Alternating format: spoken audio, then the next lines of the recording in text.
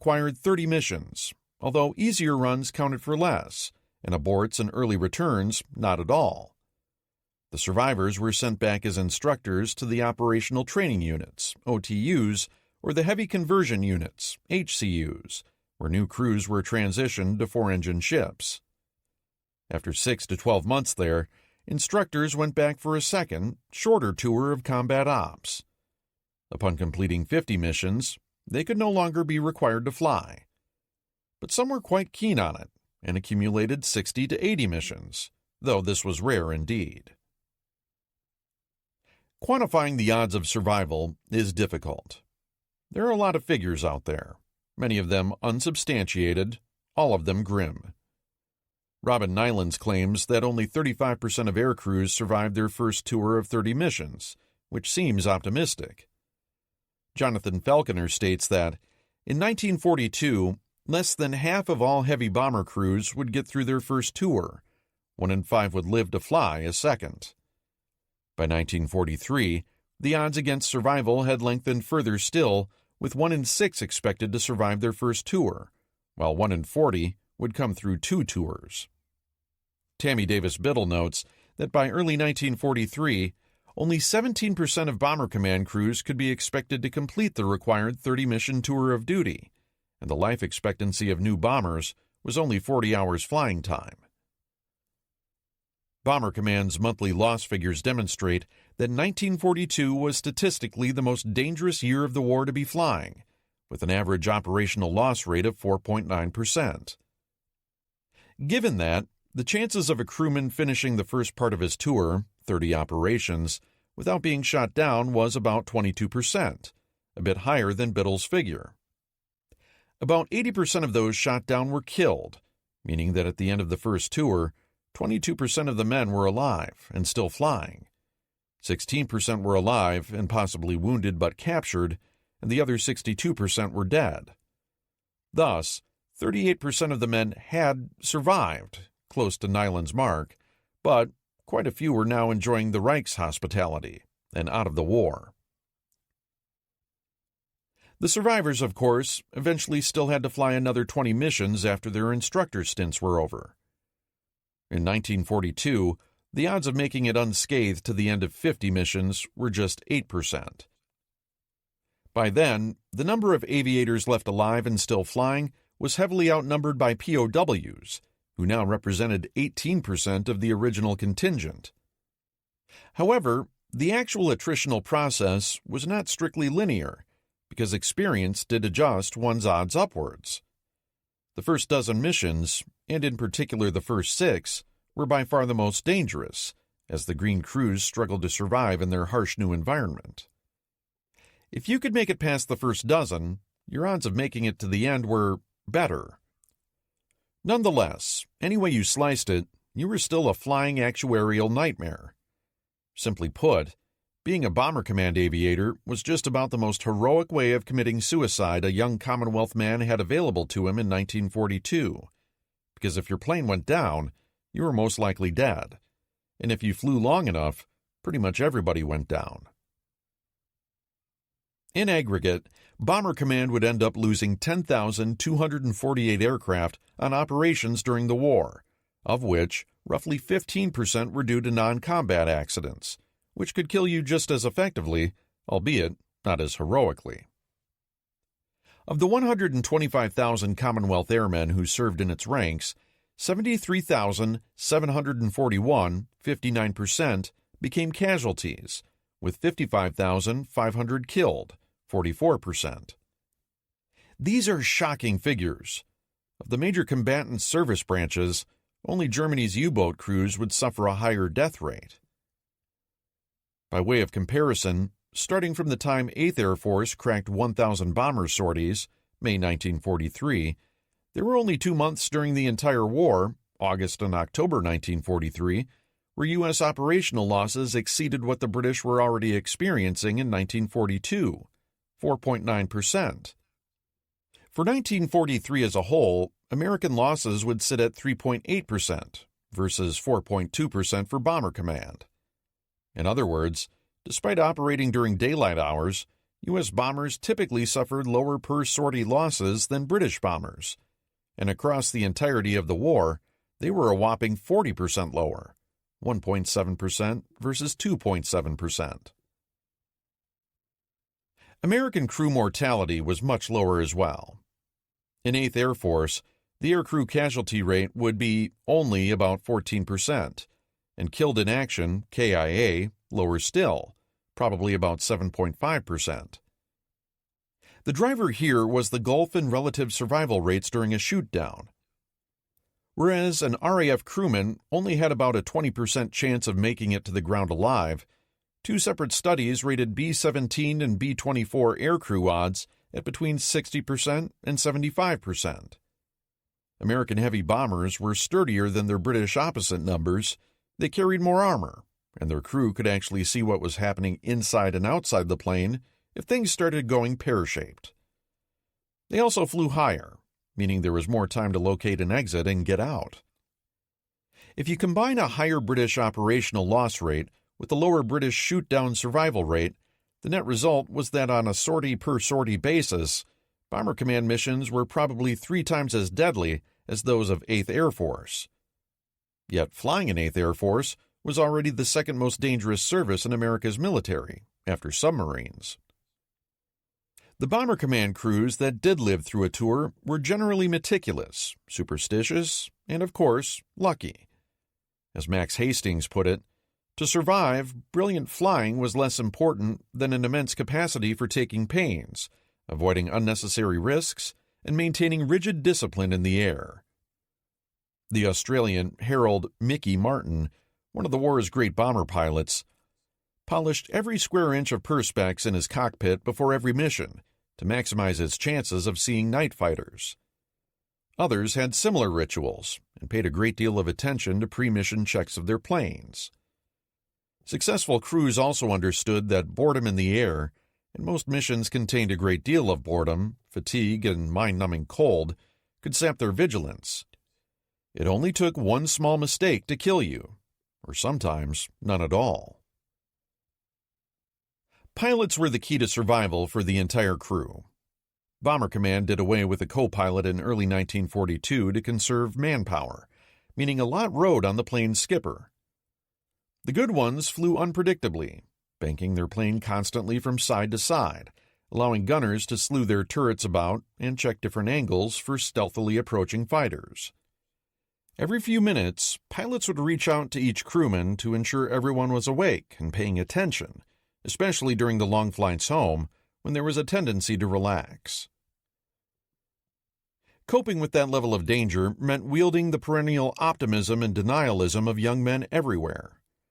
Maintaining the necessary mental edge, mission after mission, was immensely challenging, particularly as combat fatigue set in, and one grew increasingly aware of the role sheer luck played. No amount of fastidiousness could adjust the odds dramatically or permanently in one's favor. Fatalism set in. As one crewman put it, if you live on the brink of death yourself, it is as if those who have gone have merely caught an earlier train to the same destination, and whatever that destination is, you will be sharing it soon, since you will almost certainly be catching the next one. Understandably, some of the men, at least 5% and maybe more, could not take it and fell apart, either flatly refusing to fly anymore, taking themselves out of duty for some period of time, or going out on missions while representing a positive danger to their crew. Some of these cases were handled in their units, while others were sent to the Aircrew Correction Center in Sheffield for a dose of recovery and discipline. The worst cases were stamped with the label LMF, lack of moral fiber, stripped of their flying rank, and either assigned menial work or drummed out of the RAF altogether, many then ending up fighting in the Army. These latter, however, represented a negligible percentage of the total, around 500 cases, only 21 of which were actually court-martialed and convicted, thus representing about 0.4% of all Bomber Command crewmen. Knowing what we know about combat fatigue today, the LMF label seems an unnecessarily harsh approach to discipline. Charles Wilson, the first Lord Moran, who wrote one of the earliest treatises on combat fatigue shortly after the war, noted that courage is willpower, whereof no man has an unlimited stock. And when in war it is used up, he is finished. A man's courage is his capital, and he is always spending. Flying bombers for a living drained one's personal capital faster than almost anything imaginable. Many of the aircrew, for their part, felt that the top brass simply hadn't a clue as to what it was like to fly combat night after night, and they were right. While many flyers felt that the whole notion of LMF was a scandal, others, and particularly the officers in charge, felt that fear could become a contagion. They worried if they let one man off the hook, it would end up affecting entire squadrons, which were composed of men generally just as frightened. As Nylands notes, the attitude at the time was that the war had to be won, and it did not do to be too considerate with those who consistently failed to make the grade. Each bomber crewman had received extensive and very expensive training before starting his flying. Simply backing out of one's duties negated a sizable national investment. Bomber Command, like other elite services such as submarines, was an all-volunteer force. Take a look at the man on your left and right. Only one of you will be alive after 30 missions. At the end of the day, you had signed up for this. I point out these sobering statistics to highlight and acknowledge the incredible personal courage of Bomber Command flyers and the enormous sacrifices they made for the Allied cause. They were some of the bravest of the brave. Their contributions and sacrifices are sometimes unfairly overshadowed among American audiences by those of 8th Air Force, despite the fact that Bomber Command dropped 30% more tonnage on Germany than 8th Air Force, 1,071,276 tons, versus 714,719, and an almost identical amount to 8th and 15th Air Forces combined, 1,096,794 tons, while paying a much higher human cost per sortie in doing so. By understanding the relative casualty rates, we can also slightly reshape the common narrative around daylight bombing, which holds that without the advent of long-range P-51 Mustang escort fighters in 1944, the American bomber offensive would have been infeasible after its heavy losses during the latter half of 1943. That's not necessarily true. What was actually happening was that 8th Air Force was starting to pay the same sort of average attrition that Bomber Command had been paying all along, i.e., consistently greater than 4%, and the trend lines were clearly headed in the wrong direction. Objectively speaking, though, the Americans probably could have continued shouldering those losses if they needed to. After all, the Commonwealth had been doing it for years, on an economy and manpower base a third as large. Yes, it would have meant accepting more downed airplanes and dead American flyers in the process of bombing out the Reich. However, the pipeline for both those commodities was already well in place by late 1943. The U.S. was producing 1,000 heavy bombers a month, heading toward 1,500, and would graduate 32,000 B-17 and B-24 pilots in 1944. Instead, the AAF decided to get serious about fixing the underlying problem, namely the Luftwaffe. And fix it they did, by crushing Germany's fighter force. By April 1944, 8th Air Force bomber losses had plummeted from a murderous 6.6% in October 1943 to under 3%, and were heading for an average of 1.3% for the final 6 months of the year. Bomber Command benefited as well, as the Americans shot down, strafed, and bombed German fighters of whatever persuasion, wherever they found them, often smashing their bases in the process. RAF bomber losses fell from an average of 4.5% in the 6-month period from October 1943 to March 1944, down to a rate identical to the Americans', 1.3%, for the final 6 months of 1944. This leads to a final point, which is that the immense skepticism aimed at American daylight bombing doctrine by senior British commanders was misplaced. As far as sustainable losses were concerned, the Americans could, and did, make unescorted daylight bombing work, at least after a fashion. By late 1943, however, they weren't content with accepting the attrition rate currently on offer, when they had the means to completely remake the game by flipping the table and wrecking the Luftwaffe instead. After all, that had been the goal of the AWPD-1 plan from the outset. Mediterranean Theater. Second Battle of Sirte. The dire supply situation in Malta, coupled with the failure of the February convoy to get through, made it essential that the Royal Navy run supplies into the beleaguered island.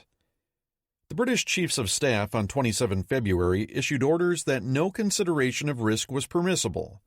Holding on to Malta was non-negotiable. There was also no question that the operation would be dangerous, a desperate measure, in the words of the man selected to command the force, Rear Admiral Sir Philip Vian.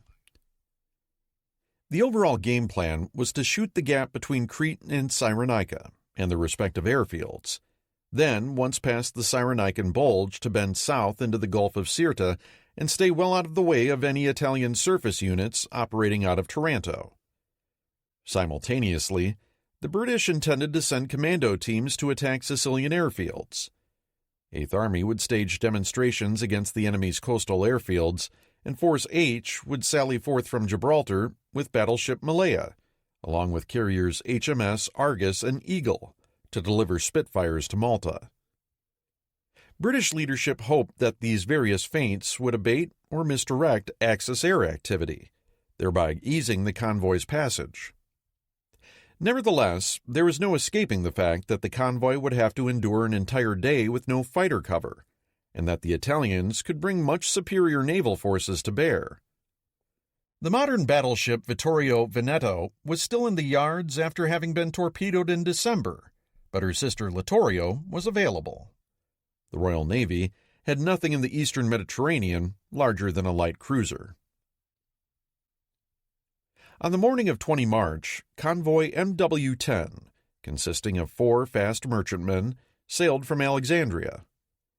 They were covered by 2 escort formations totaling 3 light cruisers, HMS Cleopatra, Dido, and Euryalus, an AA cruiser, HMS Carlisle, 10 destroyers, and 7 Hunt-class escort destroyers. Things went reasonably well at first. One of Vian's escort destroyers was damaged by a U-boat and later sank, but enemy air activity was minimal. All 4 transports were unscathed. On the morning of the 22nd, Vian was joined by light cruiser Penelope and destroyer Legion, which had sailed from Malta to meet him. By the time they hauled into view, however, submarine P-36 had reported Italian heavy ships leaving Taranto at high speed late the previous evening. Were the sighting report accurate, Vian could expect the enemy appearing that afternoon. For its part, Supermarina had received news from an Italian submarine on the 21st that a British force containing cargo ships was heading west from Alexandria. Despite Gibraltar's Force H having bigger, juicier targets, Supermarina deduced that a major effort to resupply Malta was underway. Orders were quickly sent to Admiral Angelo Iachino to take Littorio and a quartet of destroyers south. A second force consisting of Rear Admiral Angelo Perona's heavy cruisers Gorizia and Trento, light cruiser Bandinere, and another quartet of destroyers set out from Messina. The weather deteriorated markedly, with near gale force winds churning out of the southeast. Heavy swells slowed the progress of the Italians and forced one of Iachino's destroyers to return to port with a mechanical failure. He plowed on. Perona was lucky enough to sight ack-ack bursts off to the south at 1422 on the 22nd. As it happened, the convoy was under air attack by German Ju-88s, and the Hunt-class escort destroyers that were the convoy's close screen were busily shooting off almost the entirety of their 4-inch ammunition, much to Vian's disgust. 5 minutes later, the British sighted Perona's cruisers charging in. The Second Battle of Sirte had begun. Vian had a reputation for abrasiveness and hard-handed aggression, but Perona's unexpected onset at this moment was most unwelcome.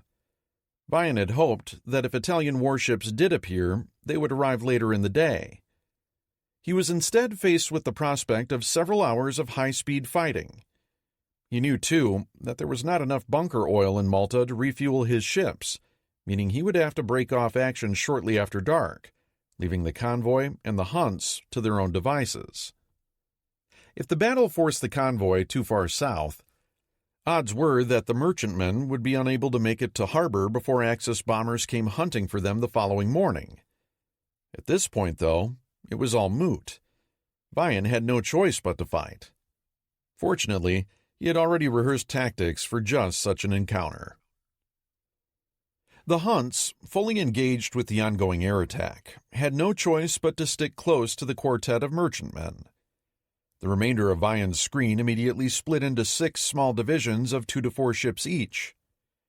AA cruiser Carlisle and 1 Hunt laid smoke between themselves and the convoy, while the remaining 5 divisions laid smoke as well, then turned to fight Perona. Perona, however, turned away in a wide starboard circle. He had a trick up his sleeve as well, and made off to the north.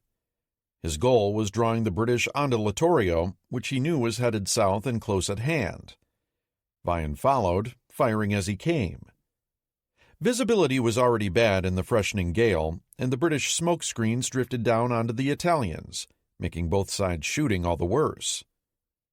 After 40 minutes of nobody hitting anything, Perona broke off the action, and Vian turned back for the convoy at 15:15, signaling Alexandria that he had driven off the enemy. No sooner had he rejoined his charges at 16:30, though, than his lookout sighted much larger masts to the north. Iachino had arrived, with Perona's cruisers now in tow. The Italian admiral knew he had speed and gunpowder to burn. However, the British smoke screen was a problem, and it would be dark sooner than he wanted. He judged that he did not have time to try and duck behind Vian's force, and instead used his superior speed to interpose himself between the convoy and its goal, Malta. For the next 2.5 hours, both sides ran roughly west-southwest, banging away at each other when the opportunity afforded. The British did their level best to shield the convoy, while trying to keep Littorio at arm's length, lunging out from behind their smoke, attacking, and then disappearing back behind it when heavily pressed. All the while, Vian was painfully aware that the Italians were gradually pulling ahead of the precious 11.5-knot convoy that still lay to the south. Iachino, for his part, took his shots when he could, but was concerned by what might happen if he charged through the British smoke screens. Destroyer torpedoes were the only thing that could hurt his 3 heaviest ships, and there was no telling what might await him immediately beyond those scudding black clouds. The last thing he wanted was to collect a school of tin fish. The weather continued worsening, spray and waves coming over the decks, and the infernal smoke made shooting difficult at best. Nevertheless, fairly early on, Bandinere managed to hurl a 6-inch shell onto Cleopatra's bridge that killed 15 men and disabled her radar, while Euryalus collected splinters from a 15-inch shell. Shortly after 5 o'clock, another 15-inch near miss sent splinters into Destroyer's Havoc's engine room, knocking a boiler out, dropping her speed, and forcing her to fall back on the convoy. It was, in the typically understated words of Dido's captain, a very exciting period. At 17:30, Vian made what he admitted later was a serious tactical error. Taking 3 of his divisions, he began heading east, directly away from Littorio, in an attempt to forestall an imaginary flanking effort by 2 Italian cruisers, for this is what he would have done had he been in Iachino's place. This left only 3 destroyers sitting between Iachino's entire force and the convoy, with the range between them dropping alarmingly. Seek's skipper gamely upped his division's aggressiveness even further, launching torpedoes when pressed, while admitting that the contest was rather unequal. A second British division turned up to even the contest somewhat, but Gorizia promptly smacked Kingston directly in her engine room, bringing her to a dead stop. The remainder of Vian's ships finally rejoined the fray, leading to the last serious exchange of gunfire before Iachino broke off the action at 1850. Darkness was coming down. His cruisers and destroyers were already pitching alarmingly in the building seas, and Iachino wanted no part of a night torpedo action. The British, understandably, touted Second Sirte as a classic example of the ability of a weaker force, handled with skill and determination, to parry the intentions of a far stronger enemy. The Italians had done the majority of the damage, but the bill was evened somewhat due to the fact that 2 Italian destroyers ended up foundering in the storm with great loss of life during Iachino's trip back to Taranto. Light cruiser Bandinere, similarly, was picked off by submarine Urge as she was heading to Trieste for her own storm repairs. The weather was in some ways Iachino's biggest opponent during the battle. More telling, though, were the events of the following days. As soon as the sun rose on 23 March, to no one's great surprise, German and Italian aircraft began appearing over the convoy's scattered merchantmen and their now much diminished escorts, who were already famished for AA ammunition. The results told.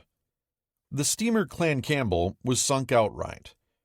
Breckenshire was hit so badly she had to be towed, eventually foundering on Malta's rocks. Only Pampas and Talabot made harbor. They were soon hit at dockside by Axis aircraft. Barely a fifth of the convoy's 26,000 tons of cargo was safely unloaded before both ships were destroyed.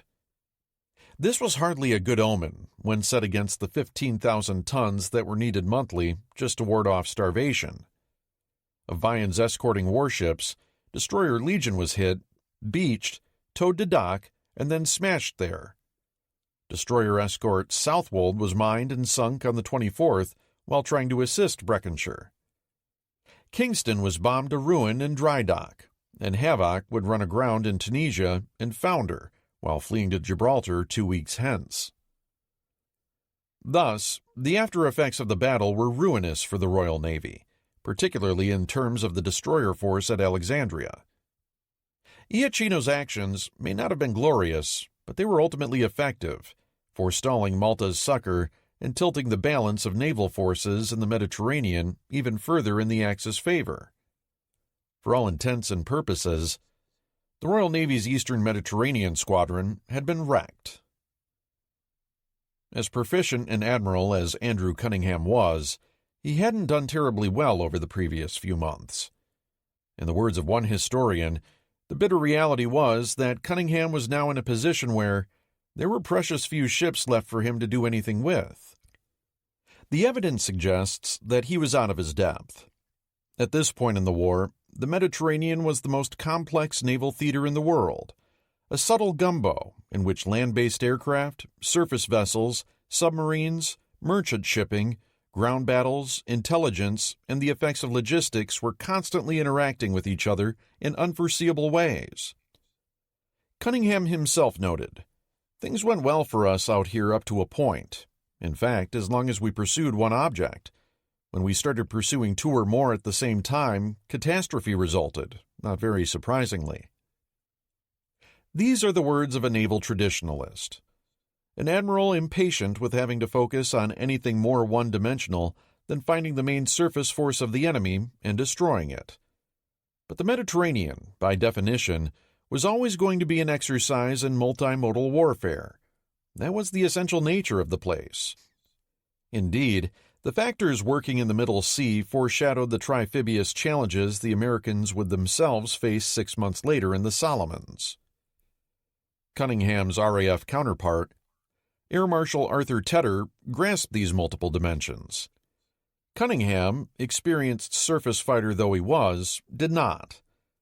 Perhaps unsurprisingly, at the end of March he was reassigned to Britain's permanent naval staff in Washington, D.C., where he would be obliged to grapple with a new challenge, Ernest King. Admiral Harry Harwood, victor over the Graf Spee at the River Plate, would take over the Mediterranean Command in April. The question was whether he could accomplish anything with the feeble assets now remaining in Alexandria. Timing for a British counterattack. The wrangling continued between London and Auchinleck as to when 8th Army would retake the offensive and throw Rommel out of Cyrenaica. On 8 March, Churchill asked Auchinleck to return to Britain for consultations. Having disappointed the Prime Minister only a few weeks prior, a more politically attuned commander would have concluded that it might be well for him to make a conciliatory appearance in the halls of power. The Auc declined, noting that the matters of his command were too pressing for him to be out of the area for the 10 days required, and that his coming to London would not accelerate his ability to launch an attack.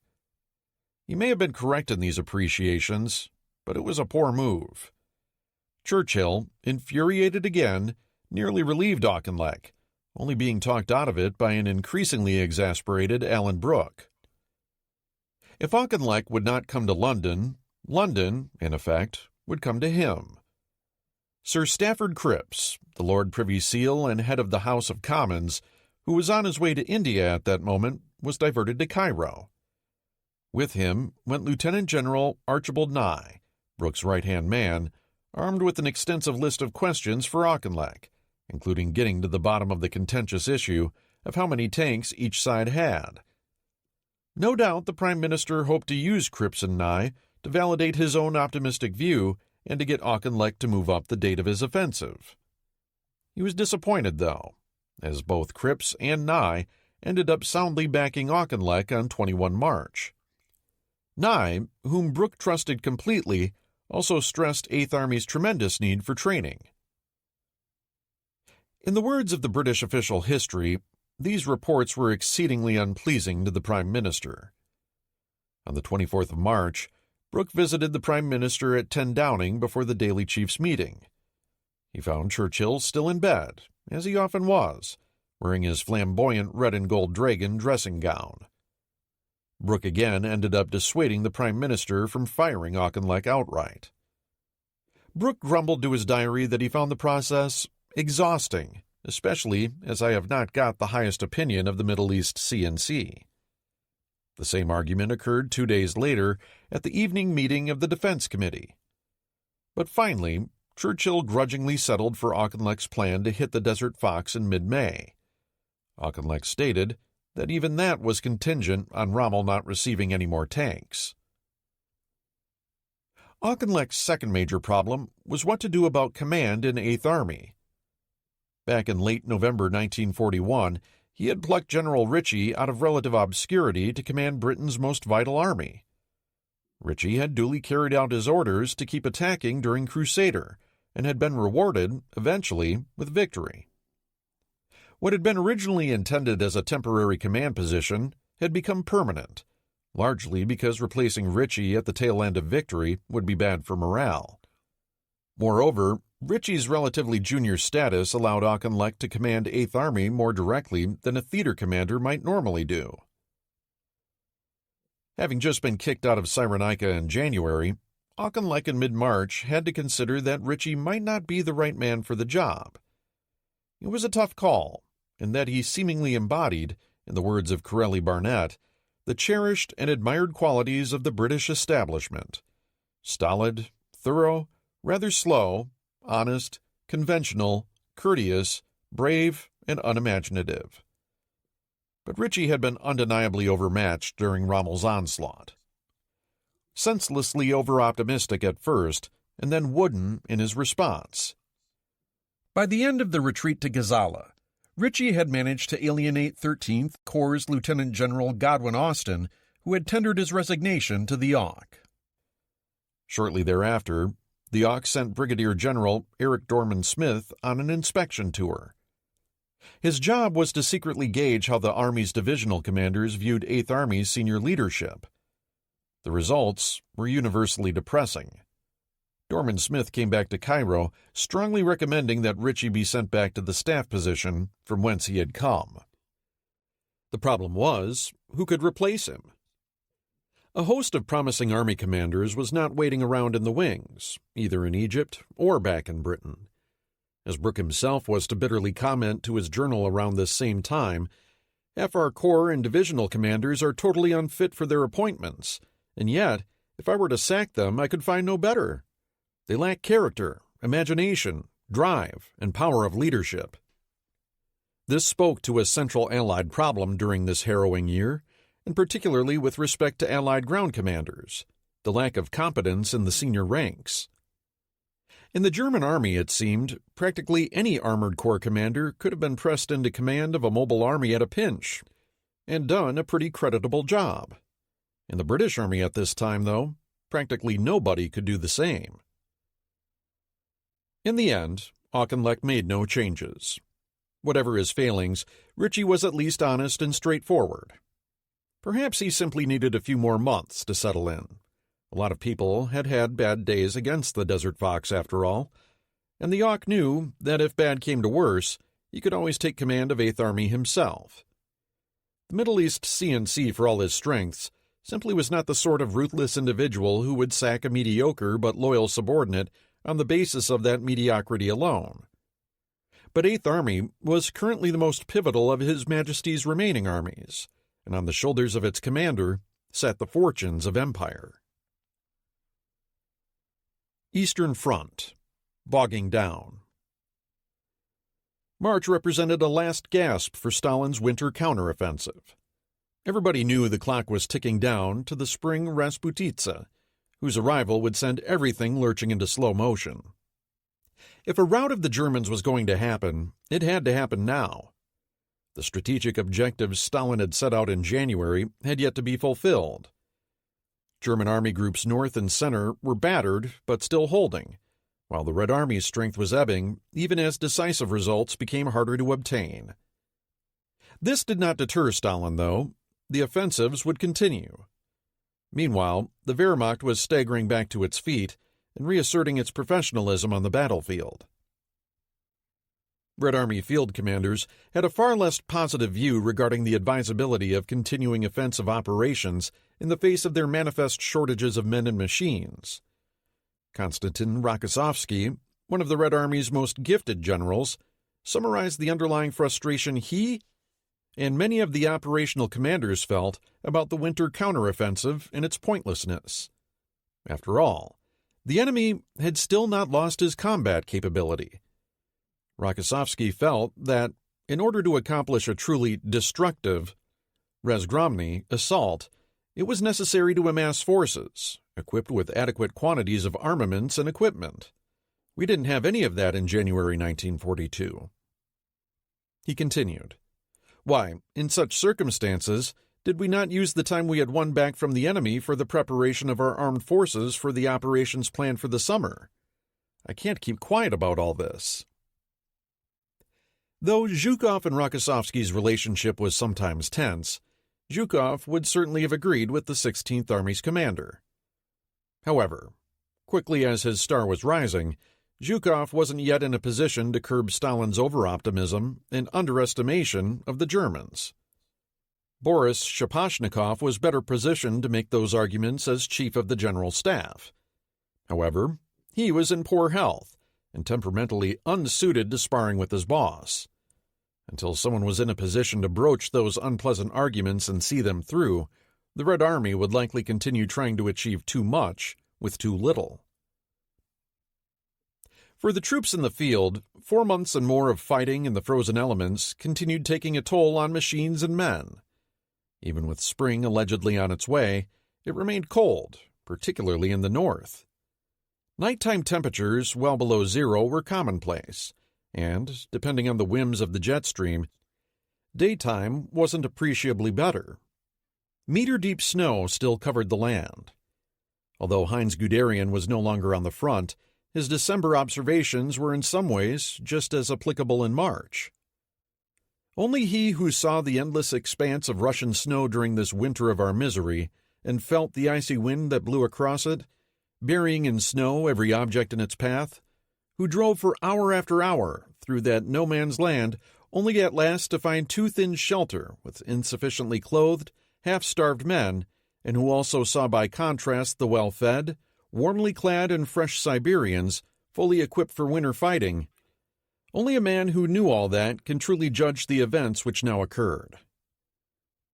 While Guderian was right about the state of his own troops and the raw savagery of the Russian winter, Any notion of well-fed, warmly clad Siberians would have drawn bitter laughter from many Red Army troops. There were few enough Siberians in the ranks in any case, and Soviet soldiers felt the cold just like everybody else. The Russian winter kit, Valenki felt boots, padded jackets and trousers, fur gloves and hats, was effective, but there was too little of it to go around. In all of 1942, Soviet factories produced only 0.3 pairs of shoes for every person in the country, meaning that borrowing clothing and boots from the corpses of friend and foe alike was simple necessity. By springtime, only those Soviet officers and men in combat were allowed to receive new greatcoats in their kit. Men behind the front had to be content with cast-offs. The Germans, too, were receiving winter clothing, but it wasn't as good and was in equally short supply. Frostbite remained a constant problem for both sides. The notion of Red Army men being well-fed was equally questionable. The average caloric intake for the entire Soviet population in 1942 was down significantly. Malnutrition was widespread. While soldiers might get marginally better fare than civilians, for troops stuck at the tip of the offensive spear, things were particularly bad. The usual diet was a breakfast of soup so thick that a spoon could stand in it any way you liked. Lunch consisted of buckwheat kasha, tea, and bread. Supper was basically breakfast all over again. Somewhere in this mess, at least theoretically, were 150 grams of meat, a kilo of bread, and a lump of lard or fat of some kind. In combat, dry rations were often the only thing to be had for days. "They feed us very badly," one Red Army soldier complained. "Twice a day, and even then not what we need. We're hungry all day."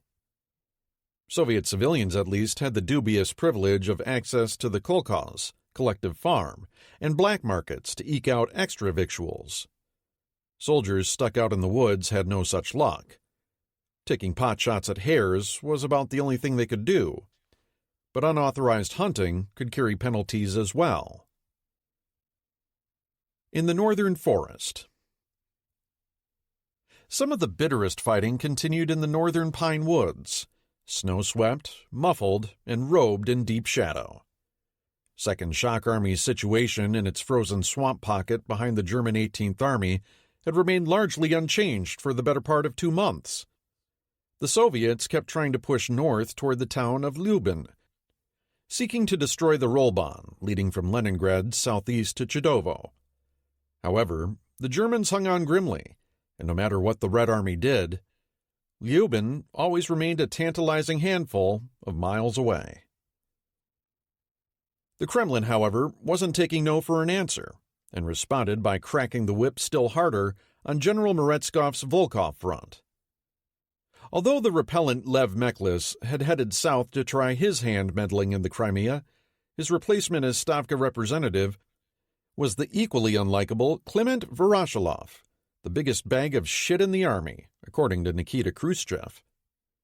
Valued by Stalin for his obedience and ruthlessness, he was less intelligent than Meklis, and also a demonstrated incompetent when it came to modern warfare.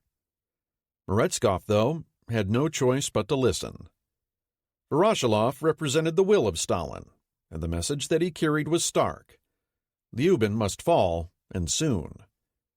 Accordingly, at the end of February, Merezkov sent 54th Army to hammering a wedge down into the northern part of 18th Army's front, hoping to link up with Second Shock at the beleaguered town. Slowly, inexorably, 18th Army was forced back. Army Group North's General Kukler knew full well that if Lyubin fell, the German First Corps would be scooped into a sack, much like 2nd and 10th Corps at Demyansk. The Luftwaffe wasn't keeping the Demyansk and Kulm pockets in anything like decent supply as it was. Shoveling another corps' worth of hungry mouths into a third new pocket would mean that somebody's enclave would almost certainly be annihilated. That, in turn, might lead to a snowball effect on Army Group North's entire position around Leningrad. For their part, the Germans rarely missed an opportunity for a sharp counterpunch of their own, and Second Shock Army's narrow logistical throat was the obvious thing to aim at. Over the past month, the Soviets had hacked twin 100-foot-wide tracks through the pine forests, leading to Second Shock Army's redoubt. Corduroy logs covered with hard-packed snow, they were Second Shock's only supply lines. They were nicknamed Dora and Erika by the German reconnaissance planes who flew over top the pocket. Pruning them would cripple Second Shock's offensive potential. However, Kukler's counteroffensive, Operation Raubtier, Beast of Prey, was delayed again and again by the 30 below Fahrenheit temperatures that passed for early spring in Russia, and which kept the Luftwaffe grounded. By mid-March, the beleaguered German defenders of Leoben, pressed from the south by Second Shock Army, while being increasingly mashed flat by 54th Army's northern hammer blows, were deriding Raubtier as a rubber lion. Finally, the weather relented. At dawn on the 15th, German Stukas began pounding Soviet defenses as weary lancers began pushing into the woods on either sides of the neck. Close behind them came their field kitchens, providing what warmth they could to the soldiers. The forests were dense, often hacking visibility to no more than a few score yards, meaning that rooting out Soviet field fortifications required point-blank combat. Although progress slowed appreciably after a strong start on the first day, the narrowness of Second Shock Army's artery began telling against the defense. By 19 March, the Germans had liquidated the last of the Red Army strongpoints in their way and cut both Dora and Erika. On the 27th, the Soviets managed to shove a combined arms group through and reopen Erika once again. Even so, Second Shock's logistics were hanging by a thread. Kukler was not only concerned with 18th Army's troubles, he was also focused on the Demyansk pocket. As soon as Raubtier concluded, he immediately shifted the Luftwaffe over to supporting Operation Brückenschlag, bridging, which aimed to close the Ostashkov gap between his 16th Army and Model's 9th Army to the south, thereby trapping the half-dozen Soviet armies that now lurked inside it. As part of that larger operation, 16th Army would also fight its way to the western face of the Demyansk pocket. The Luftwaffe, like everybody else, had too few resources to go around, and until Raubtier temporarily locked up Second Shock Army, it didn't have the aircraft to simultaneously support Brückenschlag. When the German advance finally began on the 21st, things started off well, with 16th Army pushing to the Redya River, halfway to the planned link-up with 2nd Corps on the Lovat River. However, they quickly discovered that air support did them almost no good. The Stukas couldn't see anything in the dense forests worth hitting, though the lancers fighting below attested that worthy Soviet targets were hardly in short supply. Then the weather abruptly began turning. By the 23rd, daytime temperatures had climbed more than 50 degrees from where they'd been a week prior. 3 feet of snow promptly turned to slush, and then to 1.5 feet of water lying on top of the frozen ground. By the 30th, the northern pincer of Brückenschlag stalled, with both sides digging in and reinforcing for what was sure to be a renewed push by the Germans in early April. Model in the middle. About 75 miles to the south, the northernmost of Army Group Center's armies, Walter Model's 9th Army, was supposed to have been participating in Brückenschlag as well, by driving up from the south to meet 16th Army. However, these plans had been complicated by the Red Army's ongoing attempts to relieve both 29th and 39th Armies, which remained lodged behind Model's own formation. 29th Army's accelerating annihilation as February had worn on had given the Kremlin warning of what lay in store for all of its deep penetration formations unless they were adequately supplied and able to link up with the main lines. That said, Hitler also wanted 39th Army crushed before Model kicked off the southern pincer of Brückenschlag. In the event, both goals proved impossible. A freak blizzard on 10 March buried the entire area in drifts that came up to the door tops. Absolutely nothing moved for a week as the digging out began, only to have it interrupted by a sudden thaw that transformed any depression into a lake and the roads into quagmires. On the 20th, the increasingly desperate Stavka pushed Konev's Kalinin front into renewing its efforts to capture Rzhev and Belyi. Konev had been reinforced with 7 rifle divisions and a Guards Rifle Corps. However, by now, the Rzhev salient was beginning to sprout the maze of interconnected German field fortifications for which it would become famous. German tactical proficiency, too, was not lacking. Konev went essentially nowhere, beating his forces bloody in the process. Though his men briefly fought their way into the streets of Belyi, on the western side of Ninth Army's redoubt, they couldn't hold it, let alone take Rzhev. The ongoing defensive crisis around Ninth Army's salient nevertheless precluded its taking the offensive. By the end of the month, even the hyper-aggressive Model had to admit to the Fuhrer that he wouldn't be able to keep up his end of the bargain and bridge the gap up to Ostashkov. The real Rasputitsa was coming in a matter of days, and everybody knew what that meant. Hitler ordered Model to focus instead on finalizing 39th Army's destruction in April. In practical terms, Brückenschlag's failure meant that 9th Army would remain mostly surrounded in its bizarre salient for the foreseeable future. Stalemate in the center. Meanwhile, lodged in the middle of Army Group Center, Belov's cavalry group and Yefremov's 33rd Army were encircled in separate pockets south of Vyazma. Both were now in a horrible bind. Zhukov had sent a bleak message informing them to search for food locally. We will not be supplying it because we don't have the airplanes. Search for shells, also in place. Given that the ability of Soviet pine forests to spontaneously generate either food or artillery ammunition seemed dubious, the implications for Belov and Yefremov were clear. Zhukov had attempted to reinforce them by sending in another 7,000 paratroopers at the end of February, but they lacked the heavy weapons to force the issue and, in the end, amounted to just another several thousand mouths to not feed. The one tangible success Zhukov could point to was his capture of Yukhnov on 5 March. Yet this was only because Heinrizi's Fourth Army had, to Heinrizi's great surprise, wrested permission from Hitler to fall back 10 miles to a more defensible line on the Ugra River.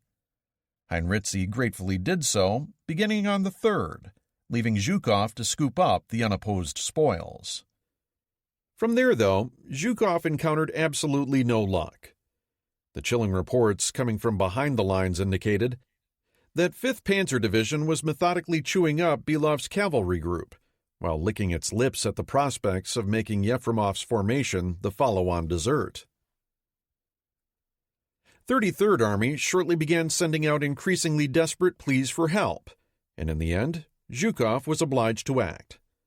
On 20 March, in reaction to the Stavka's demands, 43rd, 49th, and 50th Armies were flung forward. They battered themselves insensate against the Poison Dwarf's new defensive positions on the Ugra and 4th Panzer Army's front to the north. German situation maps of the period show little enemy activity and no movement whatsoever of German lines. The Soviets were being stopped in their tracks. Though Yefremov's beleaguered army lay only 20 miles west, it was beyond saving. Yefremov was briefly reprieved from 5th Panzer's looming assault by the same blizzard that had buried Model. Yet at the beginning of April, a sudden window of opportunity presented itself, and the Germans pounced. By the 15th, Yefremov's pocket collapsed, with 33rd Army's commander committing suicide on the 19th rather than be captured. Only a handful of his soldiers escaped. Soviet failure in the south and Crimea. In Army Group South Sector, much of the fighting in the Izium Bulge had already petered out. The Germans had drawn a perimeter around the enclosure, but lacked the strength to either push it back or cut it off. For their part, the Soviets were content to hoard their strength in preparation for the upcoming Kharkov offensive. Recognizing that the Izium Bulge held opportunities and dangers, both sides had a view to renewing operations in the area once the Rasputitsa played itself out.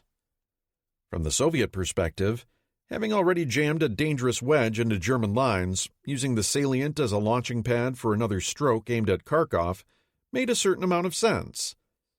Cooler heads like Shaposhnikov, though, noted the dangers of launching an offensive from a base currently surrounded on three sides by the enemy. For their part, Fedor von Bock and his Army Group South staffers realized the threat to Kharkov and Sixth Army in general should the Red Army hit them with a major offensive that broke the lines again. The last thing Bock wanted was a repeat of his first few days in command back in January.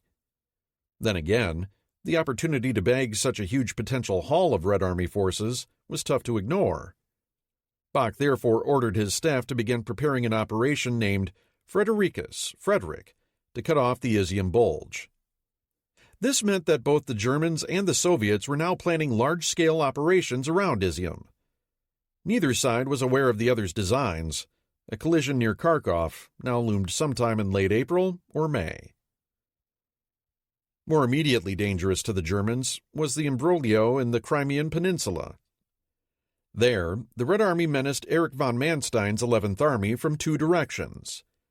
Trapped inside their formidable redoubt at Sevastopol, the 100,000-strong Soviet garrison was too powerful to be destroyed, yet posed a constant threat to Manstein's rear. Meanwhile, to his front, Dmitry Kozlov's Crimean front had now been beefed up to three armies, 44th, 47th, and 51st, comprising nearly 300,000 men. However, Manstein's counterattack in late January had recovered the port of Feodosia and temporarily hemmed Kozlov's force into the narrow Parpachnek of the Kerch Peninsula. This situation was intolerable to the Stavka, who ordered Kozlov to break out, smash the Germans around Feodosia, and relieve Sevastopol. Lev Meklis had accordingly bid farewell to Meretskov snowy headquarters and headed south to torment Kozlov. In short order, he succeeded in driving the staffs of all three armies absolutely to distraction with his officious note-taking and constant queries. Kozlov lumbered into action on 26 February. This came as no surprise to the Germans. The Kerch Peninsula is griddle flat farmland with practically no cover. By the 23rd, the Luftwaffe was dropping leaflets over Soviet lines announcing that the Germans knew what was coming. Forecast or not, though, Kozlov's initial punch landed square on the chin of the Romanian 18th Division. It collapsed, and Kozlov bullied his way 7 miles into 11th Army's lines. There, however, everything stopped. The Stukas roared in, and the reinforcing Germans dished out sheets of fire. Kozlov waded in again on 13 March and was again repulsed. Manstein's situation grew serious enough on the 20th, though, that he decided to commit his one armored formation, the 22nd Panzer Division, to a spoiling attack to restore the line. Fresh off the trains from their parade ground in France and driving captured Czech light tanks, it was dubbed the Eau de Cologne Division by Manstein's more seasoned infantrymen, because it came from the west and evaporated quickly. Such indeed was the fate of the still raw tankers when Manstein committed them to battle without proper infantry, artillery, or engineering support. Attacking in thick morning fog, the Germans blundered into a minefield. Red Army tanks and anti-tank guns then easily checked Manstein's thrust, destroying 32 enemy vehicles in mere hours, in what historian Robert Forchik called one of the most badly bungled German armored attacks of the entire war. Though the Germans held their line, it was one of the few times Manstein clearly failed as a tactician. With Meklis plying the Stavka's whips, Kozlov had no choice but to try again on the 26th, and once more on 9 April. However, his armored tactics were as inept as before. Small groups of KV-1s and other vehicles advancing in the open, without the benefit of surprise. The results were identical. Burning tanks and clotted masses of olive-green-clad corpses strewn across the brown mud. Deaths from German artillery were appalling. There was no cover. One Soviet journalist recalled that everything was taking place in these barren open spaces and mud, and it was absolutely open on all sides of the field. By the end, Soviet logistics and mobility had completely fallen apart in the face of both the Meyer and the Luftwaffe's ferocious harrying. Kozlov now had little choice but to dig in, wait for reinforcements, and reorganize his forces before trying again. Manstein had little intention of giving Kozlov that luxury. His mission remained capturing Sevastopol and clearing Crimea, thereby freeing up forces needed for the upcoming German summer offensive. But before he could turn his attentions to Sevastopol, the Kerch Peninsula would have to be cleared. He therefore began planning his own offensive, Trappenjagd, Bustard Hunt, to be launched as soon as the Rasputitsa's abatement made maneuver possible again. For the time being, though, he was roughly in the same position as everybody else along the line, stretching from Leningrad to Sevastopol, waiting for the mud to go away. Stalin's bungled winter strategy. Back in January, Stalin had bet that if he pushed hard everywhere, the Wehrmacht would decisively collapse somewhere, which would in turn generate the collapse of the entire German war effort. Nowhere had that come true, although Zhukov and Konev had come within an ace of destroying 9th and 4th Armies back in January and February. Indeed, had the formations that Stalin frittered away on other sections of the line, 2nd Shock, 6th, 11th, and 57th Armies, been placed in the center instead, and priority and replacements given to Western and Kalinin fronts, Army Group Center likely would have been overwhelmed. Swimming in a snowy sea full of enemies, and weighed down with the millstone of Hitler's sophomoric Haltefell around his neck, even Field Marshal Kluge's formidable political and operational skills probably would have all been for naught. Now, however, it was Stalin who was being presented with outstanding bills due for payment. More troops, tanks, and guns were needed on every section of the front to save 2nd Shock, 39th, and 33rd Armies, and other beleaguered Soviet battle groups. The coffers, however, were empty, and nowhere did the Stavka have the strength to land a decisive blow. The decision Stalin had taken in January had foisted this situation on the Red Army, resulting in a Soviet bloodletting of immense proportions. Between December and March, Zhukov's Western Front lost 250,000 men, and Konev's Kalinin Front another 150,000, roughly 11,000 a day in December, and still as many as 7,500 a day by spring. According to one recent study, total Red Army losses in December, January, and February amounted to 1,638,000 men across the breadth of the front.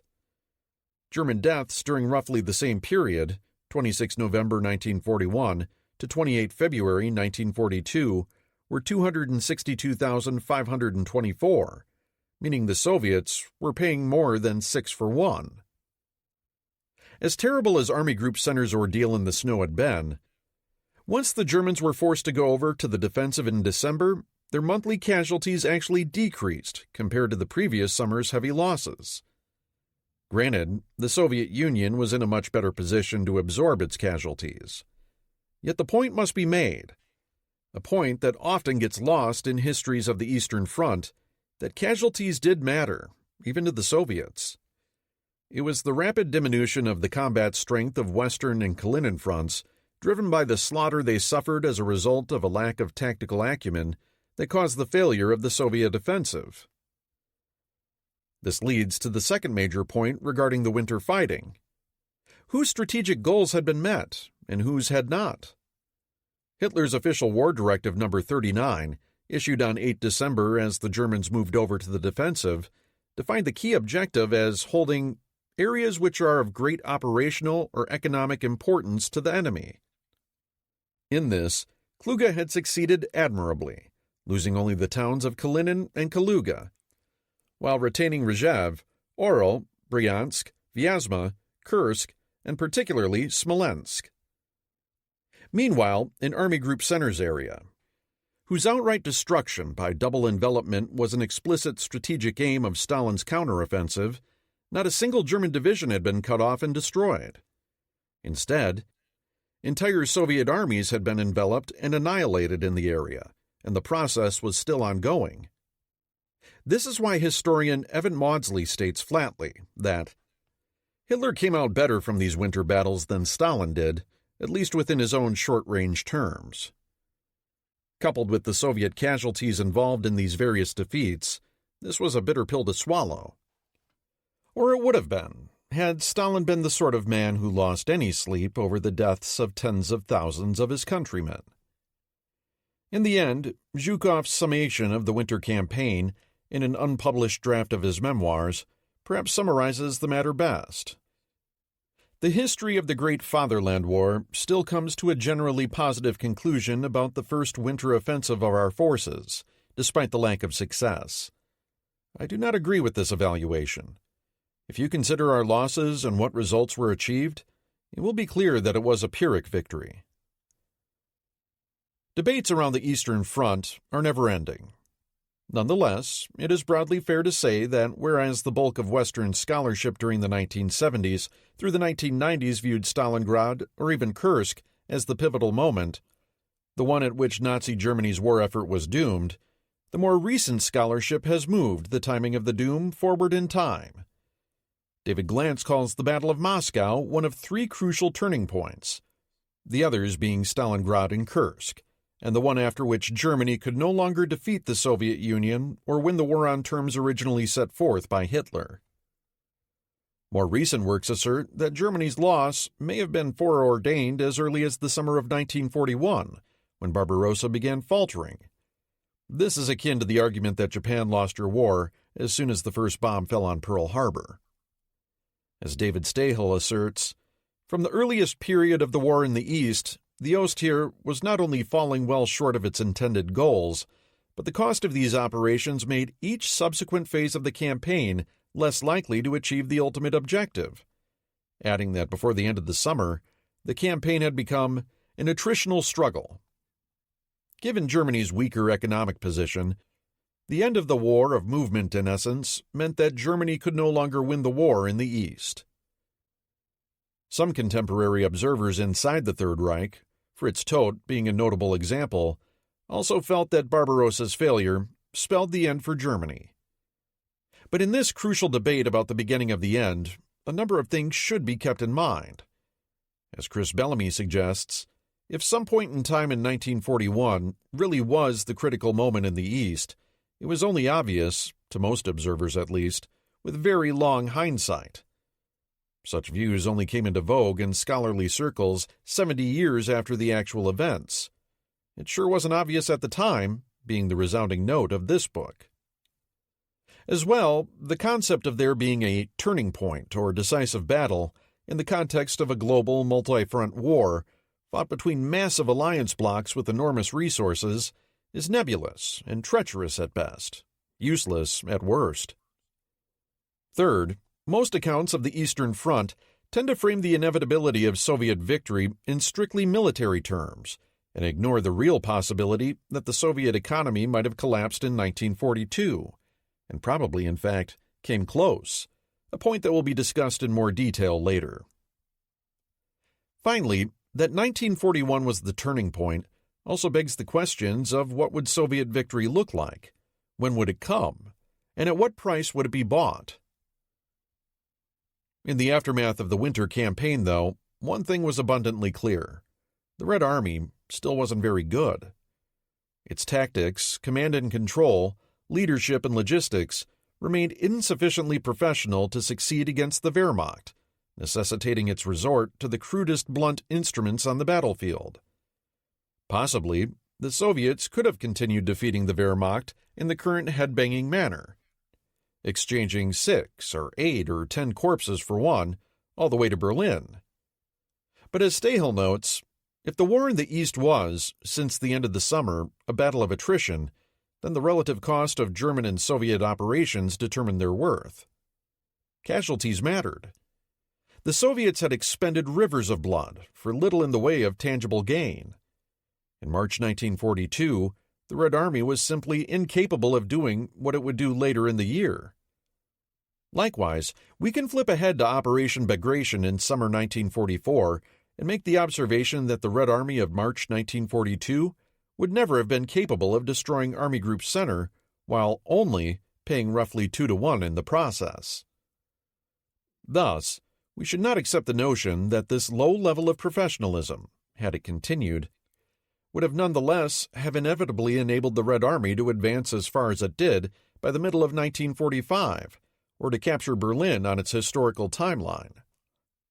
Indeed, the shape of post-war Europe might have been quite different had the Red Army not improved dramatically as a fighting force. The process underlying that improvement, as will be discussed in the following chapter, had been initiated 9 months earlier. Yet its success was by no means inevitable or preordained, and its progress had clearly been wildly uneven to date, as the stacks of frozen Soviet corpses littering Army Group Center's front gave awful testament. The Kremlin plans its next counterattack.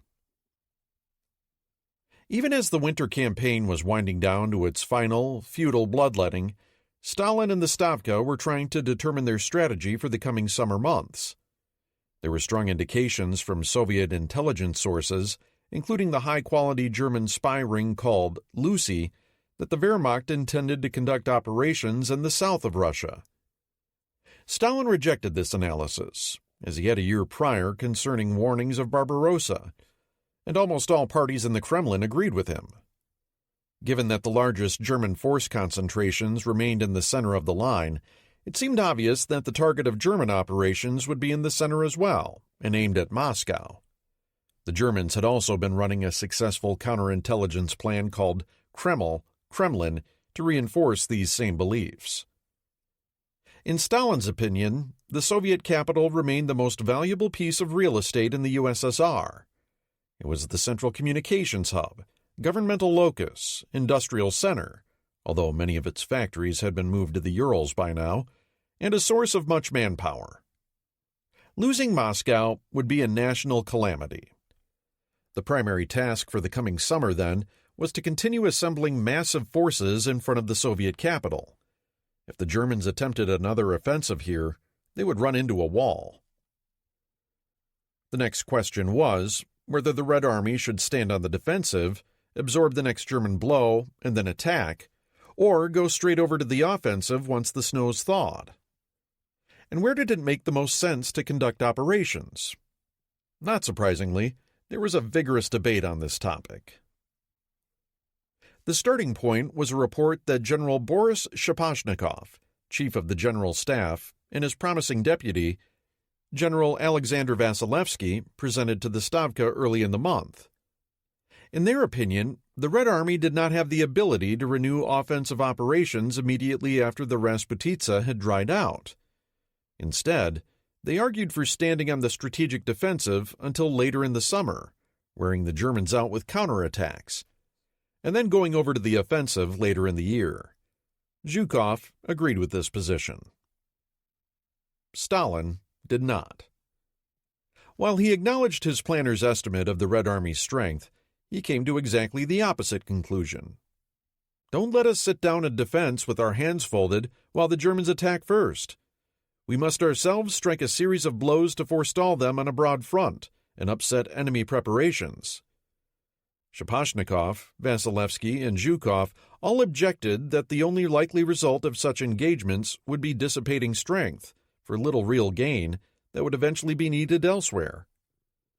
Stalin backed down only incrementally, favoring a series of what he termed partially offensive operations. This was an exercise in semantic doublethink, if there ever was one. A decision to defend and attack at the same time, as Vasilevsky later recalled. The fact that Stalin continued pushing for operations on a broad front, a strategy that had manifestly failed, reinforces the picture of a leader who had apparently learned nothing from the last 3 months of fruitless butchery. However, Stalin still had plenty of generals on hand willing to give him what he wanted. His longtime crony, Marshal Semyon Timoshenko, duly weighed in with the plan for a major thrust in the south. Timoshenko remains a semi-tragic figure. On the one hand, he was one of Stalin's main stooges, falling into the same basket as Marshals Budeny and Voroshilov.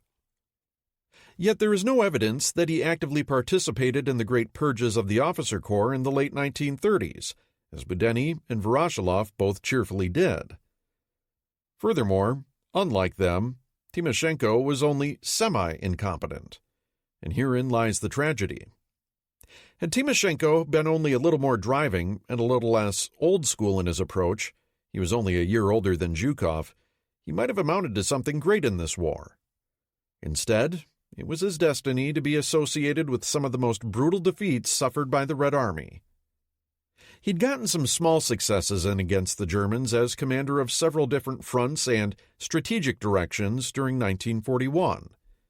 Yet, he'd also overseen some catastrophes, including the climax of Marshal Boudinny's disaster at Kiev. Having survived the winter, though, and successfully coordinated the counterattacks that had liberated Izium, Timoshenko was looking for opportunities to take the offensive again. He was also more than willing to curry political favor with Stalin by supporting the dictator against the advice of the up-and-comers in the Stavka. Timoshenko, his front commander Bagramian, and Bagramian's commissar Nikita Khrushchev all argued vociferously for an assault launched out of the Izium salient, south of Kharkov, and aimed at destroying Army Group South. In a request made on 22 March, the Field Marshal asked for a total of 32 to 34 rifle divisions, 27 to 28 tank brigades, 19 to 24 artillery regiments, 756 combat aircraft, 2 additional aviation divisions for deep interdiction, and 250,000 replacement troops for his existing formations.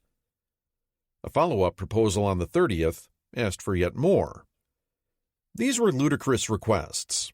If the Stavka had forces like these lying around, Stalin's winter counteroffensive wouldn't currently be petering out into nothingness. The Stavka told Timoshenko to sharpen his pencil and come up with something more realistic. 10 days later, Timoshenko submitted a scaled-back plan calling for a double envelopment of Kharkov. The southern pincer would be launched from the Barvenkovo bridgehead, deep in the Izium Bulge. The northern would come from the Starye-Saltov bridgehead northeast of the city. Both thrusts would be robustly supported by armor, and the southern force would then use 2 of the new mechanized corps to exploit deep into the German rear. Shaposhnikov and Zhukov were both dead set against Timoshenko's operation from the get-go. They both understood the dangers involved in moving powerful armored forces deep into what Shaposhnikov aptly described as an operational sack. The Izium salient represented great danger to the Germans in that it offered viable avenues for Soviet operations.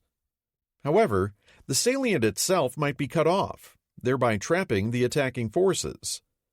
The last thing Zhukov and Shaposhnikov wanted, at the end of this hard-fought winter, was to pump fresh forces into an enclosed area, presenting the Germans with a gift-wrapped Kessel.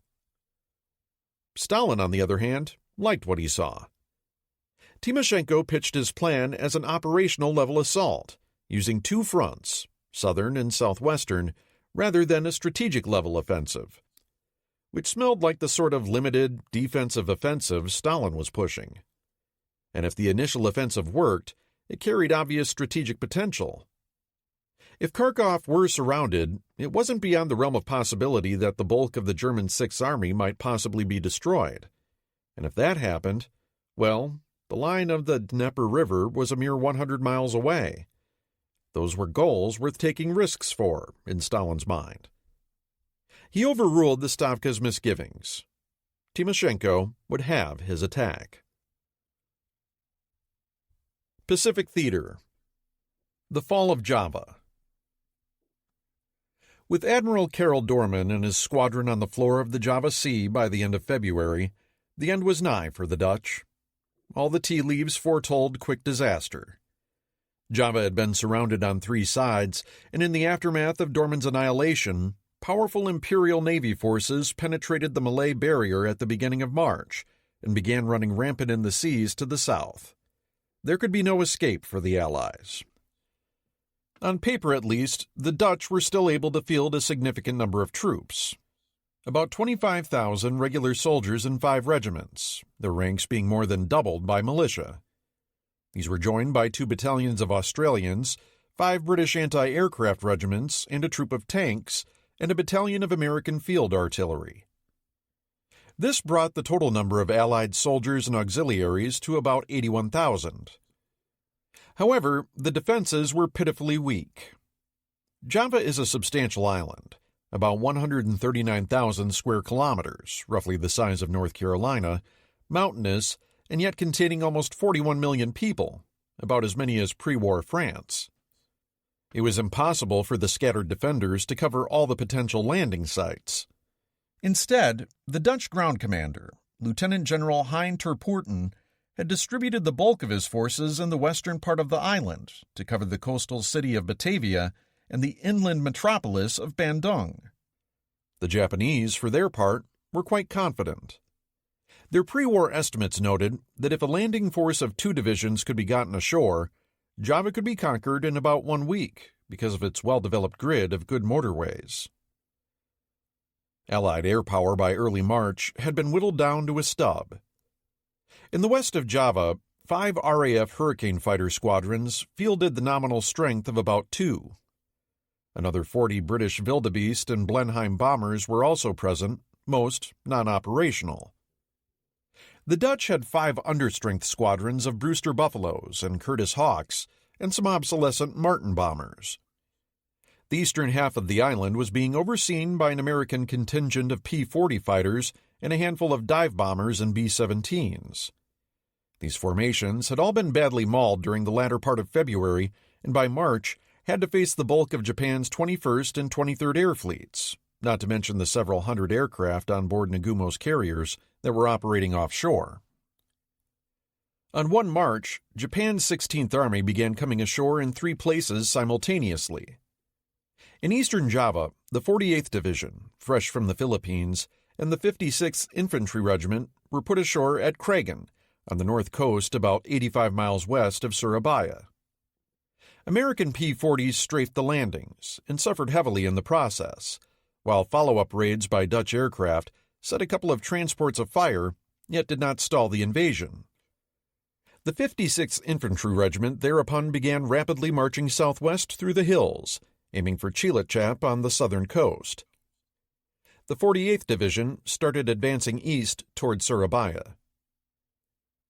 On 1 March as well, in western Java, both the Japanese 2nd Division and the 230th Infantry Regiment of the 38th Division were put ashore.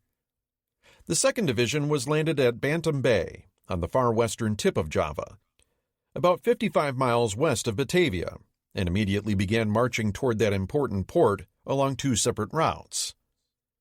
The 230th Regiment was deposited at Eritan-Wetan, 90 miles east of Batavia, the same morning.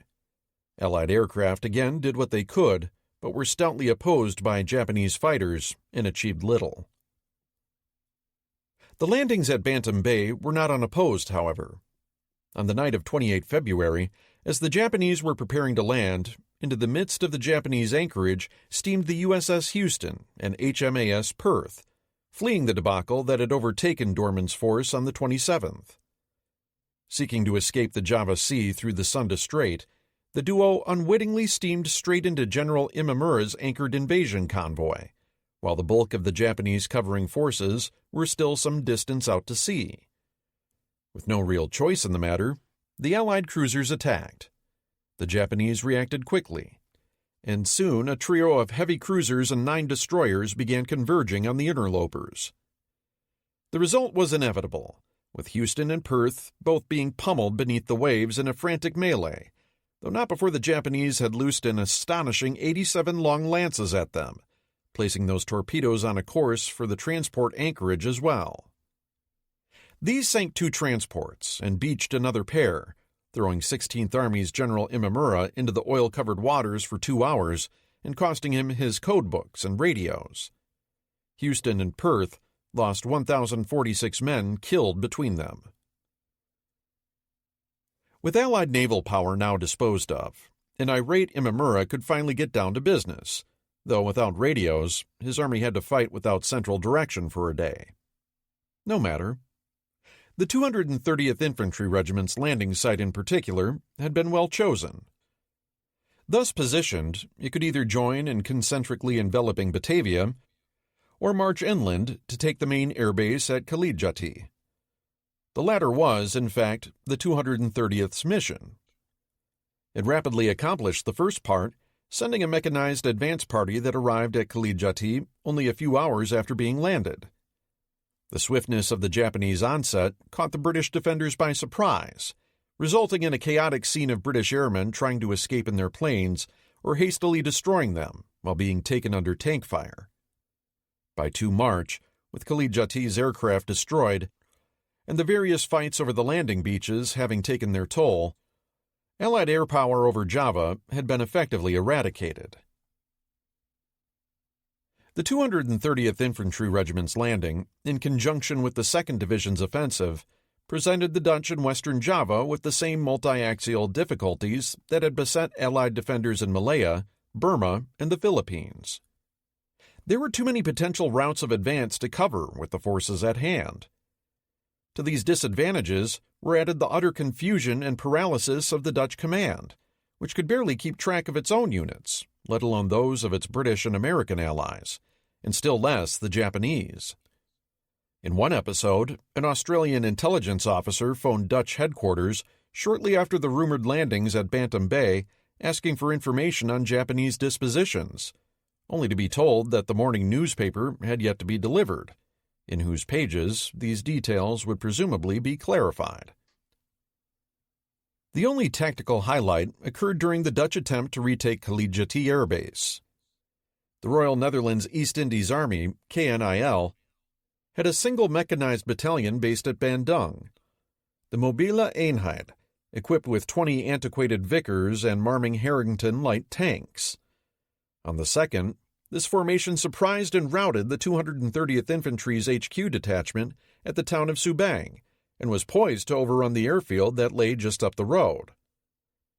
Insufficient infantry support, however, forced it to halt short of its objective and then pull back slightly for the night, having lost many of its vehicles.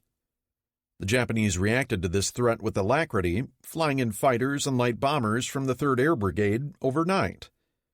The next morning, when the Dutch moved up a regiment of infantry to hit the airfield from the other direction, Japanese aircraft caught them forming up on the road and destroyed them by sundown.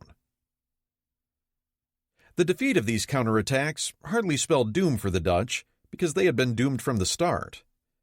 By the end of a week's fighting, Java's defenses had been comprehensively shattered. Batavia fell to 2nd Division on 5 March. On the 7th, the 230th Infantry Regiment pushed into Lembang, north of Bandung. That same day, the quick-stepping 56th Infantry Regiment, having advanced 200 miles across the mountains in a week, occupied Cilacap. To the east, 48th Division was into the western suburbs of Surabaya. In many cases, the Dutch units simply surrendered once battle was joined, leaving their trapped allies little choice but to follow suit. In Bandung, plans for the remaining Allied units to retreat into the hills and conduct guerrilla warfare were obviated by the fact that the Javanese population was deemed so hostile that such efforts would be useless.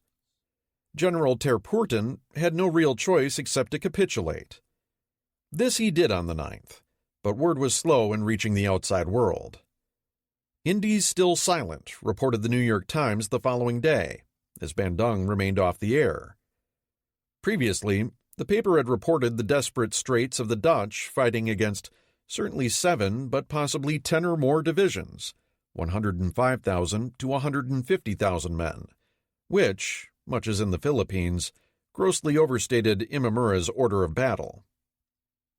In fact, the Japanese landed just 55,000 soldiers in the first 10 days of their onslaught. These had sufficed to conquer the heart of the Indies in a little over a week against anemic opposition. Imamura's army had taken 82,000 prisoners while losing only 255 men killed and another 700 wounded. It was a stunning victory, delivering the most coveted prize of Japan's war, oil, almost effortlessly into its hands. The following day, the emperor issued a rescript, praising his soldiers and sailors for crushing the formidable enemy everywhere and having thoroughly destroyed all the key enemy bases with great speed and boldness. We have the greatest respect for them. General Imamura could be pleased with his army's performance, and he duly settled into his duties as Governor-General, establishing his headquarters in the stylishly Art Deco Isola Hotel, overlooking Bandung. he would find himself posted to distinctly less comfortable quarters toward the end of the year. In the waters off Java, the Imperial Navy had a field day hunting down the surviving Allied naval units in the area. Even as the Battle of Java Sea was being fought, the seaplane tender Langley was caught south of Chilacap and sunk by aircraft from 21st and 23rd Air Flotillas on 27 February. This was only the beginning, as the Japanese eventually sank the wounded cruiser Exeter, 6 more destroyers, 2 with all hands, and an oiler. 1 American and 2 Dutch destroyers and 3 Dutch submarines were scuttled in Surabaya. Something on the order of 175,000 tons of Allied warships, auxiliaries, and merchantmen were destroyed within a week's time. The Allied navies hadn't just been beaten around Java, they'd been annihilated. MacArthur leaves the Philippines. Having been ordered out of the Philippines on 22 February, MacArthur had not made a prompt departure, worrying that his exit from Corregidor would crush Allied morale. Having assured himself that this was not the case, America's Far East commander turned over command to Lieutenant General Wainwright on the evening of 11 March. MacArthur and his family and staff then boarded a quartet of PT boats to make their way south to Mindanao. From there, his party flew on to Australia in a pair of B-17 bombers, landing in Darwin on 17 March. Arriving in Adelaide and stepping off the train, he uttered perhaps his most famous quote, "I came through, and I shall return." Maybe so, but not for quite a while, as MacArthur soon learned.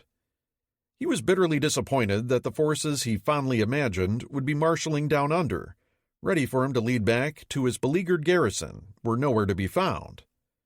Instead, Australia was in desperate need of everything: troops, equipment, aircraft, logistical underpinnings, and above all, time, just to be able to defend itself.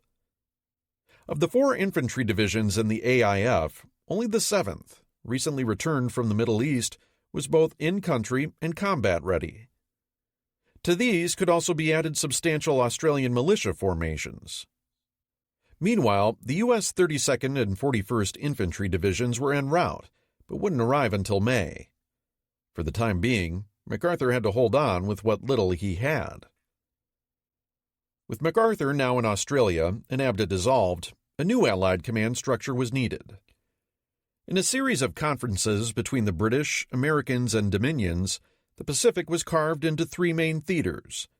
The British would be in charge of India and Burma, and any operations aimed at Thailand or French Indochina. The Americans were responsible for the remainder of the Pacific Ocean. The U.S. Army, under General MacArthur, would control the Southwest Pacific Command, SOESPAC, including the Philippines, the Dutch East Indies, Australia, New Guinea, New Britain, and about half of the Solomon Islands. The U.S. Navy would have control of 3 separate Pacific commands: North, Central, and South Pacific, each under the purview of Admiral Nimitz in Hawaii and whatever subordinate commander he chose, or was forced to choose by King. King and the U.S. Navy had therefore thwarted MacArthur's bid for control over the entire Pacific, arguing that the world's largest ocean, reliant upon sea power and waterborne logistics for its control, was the Navy's purview. MacArthur's new SOESPAC command was going to be a polyglot affair, composed of Australian, American, New Zealand, and even some Dutch forces. George Marshall had accordingly made it clear that he desired some of SOESPAC's staff billets to be filled by Australian and Dutch commanders. In true MacArthur style, he selected only Americans for these positions, mostly drawn from those USAFE staffers that had made it out of Corregidor with him. They soon became known as the Baton Gang. His rather lame defense for this high-handedness was that there was no prospect of obtaining qualified senior staff officers from the Australians. The Australians had been fighting, and fighting quite well, since 1939, and boasted some of the war's finest infantry, led by equally capable officers. Not surprisingly, these slights did not go unnoticed by MacArthur's host nation. In other respects, MacArthur's political skills remained top-notch. The considerable personal charisma he had previously focused on the now useless Manuel Quezon, he instead lavished on Australian Prime Minister John Curtin. MacArthur naturally wanted to take the counteroffensive as rapidly as he could. Given the means at hand, there was no real prospect of doing so. He would later claim that immediately upon his arrival in Darwin, he determined that the best means of defending Australia was by fighting in New Guinea. This seems dubious, particularly given MacArthur's apparent surprise at the swift onset of Japanese offensives there later in the year. On the other hand, MacArthur immediately appreciated Rabaul's importance to the theater and focused what little air power he had against it.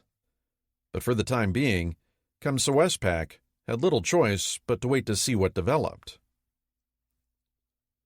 The fall of Rangoon. With Abda now buried, General Wavell had reverted to his former position as CNC India, whose purview included Burma. Fresh from overseeing catastrophes in the Indies, he next flew to Rangoon. With the disaster on the Setang still fresh and stinging, Burma's GOC, Lieutenant General Thomas Hutton, foresaw an unpleasant visit from his superior, noting prior to Wavell's arrival that, "Practically everything I have said has been actually borne out by events, but the unpleasant truth is never popular." Indeed, it was not. The normally imperturbable Wavell's nerves were frayed.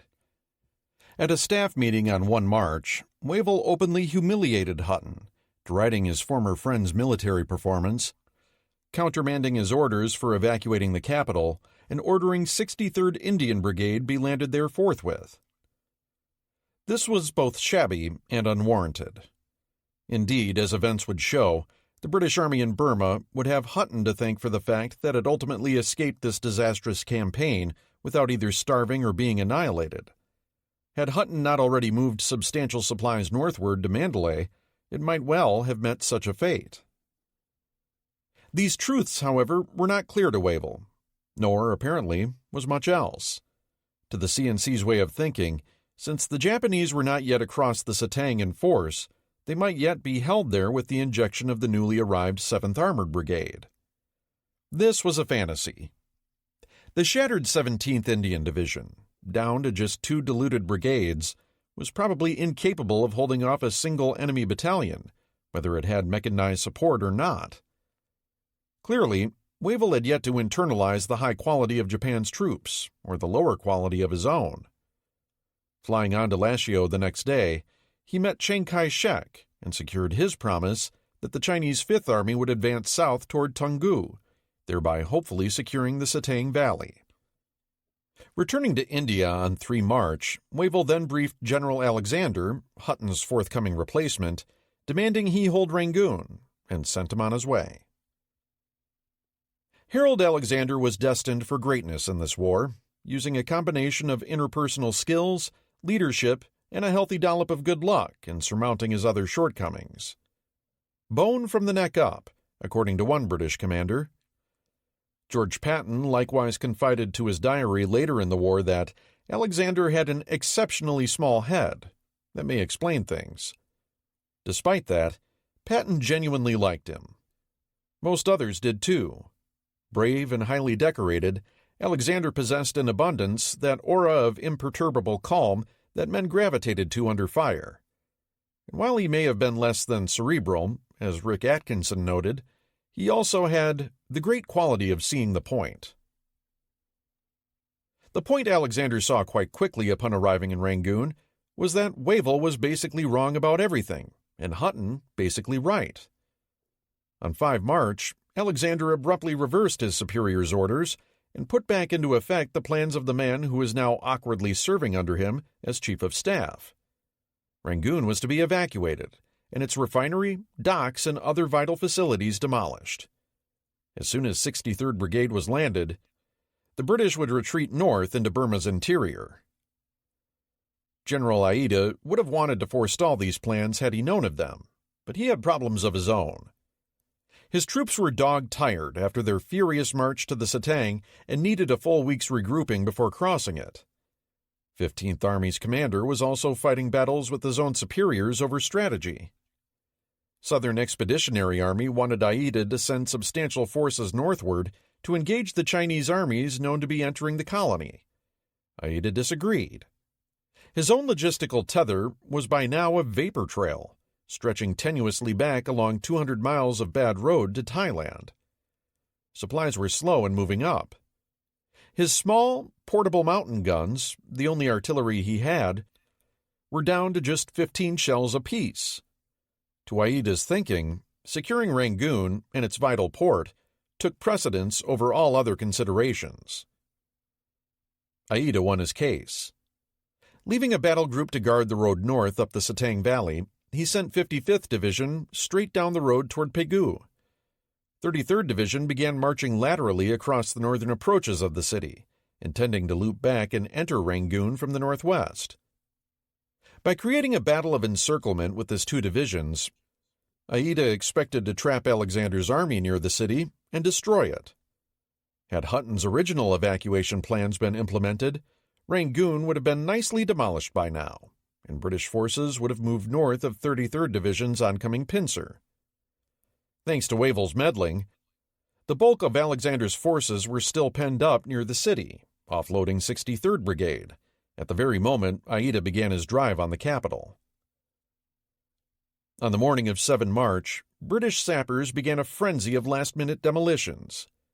Rangoon was by now a ghost town, the bulk of its civilians having long since fled. Those left behind included drunken thugs, vandals, and lunatics mistakenly released from the city's asylum. Looters roamed the streets. The British shot them when the occasion afforded. A British eyewitness recalled that the sprawling docks, with their demolished cranes heeling over at crazy angles, were in a state which it was hardly believable could have existed in any British possession. Normally teeming with life, not a soul was now to be seen on the waterfront. Warehouses full of Lend-Lease materiel bound for the Chinese were hastily stripped of any needed vehicles and equipment by the British, and everything else put to the torch. Across the river at the Cerium refinery, the last of 700 demolition charges was blown by 1,400, destroying the oil stocks and bringing down a pall of smoke over the already burning city. Cerium's towers and storage tanks would burn for weeks. On the afternoon of the 7th, the last train pulled out of Rangoon Station, heading west for Akiab. A British professor aboard the last steamer to set for Calcutta recalled the ship pulling out under a noisome red-black sky, made lurid with the glare of Cerium's inferno. Their work finally complete, Alexander's army now began heading north toward Prome. Or at least they tried. As Alexander's vanguard was motoring up Route 2 on the afternoon of the 7th, it ran smack into a Japanese roadblock some 20 miles north of Rangoon. Despite repeated attacks, the Japanese defenders displayed their normal obduracy. Alexander's entire column was trapped. Wavell's insistence on landing the 63rd Brigade just in time to participate in a retreat had now created the tangible possibility of the British losing their entire army at a stroke.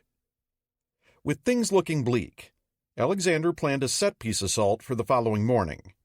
If that failed, he gave orders that the soldiers were to destroy their equipment, break up into groups of 10 to 12 men, and head for India on foot, which would have surely ended the campaign then and there. Characteristically, though, Alexander's luck held. When the British attacked the following morning, they found the Japanese gone. General Sakurai had only temporarily deployed the roadblock to screen his 33rd Division's westward movement. Having now passed right to left ahead of the British, he was unaware that he had unwittingly trapped Alexander's force. With the troops in the roadblock badly depleted, 214th Regiment's commander pulled them out in the pre-dawn hours and continued his looping approach march to Rangoon. Alexander hightailed it northward. The 33rd Division advanced into Rangoon during the afternoon, meeting nothing but silence and flames, rather than the expected British gunfire. Only then did Sakurai realize his underling's mistake. Alexander was long gone and motoring north as fast as he could. Rangoon's capture meant the British had irrevocably lost the Burma campaign. With the capital's port in Japanese hands, They could effortlessly reinforce Aida's army by sea. Within a month, its size would more than double. Meanwhile, Alexander had not a single supply line worthy of the name running back to India. The coastal railroad would soon be cut, and the roads back to Imphal, 750 miles away, were atrocious. His army was a wasting asset, and it was largely a question of when, not if, he would be obliged to quit the colony altogether and withdraw to India. However, this was not fully appreciated at the time by Churchill or Wavell. In front of Alexander, the Irrawaddy and Setang valleys stretched away due north toward the much drier, hotter interior of the country. But for nearly 250 miles, their respective floodplains are separated by the rugged Pegu-Yomas Range. 17th Indian Division and 7th Armored Brigade were now falling back up the Irrawaddy. Further east, 1st Burma Division was holding the Setang Valley, with Chinese Fifth Army coming down in support. Obviously, it was going to be difficult to deny a Japanese drive up two separate river valleys whose lateral communications across the Pegu-Yomas were tenuous indeed. A Japanese victory on either route could potentially leave the British outflanked. The entrance of the Chinese onto the battlefield introduced a third major player into the Burma campaign and immediately created additional layers of complexity for Allied command. It was hard enough for the British to stomach being reliant on Chinese assistance, but they were further surprised to learn on 12 March that the Chinese Expeditionary Force was being led by an American, Lieutenant General Joseph Stilwell, commander of the newly formed U.S.-China, Burma, India CBI Command. Stilwell remains one of the outsized personalities of the war. Blunt, often rude, as obstinate as a whole team of mules, his nickname of Vinegar Joe was apt. Yet even his detractors in both the British and American armies, and there were plenty in each, grudgingly admitted that he coupled tremendous drive with what historian Woodburn Kirby noted as the mental and physical toughness of a much younger man. Stilwell had been Chiang Kai-shek's military attaché from 1935 to 1939 before heading back to the States to assume a training command. He spoke conversational Mandarin and was intimate with the workings of the KMT, which made him Marshall's ideal candidate to run the CBI and act as Chiang's military chief of staff. Upon Stilwell's arrival in the theater in February, Chiang sent him to Burma with instructions to prevent the Burma Road's capture. He implored Stilwell not to lose these armies, as they constituted Chiang's main strategic reserve. Elite though they were by Chinese standards, Chiang still impressed upon his new American commander their considerable shortcomings in logistics and firepower. Stilwell, however, felt the Japanese were overrated, overextended, and ripe for a counterblow. The outlook of many senior Western officers new to this particular theater and foe. For their part, the British were less than happy with Stilwell's unexpected appearance. While Alexander desperately needed Chinese help to save Burma, he also had a campaign to run. Stilwell was not even under his command. It was unclear if he would, or could, take British orders. A compromise was reached whereby Stilwell was placed under Alexander's control and made in effect a corps commander over what would be the left wing of the British defense on the Setang.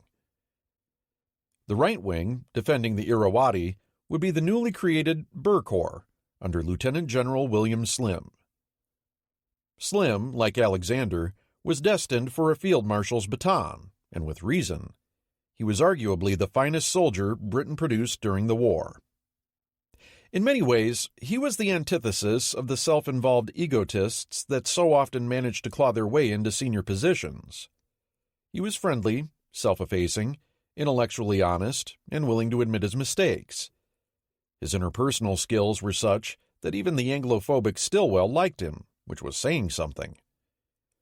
Slim's humble origins and long service in the Indian Army also gave him unique insights into the motivations, strengths, and weaknesses of many of his troops. He exuded the sort of steadying influence sorely needed by his shattered command. Even before Aida's 15th Army was replenished, Japan set about crushing Allied air power in the area.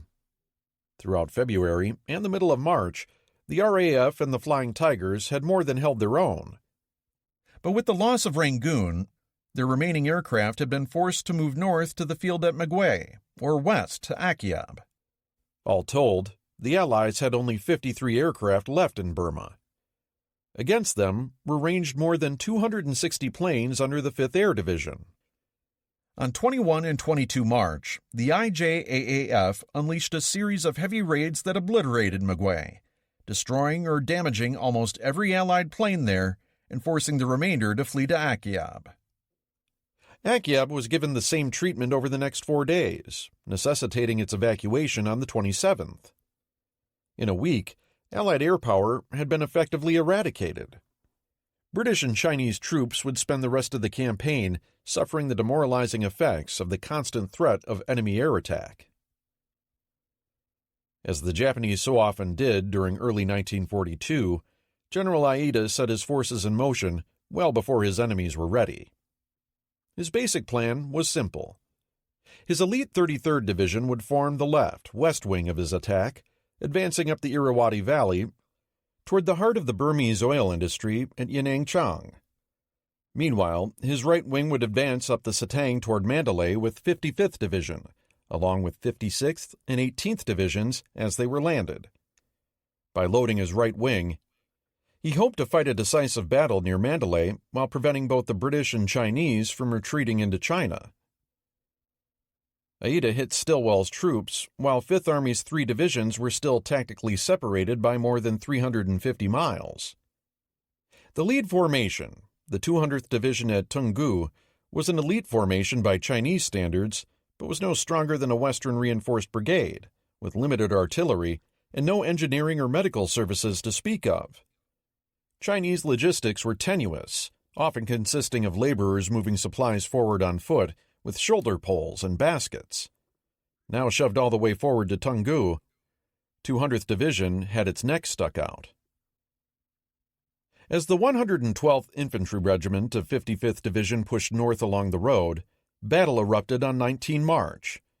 Toungoo had been the capital of Burma during the early 1500s and boasted a formidable set of brick walls around its old town. The Chinese defenders put up a bitterly protracted house-to-house defense. After 5 days of combat, the Japanese had gotten nowhere, at which point they decided to cut the town off by looping the 143rd Infantry around to the west. This did not dissuade the Chinese, however, who continued resisting stoutly from within their walled redoubt despite now being surrounded on 3 sides. Stilwell had been desperately trying to get the Chinese 55th and 22nd Divisions into the area, believing that with sufficient troops, he could not just stop the Japanese, but counterattack them. Despite this, his orders to hurry south to the 200th succor were being blandly ignored, or in some cases countermanded by Chiang's subordinates. Finally, on the 30th, Toungoo's defenders could do no more, and they broke out and escaped to the north in good order. In so doing, they failed to demolish the crucial bridge over the Satang, thus uncovering the road network east of the river to the Japanese. In the west, Slim's Boer Corps counterattacked on the 29th of March to relieve the pressure on the Chinese. The 7th Armored Brigade and a collection of understrength infantry battalions struck back down the road toward Rangoon, running headlong into 2 regiments of the 33rd Division advancing on either side of the main road. Over the next 3 days, the Japanese treated Slim to a tour de force, roadblocking, slicing apart, isolating, and defeating his column in detail. In the end, the British lost 10 tanks, 200 vehicles, and nearly 400 casualties in burned-out little clumps strewn all along the road. The 7th Hussars' War Diary described the entire affair as a useless venture, complaining bitterly at being forced to fritter ourselves away in country entirely unsuitable to tanks. General Slim had now been properly welcomed to Burma by General Sakurai's ferocious 33rd Division. With the Chinese retreating from Toungoo and Boer Corps defeated in its first battle, holding Prome was untenable, and it fell on 1 April. Alexander had no choice but to march north and try to find some place to offer battle in front of the oil fields at Yanangchang. Stilwell, for his part, was seeking a battlefield closer to Mandalay. The Allies were leaving the lush southern portion of the country behind and entering Burma's more arid midlands. April was traditionally the hottest month of the year, with temperatures often over 100 degrees Fahrenheit in the shade. Sometime in mid-May, the monsoon rains would break the heat. They would also turn Burma's roads into a morass. Skirmishes in the Central Pacific. Even as the Imperial Navy was busily exterminating the remnants of Allied naval power south of Java, American carriers were back in action along the outposts of Japan's new empire.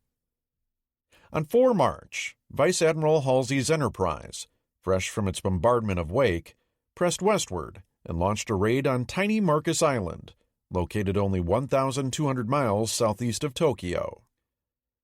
Shokaku and Zuikaku were sent charging vainly after Halsey's retreating carrier, returning to port empty-handed on the 16th. With the fall of Java, the Japanese were seeking to consolidate the entirety of the Malay Barrier by moving forces to the east. On 8 March, they began landing troops at the towns of Lae and Salamaua on the northern coast of New Guinea.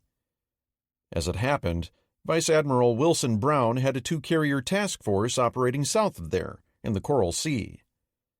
Brown pounced, sailing his flat tops within sight of the southern coast of New Guinea. On the morning of the 10th, both carriers sent up a combined strike of 104 aircraft. Lying peacefully at anchor under sunny skies, with the misty green foothills of the Owen Stanleys rising practically from the water's edge, the Japanese assault transports had no inkling of what was coming over the mountains until the Americans were practically on top of them. Instantly, the air was filled with Allied aircraft, bombing and strafing everything in sight. Japanese transports frantically tried raising anchor to escape, but they were defenseless before the onslaught. By the time the attack ended, Lexington and Yorktown's elated aviators could see many of their targets on fire. Some were beaching themselves to avoid sinking. Objectively speaking, the results were far from devastating. 3 transports and a minesweeper sunk, and another half-dozen ships damaged. However, the impact of this particular raid would end up distorting Japanese strategy for the next 3 months.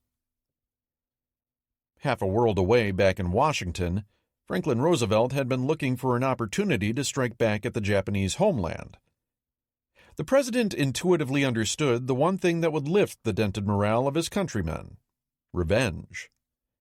As Hap Arnold later recalled, the president was insistent that we find ways and means of carrying home to Japan proper, in the form of a bombing raid, the real meaning of war. The psychological message to be delivered was blunt. This isn't over, not by a long shot. You may be winning today, but we are furiously rearming. You will never be safe. The problem was that there weren't any U.S. aircraft in China with the ability to hit Tokyo. Likewise, attacking with conventional carrier aircraft was nearly suicidal, as it would have required getting carriers to within 200 miles of Japan, and then sticking around long enough to recover their planes before retreating. An ingenious solution then presented itself: launching longer-ranged Army medium bombers from a carrier flight deck, which would fly a one-way mission before landing in China. Arnold and King swiftly began implementing the president's wishes, designating the charismatic Lieutenant Colonel Jimmy Doolittle to lead the raid. When Hornet arrived in Alameda on 20 March, she found herself loading 16 Army B-25 bombers on her flight deck, which her crew assumed they would be ferrying to Hawaii. Nimitz wasn't happy about Doolittle's mission. Not only would it be placing the brand-new Hornet directly in harm's way, but also Halsey's Enterprise would be going along to guard her. Half of his carriers, and his most aggressive admiral, would be tied up for 6 weeks, supporting what he felt was little more than a dubious publicity stunt of limited strategic importance. That said, he had little choice in the matter. Presidential pet projects weren't optional, and his boss King was under immense pressure because of Dernitz's ongoing submarine rampage off the East Coast. Something had to be done. March portents. This month had witnessed the answers to 2 more of the year's fundamental questions. The first revolved around whether the British could hang on to their Pacific holdings in the face of Japan's onslaught. The answer was now clear and emphatic. No. Malaya and Singapore were gone, Rangoon lost, and the Burma campaign basically all over except for the crying. Britain's focus now had to shift to retaining the ultimate prize of its colonial holdings, India. With the Imperial Navy rampant in the seas south of Java and the Japanese advancing steadily in Burma, India, too, appeared horribly exposed. Conversely, with the opening phase of its conquests now in the books, Japan had conclusively demonstrated that it would be capable of seizing the southern resource area, Malaya and the Dutch East Indies, and securing the strategic minerals and oil it needed to fight a protracted war. The vast mineral storehouse of the Indies was now won, and with it, the resources that would ensure Japan's position as a great empire, provided they could be transported back to Japan and fabricated into implements of war. 6. April 1942. There are times when men must die. Secretary of War Henry Stimson. Why did our High Command, the General Staff, and front commanders keep on with these pointless offensive operations? General Konstantin Rokossovsky. We're hungry all day. Anonymous Soviet soldier. Now I know that the alliance is just empty words. Generalissimo Chiang Kai-shek. Grand Strategy, Economic. The Crux Mission. With Britain's strategic position in Asia in shambles by the middle of March, London's fears over India's fate were palpable. Besides being Britain's most prestigious colony by far, it also offered the only possible launching pad for delivering aid to nationalist China and keeping Chiang in the war. Given the Soviet Union's parlous state, tying down as many Japanese divisions as possible in China was seen as essential to warding off potential Japanese operations against the USSR via Manchuria.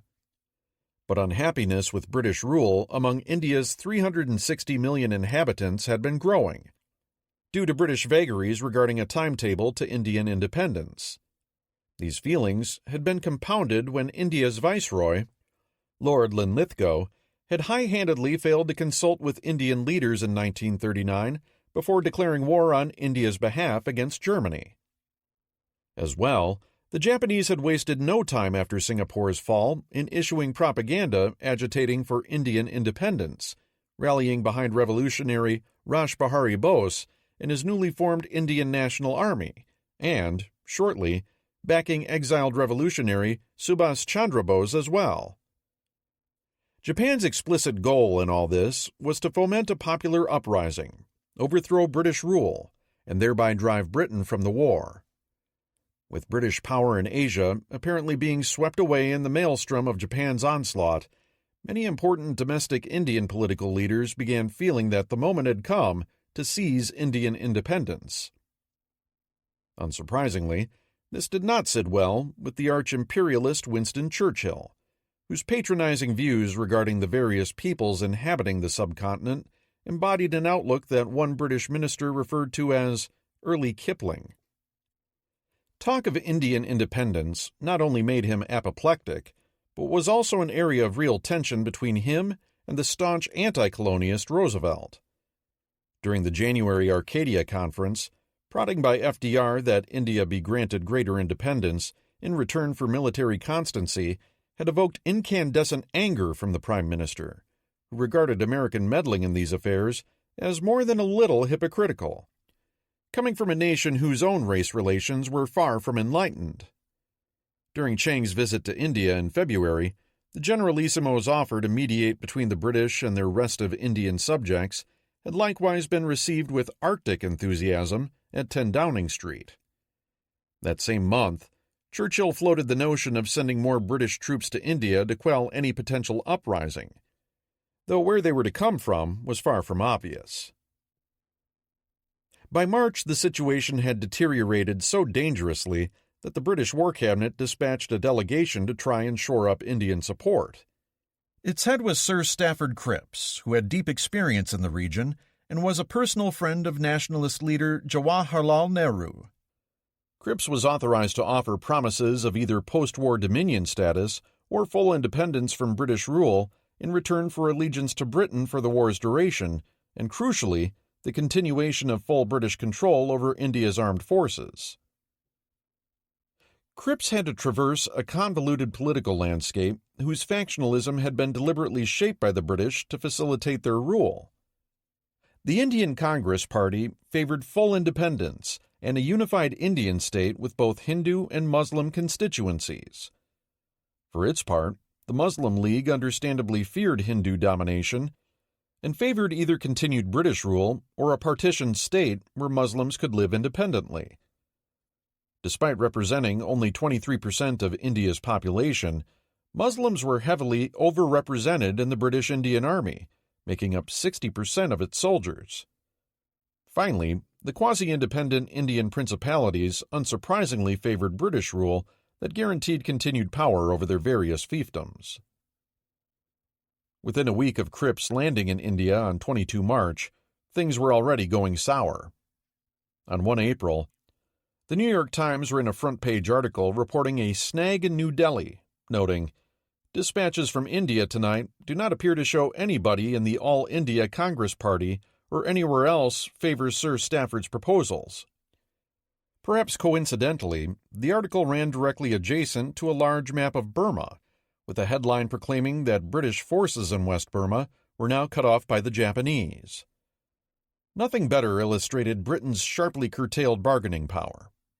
Mahatma Gandhi is reputed to have remarked that all Crux was offering was a post-dated check drawn on a failing bank. In the end, the various Indian constituencies, and the Congress Party in particular, were united in their view that without some form of immediate autonomy in return for military constancy, there was no hope of an accommodation. Churchill, for his part, was perfectly content to have appeared to have made the effort, thereby deflecting Labour Party pressure at home, and then equally content to see Crux fail. When news of the mission's collapse reached Washington on 11 April, it was greeted with dismay by Roosevelt. The president fired off a telegram to Churchill, where he stated frankly that, in America, the feeling is held almost universally that the deadlock has been due to the British government's unwillingness to concede the right of self-government to the Indians. If Japan ended up invading India successfully, FDR warned, it would be hard to overestimate the prejudicial reaction on American public opinion. In London, Churchill exploded. Harry Hopkins, who happened to be with the Prime Minister when the telegram arrived, was treated to an hours-long tirade lasting into the wee hours of the night. Churchill labeled Roosevelt's entreaty for continued negotiations an act of madness and also an impossibility, since Crux was already on his way home. Without a political agreement, the British were left relying on the loyalty of the Indian Army. Should civil unrest break out, would the Indian rank-and-file's devotion to the Raj and to their British officers be sufficient to keep order in the country? Or would they decide to throw their lot in with the Japanese and revolution? As it developed, that test would not be long in coming. American war production planning. The feasibility debate begins. Despite the lack of planning and centralized control, both of which complicated America's efforts to gear up for war, its production dilemmas were fundamentally different from the other major combatants, in that there were vastly fewer constraints on its capital, raw material, and labor. Unlike the Axis powers, for instance, the Americans never had to worry about where their oil was coming from. And unlike the USSR, there was no question that enough iron, steel, aluminum, and most strategic materials could ultimately be made available to build whatever was needed. The ability to feed its workers, a fundamental issue in both Germany and especially the Soviet Union, was never in doubt. Nor did America have to contend with the dangers Britain currently faced in moving raw materials to its factories. Dönitz' depredations off the East Coast may have hampered American oil refining and fuel deliveries at a local level. But no naval blockade could ever bring America to its knees in the same way it could the UK or Japan. Even the US had its limitations, however. Its population was large, but not as large as the Soviet Union's or China's. Furthermore, despite its ability to mobilize a huge number of men for military service, there was also the recognition in both Washington and London that productive capacity, and not raw manpower, was the single biggest asset America brought to the Allied cause. However, this placed America in the position of not only needing to produce its own arms, but also supplying vast quantities to the British, Soviets, Free French, and Chinese. As such, it would not do to put every man of military age into uniform at the expense of undermining the industrial engine powering the arsenal of democracy. Furthermore, America's wartime production planning was in many ways the most complex of any combatant. The same geographic isolation that largely protected it from harm meant that America's war would be fought almost entirely overseas, so matters of transportation factored into every production issue. As a contemporary economist put it, production goals are statements of what final products are needed, when they are needed, and where they are needed. The what, when, and where cannot be disassociated from each other. However, as discussed earlier, by April, America's military chiefs still had no real idea of what was actually required to win the war. While the outlines of a basic strategy were understood, Germany first, the material means to achieve that strategy had yet to be quantified. All the military knew was that it needed lots of everything.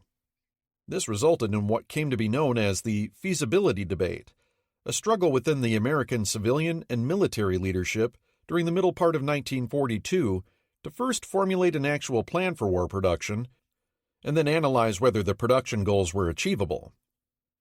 Having been handed the unenviable task of trying to establish a coherent structure for working with American industry, Donald Nelson's War Production Board had established a planning committee in February to examine these issues.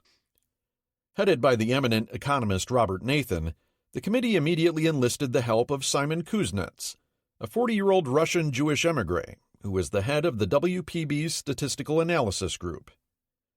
Kuznets was brilliance personified and would go on to win the Nobel Prize for revolutionizing the field of econometrics. Having almost single-handedly invented the science of measuring national accounts, he was the obvious choice to analyze the military's orders vis-à-vis American productive capacity. To this task, he turned in the first quarter of 1942. In short order, it became evident that the military's current goals simply weren't achievable. Americans by nature are ardent in their belief that there are few problems that can't be solved by shoveling sufficient greenbacks at them. In this case, there was more American money available than American productive plant, a rare occurrence indeed. The U.S. military was currently calling for a total expenditure of $75 billion on weapons during 1942, or about $6.25 billion a month.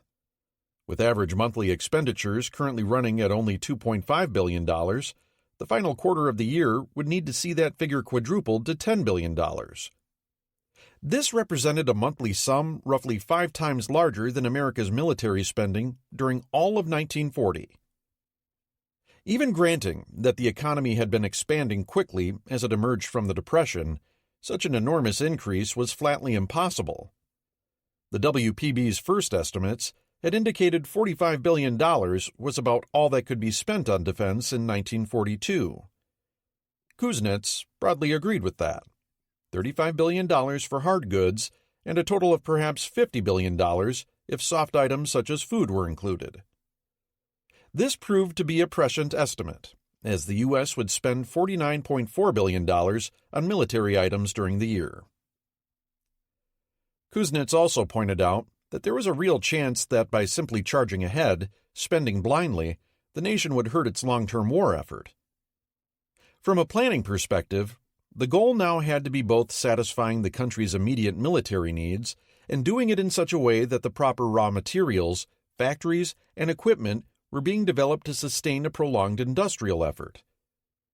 Slowing tank production slightly in 1942, for instance, might free up high-quality steel for making additional machine tools, or increasing ore extraction up in the Iron Range, which in turn would lead to increased tank production in 1944.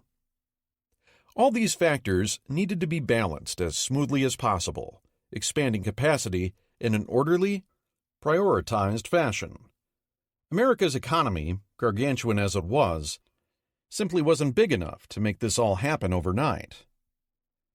The problem at the beginning of 1942 was that the U.S. economy was anything but orderly. It was more like a kennel full of hyperactive sled dogs. America's captains of industry were flushed with patriotism, brimming with energy and know-how, and eager to bury the enemy under the weight of their combined production. That a lot of them were going to get rich in the process certainly didn't curb their zeal. America had no problem with that. As Secretary of War Stimson noted, "You have got to let business make money out of the process, or business won't work." The other issue was that the sled dogs were currently pulling in about 1,000 different directions at once, trying to fill the gigantic orders being dropped on them by the Army and Navy. The informal process witnessed during William Knutson's automotive conference back in January was par for the course, and had only accelerated since then.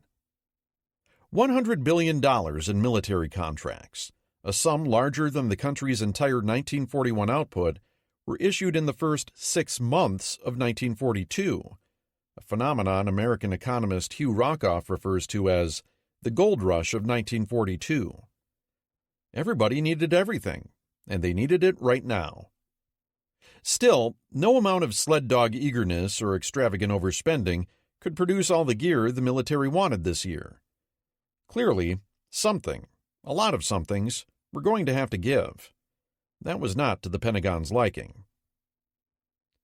This marked the emergence of the WPB's main military opponent, not Nazi Germany, but Lieutenant General Brehon Sommervell. Sommervell had recently taken over the Army's Services of Supply as part of the massive War Department reorganization Marshall had just pushed through in March. That made him one of the most powerful men in the Pentagon, and the Army's designated liaison with American industry. It was his job to fill those contracts. Sommervell was the epitome of a can-do leader, brusque, relentless, but also a highly capable organizer and manager. In the words of the Army official history, Sommervell's new agency, like its boss, was from the first aggressive and expansive, and ended up engaging in bitter jurisdictional disputes with anyone in Washington that got in the way. In Sommervell's opinion, FDR's various war agencies were simply an effort by Vice President Henry Wallace and the leftists to take over the country. If the nation's industries were missing the production goals set for them, that only meant the WPB was coddling the civilian sector and being poorly run itself. In Sommervell's opinion, what American industry needed were incentives and some good old-fashioned whip-cracking. Sommervell's views aligned him with many American business leaders, who regarded the newfangled pseudoscience of economics as the province of ivory tower academics who'd never run a corner store, let alone a factory or major industrial concern. For the Army in particular, the naysayers in the WPB's statistical group were the enemy. Because if Kuznets was right, it meant that the notion of a cross-channel invasion, an article of faith among the Army's leadership from General Marshall on down, most likely wouldn't be feasible in 1942 or even in 1943. Sommervell's response to the WPB's initial analysis was to convince Harry Hopkins to have FDR send Nelson a letter that reiterated the president's list of must items and ladled a few more billions worth of materiel on top for good measure.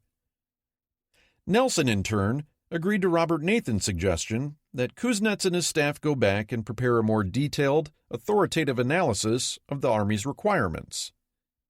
In the meantime, the U.S. would forge ahead without any idea of whether its armaments program, and the cross-channel invasion that hinged on it, was actually feasible. American mobilization planning. Beyond the thorny issue of what and how much materiel American factories ought to be producing, the second major question was how many men it should be putting into uniform. By way of comparison, Germany was currently supporting a military of nearly 10 million men, representing 10.9% of its population. On the face of it, with 25 million American men physically fit for service and a total population of 133 million, putting 15 million under arms didn't seem a stretch. However, American planners ultimately ended up choosing a much lower figure, because keeping American factories humming was essential to the broader Allied war effort. Reaching a number everyone agreed on, though, was a fraught process that wouldn't be resolved until early 1943. In late 1941, with the future of the Soviet Union very much in doubt, the Army had to consider scenarios wherein the U.S. would have to fight Nazi Germany's ground forces with only the slender manpower of the British and the Dominions backing it up. This might mean putting as many as 215 American divisions, roughly 3 million combat troops, in the field. Given the large number of support troops necessary to keep these soldiers in supply overseas, the teeth-to-tail ratio, that implied a need for as many as 13 million men for the Army's ground forces alone, not to mention the millions more that would be required by the Army Air Forces, Navy, Marine Corps, Coast Guard, and Merchant Marine. This was clearly infeasible, and yet, throughout the first half of 1942, the Army was still thinking along these same general lines. To the civilians in charge of the industrial economy, this was ludicrous. It posed a direct threat to America's ability to produce sufficient weaponry to win the war. The Navy, too, balked at having to transport and supply such an enormous ground force. Secretary of War Stimson and George Marshall were initially inflexible in their demands that the Army be given every last man it wanted. Yet, by August 1942, the Army had ratcheted itself down to a plan calling for 7.5 million men under arms by the end of 1943, 120 to 125 divisions. With the Air Forces, Navy, and other services, this would total 10.9 million combatants. The War Manpower Commission's chairman, Paul McNutt, objected that only 9 million suitable men would be available by then, and this had to be split across all the services. The WPB's production studies, meanwhile, noting that the shipping wouldn't be available to support a 7.5 million man army in any case, called for a maximum of 7.5 million men for all the armed services. The Army, though, wouldn't budge. It would take until June 1943, and relentless pressure from all quarters on the Army, before this was all sorted. The result would come to be known as the 90-division gamble, with the Army settling for ground forces of 5.7 million men, and just 90 divisions. Roughly two-thirds were slated for the fight against Germany, the remainder for the Pacific.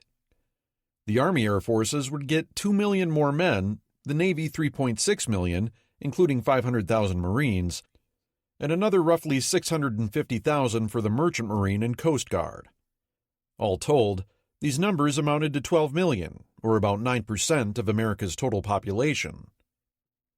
This was, indeed, a gamble for the Army. With double Japan's population, America would only be fielding an army a hair larger than its Asian opponent, 5.5 million, slightly smaller than Germany's 6.1 million, and far smaller than the Red Army's 12 million. The Americans were counting on other factors working in their favor. Those 90 divisions would be lavishly equipped, with scads of automatic weapons and world-class artillery, completely motorized, and backed by essentially limitless gasoline, supplies, and ammunition. By the time of D-Day in 1944, the average American infantry division, with the attached tank or tank destroyer battalion that they very often had, would field more trucks, tanks, and artillery than a German Panzer Grenadier division. They would also be backed by the world's most capable tactical air force, as the Army Air Forces had been the big winners in terms of manpower, and had seen their headcount cut only slightly from the ambitious goals established in AWPD-1. It was understood that a lot of those aircraft would be doing ground support. Man for man, and division for division, no army on Earth would be packing remotely as much firepower. On the other hand, once the decision for 90 divisions was made, there was really no going back. Vast as America's manpower pool was, it wasn't unlimited. Running the factories that generated the bounteous river of shells took away men that would otherwise be in foxholes. The merchant ships and navy required to haul those mountains of supplies across the ocean couldn't be shorted either. and air forces in particular were both inordinately expensive to build and consumed huge amounts of logistics. Moreover, by the end of 1942, the recruiting crunch was so severe that America was forced to end volunteer enlistments. Too many men, and often the most capable, were opting to fight either in the sky or at sea instead of putting on an olive drab to fight on the ground, particularly in the infantry. The British, for their part, had encountered the very same phenomenon. If you were a bright, technically inclined young man of the era, you wanted to be a pilot, full stop. All of this meant that if the Army got in trouble later in the war and belatedly needed a more rapid rate of replacements than anticipated and more men in foxholes, those men were going to be damned hard to find. This wouldn't be an issue in 1942. By late 1944 through 45, when the U.S. started running into meat grinders like the Battle of the Bulge and Okinawa, it would be a different story. The quest for British-American strategy. Marshall goes to London. With more than 3 months having passed since the Arcadia Conference, and still no general agreement on the nature of this year's Anglo-American offensive, General Marshall headed to London to wring an agreement from Churchill and the British chiefs regarding his vision for an invasion of Europe. The U.S. Army was driven by the specter of Germany being allowed to consolidate her economic gains on the continent. Operating on interior lines and able to shift armies to any threatened sector at need, the Germans enjoyed a clear tactical advantage, and the ability of the Western Allies to secure a lodgment on the continent via an amphibious operation would become more difficult the stronger Germany got. Thus, despite the debacles that the Allies had suffered in the previous 4 months of war, Marshall remained firmly committed to the notion that the surest way to victory was a speedy landing in northern Europe, followed by a direct assault into the Reich. Back in January, his chief planner, Major General Eisenhower, had expressed the prevailing mentality of American planners when he'd written in his diary, "We've got to go to Europe and fight, and we've got to quit wasting resources all over the world, and worse still, wasting time." It is a testament to Marshall's willpower and clarity of vision that throughout the trials and improvisations of the previous 4 months, this northern star of American strategy had remained firmly fixed in his mind. Everybody was screaming for more troops and equipment. MacArthur, the Soviets, the Chinese, MacArthur, the British, the Australians, the Dutch, and MacArthur. Everybody needed more of everything, and they all believed that success or failure in their theater was ipso facto the linchpin of victory or defeat in the entire war. Marshall and Roosevelt had juggled these priorities as best they could. Yet throughout it all, Marshall remained determined that expediency should not detract from the long-term emphasis on assaulting Germany as soon as possible. Roosevelt, however, had no clear strategic vision at this time. During a meeting with his senior military men on 24 March, the president floated ideas for any number of different operations, several of which might take place in the Middle East or Mediterranean. To Stimson, who was present, notions of fighting in North Africa were nothing more than stopping up of rat holes. They were periphery pecking, in the words of another American planner. Marshall, seeking to hold FDR's attention where he wanted it, then rolled out an impressive presentation on a cross-channel invasion for 1943 composed of 50 divisions. 60% of them, including 6 armored divisions, would be American, supported by 3,250 aircraft. This won over the president, at least for the time being. Not wanting to set off warning bells in the British mission in D.C., whose joint planning staffers would inevitably subject any American proposal to their mincing machine, Roosevelt suggested that Marshall present his ideas personally to the British chiefs of staffs in London. To handle Churchill, FDR also dispatched Harry Hopkins.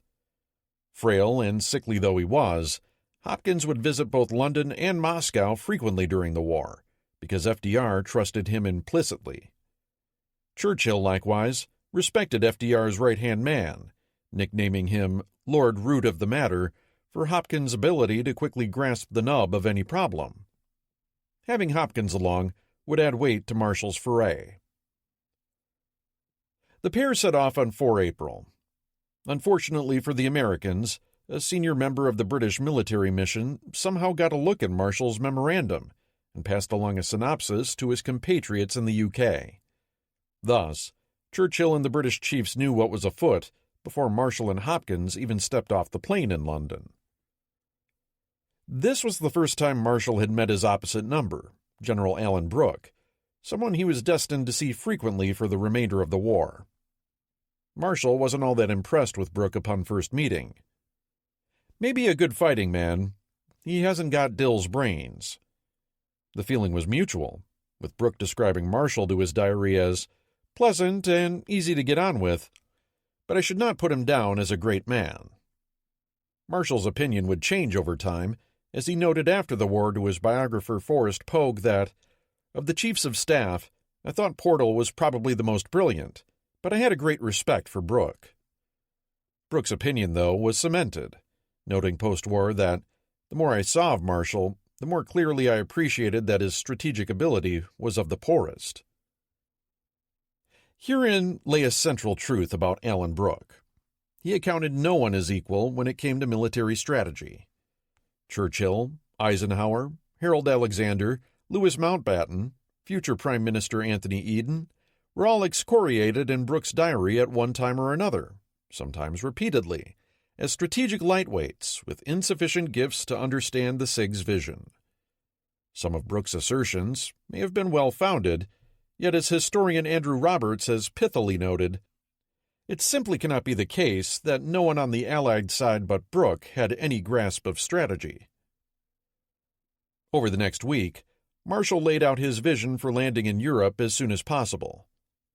He acknowledged that a large-scale operation into France, Roundup, could not occur before 1 April 1943. That said, given the precarious position the Soviets might find themselves in during the coming summer's campaigning, Marshall felt it prudent that Sledgehammer, the smaller invasion of France, be kept in the Allies' back pocket as an emergency measure. To support both operations, the Bolero buildup in Britain should be pushed forward as rapidly as possible, and to the exclusion of other operations not vital to Allied security. From the outward British response, Marshall might have believed he was making his case successfully. Churchill cabled Roosevelt on 12 April, noting that he had read Marshall's memorandum with earnest attention, concluding with, "I have no doubt that I shall be able to send you our complete agreement." Likewise, on the 14th, Brooke gave Marshall a detailed written reply to his proposal that was generally favorable, although it did place caveats around any cross-channel actions in 1942, noting they would need to be governed by developments on the Russian front. That same night, Churchill launched into an ebullient speech, painting a vision of the two English-speaking nations marching ahead to victory in a noble brotherhood of arms. All this bonhomie was rubbish.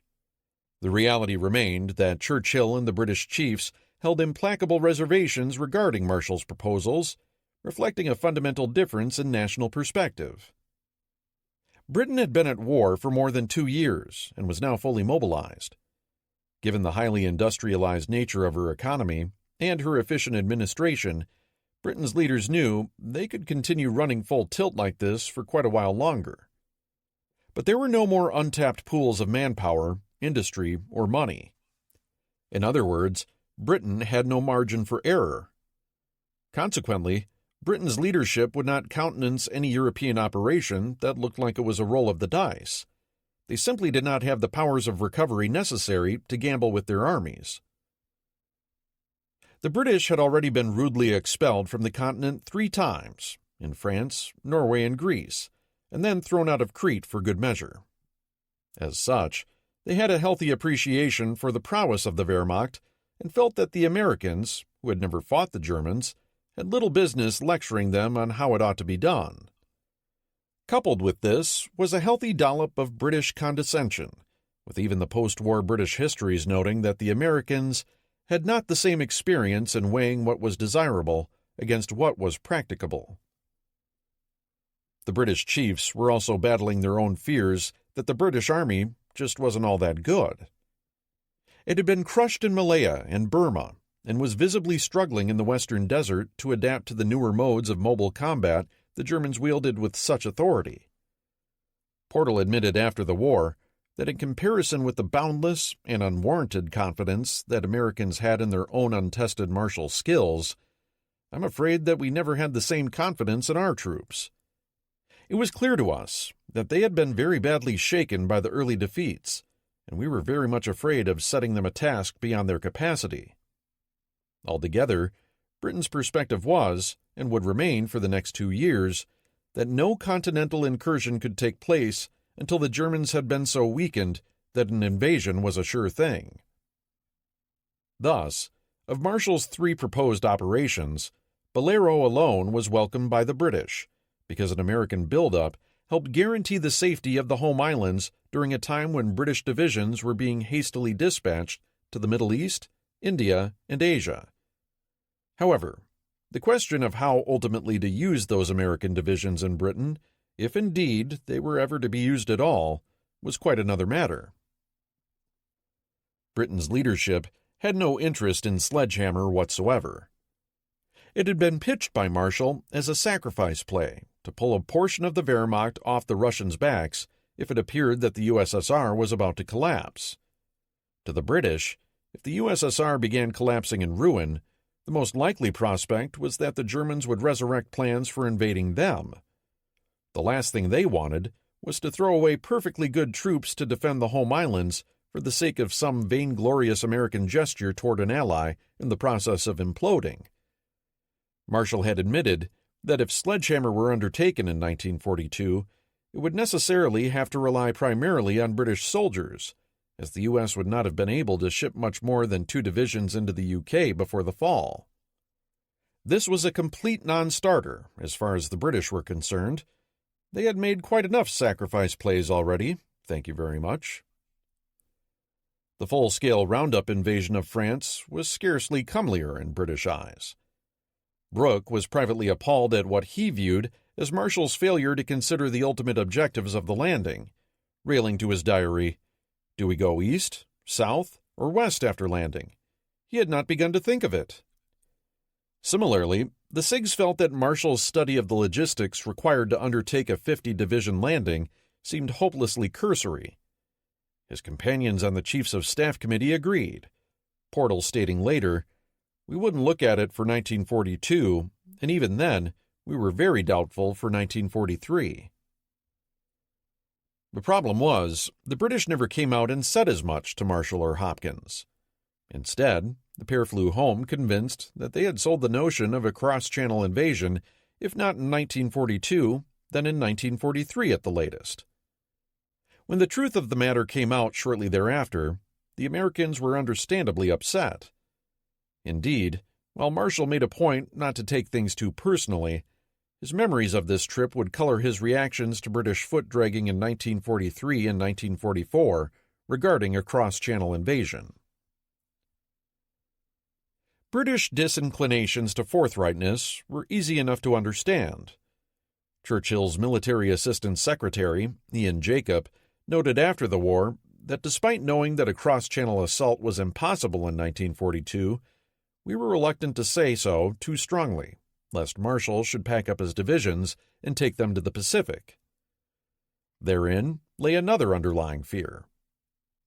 Britain desperately needed assistance in both securing the home islands and shoring up her positions around the world. For all of Churchill's witticisms back in December about treating America differently now that she was in the harem, everyone knew that without American help, there simply could not be a British victory in this war. Furthermore, despite America's credentials for wielding global power in the long run, the short-term reality on the ground was just the opposite. In early 1942, the British were entirely correct in their objections to an invasion. The Americans were overconfident in assessing their own military abilities vis-à-vis the Wehrmacht. The fact of the matter was that everybody lost to the Germans the first time around. As Robert Citino noted, if war was a simple contest to see who could most completely humiliate an opponent in a first encounter, then the Wehrmacht would have won World War II hands down. Most countries, had simply been obliterated by these initial encounters. The only two that had survived, Britain and the USSR, had both benefited from unusual geographic advantages. As events in Tunisia later this year would prove, a European invasion was simply a bad idea until the Americans had taken full measure of their opponent. Understandable as British motivations may have been, however, the diplomatic results from Marshall's April trip were wretched and unnecessary. Churchill must shoulder the majority of the blame in this matter. It may simply have been that he and his advisers were hoping to buy time by accepting Marshall's initial proposals and betting that the Americans would eventually come to realize their impracticality, rendering the issue moot. After all, a lot could change before 1943.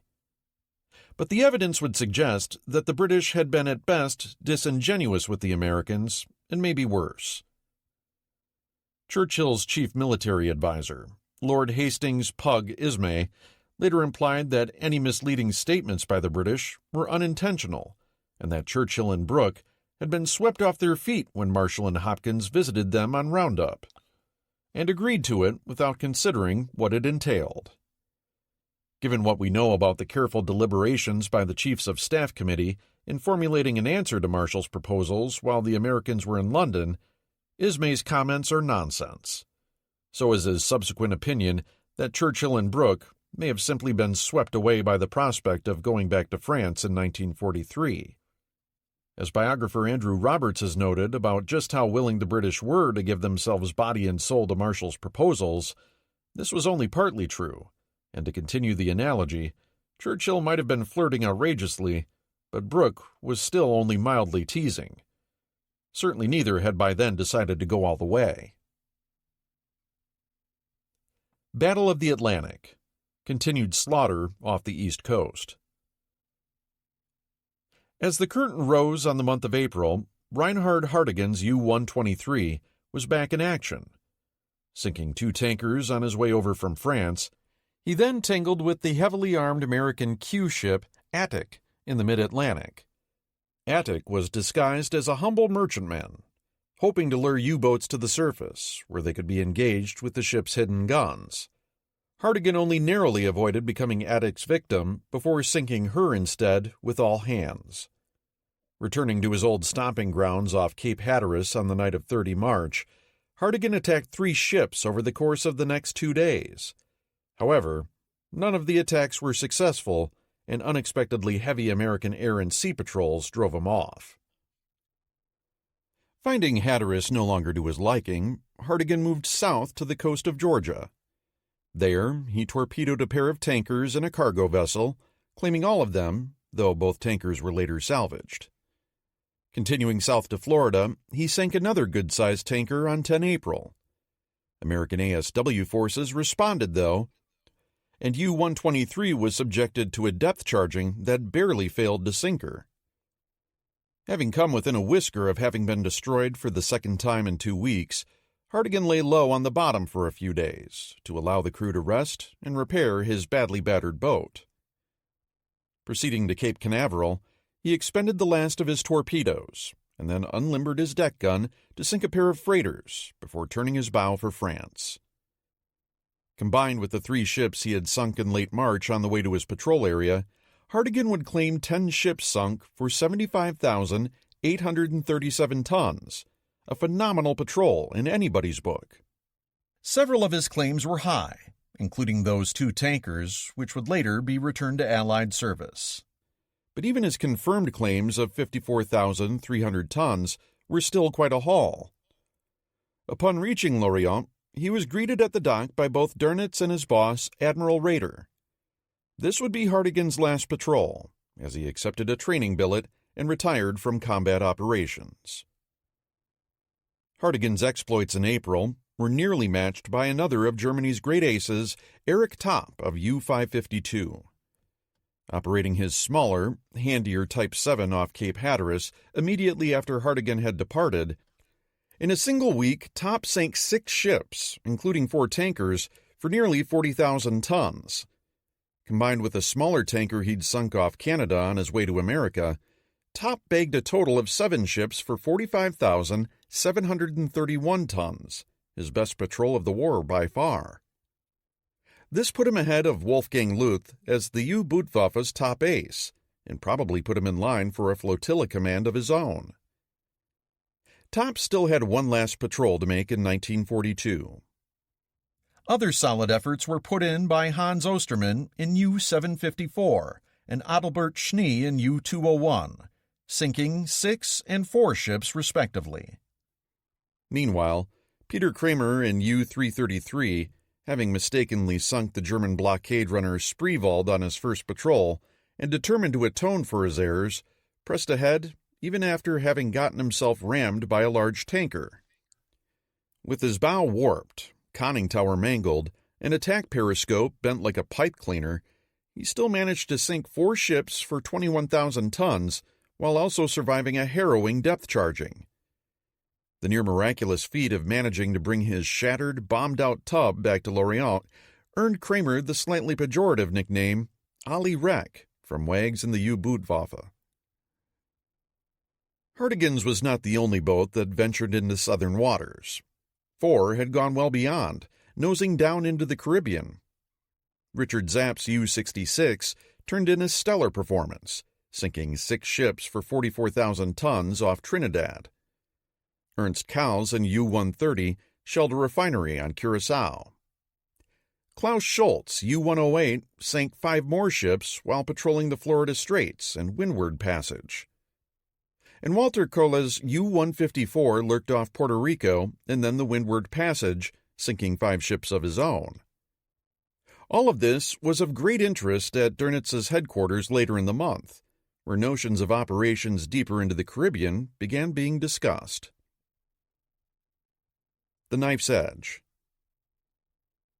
The 26 Type 7s and Type 9s operating off America's shores in April sank a grand total of 79 Allied ships for 416,046 tons, another truly disastrous month. In 1 month, the Germans destroyed more ships than they'd sunk in the entire fourth quarter of 1941. The first quarter of 1942 saw more than 1.3 million tons of shipping lost, more than half of it tankers, and much of it British. British yards could not hope to launch more than about 1 million tons of merchant shipping a year. In that same quarter, total imports to the UK fell by 25%, and food by 16%. Having narrowly survived a similar crisis in mid-1941, Britain was currently operating without much of a safety net. Reserve stocks of dry goods and food had already been consumed. With sinkings off the East Coast accelerating, catastrophe and starvation were rearing their ugly heads once again. The UK had much less margin for error this time around. This was now a hair-on-fire emergency, and the British were pushing as many panic buttons as they could lay their fingers on. Admiral Betty Stark, newly installed in London, was treated to a full briefing by First Sea Lord Pound on the Royal Navy's experience to date, emphasizing the importance of convoying while noting the abject failure of British independent hunter-killer groups and urging the Americans to discard its own hunter-killer tactics. Pound also started lobbying Marshall and Harry Hopkins, who were in London at this same time, entreating both of them to implement American convoying without delay. Hopkins sent an urgent cable to Roosevelt on the 14th, conveying the fears of an island nation totally dependent on imports, and warning that Britain was facing an imminent curtailment of its war production unless something was done.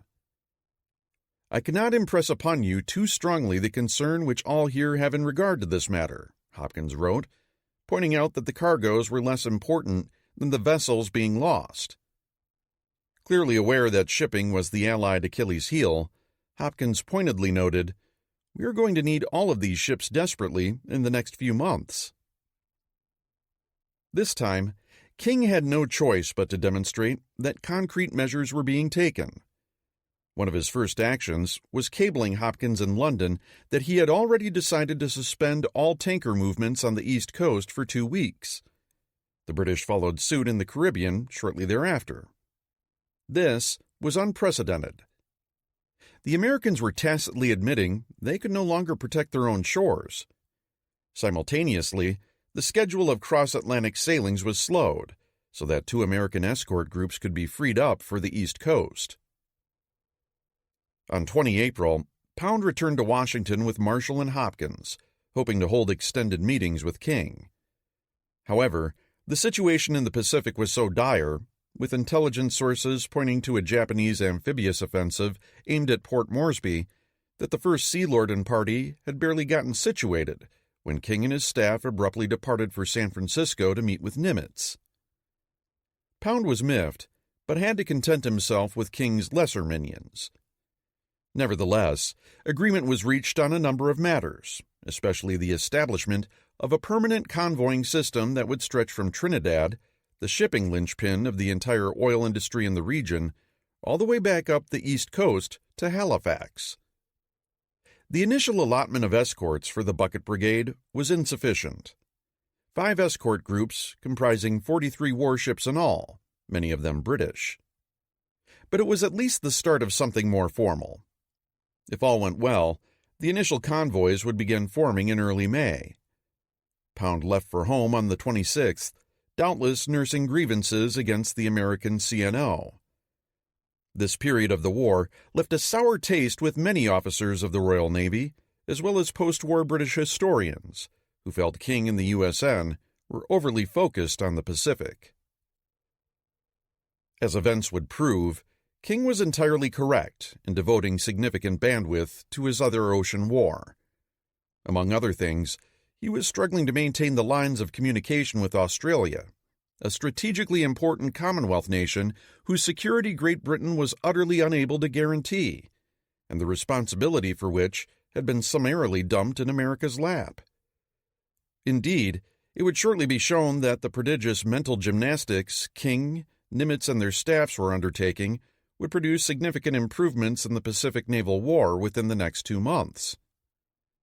Pound and the Royal Navy were privy to none of this, however, and remained justifiably concerned about the beating Allied shipping was taking off the East Coast. Around the same time Pound was in town, 2 separate missions from Britain's intelligence community also came to Washington from 6 to 17 April, seeking to improve and integrate the flow of information between the Allies.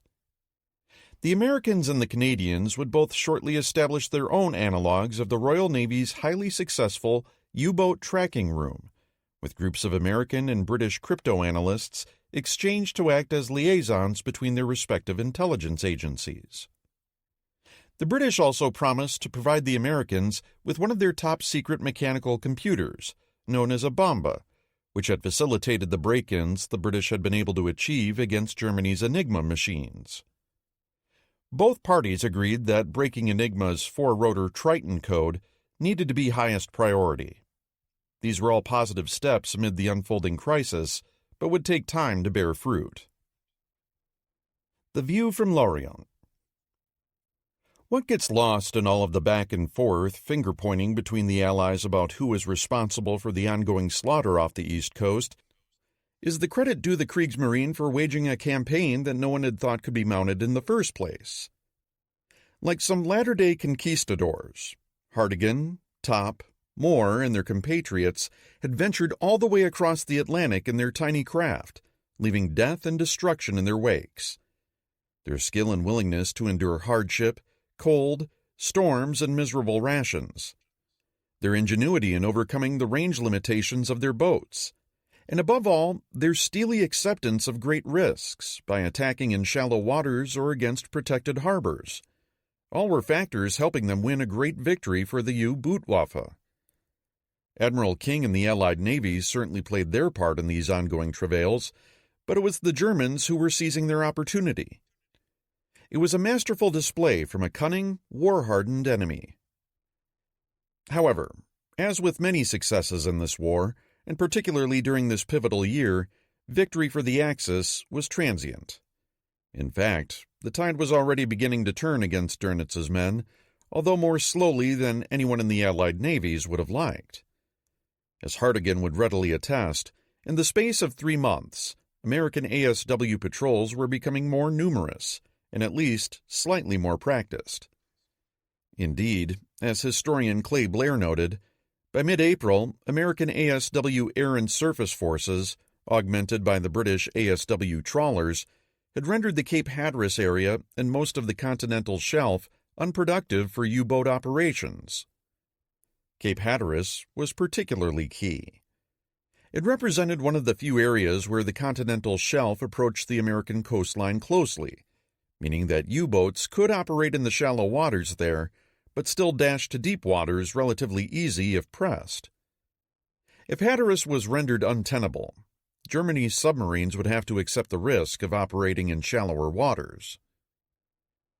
Dönitz's staffers already recognized that returns in American waters were diminishing.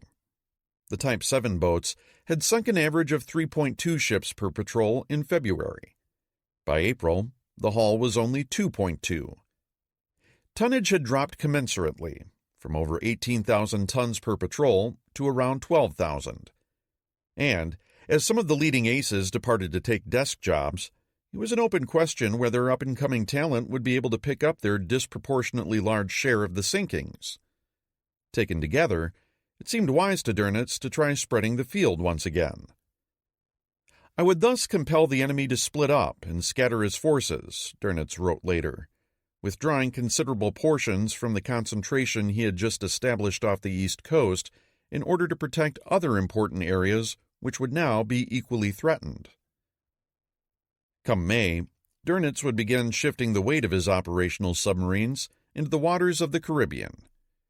The Gulf of Mexico was full of tankers carrying petroleum products from Venezuela toward Britain, and U.S. crude from Texas and Louisiana to East Coast refineries. Oil, Dönitz knew, was perhaps the most crucial Allied raw material there was. Venezuela, the world's third-largest petroleum producer, pumped more than twice as much crude as Persia and Iraq combined, and was Britain's main source of petroleum. Canada, too, received much of its oil from the area, and was similarly vulnerable, particularly when it came to naval fuels. Yet, all of the tankers in the Caribbean, which the Allies believed were still largely out of reach, were still sailing independently. Accordingly, Dönitz sent a few boats there in April to test things out. Results had been mixed, but at least ASW patrols seemed lighter. Given his initial accomplishments off the East Coast, Dönitz wondered if he might not be able to replicate his earlier successes by shifting the majority of his boats into an adjacent theater that seemed largely unprotected. Other Atlantic obligations. The Royal Navy also had its hands full, having decided earlier in the year that the island of Madagascar, off the southeast coast of Africa, needed to be wrested from Vichy France. With the Imperial Japanese Navy currently ravaging the Pacific, and Madagascar possessing Diego Suarez's fine harbor at its northern tip, any decision by Vichy to turn the island over to the Japanese might result in the British suddenly finding an enemy submarine base located in their backyard. This would threaten the vital sea lanes running around the Cape of Good Hope, up the east coast of Africa, and thence toward the Mideast and India. If this war was to prove anything, it was that the British and Americans were liable to meet any perceived threat to their nautical supply lines with almost reflexive aggression. In retrospect, the premise of the Japanese being able to occupy Madagascar seems ludicrous. Diego Suarez lies 3,500 nautical miles as the ship sails from Singapore, and fully 6,500 nautical miles from Tokyo. Japan's ability to keep such an exposed outpost in supply was even more suspect than the notion of, say, capturing Ceylon. Alan Brooke, for one, found the notion fanciful, declaring it very doubtful whether Japs would ever go there. Yet in this desperate hour, the Japanese seemed 10 feet tall and had been lacking neither speed nor audaciousness when it came to capitalizing on the weakness of their enemies. Indeed, Japan's naval attaché in Berlin had been feeling out the Germans as to whether or not they might be interested in participating in a joint expedition to capture the island, after first securing a suitable invitation from Vichy. In the end, the Prime Minister decided Madagascar's status was simply too vital to leave to chance. The British deliberately kept General Charles de Gaulle, the leader of the Free French Provisional Government, in the dark regarding the upcoming move. Despite being headquartered in London, the Provisional Government's relations with the British government were as complex as the personalities of their mutual leaders. Not bringing de Gaulle into the loop precluded Free French support for the operation. Nevertheless, the invasion, termed Operation Ironclad, had been put in motion in late March, with a division-sized landing force having sailed from Britain on the 23rd of that month. With them went a substantial naval escort, augmented by ships of Force H from Gibraltar that sortied to meet the invasion fleet. This left the Royal Navy weaker in both home waters and the western Mediterranean than it would have liked. The Americans were being asked to backfill in two ways, as had already been broached in March by the Prime Minister. The first was to base American heavy units at Scapa Flow. With British warships forsaking home waters to cover Ironclad, there was worry that the Tirpitz might use the occasion to raise havoc in the North Atlantic. To forestall this, King had dispatched the fast battleship Washington and Warrior Wasp to Scapa Flow, where they arrived on 4 April. However, Wasp had barely moored there when she was given a new mission. Malta in early April was suffering its most intense aerial pounding of the war. With the situation looking grim, Churchill asked Roosevelt, who in turn asked King, whether or not Wasp could be used to reinforce the island with a deckload of British Spitfire fighters. King was understandably unenthusiastic. As far as he was concerned, the Mediterranean was nothing more than a Stuka-infested lake. He had no interest in sending Wasp into such perils. He asked pointedly why it was that the British couldn't use their own carrier Furious, recently repaired in Philadelphia, for such a mission. However, he eventually gave way. Wasp made for Glasgow, loaded 52 Spitfires, then shaped a course for Gibraltar in the company of the British battlecruiser Renown. She entered the Mediterranean on 19 April, propitiously undetected by the veritable warren of German spies lurking in Spain, and launched her Spitfires on the 20th. The mission was successful, though within 48 hours, almost all the planes were destroyed by the Germans or lost to operational accidents. Accordingly, Churchill asked Roosevelt if Wasp might try again, doubtless trying King's temper still further. The American carrier wouldn't be ready to sortie again until mid-May. April in the Atlantic had lived up to its reputation for cruelty. Both the Royal Navy and U.S. Atlantic Fleet's deployments were being distorted by obligations beyond their means to shoulder. Pulled this way and that, Allied warships were on the defensive, either reacting to enemy moves or, as in the case of the upcoming Madagascar operation, trying to forestall potential calamities that would weaken the Allied strategic position still further. The USN was largely in charge of minding the store in the Atlantic with its heavy units, while British forces launched Ironclad. As Clay Blair noted, Ernest King was growing learier and learier of having his fleet pulled ever deeper into the multifarious British naval schemes that in many cases seemed ill-founded or not directly aligned with his notion of how to win the war. He could do little but grit his teeth and carry on. Air War Europe. Air Operations. April found Bomber Command's sortie count lurching up to nearly 4,000, the highest total of the war so far. Whereas during the winter raids of more than 100 bombers had been relatively uncommon, this month there were 12, with 5 of those wielding more than 200 planes. Hamburg and the Ruhr's Dortmund were each hit twice, by 445 and 362 planes respectively. Hamburg received light damage during the first attack, but heavy fires during the second killed 23 and burned a distillery to the ground. Dortmund upheld the Ruhr's reputation for lousy weather, with heavy cloud cover and icing conditions, meaning little damage was done. Cologne was attacked 3 times with 429 aircraft, killing 38 and damaging or destroying 1,500 houses. A daring daylight raid on 17 April by a dozen Lancasters against the manned diesel works at Augsburg resulted in only minor damage to the works at the cost of 7 of the aircraft and damage to all the remainder, deepening the RAF's skepticism about daylight operations. Throughout April, the campaign against Essen continued, with 662 aircraft dispatched on 3 attacks. By the conclusion of the final raid on the 12th, 13th, Bomber Command had hit the city 8 times since March with a total of 1,555 planes, 2/3 of which reported bombing the target.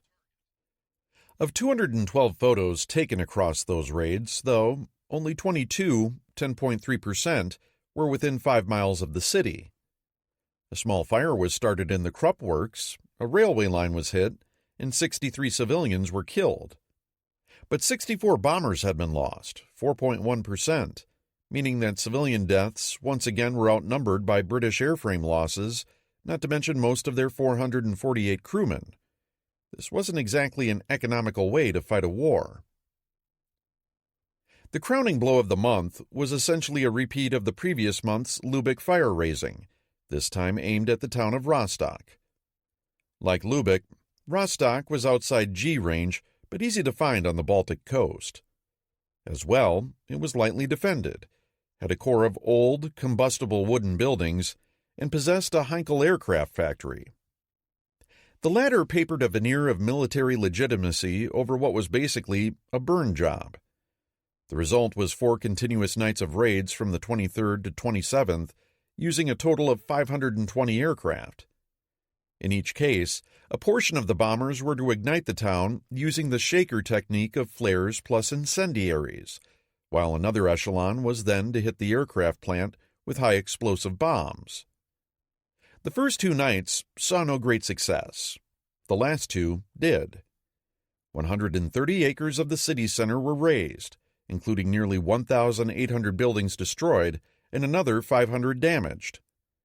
The Heinkel plant was damaged as well, and more than 200 Germans died for the loss of 8 bombers, 1.5%. Goebbels wrote in his diary that the raid was even more devastating than those which preceded it.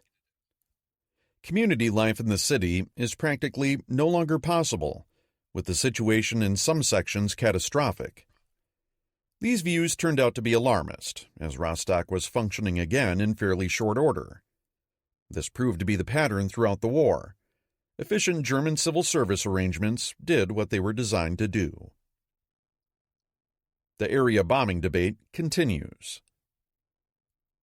With the success of Lübeck and Rostock, Harris could point to progress being made in terms of meting out destruction.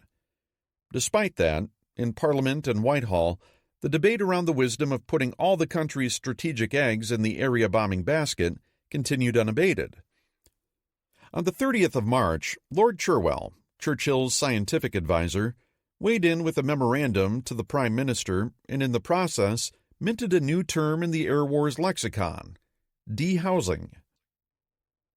In his brief, Cherwell embarked on another extrapolatory mathematical excursion based on British experience recovering from the Luftwaffe attacks against Hull and Birmingham. Cherwell opined that a careful analysis of these raids showed that 1 ton of bombs dropped on a built-up area demolishes 20 to 40 dwellings and turns 100 to 200 people out of house and home. Working from that, he further assumed a current lifetime average of 40 tons dropped per bomber, 10,000 bombers being produced between now and the middle of 1943, and the ability to get half of those bombs to built-up areas in Germany. If that was possible, and the 58 largest towns in Germany thereupon attacked, it should be possible to turn out 1/3 of Germany's population. Investigation seems to show that having one's house demolished is most damaging to morale. People seem to mind it more than having their friends or even relatives killed, Cherwell continued. There seems little doubt that an attack of this scale would break the spirit of the people.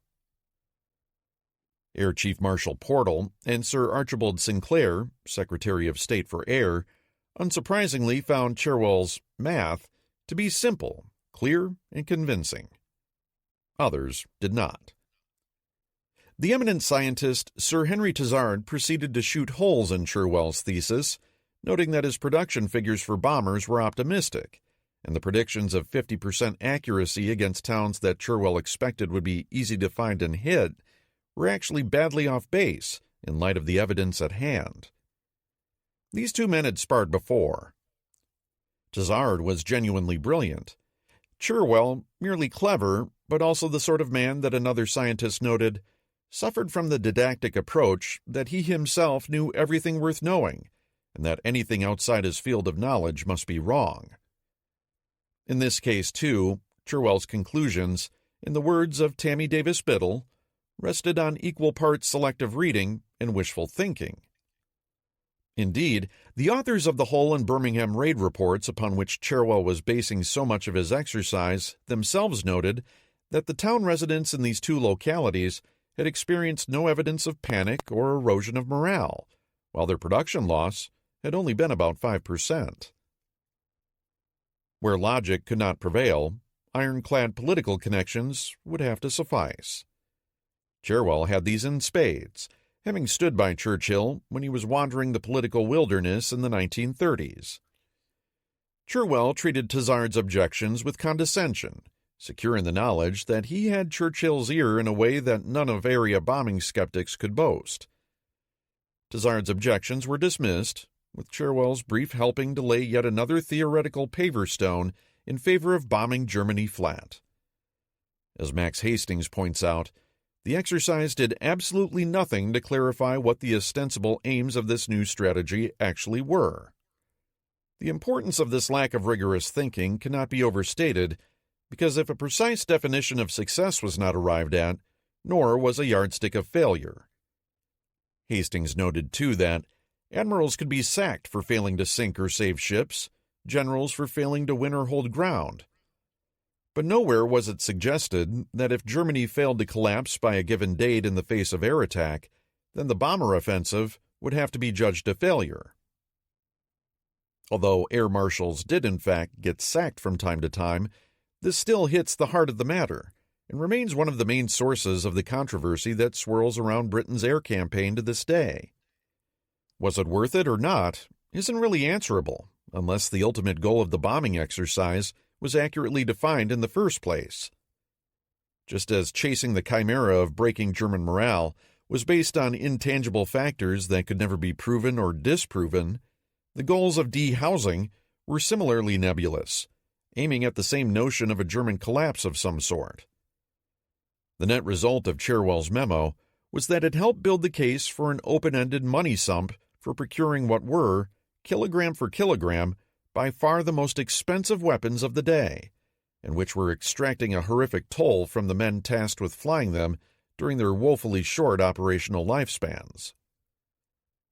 On the other hand, despite the dreadful odds facing its aviators, at the strategic level, an air-heavy strategy made sense for Britain in at least two key respects. First, it really was the only means Britain had to visibly strike back against the enemy, and optics were crucial, both in a domestic political sense and within the broader context of coalition warfare, particularly when the Red Army on average was losing the entirety of Bomber Command's wartime aviator body count every 4 days. The fact that Stalin personally liked the bombing campaign was certainly no small matter either, particularly at this stage of the war when there was no second front to take the heat off the Soviet Union. Second, an aerial onslaught played to Britain's strengths, a high per capita GDP that could be spent, while avoiding its cardinal weakness, a lack of manpower, which really couldn't. Harris summed the matter up with his normal directness, saying that fighting on the ground serves but to reduce us to the level of the horde. We are not a horde. We are a highly industrialized, underpopulated, physically small island. Our lead is in science, not spawn, in brains, not brawn. The individual survival rates in Bomber Command may have been horrid, but the broken corpses of 55,500 aviators scattered across Europe in the course of 6 years of aerial warfare were fewer than half the number of British Tommies killed during the Battle of the Somme. In terms of expending Commonwealth human capital, the bombing offensive was bearable. On the other hand, Bomber Command arguably also played a significant role in ruining Britain's post-war finances, as the money had ultimately drained away in hard and soft costs as much as £2.78 billion, $11 billion, according to one estimate, a phenomenally large figure, equivalent to 5 Manhattan projects, ended up dislocating the British economy. That monumental amount of treasure warranted being spent with a more concrete goal in mind than, well, hopefully the Crux will fold if we just drop a few more bombs on them. German civil defense. Sadly for British aspirations regarding imminent German morale collapse, the Reich was a much tougher nut to crack than they had bargained for, in large part because the Nazi regime had begun preparing for aerial war almost as soon as it took power. The German Reich Air Protection League, Reichsluftschutzbund, was established in 1933 and by the beginning of the war had over 15 million members.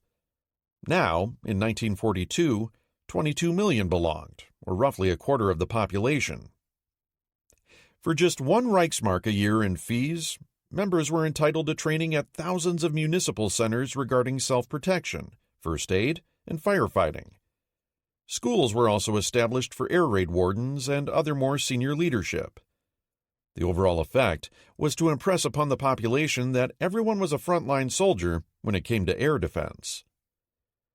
Each house and apartment building was required to prepare, at the owner's cost, a bomb shelter or safe room, typically in a basement.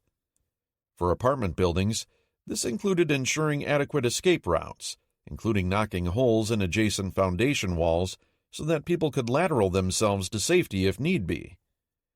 Each shelter was to be stocked with rope, a fire hose, ladders, a first aid kit, sand buckets, water storage, and axes and shovels.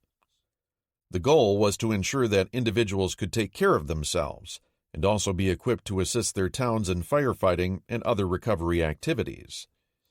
Factories were required to organize their own air defense teams and create similar shelters for their workforce, while the civil defense of other vital public buildings, hospitals, train stations, armories, and the like, was doled out to the citizenry in adjacent neighborhoods.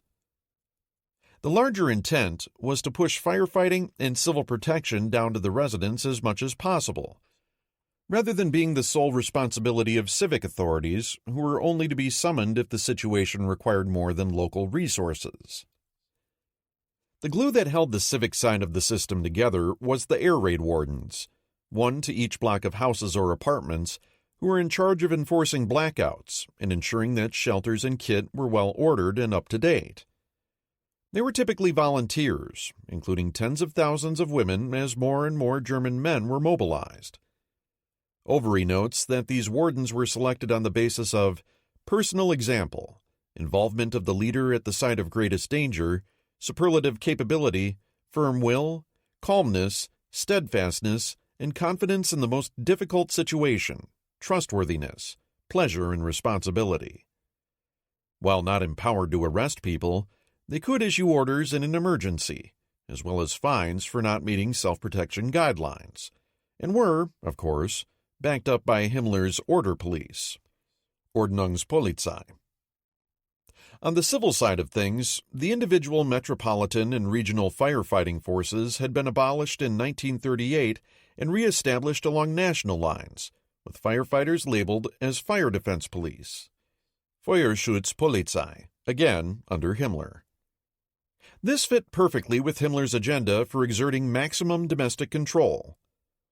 At a more practical level, it made it easier to mandate standardized hose fittings, pumps, hydrants, and other kit, meaning that firefighting teams could move from locale to locale and have everything work when they arrived.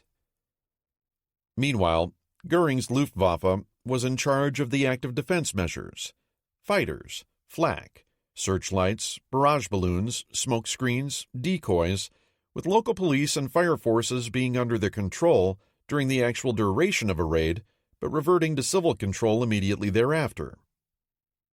Here was yet another example of the unending turf wars in Hitler's Reich, as manifested through parallel and competing power structures which ultimately undermined efficiency and clear command lines. The most glaring shortcoming of these arrangements was the absence of sufficient shelters. It was one thing to mandate that everybody have a well-equipped safe room. It was quite another to conjure up a network of hundreds of thousands of shelters that ideally were to be, per ovary, gas-proof, blast-proof, clearly indicated, clear of obstructions, and provided with lighting and seating, when Joseph Average, or apartment landlords, were supposed to be footing the bill. The Reich's Air Ministry had calculated that providing adequate shelter at state expense to the 60 million people who required it would cost Reichsmarks $3 billion, which was out of the question.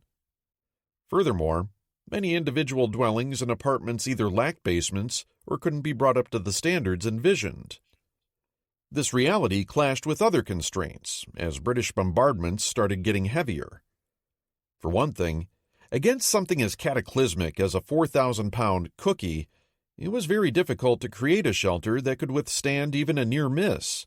They weren't called blockbusters for nothing.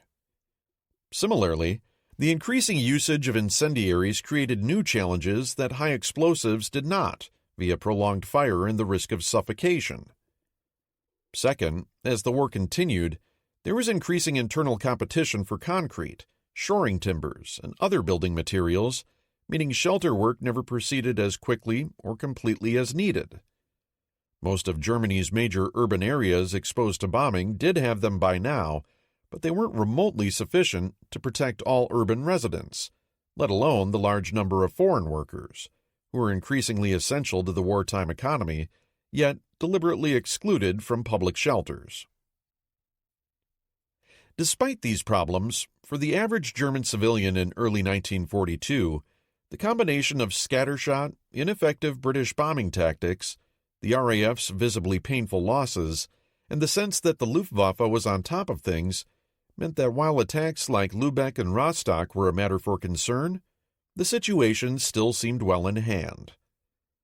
Flak defenses were increasingly in evidence around cities and key targets, and decoy buildings and fires, along with smoke screens, had done splendid work in keeping most bombs away from high-value factories. Thus far, the German population had reacted well. German authorities harbored the belief that the German national community would be more disciplined and better at taking it in bombing raids than the liberalistic British civilian population. In other words, the Germans were just as capable of conjuring up a unique mythos regarding Teutonic grit as the British were at underestimating it. Mediterranean Theater. Dark Wings over Malta. Air raids over Malta had been steadily escalating in midwinter as General Bruno Lurzer's Fliegerkorps II built up its strength. Finally, on 20 March, the same day Philip Vian's convoy set out, Field Marshal Kesselring turned Lurzer's aerial legions loose with a vengeance. The results were immediate and catastrophic. Over the next 5 weeks, the Luftwaffe flew 11,819 sorties and dropped 6,556 tons of bombs. This was still well shy of the 9,000 tons dropped in 1 month at the height of the Battle of Britain. Then again, the entirety of Malta, at 122 square miles, was scarcely the size of a small city. The capital of Valletta alone attracted more than 3,000 tons of bombs and was largely demolished. Even its sturdy stone structures could not withstand this weight of explosives. More than 15,000 buildings shortly lay in ruins. During Holy Week, a new version of the Easter hymn began circulating among the British defenders. One stanza ran, "Christ the Lord is risen today. Let's bomb the harbor, bomb the bay. Bomb the fucking place all day. Hallelujah." The Grand Harbor was attacked relentlessly, with multiple warships damaged. Cruiser Penelope's hide was eventually pierced so many times by bomb fragments that she became known thereafter as HMS Pepperpot. She was lucky, too. Upon being undocked to be sent west to Gibraltar on 8 April, a German bomb promptly fell where she had been moored mere minutes before. The harbor channel and its immediate approaches were heavily mined, taking a steady toll of British ships and submarines. No modern minesweepers were to be had, and none could be brought in under the ruinous hail. The situation in the submarine base was now so dire that 10th Flotilla's boats lay submerged all day inside the harbor, only surfacing at night. Half the submarines the flotilla had operated over the past 2 years had now been lost. More salt was soon poured in this particular wound. The Royal Navy's highest-scoring submarine, HMS Upholder, which had sunk a veritable harbor full of ships under its famous commander, David Wanklyn, went missing with all hands on the 14th. With the greatest reluctance, on 16 April, the flotilla's remaining boats were moved back to Alexandria and Beirut. Another of Malta's teeth had thus been pulled. The British airfields in particular were pummeled mercilessly. German and Italian raids and fighter sweeps began in the morning and lasted until dark, as many as 9 alerts a day. The Messerschmitts and Macchis would roar in to destroy any hurricanes opposing them, and then 30 minutes later, the bombers would arrive. With Sicily only 60 miles away, many Luftwaffe planes were flying 3 sorties daily. Tikali, the main fighter strip, received 300 tons of bombs in only 48 hours, and was so badly smashed that it was inoperable for stretches. German rocket-assisted bombs came screaming in, 150-foot-long spears of exhaust flame heralding the shattering impact of a ton of ordnance, as Ju-88s probed for suspected underground hangars. Within a month, the RAF had lost at least 126 aircraft destroyed or damaged on the ground, and another 20 in the air. Only about a dozen Hurricanes and Spitfires were available on any given day. Lurzer's flyers had practically exterminated Malta's air power. Dispirited British pilots increasingly felt that their Hawker Hurricanes were overmatched. Only the latest Spitfire Vs were capable of going toe-to-toe with the Me-109Fs that prowled constantly overhead. The first Vs had been flown in on 6 March, when the carrier HMS Eagle delivered 15 from Gibraltar. The exercise was repeated with Eagle and Argus later in the month to add another 16. The Wasp's substantial delivery on the 20th, recounted earlier, had held out the hope of redressing the current imbalance in the air. But the Germans, informed by accurate radio intelligence, had shot most of the Spitfires to pieces on the ground, almost as soon as they had arrived. Many Axis raids now flew over unopposed by anything except ground fire. It was a most demoralizing state of affairs. On the ground, the civilian mood was stoic, but increasingly ugly. By now, more than 1,000 Maltese were dead, and another 4,500 wounded. Life had become a troglodyte existence, huddled all day in caves or air raid shelters. Hundreds of shelters had already been hewn from Malta's limestone, and the work on them never stopped. Food was scarce, and milk for the babies was disappearing, as many of the goats began being slaughtered for food. Shot down German and Italian aviators drifting down in their parachutes in some cases met grim ends. A Maltese mob beheaded one. Others were killed with stones or pitchforks.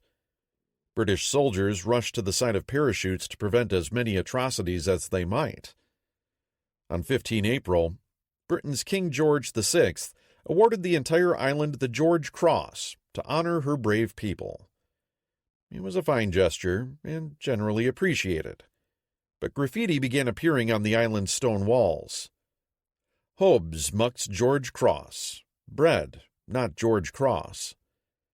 Despite their hunger, civilian workers still doggedly showed up day after day, patching holes in the runways, clearing debris, and toiling in the underground workshops near the wharves. Their mood was grim, yet morale never broke, even as clothes hung ever more loosely on their increasingly emaciated frames. That said, it was clear to all that Malta was losing its battle for survival. Operation Hercules. With Kesselring's air assault against Malta delivering results, both the Italians and Germans began getting more serious about invading the beleaguered island. CNC Sud Kesselring was the operation's tireless advocate. He knew that while the Africa Corps logistics were looking good in late March, they remained, as one historian put it, the joker in the deck as far as North Africa was concerned. Then, during meetings on 7-8 April, Rommel surprised Kesselring by announcing his intention to assault British Eighth Army as soon as possible, probably in late May, early June. His reason was simple, forestalling Auchinleck and Ritchie from doing the same to him. After first destroying Eighth Army, Rommel then intended to capture the port of Tobruk. For Kesselring, this was a matter of concern, as he only had enough aircraft to support either Rommel's offensive or an invasion of Malta. 4 days later, Kesselring secured Mussolini's blessing for the Maltese invasion. Then, at a situation briefing on 18 April, Kesselring went to work on the Führer. While exasperated by CNC Sud's fervent pleas, Hitler finally relented, patting Kesselring on the arm and telling him, "Keep your shirt on, Field Marshal Kesselring. I'm going to do it." The operation was now dubbed Unternehmen Hercules. General Kurt Student, the Reich's leading expert on airborne operations, was dispatched to Rome to take part in the planning. German Fallschirmjägers had already been joint training with Italy's Folgore paratroops for quite some time. However, the question of which operation would go first, Malta or Tobruk, was still up in the air. The matter was finally settled at the end of the month, at a conference at the palace of Schloss Klesheim, near Salzburg. With both the Führer and Il Duce in attendance, Rommel's capture of Tobruk was given priority. Hitler promised to then launch Hercules in August. Hercules' delay, however, made Kesselring's air blitz against Malta superfluous. On 28 April, he terminated the all-out offensive and began moving forces into Libya to support Rommel's upcoming offensive. For its part, Flieger Corps II was shortly slated to head back to the Russian front. By this time, though, Malta was so shattered that the Luftwaffe scarcely knew what else to hit. There was nothing left to bomb, Kesselring would report to the Führer. However, as an aviator himself, the Field Marshal must have suspected that the island's recuperative powers would assert themselves ere long. All Kesselring could hope for was that Rommel would achieve a quick victory on the ground, after which the island could be overwhelmed. Air power in the Mediterranean. Despite the Luftwaffe's current success in pulverizing Malta, and doing it quite professionally, the reality was that there were growing contrasts between the two principal air forces in the Mediterranean, Germany's and Britain's. These resulted from basic differences in their strategic outlook and doctrine and how they had developed during the interwar period. As historian Richard Overy noted in his seminal overview of Second World War air power, the major air forces could all be roughly divided into what he calls limited and general camps when it came to exercising air power. The former comprised these forces in which the doctrine of Army cooperation was most fully developed to the practical exclusion of other alternative uses for air power. The latter were those forces in which all the areas of air power were pursued simultaneously and in an interrelated way. Under conditions of war, the distinction between the two became clear. The Luftwaffe broadly fell into the limited or ground-centric camp, as did the air forces of the USSR, Italy, and Japan, although each in different ways. The RAF was firmly in the generalist camp, as was the AAF. Given Italian weaknesses and the current absence of American forces in the theater, the RAF and Luftwaffe would remain the primary actors vying for air supremacy in the Mediterranean. And though it wasn't apparent at the moment, the RAF was already beginning to win its larger struggle there. This was not to say that the Luftwaffe wasn't formidable. German prowess at supporting ground operations was no secret to anyone by this point in the war. The pros in Colonel General Wolfram von Richthofen's Flieger Corps 8 would shortly demonstrate in the Crimea that they were some of the best practitioners in the world. They ought to have been. Von Richthofen had been doing this sort of thing since the Spanish Civil War in 1936. But that prowess had come at the cost of skewing the Luftwaffe's primary mission towards supporting the German army, rather than pursuing a more generalized application of air power. This was already becoming problematic in mid-1942 in the Mediterranean, where the Luftwaffe was now confronting too many different types of missions with too few assets, while needing to keep Rommel happy. The Luftwaffe's emphasis on army support had not always been so one-sided. From its inception in the early 1930s, there had been many within the Luftwaffe who were interested in strategic missions rather than playing handmaiden to the Heer. Goering's position within the Nazi hierarchy had ensured that the Luftwaffe had been established as a separate service, with a large chunk of the defense budget to match. Yet Germany's geographic position as a continental power, surrounded by potential enemies, naturally inclined the development of air forces designed to perform missions connected to what was happening on the ground. Likewise, the enormous production problems and sheer industrial capacity required to establish a fleet of strategic bombers, including the design of large airframes, powerful engines, sophisticated bomb sights, and communications gear, was daunting, even for forces like the RAF and the AAF. It was particularly difficult for Germany, which had been forbidden from even possessing combat aircraft until Hitler's rise cast aside these constraints, and whose aircraft industry had been playing catch-up to its potential enemies until well into the late 1930s. When Walter Weaver, the Luftwaffe's chief of staff, and probably its broadest strategic thinker, died in an air crash in 1936, any hope of a German strategic bomber force probably died with him. Subsequent problems with engine development, not to mention the opposition of high-ranking individuals like Erhard Milch and Goering, then proved decisive. The notion of a German four-engine bomber capable of striking Soviet industry in the Urals had been dropped by 1937. The subsequent botched development of the heavy HE-177 merely cemented that broader failure. Given these dynamics, the Luftwaffe gradually found itself being herded toward an emphasis on ground support. In the planned Czechoslovakia campaign, which was never carried out, the Luftwaffe's primary objectives were to have been destroying the enemy air force, hindering the mobilization and movement of enemy reserves, and supporting the army's advance. Strategic missions were to come later. The subsequent Polish and French campaigns, though, had made it clear that the application of concentrated tactical air power at the focal point of advance was marvelously effective in speeding up the panzers. Thus, in the words of air power historian Williamson Murray, the real war of 1939 and 1940 was not the war for which most of the Luftwaffe had prepared, but it was a war in the initial stages to which it could and did adapt, and to which it applied air power in cooperation with the Army to gain an initial, devastating strategic victory. These outstanding successes supporting the ground war had been followed by the Luftwaffe's first glaring failure, the Battle of Britain. The Luftwaffe's inability to win air supremacy over southern England or conduct strategic bombing attacks on British cities, juxtaposed and contrasted to its notable successes on the ground during the French campaign, left the Luftwaffe locked into a narrow mold. Entrapped by its successes supporting the army on the one hand and its solo failures in the skies over Britain on the other, the Luftwaffe's new role was reinforced further by Hitler's orders concerning Barbarossa.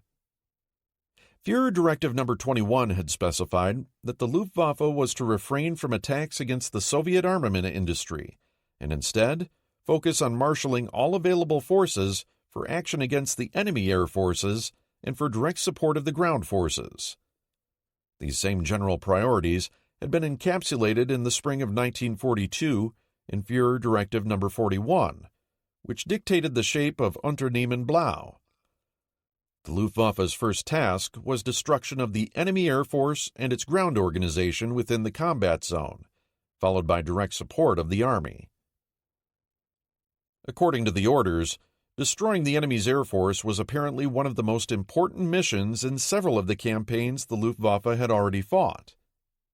The same was true of the one it was about to fight in southern Russia. Or was it? In the opening days of Barbarossa, the Luftwaffe had gained total superiority over the Soviet VVS, destroying Soviet aircraft at phenomenal rates and hounding the Red Air Force all the way back to Moscow. There, however, the worm had turned when fresh VVS forces operating out of hardened airfields had counterattacked. The Red Army's general counterattack soon followed. During the series of desperate crises during the winter, the Luftwaffe's overarching goal of air superiority had fallen by the wayside in favor of extricating the Army from its unfolding disaster. The result had been accelerating attrition. Instead of going after softer targets like airfields and forcing the VVS to defend itself, German twin-engine bombers were increasingly pressed into ground support missions that might have been handled by more nimble Stukas or fighter bombers. This wasted larger, more expensive aircraft, along with double the engines and double the crew. Moreover, it subtracted assets for attacking the VVS where it lived. Air superiority was now a luxury the Germans could afford only periodically and locally on the Eastern Front. Something of the same was beginning to reveal itself in the Mediterranean. When push came to shove, air superiority went by the wayside in favor of ground support. Initially, the arrival of Flieger Korps X and Fliegerführer Afrika in the theater during 1941 had transformed the air war there by injecting first-line German fighters and potent ship-killing bombers into the mix. Suddenly, the seaways were no longer safe for British shipping, and the RAF no longer had free rein in the skies over Libya. Then, too, the arrival of CNC Süd Kesselring had brought with it at least the hope of some adult supervision over the air war in a rather large, complex theater.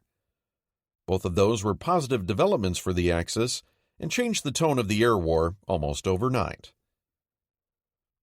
Those early successes had led to a smorgasbord of tasks being set on Kesselring's plate.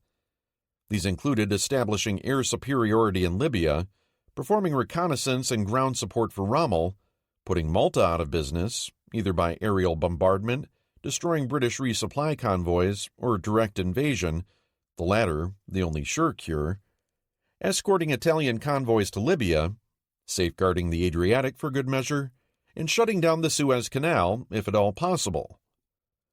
This was a formidable agenda, and as it developed, by going after too many goals simultaneously, the Germans robbed themselves of the ability to fulfill any of them satisfactorily.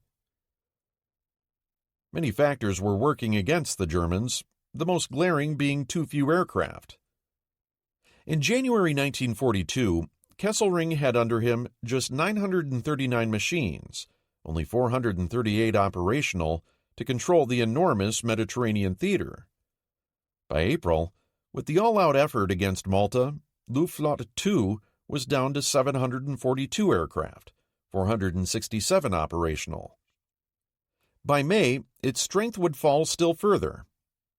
Part of this was due to the shortages of aircraft for the Luftwaffe in general. It was also an outgrowth of Hitler's obsession with the war in the East. The Mediterranean theater was always an afterthought. Indeed, Hitler's reason for moving air and ground forces into the Middle Sea in the first place was less about conquering the Middle East than about propping up the Italians and keeping them fighting. The Luftwaffe was also constantly short of spare parts, munitions, and fuel.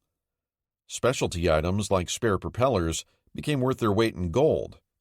According to one German fighter pilot, often we had to use completely undamaged aircraft for parts to make others serviceable, which is a textbook indication that not enough spare parts were being manufactured or distributed. The fact that the Germans had so many different types of aircraft under manufacture only made things worse in this regard.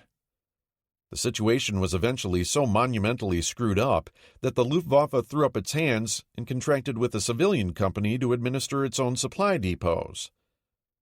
Then there was the fact that the Army controlled Luftwaffe logistics and often took more than its fair share. In Libya, Rommel had appropriated Fliegerführer Afrika's trucks, forcing the Luftwaffe to rely on borrowed Italian models to haul stuff around. To these woes were appended the generally obtuse command arrangements between the branches of the Germans' Wehrmacht as well as their Italian allies. For instance, Fliegerführer Africa was officially a detachment of Flieger Corps 10, headquartered in Athens and later Crete, and thence under the command of Luftflotte II, which was itself headquartered outside Rome. Luftflotte II, in turn, was subordinate to the Theater CNC for the Luftwaffe, Kesselring, who was himself also CNC South for the Wehrmacht as a whole, meaning Luftflotte II was therefore also technically subordinate to both OKW and Mussolini. Incidentally, these same vagaries and dual chains of command also applied to German naval assets, which were subordinate to both Kesselring and Supermarine. German and Italian military supply were separate animals, but everybody's warehouses depended on the movements of German and Italian merchantmen, which were dictated by Comando Supremo.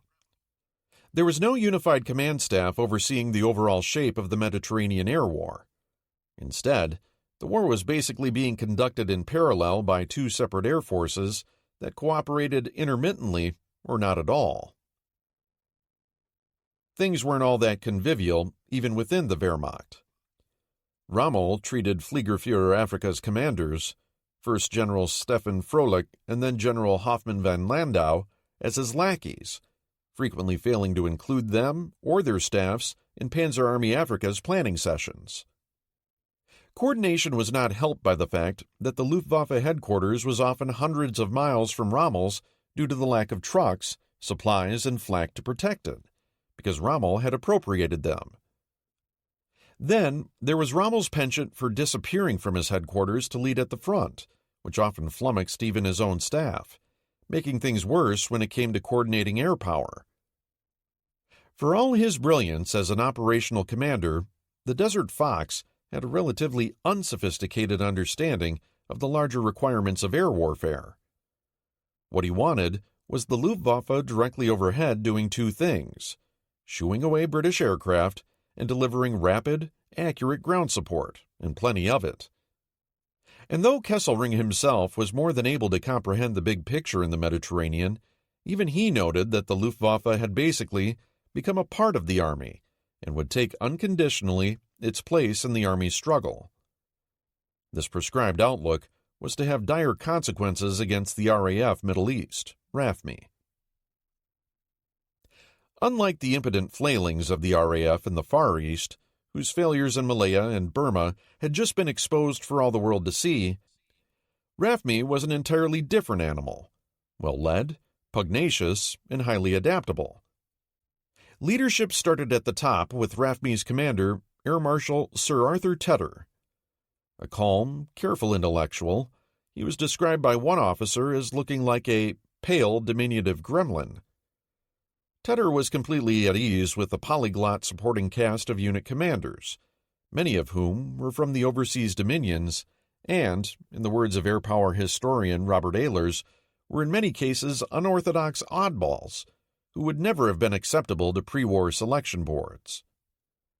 None of that mattered to Tedder, whose sardonic sense of humor and self-confidence allowed him to get on with practically anyone. He never talked down to a man, recalled one American general, adding, "There was never anything in his attitude to indicate that he thinks himself superior to anyone else." Tedder valued collaboration and bottom-up innovation, and inspired his unit commanders and logistical officers to overcome the numerous challenges set before them. He was, simply put, one of the premier airmen of the war. Tedder's responsibilities encompassed a welter of RAF subcommands across the Mideast. By far the most potent of his forces were clustered around Egypt, his coastal and naval attack aircraft, No. 201 Group, his heavy bombers, No. 205 Group, and the Western Desert Air Force, WDAF, which fielded the tactical assets directly supporting 8th Army. If the RAF in London was over-focused on strategic bombing, Tedder was not, preferring to pursue what would later be termed a Triforce air power model, wherein strategic, coastal, and close air support were forged into a single implement to interdict the battlefield. Tedder understood in the core of his being that logistics was the key to modern warfare, both safeguarding his own and disrupting the enemy's. His naval aircraft savaged Italian and German ships and cargo, which was all the more crucial with Malta's naval power now on the ropes. Medium bombers operating against the docks and warehouses of Tripoli and Benghazi attempted to destroy Axis cargo and degrade the efficiency of those port facilities, albeit at constant cost to British air crews. Meanwhile, Tedder's tactical aircraft shielded British ground forces from attack while delivering blows in support of the army. The sine qua non for doing all these things was first gaining air superiority over the enemy.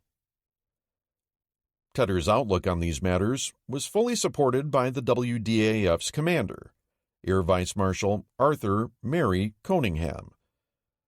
Coningham was the yang to Tedder's yin, a tall, outspoken New Zealander with a booming voice and outsized personality, whereas Tedder came across like a professor, as befitted a man whose interwar career had largely focused on running staff colleges and training commands. Yet they got along well and shared a common vision of what air power could do in the theater. When Coningham had taken over the WDAF in September 1941, he'd found relations with the Army in a poor state. By the time of Operation Crusader, just 2 months later, things had been turned around. One Army officer gratefully remarked that the relative impact of RAF versus Luftwaffe air support during that campaign was, like France, only the other way around. Success during Crusader, however, didn't satisfy Coningham. He wanted ground support delivered in a matter of minutes, not the 2 hours it was currently sitting at. Attaining that benchmark would require better reconnaissance, tighter integration between ground and air forces, and vastly improved communications. All of these saw improvement in 1942. To facilitate communications, the British began putting RAF ground-air liaison teams in mobile trucks, with two-way radio links that could communicate both with airfields and command posts in the rear and with the aircraft themselves. One of these detachments, known as a tentacle, was now with every division and brigade HQ in 8th Army. A key remaining problem was minimizing friendly fire incidents. With so many captured enemy vehicles being used by both sides, identifying trucks and armored vehicles from the air was a tricky proposition. In 1940 through 41, RAF pilots had been instructed not to go after anything less than 50 miles forward of where the hypothetical bomb line was supposed to be, which gave the enemy far too much wiggle room. Bomb lines were much tighter to the front now, but the fluid nature of battle in the desert meant the RAF and even the Army itself often had little idea where their own formations were, let alone the enemy. Still, the fact that mobile air control assets were now directly integrated with the ground forces, as were their respective headquarters, was a significant step in the right direction. Further, because of improved communications, RAF aircraft could now be diverted from one mission to another in real time. Fighter bombers, typically Hurricanes and P-40s, were becoming increasingly valuable because of their ability to flexibly perform both air superiority and ground missions. Such planes could now be sent to bomb a first target and then be directed on the fly to strafe a second target on the way back to base. In essence, the RAF could now double its sortie efficiency. This would have been technically impossible the previous year. In the matter of intelligence, the British were putting forward an exemplary effort. More aerial photo reconnaissance planes were now being delivered, coupled with improved VHF radio sets that allowed recon pilots to communicate in real time with the tentacles nearest them. Meanwhile, out in the farthest reaches of the sand wastes, elite troops of the Long-Range Desert Group were roaming almost at will through the Axis rear, keeping tabs on enemy movements and launching nighttime raids against enemy airfields that destroyed precious aircraft and ground personnel. The British Army and Air Force in the Middle East had also developed a radio intercept, direction finding, and traffic analysis capability, referred to as Y service, which made sense out of the enemy's low-level traffic. Between the Army and Air Force, the British now had nearly 3,000 analysts engaged in this work. And finally, undergirding all of these sat the unprecedented value of Ultra, which had compromised the enemy's most sensitive signal traffic. "Ultra in the Med was really ace," recalled one RAF officer, noting that the nature of the desert precluded the Axis being able to safeguard their communications. With no landlines, everything had to go over the air, and Bletchley got the complete picture. It was the one theater in which it was 100%, if anything can be 100%. All of these intelligence advances meant that the British had an unprecedented view of their enemy's dispositions, which helped ensure that British bombs went where they could do the most good. However, neither Tedder nor Cunningham ever let tactical air support divert them from what both men saw as their primary objective in the theater: winning and then maintaining air superiority.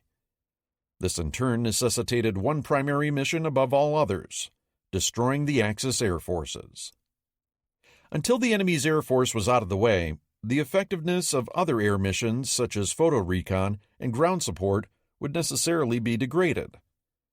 Cunningham summarized his overall approach thusly: hit them hard and keep hitting them, then they won't ever hit back. Accordingly, the RAF sought first and foremost to eliminate the enemy's fighters. They targeted enemy airfields, using tactical bombers to harass them and destroy their base facilities. In this role, the RAF employed small, fast two-engine bombers, such as Bristol Blenheims and Beaufighters, and American-manufactured Marylands, Baltimores, and Bostons, during the day to conduct hit-and-run raids, and slower Vickers Wellingtons at night, giving the Axis no rest. Meanwhile, the RAF's fighters conducted sweeps against their opposite numbers wherever they found them, and were more than willing to exchange casualties in the process. To an aggressive commander like Cunningham, this was simply the price of doing business, particularly when doing business meant putting aircraft like Hawker Hurricanes or Curtiss P-40s up against the Bf-109F, which was superior in some respects. Attrition was inevitable. Cunningham was nonetheless confident that attrition cut both ways and that he was hurting his opponent. After air superiority was achieved, and only then, did Cunningham turn his attention to isolating the battlefield from enemy reinforcements, then delivering tactical airstrikes. This sometimes caused friction with the Army, whose commanders understandably believed that air support meant having friendly fighters visibly overhead at all times, preventing German attacks. Rommel would have agreed. In fact, this was the least efficient way of protecting the Army, by dispersing fighter cover and then waiting passively for the enemy to appear at a time and place of his own choosing. Cunningham believed that the best way to dilute enemy raids was taking the battle to the enemy's air force and attacking them where they lived. As much as possible, Cunningham wanted to seize the initiative and keep it. RAFME accepted aerial combat for what it was, a relentless grind. Unlike land and particularly naval battles, which were climactic but often short-lived, aerial warfare ground on day after day, night after night, in a stream of smaller tactical encounters. Air forces meet the enemy on a routine basis, and our psychology is different, one pilot summarized. We abominate pep talks because every day is somewhat similar. Crisis is normal. Instead of stiffening the sinews for the defensive encounter, we sweat out a tour.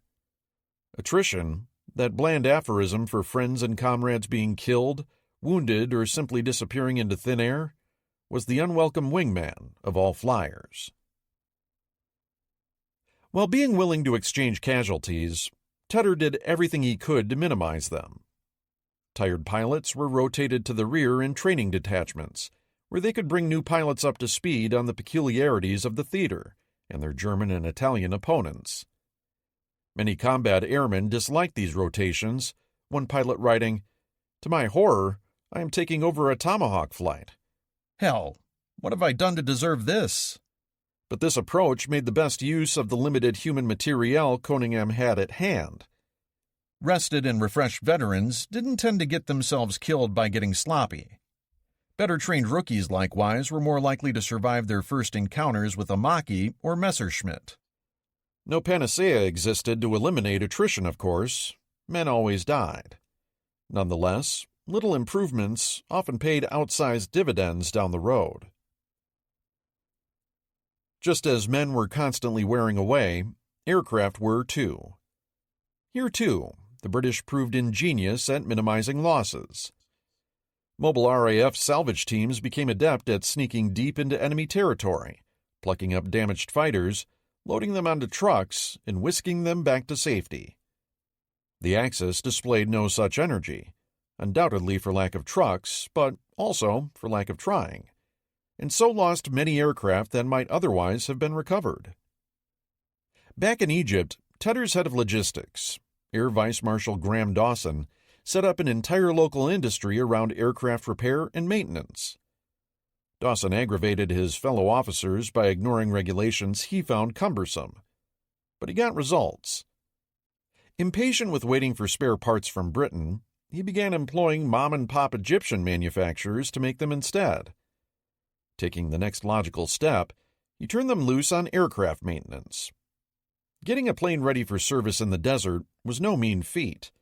A single P-40 took more than 1,000 modified parts and 700 hours of labor to stand up.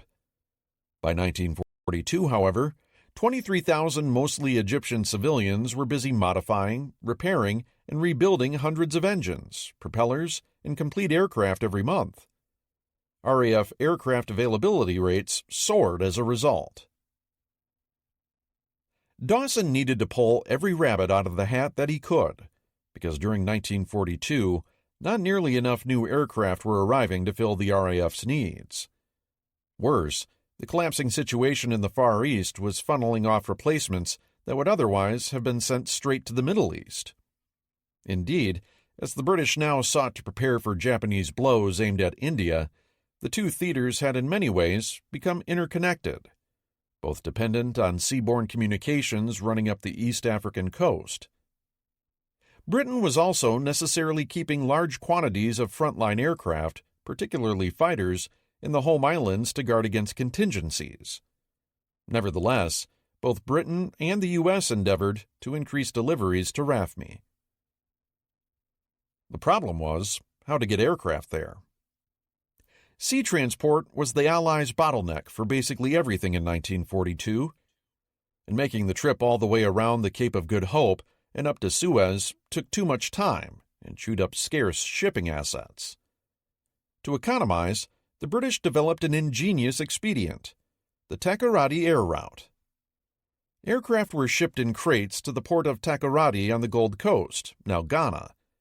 There, they were unpacked, assembled by local crews, and made flight-ready.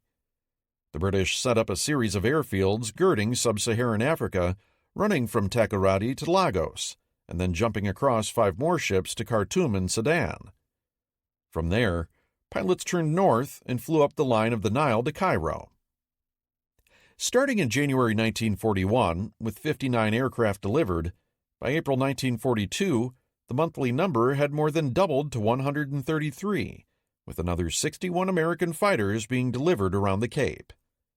This, in combination with the RAF's creative salvage efforts, managed to keep the RAF competitive in the field. Barely. Taken together, Tedder's Air Force was proving surprisingly adaptable and exceedingly slippery to take on. If things looked grim for the British at the moment on Malta and in the desert, there was as yet no indication that Kesselring's own air forces had the strength necessary to put the RAF out of business in the Mediterranean. If the Luftwaffe couldn't do that, the British would retain a formidable trump card, no matter what happened on the ground. Eastern Front. By early April, with the Soviet winter counteroffensive now coming to a sticky yet definitive halt in the Rasputitsa's mud, nothing was going to change for the next month or so. Assuredly, blood would continue being shed, but the fronts weren't going to move appreciably. By this time, the Wehrmacht and the Red Army had been locked in continuous warfare for 9 months. When the rains finally came in, the two antagonists had basically beaten each other silly. April was a time for both sides to catch their breath and take stock, however briefly, before kicking off the summer campaigns everyone knew were coming. The cost of the Wehrmacht's survival. One of the year's fundamental questions for Germany revolved around whether the Wehrmacht could survive and recover from the Red Army's attack outside Moscow. Broadly speaking, the answer was yes. Contrary to Stalin's expectations, the war had not been decided in a single calamitous rout, a la Napoleon's retreat in 1812. The German military had survived and demonstrated remarkable resilience along the way. But at what price? The winter had been an outright disaster in many respects, and one from which the Heer would never completely recover. By 31 January, it had suffered more than 917,000 casualties, along with a further 18,000 Luftwaffe personnel, 31,600 guns of all sizes, nearly 5,000 aircraft, 41,000 trucks, and 207,000 horses had been written off. By March, despite frantic reinforcement, the size of Germany's forces on the Eastern Front had fallen from more than 3 million at the start of Barbarossa to less than 2.5 million. The German General Staff estimated that, even with accelerated recruitment, the army would still be some 280,000 men short as late as October, and then only if the summer campaigns unfolded smoothly, with light casualties. By April, the Heer reckoned that just 8 of their 162 divisions in the East were fully combat capable. Another 50 or so could perform limited offensive tasks. The remainder were suitable for defense alone. Further, this mauling had inevitably affected the German army's motorization, training, and overall level of skill. A German report noted that the Heer's mobility had been seriously affected by the loss of trucks, only 7,500 having arrived from November to March, and that demotorization throughout the force was going to be inevitable. As Citino notes, these were dark words indeed for an army that lived and died by operational-level maneuver. This was being felt not only in the infantry divisions, which had always been short of motorized transport and relied mainly on horses anyway, but within the Army's vaunted motorized and panzer formations as well. Even by June, after months of frantic reinforcement and rebuilding, 1st Panzer Army would still be at only 40% of its rated vehicle strength as it went into the summer campaigning season. And in order to provide Army Groups South with even that number of vehicles, Army Groups North and Center had been so denuded that they were essentially immobile unless they were next to a railroad. Likewise, in the footsore infantry divisions, only 20,000 horses had arrived to replace winter losses that were tenfold greater. In terms of tanks, the Army's strength had fallen from over 5,000 at the start of Barbarossa to 4,462. A 10% decrease in overall armored strength might not seem like much, but the front was now twice as long as it had been a year prior, and the scale and intensity of combat was inevitably going to increase. A critical problem was the Reich's anemic tank production, only 300 to 320 medium tanks monthly and a few dozen assault guns. Qualitatively, too, the Germans had by now recognized that both the Soviet KV-1 and T-34 in particular outclassed anything their panzer divisions fielded. Crash programs were currently producing limited numbers of the PZ-4 Osef F2, shortly designated Osef G, and Stu G3 Osef F, both of which sported a lethal long-barreled 75mm gun. They were not yet coming off the lines in remotely the quantities needed, though. Meanwhile, the PZ-3, with its smaller hull and turret ring, was reaching its limits. The Osef J and L models, with the long-barreled 50mm weapon, were about as far as the Germans could push the design. Yet the PZ-3 still represented the bulk of the German tanks available for this summer. To compensate, the Germans were also rushing the new long-barreled 75mm PaK-40 anti-tank gun into the field as quickly as possible, along with more effective heat, high-explosive anti-tank ammunition. In the infantry, the fresh German recruits being herded into the ranks were young and raw. The Germans, like the Soviets, referred to their manpower pools as classes, designated by the year in which a military inductee was born, the comparable Soviet term being the Prizyev or call-up. Thus, the class of 1920 represented all the men born in 1920 who were currently about 22 years of age, and who had already been called up long since. Like the Soviets, the Germans preferred to draft men no younger than 18, but this discipline was fraying. The class of 1923 had been drafted 18 months ahead of schedule, back in April 1941, and younger men than these were now coming into the units after hasty basic training. The German army, like the Prussian army before it, had always prided itself on the thoroughness and quality of its military instruction. As an institution, it understood that the first few exposures to combat were the most dangerous for any new soldier. Poorly drilled novices had a tendency to make mistakes and get themselves killed. These fresh German recruits, having been rushed through the system faster and at a younger age, could not hope to be as combat-ready as their predecessors. Furthermore, given the Heer's parlous manpower situation, the divisional replacement battalions receiving these new men would likely end up in combat before being fully field-trained. Inevitably, they would take higher casualties, thereby further exacerbating the Army's manpower shortage. The same was true of the Luftwaffe. After having its fuel allocation for training cut by 44% in 1942, it had no choice but to rush pilots through its programs more quickly than it would have liked. Likewise, the overriding necessity to get supplies into the Demyansk pocket during the winter had resulted in instructors, trainees, and planes being stripped out of training squadrons.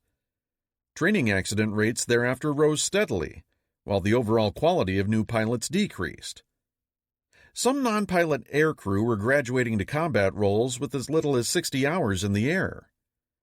To support the upcoming summer operations, the Luftwaffe currently had around 2,635 aircraft in the east.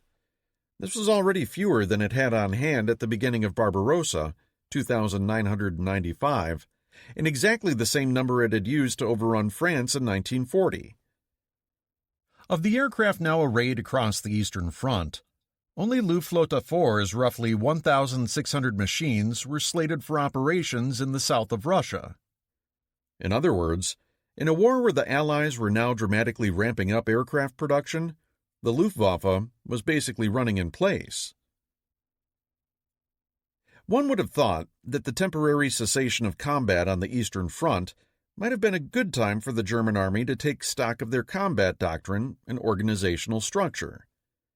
Armies typically learn from their opponents and integrate the lessons from combat into their corporate knowledge. They change tactics, change their organizational structure, change their leadership, introduce new weapons, whatever can be done to adapt to the changing battlefield.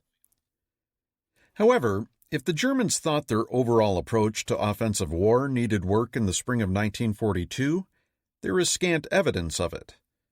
Likewise, they apparently felt there was little to learn from the Red Army. Apart from the distribution of pamphlets regarding minor tactical matters on the Eastern Front, there didn't seem to be much inclination or energy to spare for doctrinal or structural innovation. Hitler's Hauptbefehl had forced the Germans to learn a great deal about conducting strong-point defenses, but overall, the Heer was still wedded to an offensive doctrine.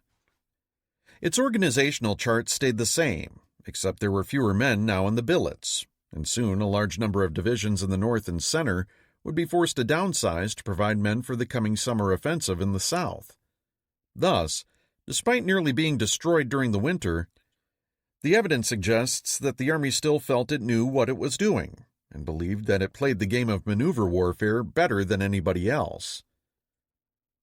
Part of this disinclination was undoubtedly driven by the lack of available time. A month's respite wasn't enough to do much doctrinal innovating, even if the Army had been motivated to do so. Likewise, unlike its opponents, the Army had already gotten some things right on the money, like the structure of the Panzer Division. Yet a certain institutional and political arrogance was at work too. Hitler had launched a war of racial annihilation based on the belief that the Slavic peoples were little better than animals, cunning and vicious, perhaps, but basically subhuman. Following the Führer's lead, The Wehrmacht's attitude was that German soldiery was ipso facto superior to the Red Armies wherever and whenever they came into contact. If so, this attitude allowed the Germans to overlook some rather unpleasant realities stemming from their own accelerating logistical and manpower shortages. The Red Army's remaking. Despite the Wehrmacht's setbacks, the Soviets still faced formidable military problems of their own, the most immediate being manpower. Unquestionably, the only reason the USSR survived the early portions of the war had been its ability to raise and field colossal manpower reserves. As fast as the Germans had destroyed Soviet formations, the Soviets had mobilized, hastily trained, and deployed new ones to take their place. There was every indication the Red Army would need to continue doing exactly the same thing during the remainder of 1942. Yet the costs of doing business this way were going to be appalling, and called into question whether the Army could sustain the attrition needed to remain in the field. The Red Army had lost nearly 4.5 million men in 1941 alone, 3.1 million of whom were non-recoverable casualties, killed, captured, missing, or unfit for further service due to severe wounds.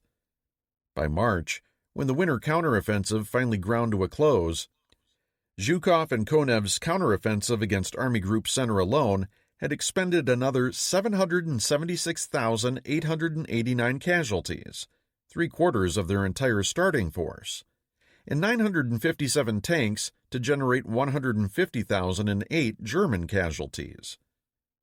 Across the entire front, 1.8 million men had already been lost in the first 3 months. Thus, the Soviets were already well along in the process of losing the additional 7.4 million men, 3.2 million of them non-recoverable, that would have to be sacrificed to survive 1942. These were, and still are, stupefying totals. As I mentioned previously, this is an aspect of the war in the East that defies adequate description. Figures so vast that the mind honestly can't make any rational sense of them. They are the equivalent of small countries, a pile of headstones that could stretch into outer space. These soulless numbers and the unfathomable individual anguish they represent were the blood tax for buying the time the Red Army needed as it scrambled to upgrade its forces and improve its performance. And yet, almost unbelievably, the Soviet state at the beginning of 1942 could still shoulder these huge demands. In this arena, if in few others, the Soviet Union still possessed several crucial advantages over Germany. Though approximately 62 million Soviet citizens were now virtual prisoners behind enemy lines, the USSR still had some 105 million people, compared to roughly 80 million for Germany. The USSR's population was also younger than Germany's. Half of Soviet citizens were under 20, as opposed to a third of Germans. Consequently, the Soviet Union had proportionately more men of military age. By the tally of one German study, around 47 million Soviet men were of military age, 16 to 50, at the beginning of the war, and 38 million were fit for service. Even subtracting the casualties suffered to date, the Soviets likely still had a pool of between 17 and 19 million replacements, with an additional 2 million or so young men becoming available every year. Yet the Red Army was now at its lowest ebb. The first 4 months of combat in 1941 had chopped its frontline strength from 4.4 to 2.3 million men. During that time, the Soviets had mobilized 5.3 million reservists and an additional 3.5 million new recruits and fed them into the line. Millions of those had fallen casualties in the fall battles in front of Moscow and the subsequent winter counteroffensive. The result was that the Red Army's manpower as 1942's summer campaigning season approached was still tenuous. The Soviets were, in essence, starting to field their third completely new army since the beginning of the war. To do this, the USSR would have to dip more heavily into its pool of older males, call them to the colors, and still manage to keep the economy running. Most Western armies would have balked at mobilizing reservists in their 40s and 50s. The Soviet leadership didn't bat an eye. Whereas the draft had been abolished in Germany during the Weimar Republic and was similarly discontinued in Great Britain and the United States, the Soviet Union had instituted compulsory military service for all males since the 1920s. Despite the fact that the reserve training system then could only absorb 650,000 recruits annually, leaving another 350,000 with minimal training, the majority of Soviet men still had at least some military instruction. Many of the older men also had combat experience in either the First World War or the Russian Civil War, making them potential candidates for junior officers and non-commissioned officers, NCOs, if their education warranted it. The lightly wounded from the 1941 battles were also being fed back into the ranks, of course, along with increasing numbers of women.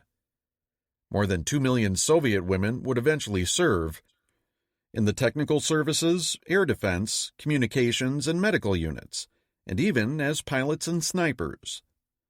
Thus, even after the heavy reverses of 1941, the Soviet Union could still keep 12 million people under arms. More than 6 million of them would be constantly deployed in combat formations against the German invaders. Despite prevailing Western mental images of a thoughtless military, the Red Army actually used its human capital in a reasonably intelligent fashion, at least so far as its division of military labors was concerned. Tank and artillery formations demanded higher levels of technical knowledge. Younger, better educated men were commonly sent into these units or into the technical service branches. The older, less educated, or those ethnic minorities unable to speak or read Russian, found themselves disproportionately placed in the rifle divisions. Even within the infantry, though, the younger or more educated men typically were utilized in more highly skilled positions. They were NCOs, snipers, or submachine gunners. Men lower down the educational totem pole were riflemen. Given the lower overall level of education and training, as well as the ethnic diversity commonly found in the rifle formations, a single rifle platoon might have as many as a half-dozen languages spoken within it. Their technical acuity unsurprisingly lagged behind their German counterparts, and always would. Still, simply pouring more hordes of people into the rifle formations wasn't going to win the war. In 1941, Stalin and the Stavka had basically traded space and humans for time. They could not play that card again in 1942. The Red Army had to hold on to its remaining major population and production centers. Unfortunately, with respect to war materiel, doctrine, and organization, major improvements were still needed to field an effective fighting force. Unlike the Germans, there was no smugness or latent sense of martial superiority within the Soviets in the spring of 1942, not in the aftermath of the appalling winter bloodletting. Despite having driven the Germans from the gates of Moscow, the Red Army remained behind the Heer in the conduct of ground warfare, and they knew it. Unlike the Germans, who apparently had no inclination to tinker with their military machine, the Red Army was adapting itself ferociously to meet changing circumstances. In fact, it was currently in the midst of a bold reinvention of both its armament and force structure designed to drag it up to parity. The whole process had actually begun 9 months earlier, in July 1941. Merely a month into the summer's calamities, with the encirclement near Minsk having just ended, and an even larger catastrophe beginning to unfold around Kiev, on 15 July, the newly reorganized Stavka had issued Order No. 1. This initiated the process of rebuilding and reorganizing the entire Red Army. The peril inherent in the timing of this initiative was enormous. Any military professional will attest that conducting a fighting withdrawal in the face of the enemy is one of the most dangerous exercises in the military art. With the Red Army already hard-pressed by the most formidable mobile force in the world, the Stavka now proposed conducting a fighting withdrawal and simultaneously transforming its entire organizational structure. Risky understates the enormity of the dangers inherent in the Stavka's gambit. The odds were clearly in favor of failure, and failure meant the annihilation of the Soviet state. Yet something had to be attempted, because even by July 1941, the trajectory of the conflict was all too apparent. The Red Army had to radically adapt or die trying. What the Stavka recognized was that the Red Army was not a modern army in the sense that the Germans understood it. Somehow, it had to be rebuilt into an organization that could compete on the battlefield. At the same time, though, the Stavka recognized it had to work with the material and personnel currently in hand. Wishing for an officer corps with the same drive, initiative, and mastery of maneuver warfare as the Wehrmacht was pointless. Given the gutting the purges had inflicted, no amount of socialist wand-waving was going to conjure up anything of the sort in the near term. Although the Red Army doubtless felt that its socialist ethos would give it an edge in its rebuilding efforts. Whatever the Stavka did with the Red Army's structure and personnel would have to recognize its limitations and then work to minimize them.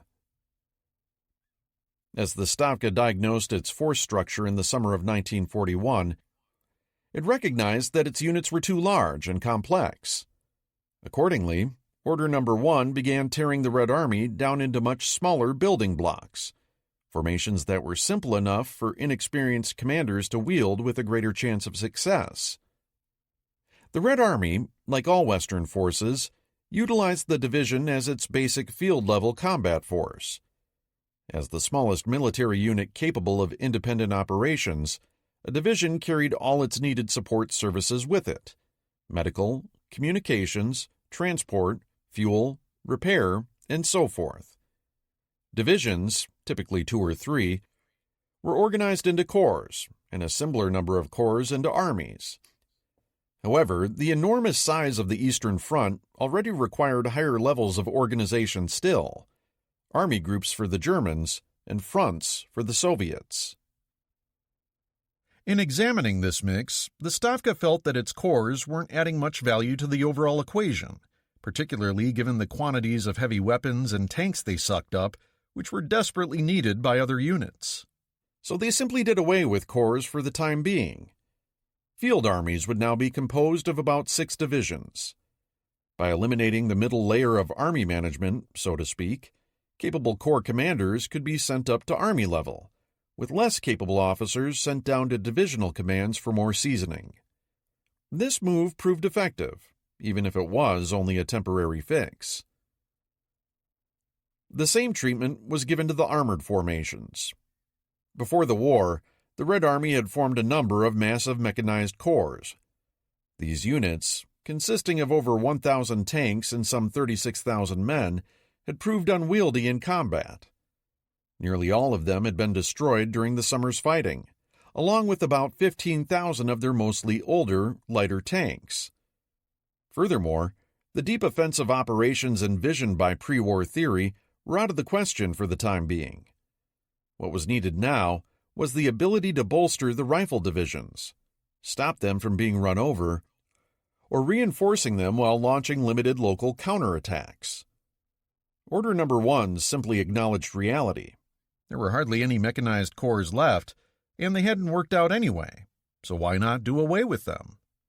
They were abolished, with their components first broken down into tank divisions and then eventually downsized still further into tank brigades.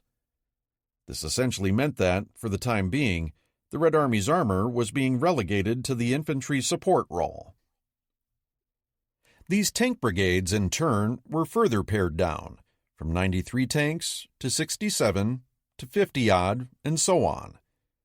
By the beginning of 1942, as a result of ongoing vehicle shortages, the nominal tank brigade contained as few as 27 vehicles.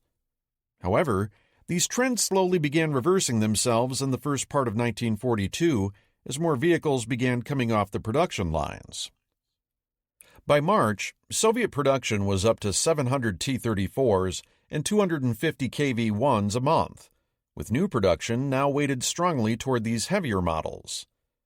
By July, the tank brigade would be back up to 53 machines, although many of the independent brigades received lighter model T-26, BTs, and British Valentines. Going from 27 to 53 tanks might not seem like an important change in the overall scheme of things, but when multiplied by the 172 Soviet tank brigades already in existence by May, it meant that on any given day during the summer of 1942, the Heer would be facing about 4,000 more tanks than it had 5 months earlier. The Red Army had roughly doubled its raw potential for putting together an armored breakthrough. What became more apparent in early 1942, however, was that individual tank brigades were an ineffective way to organize anything larger than local counterattacks. They were too small, with too little in the way of organic support services to sustain themselves in prolonged combat. A trio of tank brigades, even though they contained roughly the same number of tanks, was no substitute for a proper panzer division. The Red Army needed something equivalent. Starting in February 1942, the process of breaking down the Red Army into smaller components began to be reversed, at least as far as mobile formations were concerned. Tank corps would reappear in the organizational chart beginning 31 March. By May, a tank corps would comprise 3 tank brigades, a rifle brigade, and various associated motorcycle, anti-aircraft, and mobile artillery units. Later in the year, the mechanized corps would make its reappearance. This time around, it would be a smaller, better balanced formation containing armor, motorized infantry, artillery, engineers, and associated support units. These 2 units, the rough equivalents of a German panzer and motorized division respectively, would not possess the same level of flexibility as their German counterparts. Yet, they were at least large enough to conduct sustained thrusts into the operational depth. The one area where the Stavka fumbled in its reorganization was in believing that it needed a higher level of command and control overtop the fronts. As such, it created what were known as Main Commands of Directions Forces, more pithily acronymed as GlavCom. 3 GlavComs, Northwestern, Western, and Southwestern, had been established on 10 July 1941. They were commanded by Stalin's 3 most trusted cronies, Marshals Voroshilov, Timoshenko, and Budeny. Understaffed and possessing no logistical support, they proved ineffective in bringing organization to their subordinate fronts. Fairly early on, the Stavka began bypassing the GlavComs and sending representatives directly to fronts and field armies to direct operations. Even though the last of the GlavComs wasn't formally abolished until May 1942, they played essentially no role in the ongoing narrative of the war. The reorganization of the Red Army's infantry and tank formations was mirrored in the other crucial branch of its ground services, the artillery. While tanks were the weapon that restored mobility to the battlefield, artillery remained the primary killer of the enemy, accounting for anywhere from half to 3/4 of all military casualties in the Second World War. Stalin purportedly once called artillery the god of war. If so, that baleful deity can have had few acolytes more ardent in their belief than the Red Army. Before Barbarossa, the Soviet Union had a total of 112,800 guns and mortars of all sizes in its inventory. In the first 5 months of war, the Germans had destroyed or captured 101,100 of those tubes. Even with the production of 58,400 pieces of all types during that same interval, the Red Army's total inventory dove by 40%. This left a mere 70,100 tubes of all sizes. That sounds like a lot, but there are 2 things to consider. First, the Soviets were currently fighting along a twisting front line the better part of 2,000 miles long. Second, nearly a third of the Soviets' remaining artillery actually comprised small 50mm mortars, which had been saved from the rout in the west by being hand-carried out of danger. The same could not be done with the larger pieces, of course. Their lack of mobility, combined with the shortage of fuel and motorized transport during the chaotic early months, meant that many of the Red Army's heaviest, most effective pieces had been lost by winter. Moreover, a disproportionate number of artillery factories had been located in the West and had either been overrun or were currently out of commission as they were being moved eastward to safety. Many of the latter would not restart production until later this year. Thus, at the time that the Red Army needed every ounce of firepower at its disposal, it had far too little on hand. The Stavka acted decisively to address these problems. On 19 July 1941, the position of Chief of the Red Army's Artillery, dissolved in 1940 at the behest of reactionary elements in the Army like Grigory Kulik, was re-established. Nikolai Voronov, the Soviets' leading expert, was reinstalled in the post Kulik had forced him from and would lead the Red Army's artillery for the remainder of the war. Voronov was well known to Zhukov, having fought successfully with him against the Japanese at Khalkhin Gol. Henceforth, Voronov would be much more than just a gunnery specialist, often deploying as a Stavka representative to help plan important upcoming offensives. He had two immediate problems in 1942, however. First, he had to revitalize and reorganize the shattered remnants of the Soviets' artillery force. Second, he had to lay the groundwork for achieving the firepower dominance the Red Army's doctrine demanded. During the summer and fall of 1941, the Stavka had noted that inexperienced divisional commanders hadn't been making good use of their heavy guns. They didn't know what to target, where and when to open fire, or how to coordinate their fires adequately with rifle and armored forces. As late as January 1942, the Stavka was being forced to issue explicit instructions to divisional commanders that all assaults be preceded by concentrated artillery preparation.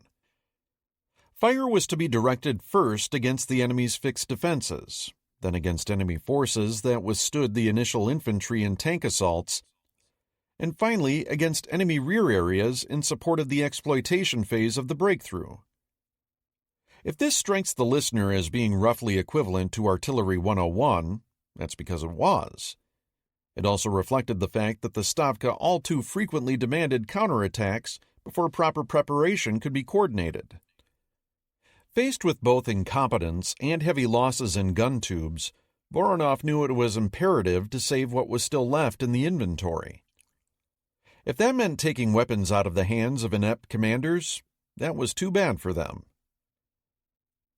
Consequently, in October 1941, the Stavka began stripping the individual rifle divisions of most of their 122 mm and 152 mm howitzers.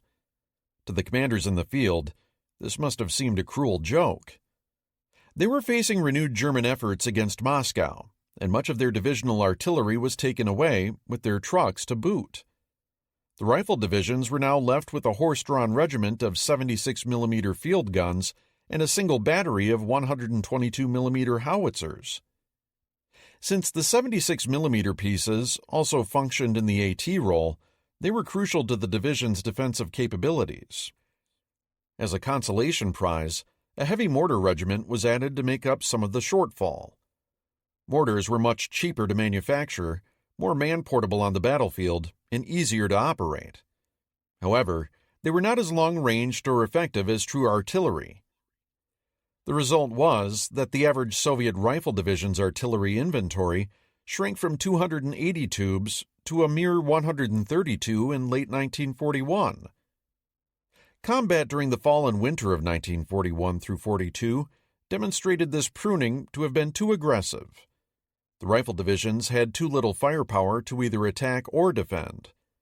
Therefore, in March 1942, a rifle division's authorized strength was increased to 250 weapons, although the backfill was again done mostly with mortars. Voronov's moves saved the Red Army's artillery arm. By 1942, the majority of the heavy 122 mm and 152 mm guns in the Red Army's inventory had been lifted up the organizational chart and were now held by field armies, by fronts, or within the Stavka's strategic reserve. By January 1942, that reserve contained 157 artillery regiments and 26 separate battalions, a centrally controlled force of unprecedented power. Secured from the potential bumbling of inexperienced commanders, the Red Army's artillery experts took care to employ their heavy weapons more thoughtfully and in larger doses. In the new operational model, when rifle divisions were tasked with carrying out an offensive, the front or field army coordinating their attacks would release additional artillery regiments to support them, or would receive regiments from the Stavka Reserve. Divisions in the second echelon of an assault would push their artillery regiments up behind the first echelon to lend their weight of fire as well. In such fashion, the attacking rifle divisions could be temporarily reinforced with extraordinarily heavy firepower. Once the initial assault was over and the enemy lines penetrated, Army, front, or reserve artillery was moved to support follow-on operations or shifted to another portion of the line for a new assault. These arrangements gave the Stavka the flexibility and control it needed, while still placing sufficient weight of fire at the point of maximum effort. The other problem Voronov had to solve was supply. During the previous summer's catastrophe, many artillery units had been crippled by a lack of ammunition, spare parts, and repair facilities. Tank ammunition, too, was in disastrously short supply. By 1942, Voronov was tackling the thorny problem of rebuilding the Red Army's supply channel. His main artillery directorate, known as the GAU, was responsible for overseeing more than 1,000 factories that produced heavy weapons and ammunition. From there, ordnance and supplies were fed into a web of artillery arsenals and repair depots across the country. This network contained main hubs at the front level, with smaller workshops and depots established through the force structure down to the battalion level. By the end of 1942, the GAU had eliminated the chronic ammunition shortages that Kulik's inattention had produced during 1941's debacles. The Red Army would still labor under shortfalls during 1942, but it was already clear that Voronov's reforms were beginning to take effect. By the end of the war, fully 1/6 of Red Army personnel on the German front, over 1 million men, would be serving the guns and mortars. Soviet artillery would never reach the same level of technical sophistication as its contemporaries in other armies. The Germans, and particularly the British and Americans, were more flexible and proficient in their fire control, and relied less on pre-planned barrages than did the Red Army. But when it came to sheer numbers of gun tubes pointing at the enemy, nobody did artillery like the Soviets. By 1944, the Red Army would be able to literally vaporize entire German divisions. In early 1942, those dreams of offensive might still lay in the future. Voronov, nonetheless, had them clearly in mind and was steadily creating the organizational and control structures necessary to attain them. His resurrection of the Soviet artillery forces was one of the most notable accomplishments of the war. By allowing the Soviets to rely more on expending ammunition and less on expending people, Voronov and his subordinates moved the Red Army in the direction it had to go to win, toward the massive application of firepower. Voronov's approach to employing artillery, assigning loaned units to beef up the rifle divisions when needed, was mirrored with armor and anti-tank weapons. The Red Army relied on independent tank brigades and other detachments to put the right type of firepower into a division's hands on a temporary basis. If a Soviet field army was positioned in a sector facing a likely German offensive, additional anti-tank guns in the form of destroyer brigades would be moved in. The Soviets, like the Germans, much preferred to fight enemy tanks with anti-tank guns rather than their own tanks. AT guns were less expensive, not to mention smaller and easier to conceal. Tanks were to be used for breakthroughs, not defensive work. If an army was taking the offensive, the same pattern held true. The attacking rifle divisions would be beefed up with tank brigades to help them punch through German defenses. Once the initial assault was concluded, the tank brigades would be removed, refitted, and sent on to their next assignments. The Soviets did the majority of their customizing of combat units at the army level, whereas the Germans did it at the divisional level. German generals habitually broke their divisions into smaller tailored Kampfgruppen, pairing a tank battalion, say, with the division's motorcycle troops and maybe a field artillery battery, to tackle the tactical problems set before them. The Soviets couldn't match this low-level flexibility. For them, rifle divisions remained largely cookie-cutter units. Instead, the Red Army's tailoring was done to field armies by adding and subtracting independent tank, anti-tank, artillery, engineer, and other specialist brigades, allowing the Stavka to spread its heavy weapons around, while still keeping them under central control. Likewise, the specialists that came along with those heavy weapons were made available to the field armies. By assisting in pre-battle planning and coordination, the Stavka ensured that its limited stocks of heavy weapons were employed to maximum effect. Despite this cookie-cutter nature, the Red Army's rifle divisions were not neglected either. Their firepower was dramatically increased as 1942 went on. Production of the PPSH-41 and PPS-42 submachine guns exploded during the year, from 100,000 PPSH-41s in 1941 to 1.5 million by the end of 1942. By then, some divisions were toting around nearly 2,000 machine pistols, as opposed to the 170 they were authorized when Barbarossa started. Soviet rifle divisions were becoming less about rifles and more about submachine guns. The divisional allotment of machine guns more than doubled from 270 in July 1941 to 577 in March 1942. Heavy weapons increased too, with rifle divisions being given more 45mm and 57mm AT guns and 76mm divisional guns. Thus, while the number of soldiers in an average rifle division would continually decrease throughout the war, the amount of raw firepower they were carrying around was increasing dramatically. Particularly at close quarters, they were much harder nuts to crack defensively and packed a lot more punch on the offensive. Why does all this matter at this point in the narrative? Why the long discourse on force structure, artillery, and armor organization, and submachine gun allotments? Because it is vital to recognize that the fabric of eventual Soviet resurgence in 1942 was not woven out of some mystical, ill-defined thread of stiffening resistance. The Red Army didn't just roll out of bed one morning and decide it wasn't going to be kicked around by the Wehrmacht anymore. Nor did the spirit of Holy Mother Russia somehow magically intercede to rescue an army and a nation standing at the brink of extinction, although anger and patriotism were certainly important motivations for improvement. Rather, the technical basis for the Red Army's rebirth was a complex process of painful self-examination, ruthless restructuring, and focused rearmament. By early 1942, dozens of separate factors were interacting, unevenly, it is true, to produce a much more capable military.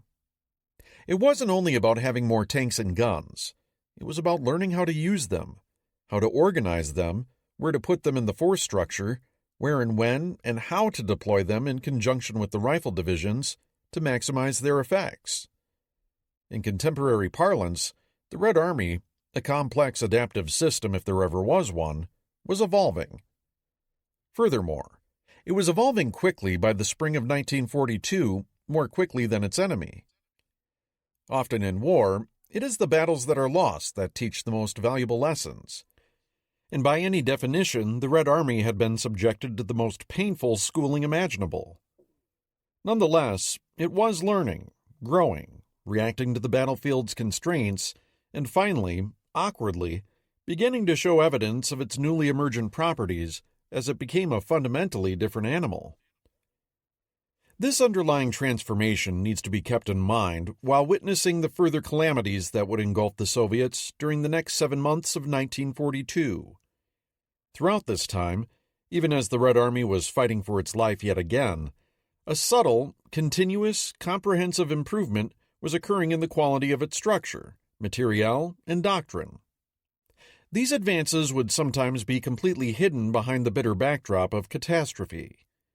Indeed, to many outside observers, The mid-1942 Red Army seemed just as woefully inept as it had been a summer ago. Appearances were deceiving. The Stavka's reorganization, in conjunction with the productive miracles taking place beyond the Urals, was gradually working. What makes this transformation so impressive is that it was being wrought by a military popularly seen as less flexible and professional than the Wehrmacht. Post-war German portrayals of their Soviet opponent frequently highlighted the Red Army's weaknesses. Its unimaginative tactics, sluggish reaction times, uninspired small unit leadership, and so forth. The Soviets never reached the same level of tactical proficiency as the Germans, but that wasn't decisive in the big picture. Tactics don't win world wars. Good strategy, organization, and the other underlying systems that govern war do. The Stavka took hair-raising risks to accomplish this goal. Ripping its army apart and reorganizing it twice in a single year, while it was simultaneously being ripped apart physically by the Germans. The Soviet Union's vast territory, stubborn populace, and willingness to absorb unprecedented losses unquestionably underwrote this grand experiment. It was an experiment, frankly, that no other nation, with the possible exception of the United States, could have undertaken, because nobody else had sufficient territory and blood to trade for the time necessary to carry it out.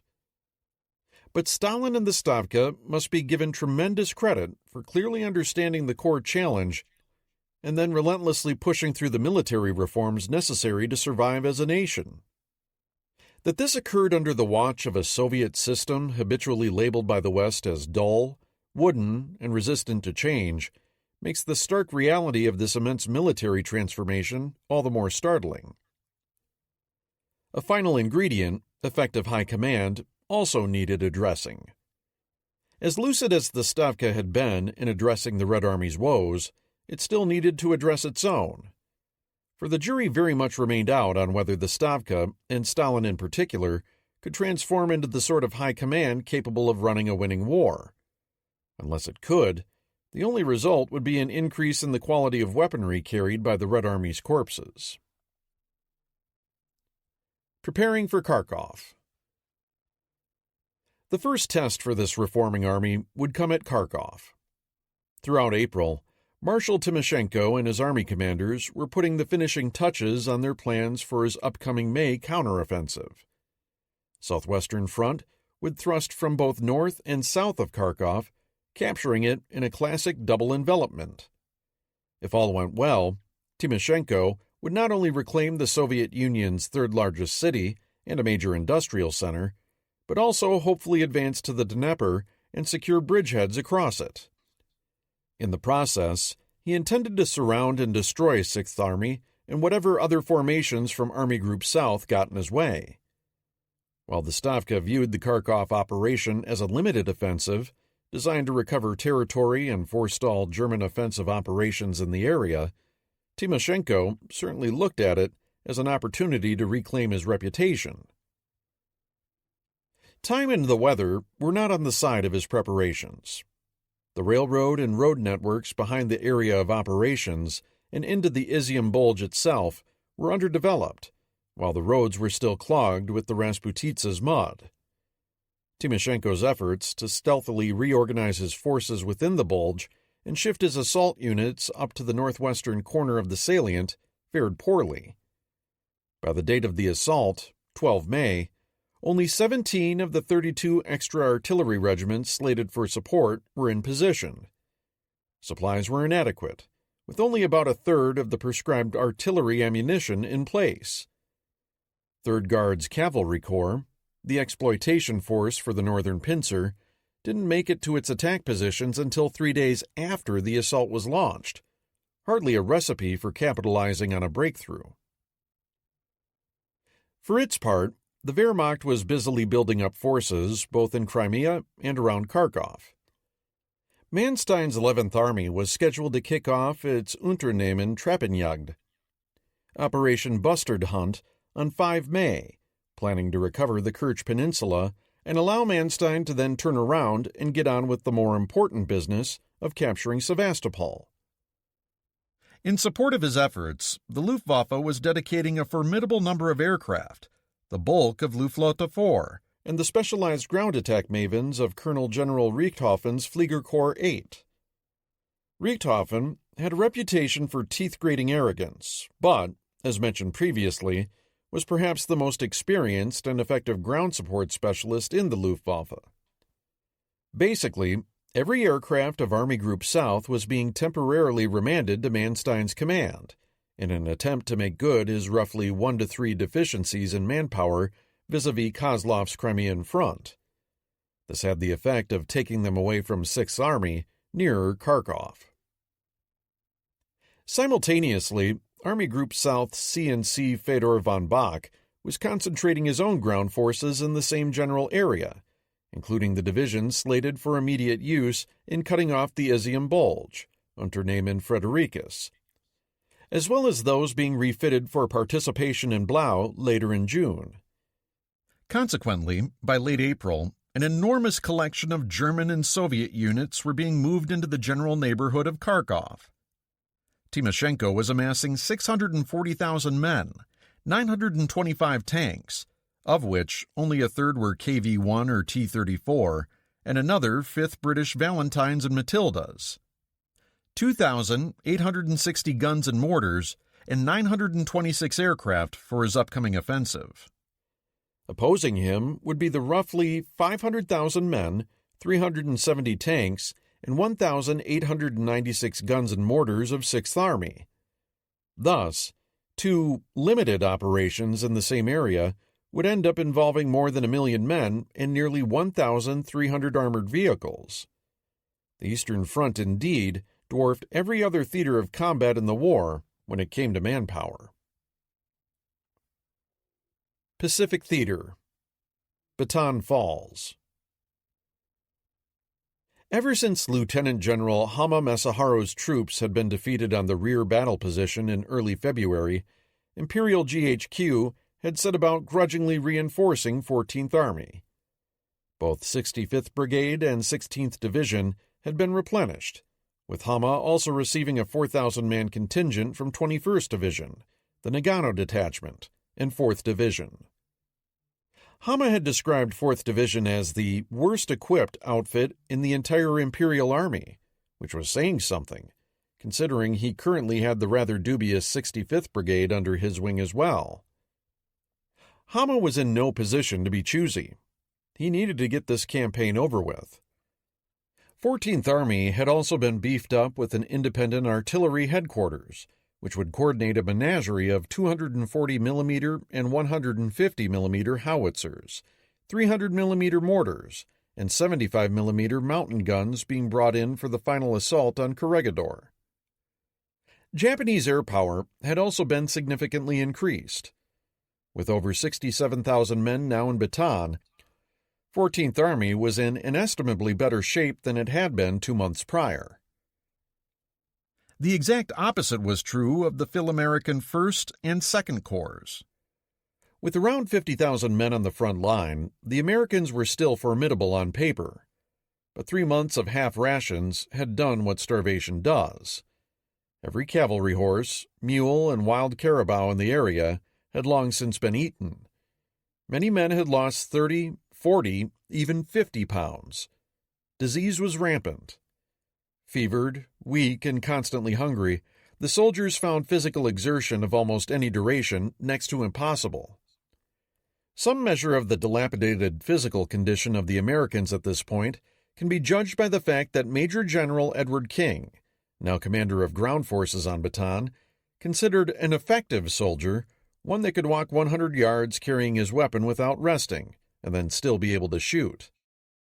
King's subordinates judged that only 15% of 2nd Corps troops could measure up to even this standard. The rear battle position, RBP, was not strong.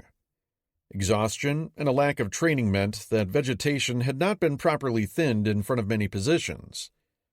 No defense in depth could be contrived, with the notable exception of the Philippine Division. None of the Filipino units were well enough armed, trained, or led to counterattack. Likewise, there was a lack of credible reserves. The Philippine scouts were as high quality as one could wish for. Nonetheless, they had also been ground down by the battles of the Points and Pockets, and they weren't eating any better than anybody else. Basically, 1st and 2nd Corps held a thin ribbon. It was backed by intelligently emplaced artillery, but there wasn't enough of it. The American defenses were a disaster waiting to happen. Hama's plan was relatively simple. The key to the American line was Mount Samat, located on the left flank of 2nd Corps sector. Nearly 1,800 feet tall, its dormant volcanic crater provided an excellent position for artillery observers and completely dominated the ground in front of it. Beginning on 3 April, Hama would attack the entire enemy line to keep the Americans busy in many places. But the fresh 4th Division and 65th Brigade would launch the heaviest Japanese effort directly toward Mount Samat, with the aim of securing the heights and destroying the American line. The Japanese would then push south to Mount Lemay and then Mariveles at the tip of the peninsula. Hama estimated his forces would need approximately a month to complete the entire operation. Hama was acutely aware that he was in the spotlight. In an address to his troops, he noted that the coming campaign was not merely a local operation, having already lasted 3 months. A victory here would not only secure the Philippines, it would have a great bearing upon the English and Americans and their attitude toward continuing the war. Having been disappointed before, 14th Army's commander was tired of being the scapegoat. On 21 March, American soldiers hunkering down under the green canopy heard the sound of propellers as Japanese aircraft began circling overhead. Instead of bombs, down drifted messages addressed to General Jonathan Wainwright from his opposite number, pointing out that 14th Army was now in a position to either attack and put to rout your forces or to wait for the inevitable starvation of your troops. Hama urged the Americans to accept an honorable surrender. They had until noon on the 22nd to capitulate, or the Japanese would consider themselves at liberty to take any action whatsoever. General King remarked to his staff that neither the General Staff School nor the War College had offered any courses on surrendering, adding, "I don't think we'll accommodate Mr. Moto." No response was given. On 23 March, Japanese aircraft began preparing the battlefield in earnest. Twin-engine bombers started hitting Phil-American lines and bombing rear positions as well. Fighters stalked the roads. American anti-aircraft fire was largely impotent. "Airplanes over all the time, and they do keep us on edge," one American officer wrote in his diary. Atop Mount Samat, observers could only watch as 600 Japanese trucks a day moved more supplies into Japanese dumps. A month prior, Phil-American patrols had roamed with impunity as much as 4,000 yards ahead of the front lines. By late March, they were being pressed back by fresh troops wearing clean uniforms and newly issued kit. Imperial artillery rumbled more frequently, like thunder foreboding a storm. No one doubted what was coming. At 0900 on 3 April, Lieutenant General Kitajima Kishio, commander of the 1st Artillery Headquarters, let loose with all 196 tubes under his command. A storm of fire enveloped the lines of 41st and 21st Philippine Divisions, plowing up the iron-red soil in front of Mount Samat in billowing destructive plumes. Those American officers who had served in the Great War gave Kitajima full marks for replicating the worst sort of bombardment they'd ever endured on the Western Front. A crescendo of blasting, tearing, ripping metal, punctuated by the distant detonation of whole batteries firing simultaneously, in the words of one. Barbed wire was shredded, fieldworks flattened, telephone lines eviscerated, cover ripped away. The Filipino troops could do nothing but hunker down as the undergrowth began bursting into flames around them. For the next 5 hours, Kitajima blasted away with everything he had, and then, at 1500, the Japanese infantry went in. 41st and 21st Philippine Divisions collapsed. The combination of hunger, disease, heavy shell fire, and despair was simply too much. An American officer framed the issue almost purely in terms of caloric intake. We knew our boys could not put up much of a real fight against well-fed troops. We ourselves, Americans, were almost too weak from lack of food, constant fatigue, and utter despondency to resist much longer. We had lost the will to fight. The Japanese encountered little organized resistance. Those few strong points that fought back were methodically taken apart by 7th Tank Regiment. In most cases, the Philippine soldiers simply broke and streamed to the rear. The following day, MacArthur could no longer restrain himself from interfering in Wainwright's affairs, cabling a bizarre set of instructions calling for a feint by 1st Corps in the form of an ostentatious artillery preparation, followed by a sudden surprise attack by 2nd Corps made with artillery and full tank strength to seize Olongapo and then drive into the enemy's rear. This was nothing more than the fantasy of a man who had absolutely no first-hand knowledge of conditions at the front. As one scholar of the battle rather over-politely noted, why MacArthur considered this plan feasible now, when he did not try it himself in February when conditions were more propitious, cannot easily be explained. King did not bother passing this farce along. He knew it could not be executed. Mount Samat, a goal Hama hoped to achieve after a week, was overrun after lunchtime on the 5th. A desperate counterattack by 31st Infantry and 45th Infantry, Philippine Scouts, ran smack into a renewed thrust from 65th Brigade and 4th Division and was crushed. On the left, 1st Corps was pinned and too weak to help its neighbor. Meanwhile, 2nd Corps' line was being systematically rolled up from left to right, and there was nothing anybody could do to stop it. The jig was up, although it took a further 3 days to formalize the matter. By the 8th, chaos prevailed in 2nd Corps' rear areas, with troops streaming back under constant air attack. Communications and cohesion had evaporated. King's army was no longer an army, it was a mob. That night, 2nd Corps began blowing up its ammunition and storage warehouses. On the morning of the 9th, King approached Japanese lines under a truce flag. He had not informed Wainwright of his decision, not wishing to saddle his superior with MacArthur's ire for disobeying orders. King was quickly taken to General Nagano's headquarters, where Hama's chief of operations rolled up in a large, black staff car. The meeting did not go well. The Japanese were understandably irritated that King could not deliver an unconditional surrender of all American forces in the Philippines. After surrendering his own forces on Luzon, King was locked up as a hostage. Given the bedlam in the American rear, word of the capitulation got out slowly. Throughout the day, soldiers spiked their guns, blew up ammunition and other supplies, and prepared for the inevitable. The submarine telephone line to Corregidor was cut.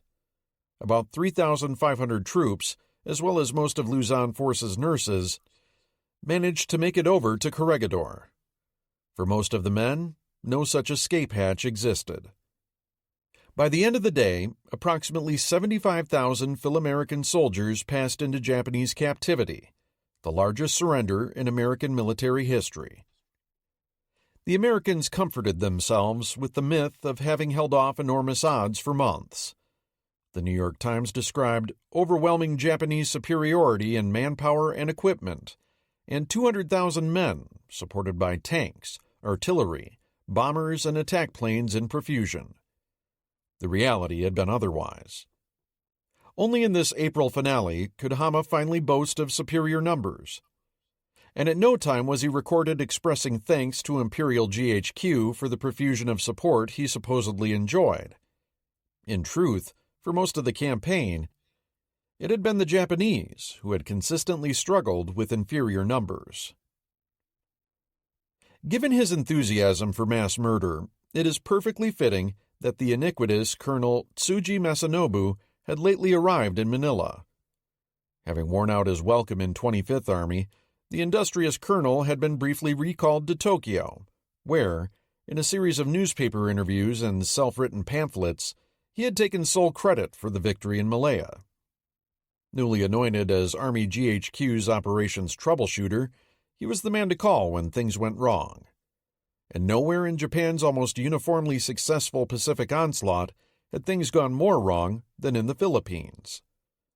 Tearing himself away from the adulation of Tokyo, Tsuji headed to Manila to help oversee 14th Army's final offensive. He had already cultivated adherents in Hama's staff. So when questions began arising regarding what to do when jumbo-sized helpings of Phil-American prisoners began falling into Japanese hands, Tsuji's preferred answer was already in the back of many minds: kill them. In Tsuji's eyes, the Americans were colonialists who had disgraced themselves by surrendering, and the Filipino soldiers were stooges who had betrayed their Asian brothers. Death was all they deserved. Thus, just as Tsuji had helped plant the seeds for the Suk Ching killings in Singapore, he here helped create the context for the Bataan Death March, the 65-mile trek General King's men had to make to their prison at Camp O'Donnell. Given the dreadful shape many of the captives were in when captured, there would undoubtedly have been deaths regardless. Furthermore, no one in 14th Army had anticipated the huge numbers of captives that would fall into their dubious mercies. More than 3 times as many as some of Hama's staff had estimated were fighting on Bataan in the first place. Not surprisingly, the flimsy logistical arrangements that always attended Japanese operations were immediately pushed past the breaking point. There weren't enough trucks to transport the prisoners, or enough food to feed them. But the primary driver of Allied mortality was Japanese cruelty, as Hama's army heaped indifference and savagery on top of logistical and medical collapse, producing what one survivor remembered as a feast of hate. As the men marched, many were beaten, kicked, bayoneted, starved, parched, and forced to live in conditions of filth and deprivation defying description. By the end of their ordeal, perhaps 500 to 600 Americans and more than 10 times as many Filipinos lay dead along the side of the road. An equal number or more expired over the next 2 months as cholera and dysentery swept the camp. By June, nearly 20,000 Phil-American troops had perished. Though it would take months for word to leak back from its survivors, the Bataan Death March would eventually become highly publicized in the U.S. It was hardly the only instance of Japanese cruelty toward prisoners. Building the infamous Railway of Death in Malaya and Burma would claim the lives of 12,000 Western POWs and another 74,000 Asian laborers. Any number of other smaller incidents occurred at places like Ambon, Parit Sulong, and Tarakan. The imperial military was a brutal institution, brutal toward its own soldiers, brutal toward anyone coming into contact with it, and operating outside the bounds of international law. Western POWs were held in almost uniformly hellish conditions and died in droves as a result. By the end of the war, their average mortality rate would be about 27%, more than 7 times that of Western prisoners held by the Germans. Even that rate was on the lower end of the range for the Eastern Front, where approximately 45% of German POWs perished at the hands of the Soviets, and 60% of Soviet POWs at the hands of the Germans. At the most horrific end of the spectrum, the Japanese reasserted their credentials of cruelty by murdering essentially every Chinese soldier that fell into their hands, which certainly numbered in the hundreds of thousands. Corregidor besieged. From the air, the island of Corregidor looks like a basaltic tadpole, swimming due west out of the mouth of Manila Bay. Located about 2.5 miles off the southeastern tip of Bataan, the island was home to the formidable American fortifications guarding the approaches to Manila's marvelous harbor. Board and casemated, the island housed 56 heavy weapons, including 10 1890s vintage 12-inch mortars and 8 equally old 12-inch guns, many of them emplaced in rugged concrete blockhouses. Corregidor's securest redoubt was Malinta Tunnel, drilled straight through Malinta Hill, which separated the head of the tadpole from its tail.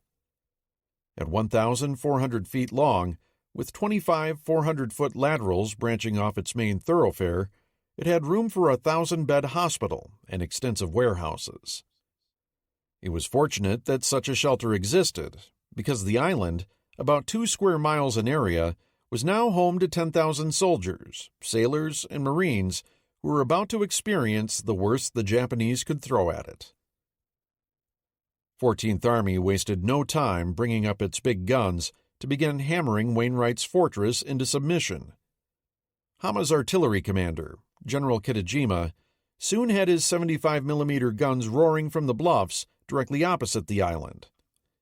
It would take until 18 April for his heavier pieces, including 10 42-ton 240mm siege howitzers, to be laboriously broken down, trucked to Mariveles, then reassembled and emplaced. Japanese aircraft resumed the aerial pummeling they had interrupted in late March to work over Bataan. But it was the heavy shelling that really hurt, doing more damage in a single day than all the bombing put together, according to one American officer. For 27 days straight, Corregidor's 2 square miles were subjected to an ever-intensifying cannonade, growing more unendurable the longer it went. On its final day, just prior to the final assault, Wainwright's officers reckoned the Japanese fired 16,000 rounds. This all-out effort on the part of Kitajima sounds impressive enough on the face of it, until one remembers that merely 6 months earlier, Bernard Montgomery would open his counterattack at El Alamein with more than 270,000 shells in the first day alone. From Wainwright on down, though, no American hunkering under Kitajima's hammering would have described it as in any way lacking. For them, it was a grinding, month-long hell of sleep deprivation, short rations, a growing list of casualties, and the inexorable erosion of their physical and mental stamina. Wainwright's calm presence, made in daily appearances all over the island, did what it could. But everybody knew there could be only one conclusion to Kitajima's preparations. When he and Hama were satisfied that the island's defenses and morale had been ground to powder, the landings would go in. The Indian Ocean Raid. With Allied naval power wiped out around Java, Imperial Naval Headquarters decided to capitalize on their success. On 9 March, the same day Java surrendered, Yamamoto issued orders for Operation Sea, instructing Admirals Kondo and Nagumo to launch an attack on Ceylon. This would support Japanese operations against Burma and the Andaman Islands by destroying British naval power in the region.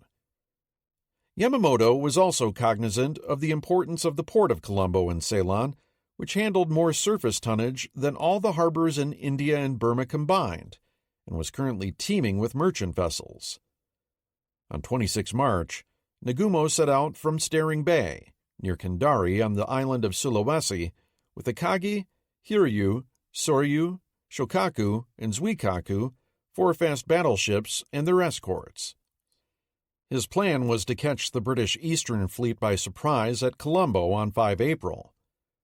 Simultaneously, a raiding force built around light carrier Ryujo and 5 heavy cruisers sallied forth from Mergui, Burma, intent on disrupting merchant shipping in the Bay of Bengal. Since the opening of the war, the Royal Navy had been scrambling to get anything it could into the Indian Ocean. Vice Admiral Sir James Somerville had recently taken over the Eastern Fleet, having delivered sterling service earlier in the war, both in the Mediterranean and during the hunt for Bismarck. He now had 29 warships under his command, the largest battle fleet the Royal Navy had yet assembled during the war. Nonetheless, despite Somerville's capable leadership, its prospects vis-à-vis Kido Butai were not good. 4 of his 5 battleships were older R-class ships, slow, under-armored, and suffering from bulky rudders, condenseritis, and other problems. His 2 modern aircraft carriers, Formidable and Indomitable, along with the older Hermes, carried barely 100 aircraft between them, pathetically insufficient to deal with Nagumo's 5 carriers and 342 more modern planes. India was thus ripe for a naval raid, and Somerville's fleet for a drubbing. Fortunately for the British, Somerville was not destined to be caught by surprise sitting in Colombo. Most of his fleet was not even there, being based instead further southwest at Adu Atoll, which the Japanese did not know had been turned into a fleet anchorage. Moreover, on 28 March, he was handed an ultra-decrypt indicating an upcoming Japanese carrier raid aimed at Colombo or Trincomalee, or both. In what strength, unknown. He immediately sortied from Adu to patrol off the southwest tip of Ceylon. By 2-3 April, however, his old battleships were running short of both fuel and distilled water for their boilers. Judging that his intelligence had been faulty or the Japanese had delayed their operation, he turned about for Adu. However, he detached Hermes and an escort to Trincomalee to load stores. His 2 heavy cruisers, Cornwall and Dorsetshire, went back to Colombo so the latter could continue a refit. It was an ill-timed decision. Just as Somerville began making port at Adu on the 4th, Nagumo's force was sighted by a scout aircraft some 360 miles south of Ceylon.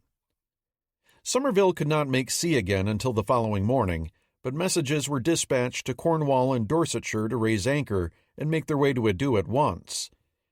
The next day, the British sent aloft every plane over Colombo they could muster. These were cuffed aside by Nagumo's 127 inbound machines, which destroyed 33 British aircraft for the cost of 7 of their own. The Japanese did little damage to the shipping in the harbor, but sank a destroyer and an armed merchant cruiser while badly shooting up the airfield and harbor facilities. Weather conditions near Ceylon were glorious, yet the bright sunshine that most sailors would have called a blessing, the British would this day pronounced accursed. Around lunchtime, a Japanese scout plane sighted Cornwall and Dorsetshire's brilliant white wakes cleaving the cerulean waters. Having sortied from Colombo the night before, the 2 cruisers were now racing full speed southwest, and, they hoped, out of Nagumo's grasp. No such luck. An hour and a half later, 53 Japanese dive bombers dispatched them both, with clinical precision, in 20 minutes flat. As it happened, Somerville's own force was not far away, and indeed tracked portions of the action on their radar. Though Japanese scouts claimed to have searched another 50 miles to the southwest after sinking their prey, they saw nothing. Had they spotted the main British force, the consequences could hardly have helped being dire. Having evaded that daytime peril, Somerville then attempted to follow Nagumo's force to launch a night attack using radar-equipped torpedo bombers. This was a capability only the British had at this point in the war, but even so, the whole thing was extremely ill-considered, an opinion forcefully remarked upon by Somerville's second-in-command. Somerville persisted in these futile efforts until the 7th, when prudence dictated he return to Adu. If the British hoped that Nagumo's mission was complete, they were to be disappointed when Kido Butai reappeared on the morning of the 9th, raiding Trincomalee with 132 planes. Again, the harbor and airfield were shot up, with 48 British aircraft destroyed in the air and more on the ground. A force of 85 dive bombers also caught the Hermes and a destroyer, quickly sinking both. Now being well and truly done, Nagumo turned for home. Meanwhile, Ozawa's Ryujo and her cohorts had been raising Cain in the Bay of Bengal, sinking 28 merchantmen for over 140,000 tons before retiring themselves. Behind them, the entire subcontinent was in an uproar. It would take weeks before shipping would return to some semblance of normalcy.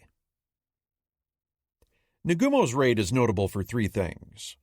First, it put an exclamation point to British powerlessness in the Indian Ocean. Somerville's brave but reckless attempts at engagement aside, there was no disguising the fact that the Royal Navy was incapable of offering meaningful resistance to Kido Butai.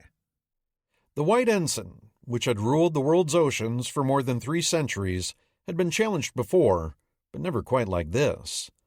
Not only was it numerically inferior in the Indian Ocean, but also technologically inferior. Nagumo's foray had been an invitation to a clear-cut, stand-up fight if there ever was one, The Royal Navy had not been remotely up to it. That hadn't happened in generations. Kido Butai's onslaught also pointed out the vulnerable, interconnected nature of the British Empire in the absence of the naval power that underwrote it. The implications of the raid as far as Indian security were obvious and dire. Almost equally bad was the potential threat to the sea lanes running up the east coast of Africa, which supplied Britain's military in both India and the Middle East. If Japan managed to get a foothold in Ceylon and could threaten them, there would truly be hell to pay. Further, it raised the specter of a Japanese-German link-up running through the Middle East, which would be catastrophic. This topic was on everyone's mind in the aftermath of the raid. As Hanson Baldwin, the widely respected military analyst at the New York Times, noted, Nagumo's raid seemed to be the opening naval battle of what seems to be the beginning of a decisive campaign, the struggle for India. That said, the third thing the Indian Ocean raid did was demonstrate Japan's strategic bankruptcy. Operation Sea had been launched opportunistically, with the limited goal of destroying Britain's Eastern Fleet in mind. What this might have ultimately accomplished remains unclear, because Japan had no plans to follow up Nagumo's onslaught by launching any of the doomsday scenarios that were panicking London. In other words, the raid fit into no larger strategic hole. Indeed, one measure of Japan's slapdash approach to grand strategy can be detected in the fact that even as Admiral Yamamoto was securing Naval GHQ's grudging permission on 5 April to make his main effort in the Central Pacific, the principal means for carrying out his vision, Kido Butai, was 4,000 miles away pursuing a strategic irrelevancy. Just a week after Nagumo's withdrawal, Kido Butai's real enemy reappeared. The Doolittle Raid. Saturday, 18 April, found the weather in Japan's capital clear and sunny, with its residents out enjoying themselves in the city's parks and shops. Some were entertained watching Imperial fighters practicing mock dogfights overhead. Then, just after noon, unknown aircraft began appearing in the skies overhead, twin-engined and painted dark olive drab. Some mistook them for Japan's own G-4M Betty bomber, that is, until the bombs began falling. The interlopers were American B-25 medium bombers, under the command of Lieutenant Colonel Jimmy Doolittle. Each of his aircraft quickly deposited their 4 500-pound bombs on various targets, factories, military facilities, and a shipyard, then sped away west at rooftop level. Japanese anti-aircraft batteries put up a belated fire. These 10 aircraft and 6 others sent against Nagoya, Kobe, and Yokohama had been launched from the flight deck of USS Hornet some 4 hours earlier. Hornet, in company with her sister Enterprise, both under the command of Vice Admiral William Halsey, had spent 2 weeks traversing the stormy North Pacific for the express purpose of making a direct attack against Japan. Halsey had hoped to approach within 500 nautical miles of his target before launching, but his task force had been prematurely detected by Japanese picket boats. The weather was miserable. Halsey nonetheless ordered Hornet to launch anyway, and Doolittle's aviators got off the decks without incident. Hornet and Enterprise then came about smartly and beat a hasty retreat. As for Doolittle and his 79 aviators, most of them ended up crash-landing in China.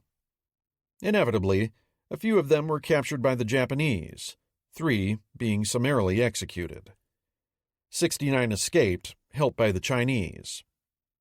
For security reasons, Chang had not been informed of the raid until the last minute, giving him no time to move forces in to defend the area. He had to watch as his eastern airfields were overrun by the Japanese army, who burned, raped, and killed as they went.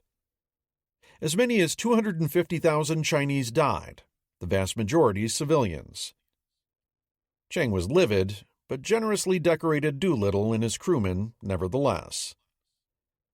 The military results of the raid were so trivial as to be almost laughable. A handful of bombs sprinkled desultorily across a handful of Japanese cities that did little real harm beyond damaging Japanese light carrier Ryuho on the building ways in Yokosuka. Many residents of Tokyo were unaware that their city had even been bombed, and Japanese propaganda made light of the offensive power of the enemy bombers. Psychologically, though, the raid produced completely outsized results on both sides of the Pacific. For the Americans, Doolittle's audacious attack was an enormous morale booster. Up to this point in the war, almost nothing had gone right for the U.S., particularly against Japan.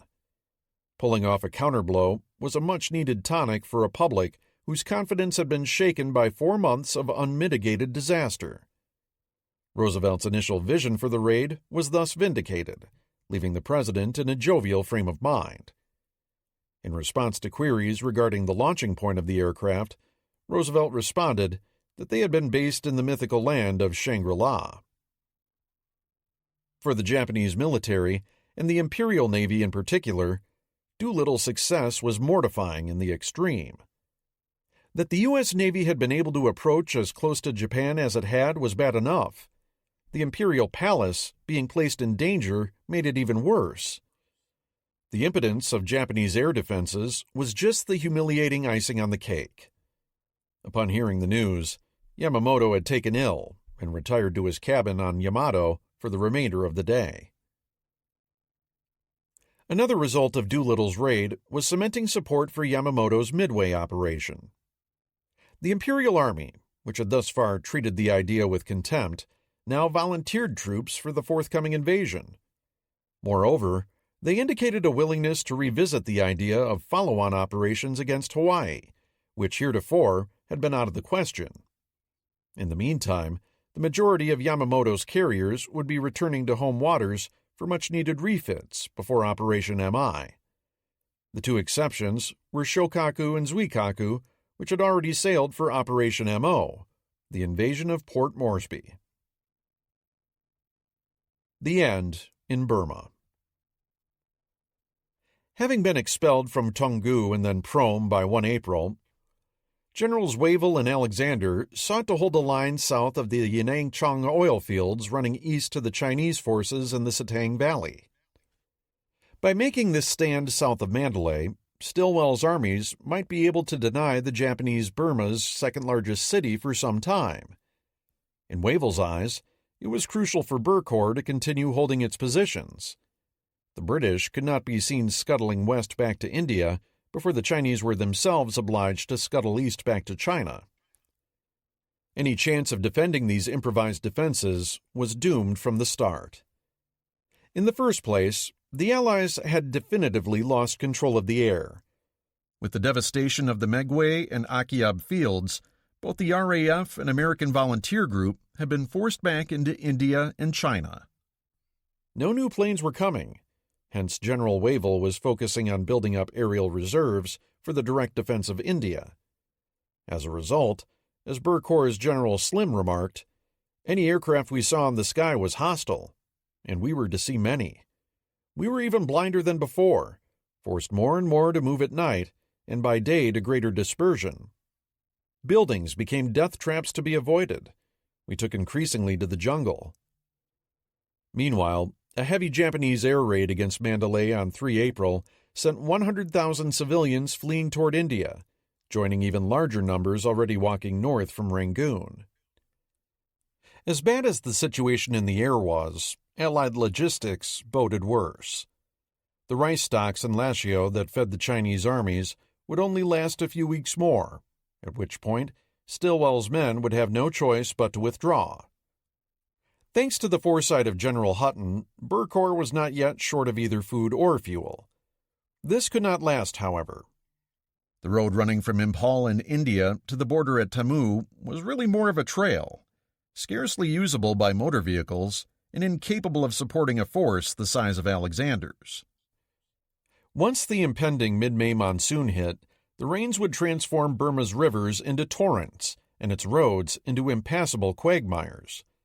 Thus, no matter Wavell's wishes, the Allied forces remaining in Burma would shortly need to retreat into India or China if they were to survive.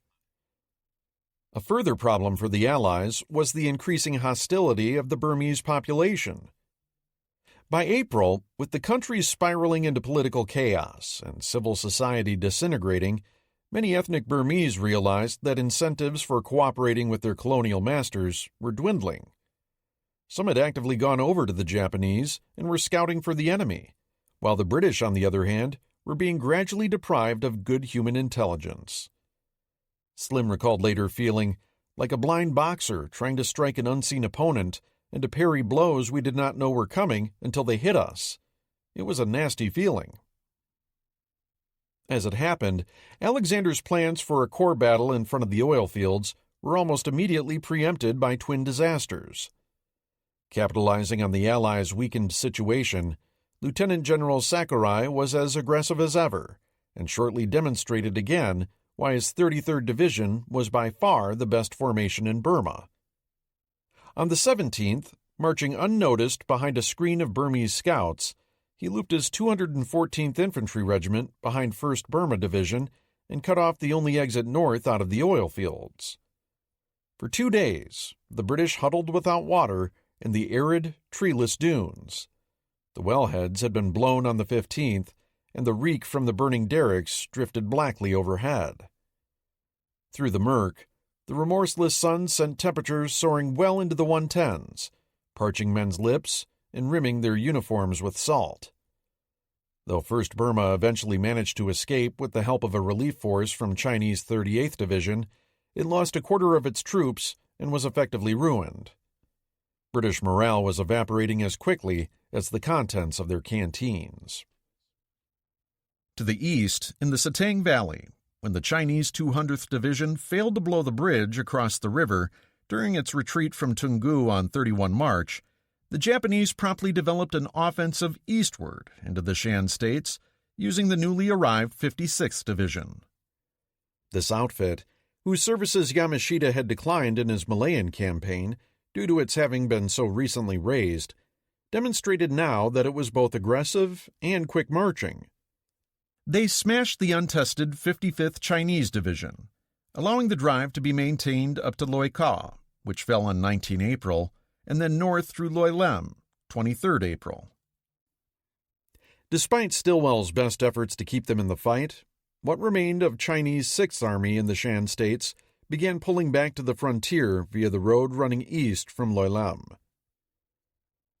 This meant that Lashio and the Burma Road running from Mandalay northeast to China was now directly threatened, with the Chinese Fifth Army facing the possibility of being outflanked and cut off.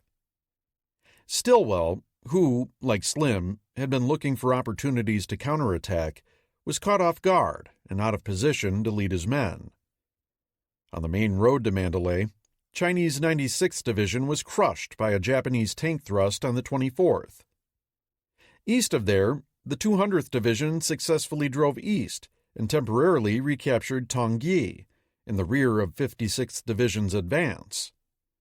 However, this was too little, too late to affect the outcome of the campaign. Lashio's fall on the 29th cut the Burma Road. The main way back to China was now shut. During the subsequent retreat, Fifth Army, one of Chiang's best, was almost totally destroyed, and the gallant commander of 200th Division now paid with his life for his earlier counterattack. Only remnants managed to escape back to China or make their way north into India via the shadowy Hukong Valley. Chinese 38th Division, which had fought well at Yanangchong, was now cut off. They threw in their lot with the British and began heading west toward Impal, paralleling Burkor's march. Close at hand was Stilwell, who marched out to India on foot with a small party. It was an astonishing physical feat for a 59-year-old. In Chiang's eyes, however, it was even more astonishing that Stilwell had abandoned my 100,000 soldiers in foreign jungles. After the loss of the oil fields and the rout of the Chinese, Alexander and Slim knew there was nothing for it but to retreat back to Impal as rapidly as possible. The Japanese came within an ace of trapping Burkor at Manua on 1-2 May, and again at Shuigyin on the 10th. By now, the Japanese were equally tired. Slim still had 50 trucks at his disposal too, meaning that many of the men, and some of the civilians as well, were trucked at least part of the last leg to the border. Slim was a constant presence, encouraging his men, walking with them, and sharing their rations. By the time the border was reached, Burkor's worshipful opinion of their commander was cemented.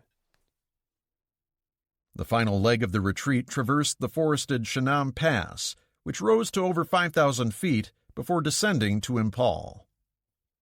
The monsoon rains broke on the night of the 18th, making the final days even more miserable.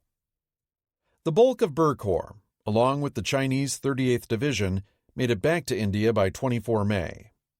About the only redeeming thing that Alexander and Slim could say of their withdrawal was that they had brought their army back reasonably intact. All of them, British, Indian, and Gurkha, were gaunt and ragged as scarecrows, Slim recalled later. Yet, as they trudged behind their surviving officers in groups pitifully small, they still carried their arms and kept their ranks. They were still recognizable as fighting units. They may look like scarecrows, but they looked like soldiers too. Along with the routed British came roughly half of the 400,000 to 600,000 refugees that eventually found their way out of Burma. Historians sometimes draw artificial, antiseptic dividing lines between the actions of armies and the lives of the civilians that are intertwined with them. The last stages of the march out of Burma had been anything but clean-cut. Most of the refugees were ethnic Indians, long resented by the Burmese for their more commercially savvy ways and for Britain's preference for hiring them as civil servants. Many had been fleeing north from Rangoon since Christmas. By April, they were exhausted, hungry, helpless, and often alone in the epicenter of what John McManus aptly termed a colonial geostrategic meltdown. Their belongings were down to the clothes on their backs, or what little they could carry. Children were herded along barefoot. Babies were being carried in buckets. Thousands were robbed, raped, beaten, and murdered along the dusty roads by Burmese bandits and Japanese sympathizers who sensed that British rule was on its last legs. As the refugees' physical conditions worsened, disease set in. Smallpox, typhus, cholera, and all the maladies of the jungle. In a death march that vastly eclipsed that of Bataan, tens of thousands died, dropping in unburied clumps where they fell, along the roads and paths, in the villages, in the mud, in the streams. Later in June, long after the retreat was complete, fresh British forces were sent out from Impal to clear the road from Shinam down to Tammu. The troops had to wear gas masks to ward off the smell of the thousands of decaying bodies lying along the verge. Those refugees that did make it to India were wrecks of human beings, according to one observer, starving, diseased, and clad in rags. The total number of evacuees who perished is unknowable. Estimates range as high as 80,000, with 50,000 a good median mark. As H.P. Wilmot noted, after these calamities, whether the British managed to reclaim Burma or not, there was never any possibility of restoring colonial political control there. The only justification for British rule in Burma was the maintenance of order and the protection of the population from external attack. By failing on both counts, the British forfeited their right to rule.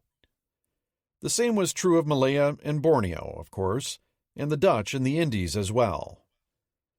Japan's victories in its initial offensive meant that white colonialism was finished in Asia. The myth that the natural superiority of the white races made it their destiny to rule the world had been demolished by the emperor's soldiers and sailors. Indeed, this may well have been the only lasting achievement of Japan's vast and ruinous war. Asia for the Asians, cynically awful a slogan as it was, also foreshadowed a post-war process that would eventually witness the destruction of Western colonialism in the region. Japan, though, would also rightly end up being burned to ashes by the war she had unleashed, and deeply hated throughout the region. By the time Burkor reached Impal, the British had lost around 13,500 casualties, including 1,499 killed, roughly double that wounded, and over 9,000 missing. Of the latter, nearly 3,000 were among the Burma Rifles, the majority of whom had deserted. Many of the remainder, mostly Indian, had certainly perished. Then there were Chiang's losses. The Chinese ultimately committed 9 divisions with a total of 103,000 soldiers to the campaign. Those divisions had been mostly destroyed, with 56,480 killed, an unknown number wounded, and perhaps as many as 80,000 total casualties. In other words, the Chinese lost nearly 6 times as many men as the British, defending a colony that wasn't even theirs, and to which they had only been grudgingly admitted entrance.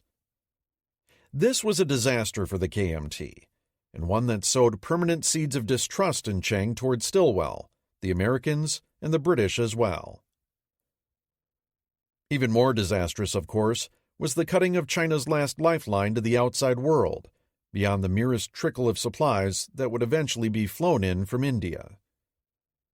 Chiang's government would never recover from this blow and would spend the rest of the war growing weaker and weaker. The severing of the Burma Road in 1942 played a key part in securing Chiang's defeat by the Communists in 1947, strangling Free China's ability to function as a nation-state. By any measure, Aida's 15th Army had performed brilliantly, handing in a performance on par with Yamashita's. The Japanese had suffered 2,431 deaths, mostly in 33rd and 55th Divisions. Thousands more had been wounded, yet were not included in the Japanese casualty totals. Aircraft losses had been almost equal, 117 Japanese planes versus 116 Allied. With 2 understrength divisions, Aida captured Rangoon only a month and a half after opening his ground offensive. By the end of May, he had run the British completely out of Burma. Throughout, the Japanese had handed both the British and the Chinese an almost unbroken string of defeats, often badly beating forces that were superior on paper. Having advanced every bit of 750 miles from the Thai border up to Tamu, longer than Yamashita's advance, and over a much worse road network, Aida's soldiers could rightly claim to be some of the Emperor's hardiest. In the Allied higher circles, there was no lack of finger-pointing. The British blamed the Chinese for not having held the left wing, unjustly claiming that Chiang was never prepared to commit Chinese forces wholeheartedly to the defense of Burma. A simple glance at Chinese casualty figures, however, belies any lack of commitment on the Generalissimo's part. Stilwell, meanwhile, poured invective on hostile population, no air service, Jap initiative, inferior equipment, stupid, gutless command, interference by Chiang Kai-shek, British defeatist attitude. I knew it was hopeless. Blame apparently affixed to everyone except himself, despite Stilwell's underestimating the quality of the Japanese, ignoring Chiang's instructions regarding the limitations of KMT forces, and committing them recklessly in ways that exposed them to defeat in detail. He declined employing the tactics the Chinese were best at, luring the Japanese into the hinterland before sucker-punching them with a concentrated counterattack. He had then broken communication with Chiang and left the theater without orders. The result, as Richard Frank points out, is that Stilwell led 2 Chinese armies into Burma. He walked out with the equivalent of 2 Chinese squads. For his part, an embittered Chiang, now cut off from the outside world, shorn of his best divisions, and with his volatile American general AWOL in India, wrote, "Now I know that the alliance is just empty words." 7. May 1942. He was always saying, now we've got him, when it was clear we hadn't. General Frank Meservey on his superior, General Neil Ritchie. Come on, we are waiting. Russian placards on the Kerch Peninsula. It's neck or nothing. Field Marshal Fedor von Bock. You will be governed by the principle of calculated risk. Admiral Chester Nimitz. Grand Strategy Economic. The Quest for British-American Strategy. Marshall soldiers on. Barely had George Marshall returned from what he thought was a successful trip to London than flies started appearing in the ointment. On 6 May, Roosevelt circulated a memo to Marshall, Henry Stimson, Hap Arnold, Ernest King, and Harry Hopkins for their eyes only. In it, the president reprised the strategic situation as he saw it and made several crucial observations. First, he reiterated that it was simply unacceptable that the Soviet Union be left unaided on the ground, noting that Russian armies are killing more Germans and destroying more Axis material than all the 25 United Nations put together. Given this, FDR made it clear that American troops must be in action against the Axis in 1942, not 1943. This wasn't a suggestion, it was an order. The president further stated, "If we decide that the only large-scale offensive operation is to be in the European area, the element of speed becomes the first essential." As Andrew Roberts notes, the president's requirement for action in 1942 effectively meant that the British could ultimately decide where the first military blow against Germany and Italy fell, because they held veto power over operations originating in the British Isles. Given that Alan Brooke and Churchill were adamantly opposed to a cross-channel invasion in 1942, that option was off the table, though the Americans didn't know as much yet. Further inklings of discord began creeping into American circles as May progressed. The Soviet Union's foreign minister, Vyacheslav Molotov, visited London late in the month, agitating for a second front in 1942 to help take the heat off the Red Army. As will be discussed later, the Soviets had just been humiliated in the Crimea and were in the process of losing disastrously around Kharkov as well. Stalin and the Stavka knew that the Germans would open their summer offensive somewhere shortly. Molotov wanted the Western Allies to create enough of a ruckus somewhere that the Germans would pull some 40 divisions out of the Eastern Front. The British had nothing to give him in terms of hard commitments. Departing London empty-handed, the Soviet foreign minister next made his way to Washington. Churchill cabled Roosevelt ahead of time that he'd been unable to give Molotov a firm answer on a second front because his own planners had begun discovering problems with the cross-channel invasion this year.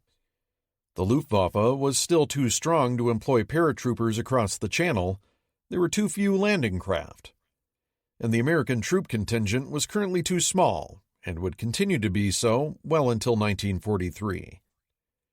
Churchill indicated that he would be dispatching Lord Louis Mountbatten to Washington to discuss these issues, which must have raised red flags in the president's mind regarding British reservations.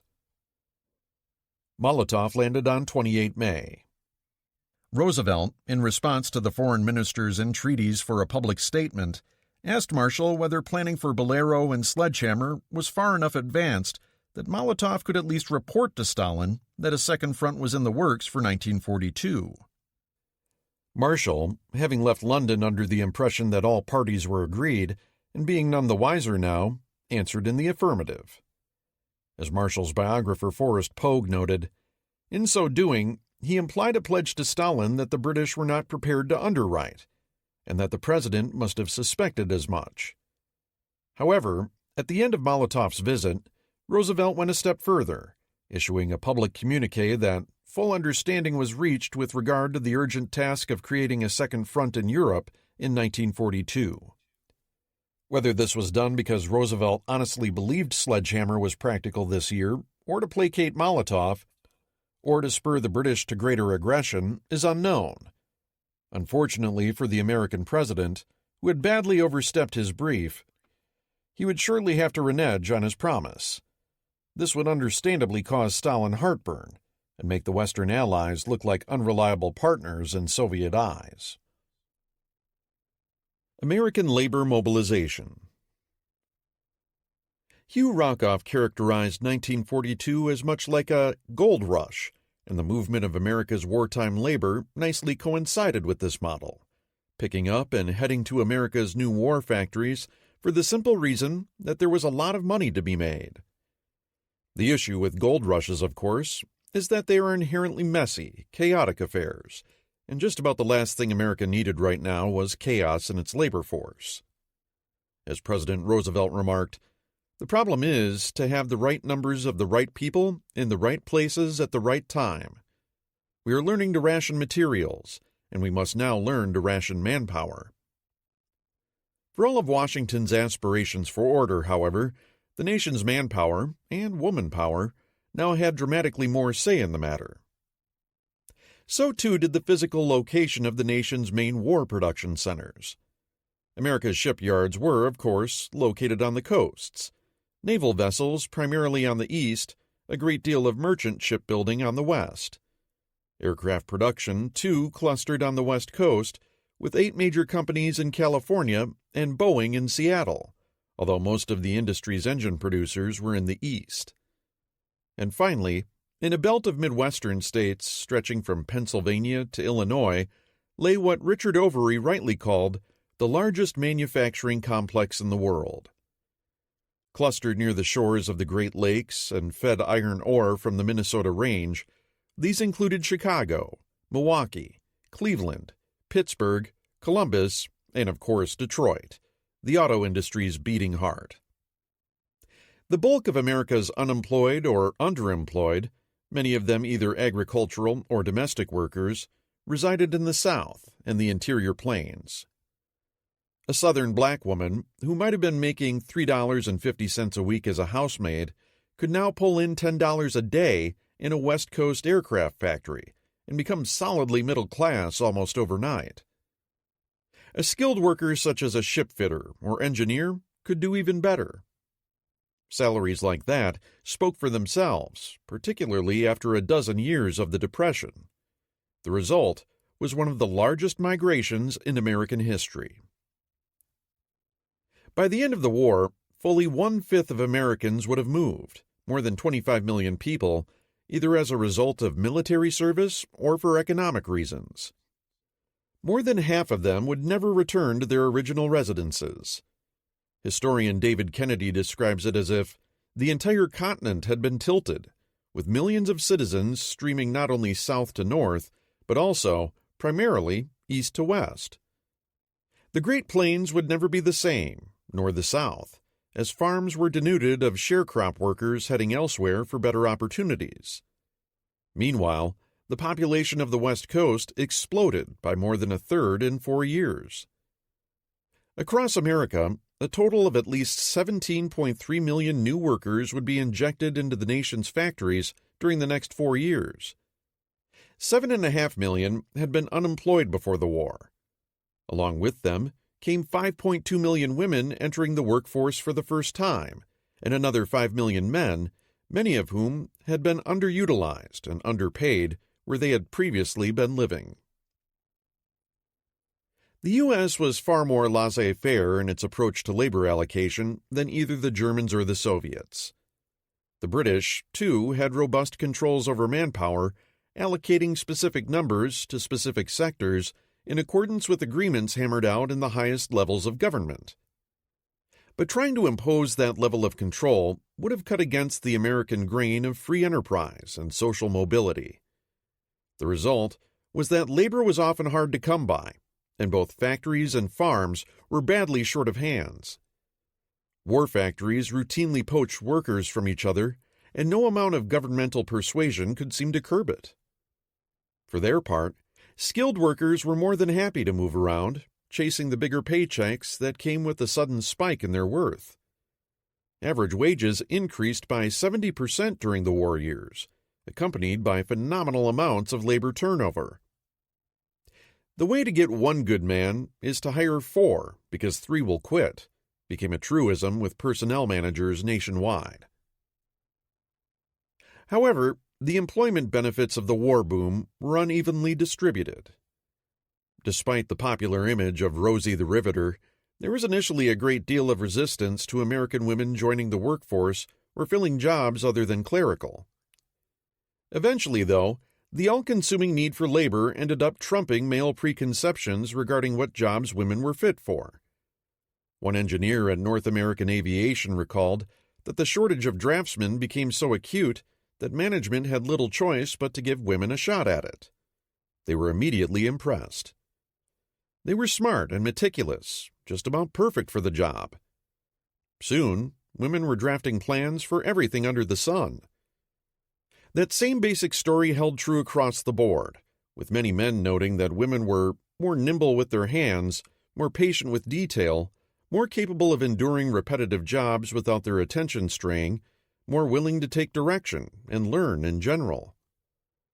By mid-war, women would be working in roles that most observers in 1940 would have found astonishing: lathe and drill operators, spray painters, sheet metal workers, welders, riveters, plumbers. Women helped draft plans for aircraft, ships, and tanks, machined the parts for them, and then assembled the final product. That said, hiring large numbers of females brought new costs: separate wash facilities, adjustments to machine tools, and other shop floor furnishings to facilitate access by smaller workers, and, of course, daycare. The gains in productivity made these accommodations absolutely imperative, because women had nearly as much employment mobility as their male counterparts. Black Americans, on the other hand, found the going much harder. Despite FDR's June 1941 executive order prohibiting discrimination in the defense industries on the basis of race, creed, color, or national origin, America's racist past didn't simply disappear at the stroke of the chief executive's pen. Many employers still resisted hiring blacks, and even when they did hire them, they typically assigned them to the hardest, dirtiest, lowest skilled, and lowest paid occupations available. Southern white workers migrating to new war jobs in the North and West brought their racial prejudices with them, exacerbating already existing tensions regarding wages, housing, and employment opportunities. In places like California, transplanted white women from the South exhibited similar discomfort working alongside blacks in the war plants. "I still don't like to be near them," one Texas woman stated. "My mother is the same way. I can't say that the way I feel is right. I suppose it isn't, but I have been taught that way." In Detroit, tensions over discrimination would lead to violent race riots in the summer of 1943 that left scores of dead on both sides, and this was only one of the most visible in an ongoing string of incidents throughout the war.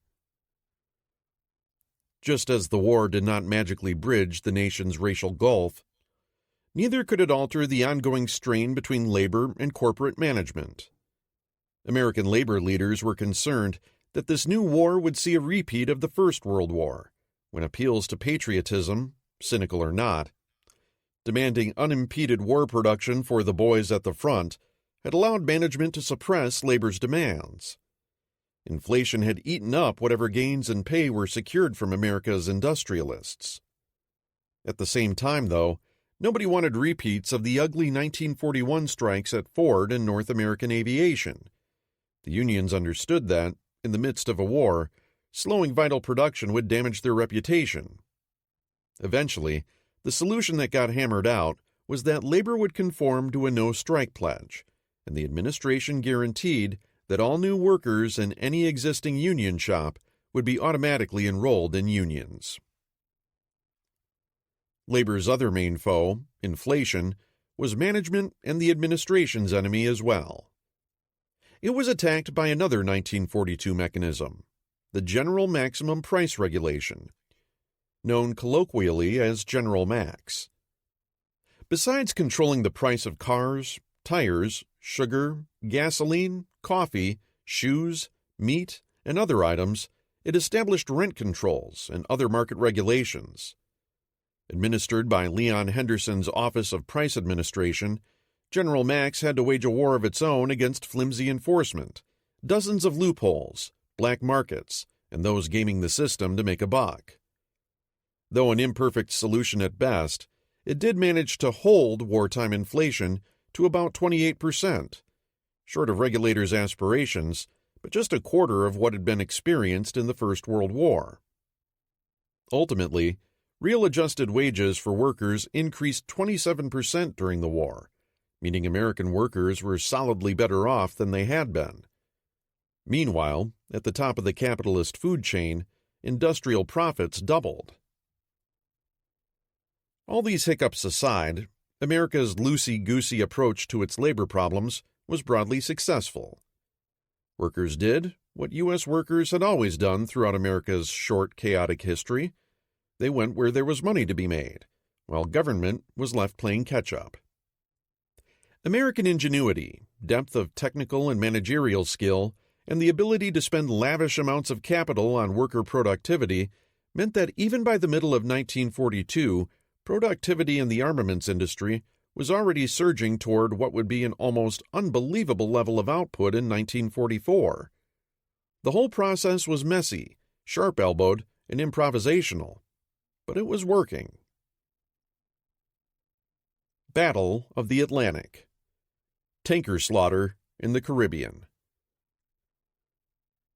Having decided to exploit the slim Allied escorts in the Caribbean and the Gulf of Mexico, Karl Dönitz lost little time in ratcheting up the pressure.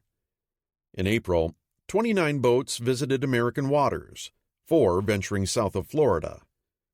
Now, in May, Dönitz committed another 31 submarines to the same general area, the largest contingent yet, of which 13 Type 9s and a Type 7 were to be sent to the Caribbean and the Gulf of Mexico.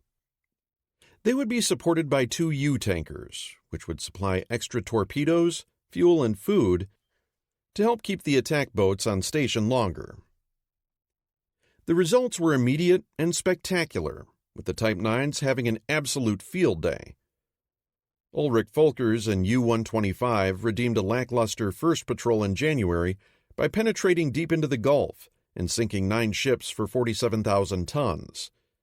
U-506 and U-507 did in 8 and 9 ships, respectively, for 85,000 tons between them, many near the mouth of the Mississippi River. Meanwhile, ace Reinhard Surin's U-564 sank 4 ships for 24,400 tons. Unfortunately, one of them was a neutral Mexican tanker, which was sufficient cause to bring Mexico into the war on the Allied side on 22 May. In total, the Gulf boats sank 95 confirmed ships for 482,843 tons in May, including 26 tankers. This came to a whopping 7.3 ships and 37,141 tons sunk per patrol. Only one of their number was lost, U-502, sunk in the Bay of Biscay on the way to her patrol area. This meant that the exchange rate of merchantmen to submarines for this particular group of Type 9s was 95-1. This represented the high water mark for Dönitz's offensive. He'd never see numbers this good again.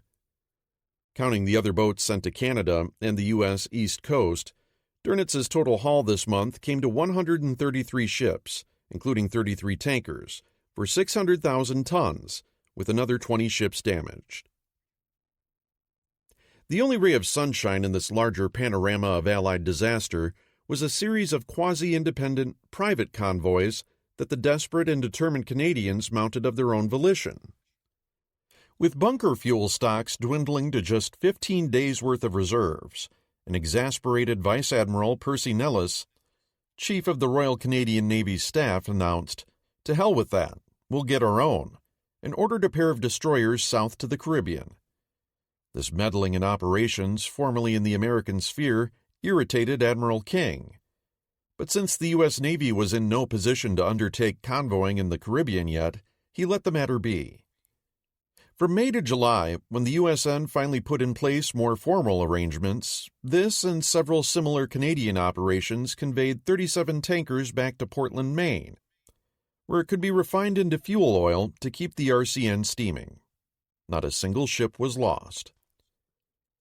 At the same time things were blowing up in the Caribbean, German patrols off the East Coast continued unabated.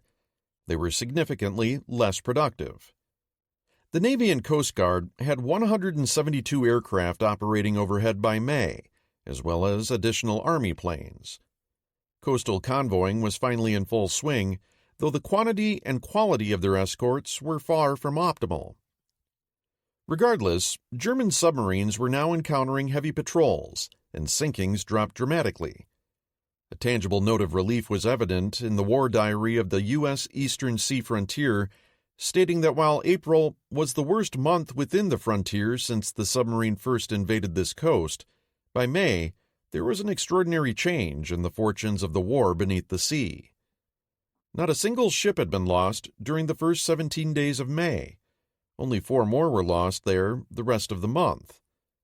The hunting got so bad that Dönitz instructed several of the Type 7s to refuel from U-tankers and proceed south to the Caribbean instead, realizing that the East Coast was likely to provide poor returns in the future.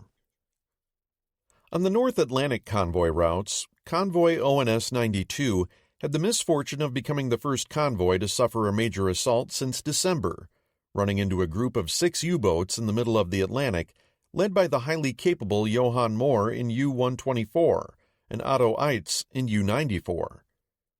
Though alerted by high-frequency direction finding, HFDF, to the presence of shadowing U-boats, the mixed American-Canadian escort group A3 was both inattentive and insufficiently aggressive. On the night of the 11th-12th, first Mohr and then Eitz slithered through the escort screen as if it wasn't there, and between them claimed 5 ships. Eitz sank a further pair on the 13th. Never slow in criticizing their allies' anti-submarine warfare skills, the British were certainly within their rights to look askance at this particular effort. The American escort commander was moved to a new assignment. Given this success, Dönitz planned to keep his U-boat pack together for the foreseeable future. By keeping the pressure on the convoy routes, he precluded the Americans, British, and Canadians from shifting ships further south to the now embattled Caribbean. King scrambles again. For the Allies, and particularly Admiral King, Dönitz's wholesale redeployment of Paukenschlag from North American waters into the Caribbean and Gulf of Mexico was unwelcome in the extreme. Having barely managed to get convoying in place off the East Coast, with insufficient escorts to boot, the U.S. and Royal Navies were hardly in a position to assume responsibility for another 615,000 square miles of ocean. The assets just weren't there. The USN's brand-new Gulf Sea Frontier had a grand total of 35 aircraft and 16 ships to its name, many of them too small to be effective. The uproar in the American press, though, forced King's hand. He sacked the area commander, replacing him with Rear Admiral James Kaufman, who had performed very capably as commander of U.S. naval forces in Iceland. King also managed to secure additional air assets from the AAF, even though the Army's bomber crews hated the dull, repetitive work of patrolling the Gulf. Despite this, the overriding concern was King's need for more ships. Roosevelt's much-touted 60 ships in 60 days program was well behind schedule and wasn't delivering the number of subchasers promised. The same was true of the new 173-foot patrol craft, and for the same reason. Many of the private boatyards building them discovered that launching an actual warship was a lot more complex than a yacht or fishing trawler. When King approached the Royal Navy for a loan of several more corvettes, he was told that they could only be lent by stripping away protection for the North Atlantic convoy routes, causing him to reconsider. Dönitz's latest move had wrong-footed the USN yet again, and he was continuing to move his operational areas around depending on where Allied defenses were weakest. The Allies, conversely, had to defend everywhere at once, which was currently impossible. East Coast convoys or not, until more Allied escorts and aircraft became available near U.S. shorelines, the situation was going to remain bad. The British remained badly shaken by the tonnage being sunk in American waters, particularly tankers. Petroleum stocks in Britain were edging toward unsafe levels. On 2 May, the British government asked if the Americans could make good some of their tanker losses, to the tune of 70 ships and 10,000 deadweight tons apiece. Roosevelt agreed. His oil czar, Harold Ickes, subsequently notified the British that he would transfer a total of 854,000 tons, 170,000 to Canada, and 684,000 to the UK. This was possible Because the U.S. was making faster progress than expected in converting oil-fired plants back to coal and natural gas, and increasing internal deliveries via pipeline and railroad. Churchill expressed his gratitude to Roosevelt for his most generous gesture. King was still in the hot seat and erred here by not implementing convoys for the Caribbean and East Coast tanker traffic once U-boat depredation started rising in early May.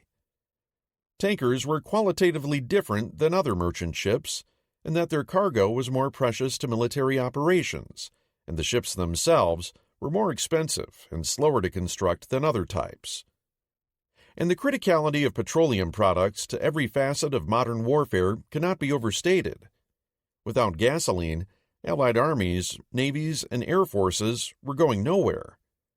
As such, King would have done well to follow the Canadian example and rolled out tanker-specific convoying as soon as Dönitz opened his Caribbean game. This would have helped allay British fears, since UK petroleum stocks were the bellwether for the health of the island's economy. As it was, the petroleum and tanker shortages being created by the slaughter would take years to rectify.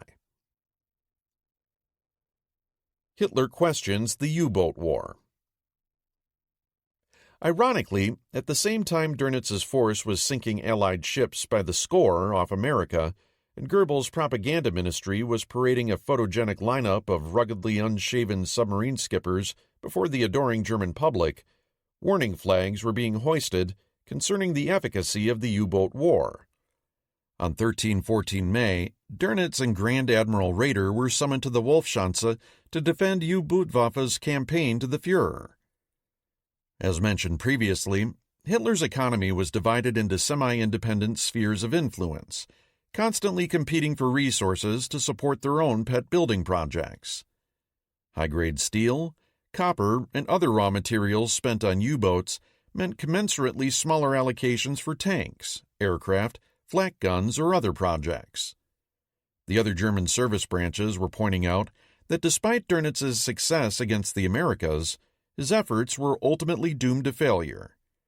The sheer size of Allied shipbuilding efforts, particularly those shaping up in the U.S., would make it impossible for Dönitz to sink tonnage faster than the Allies could build it. They further opined that Dönitz's preference for sinking ships wherever he could find them didn't take into account the relatively small window of opportunity Germany had to achieve victory. While sinking a freighter in the Caribbean loaded with molasses was productive, it was not nearly as productive as sinking one loaded with fighter aircraft headed for England or Murmansk. Thus, the logical underpinning of Dönitz's entire campaign was being called into question. Dönitz and Raeder mounted a vigorous defense. The Americans had announced that the Allies would build 8.2 million tons of new shipping this year. Dönitz dismissed that as propaganda. OKM's own internal estimates suggested that 5 million tons was more realistic. If true, Axis forces as a whole, including the Japanese, Italians, and their respective air forces, had only to sink a bit north of 400,000 tons a month to stay ahead of the game. Anything more would directly diminish the Allied shipping pool. Given that in combination with U-boats, the Axis as a whole by May 1942 was currently sinking something on the order of 700,000 tons a month, the future looked promising. Intriguingly, this clashed with the Kriegsmarine study from September 1941 that indicated that truly lethal attrition would need to be in the neighborhood of 800,000 to 1 million tons monthly. This figure was currently viewed as unattainable, although Dönitz had believed it possible before the war, provided he had a force of 300 boats. Dönitz pointed out that a molasses freighter sunk today could easily be carrying tanks tomorrow. It didn't matter where it was sunk as long as it was sunk, and as safely and efficiently as possible. Dönitz also noted that the U-boat force was finally receiving substantial numbers of new boats. As long as these submarines were dedicated to areas where they could hunt efficiently and not posted to backwaters like Norway, Dönitz assured the Führer the outlook in regard to submarine warfare is promising. Hitler apparently bought into these arguments, afterward parroting Dönitz's party line by declaring, "Victory depends on destroying the greatest amount of Allied tonnage possible. adding that the submarine will in the end decide the outcome of the war. Dönitz and Raeder left well pleased, only to discover that Hitler also wanted to continue priority building on German aircraft carriers as well, a strategic irrelevancy that would consume precious steel that could be used for U-boat construction. The Führer's chronic strategic attention deficit disorder manifested itself here in naval matters. Likewise, his ongoing obsession with guarding the waters off Norway would continue subtracting from Dönitz's pool of usable boats. Hitler would have done well to listen to the skeptics back in Berlin. However biased their motives may have been, their basic math was more solid than Dönitz's. Allied shipbuilding plans weren't mere propaganda stunts. The U.S. alone would send nearly 5.5 million tons of shipping down the ways in 1942. The Allies as a whole would launch 7.5 million tons, 625,000 tons a month, and this was only a warm-up for 1943, when the Allies would launch nearly 13.6 million tons, almost doubling 1942's output. While these totals were short of America's stated goals, they were more than enough to throw Dönitz's math out the window. Indeed, in August of 1942, OKM would project that total Axis sinkings would need to rise to 1.3 million tons monthly to continue eating into Allied tonnage at its current production rate. To date, German U-boats had been responsible for 78% of the total Axis sinkings, meaning by the end of the year, Dönitz would need to bring home 1 million tons a month. This was, putting it mildly, an aggressive target. OKM also urgently recommended moving away from a pure tonnage war toward one aimed at both ships and cargo, so as to inflict double damage on the enemy, with the focus on the South Atlantic, North Sea, and incoming shipping to England. However, this meant returning to more heavily guarded waters. OKM's forthcoming study would undermine the other assumption Dönitz was banking on, that his submarine's productivity and losses would remain about where they were. In other words, the Germans would get no worse at hunting merchantmen, while the Allies would get no better at hunting submarines. The former depended heavily on the latter. Should the Allies begin cutting heavily into the efficiency of the submarine force, Dönitz would have to field a substantially larger U-fleet just to get the same results. Given that German yards were already struggling to produce more than 24 boats per month, it seemed doubtful whether Dönitz could field such a force. In his heart of hearts, Dönitz probably suspected some of these trends might not break his way. Paukenschlag had come along at a propitious time for Dönitz. Just as the going was starting to get distinctly tougher in the North Atlantic, he'd been handed a brand new battlefield ripe for the plucking, and he had exploited his good fortune to the utmost. If he had to start fighting more seriously in the North Atlantic again, though, common sense said that the going would be no easier than it had been back in December 1941. Indeed, things would most likely be much harder, meaning the efficiency of his force would naturally decline. Dönitz was nonetheless not a man to be dissuaded once he'd made up his mind. Like his Führer, he valued willpower and drive, and believed these factors outweighed simple economics. Having staked out his ground and his claim to a large percentage of the Reich's economic resources as a result, he wasn't about to back down. Air War Europe. Air Operations. Bomber Command started May 1942 with a small raid against Hamburg on the 3rd, 4th that delivered oversized results. Only 54 of 81 aircraft dispatched made it to the target, and these bombed through 100% cloud cover. Despite that, they managed to start more than 100 fires. One, Cookie, landed near a road intersection and knocked 11 apartment buildings completely flat, heavily damaged 11 others, and caused light damage to hundreds more. More than 1,600 residents were bombed out. The next evening saw the first of 3 successive nights of raids against Stuttgart, which had not yet been seriously attacked during the war. Comprising 295 aircraft, they did very little damage despite losing 11 machines. Cloud cover was heavy, and the city itself situated in a series of valleys that made it difficult to locate under the best of circumstances. The Germans had constructed a decoy site at the town of Laufen, north of the city, surrounded by flak and searchlights to make it look like the real deal. A great many bombs landed here. So many, in fact, that the residents grew resentful of the hits they were taking for the sake of the metropolis to their south. 2 large raids also hit Warnemünde, 193 planes, and Mannheim, 197. Again, damage was minimal, and casualties in Mannheim consisted of a pair of dead firemen, the price of 19 bombers going down, 4.9% of the force. But by far, the most significant operation of the month, and one that permanently changed the trajectory of the bomber war, was against Cologne. The 1,000 Bomber Raid. Air Marshal Harris knew that despite the progress he'd shown with the raids against Paris, Lübeck, and Rostock, there were still plenty of doubters out there regarding the utility of strategic bombing. What he needed was a spectacular win of some sort to grab the public's imagination, quiet the doubters, and paint a picture of what his campaign could do if given adequate resources. On 18 May, he floated the notion of assembling 1,000 bombers, by far the largest aerial armada thus far in history, and using it against a single city. Both Portal and Churchill immediately grasped the theatrical power of the exercise and gave it their full support. The problem was where to scrape up the necessary aircraft and then devise the means to get them to and from the target without heavy losses. Given that Bomber Command's average nightly strength was currently about 420 bombers, finding 1,000 of them was a huge ask, and meant combing the various training commands and conversion units for every available airplane. Harris reached out to Coastal Command, who agreed to contribute 250 aircraft to the effort. The Admiralty overruled this, not wishing to take their eye off the U-boat war, or perhaps, less charitably, not wishing Bomber Command to succeed in what was, honestly, a bit of a stunt. It may have been a mixture of both reasons.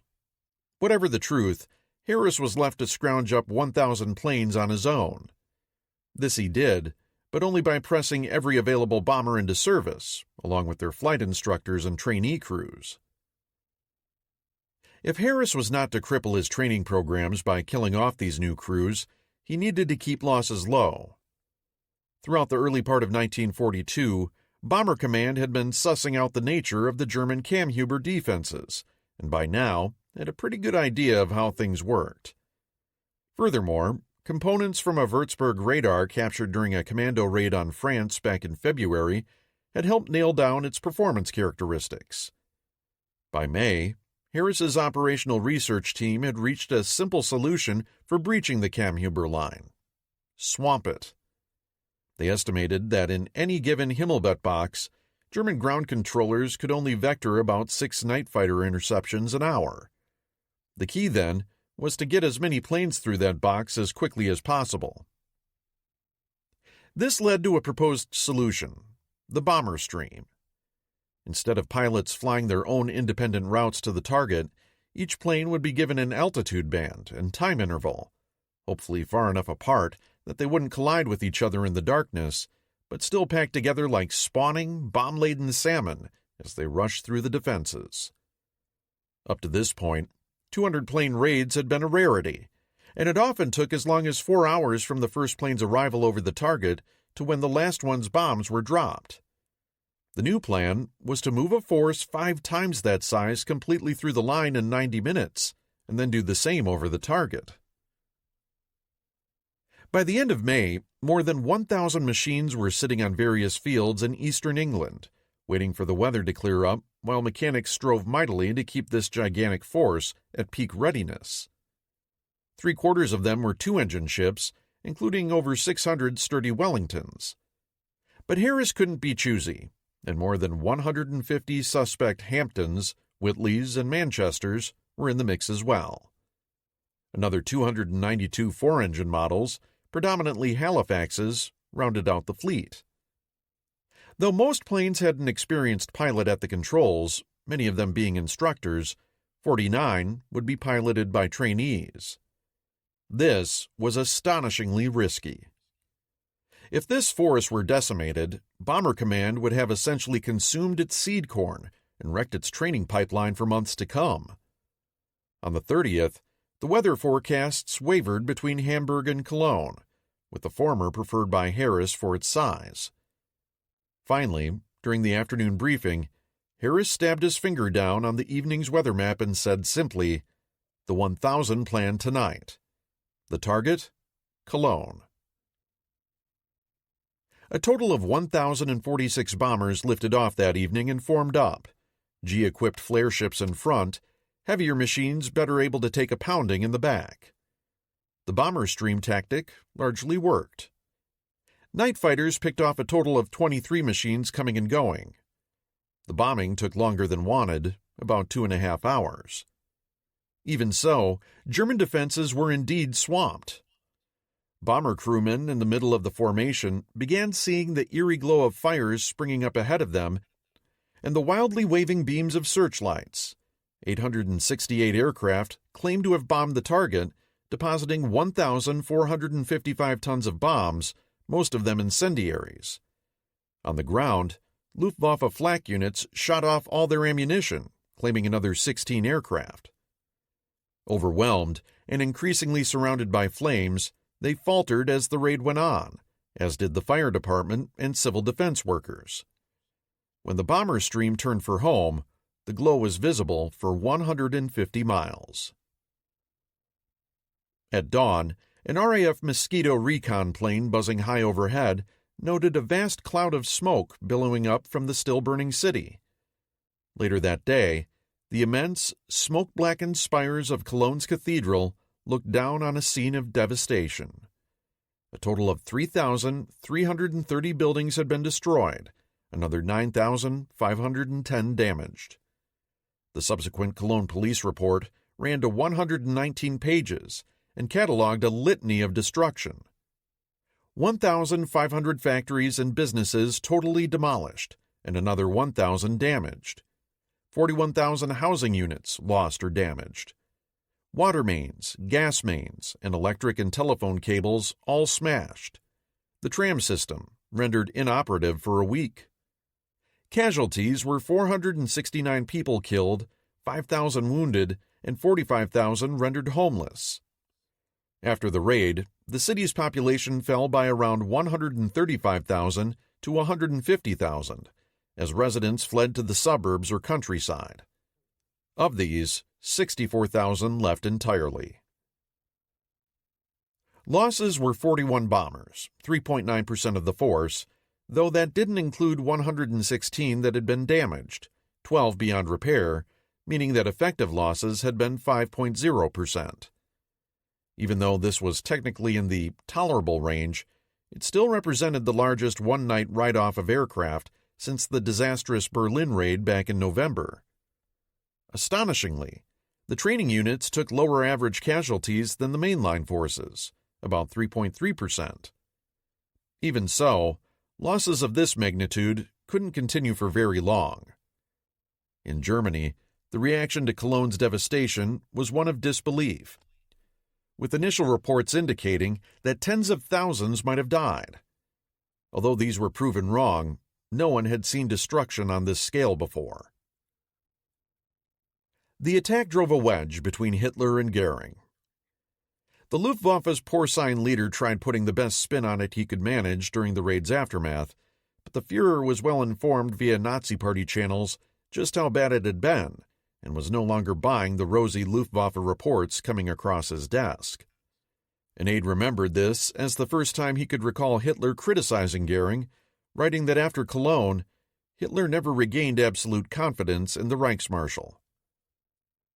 Hans Jeschenek, the Luftwaffe's chief of staff, was summoned to the Wolfschanze on 3 June and encountered a bristling Führer, who scorned any attempts to gloss over or to describe what was a catastrophe as a defensive victory. In Britain and America, there was elation. 1,000 British bombers set Cologne on fire, blared the New York Times headlines, with Hanson Baldwin, one of its most respected journalists, calling the raid the most important development in the war effort of the United Nations since the American entry into the war.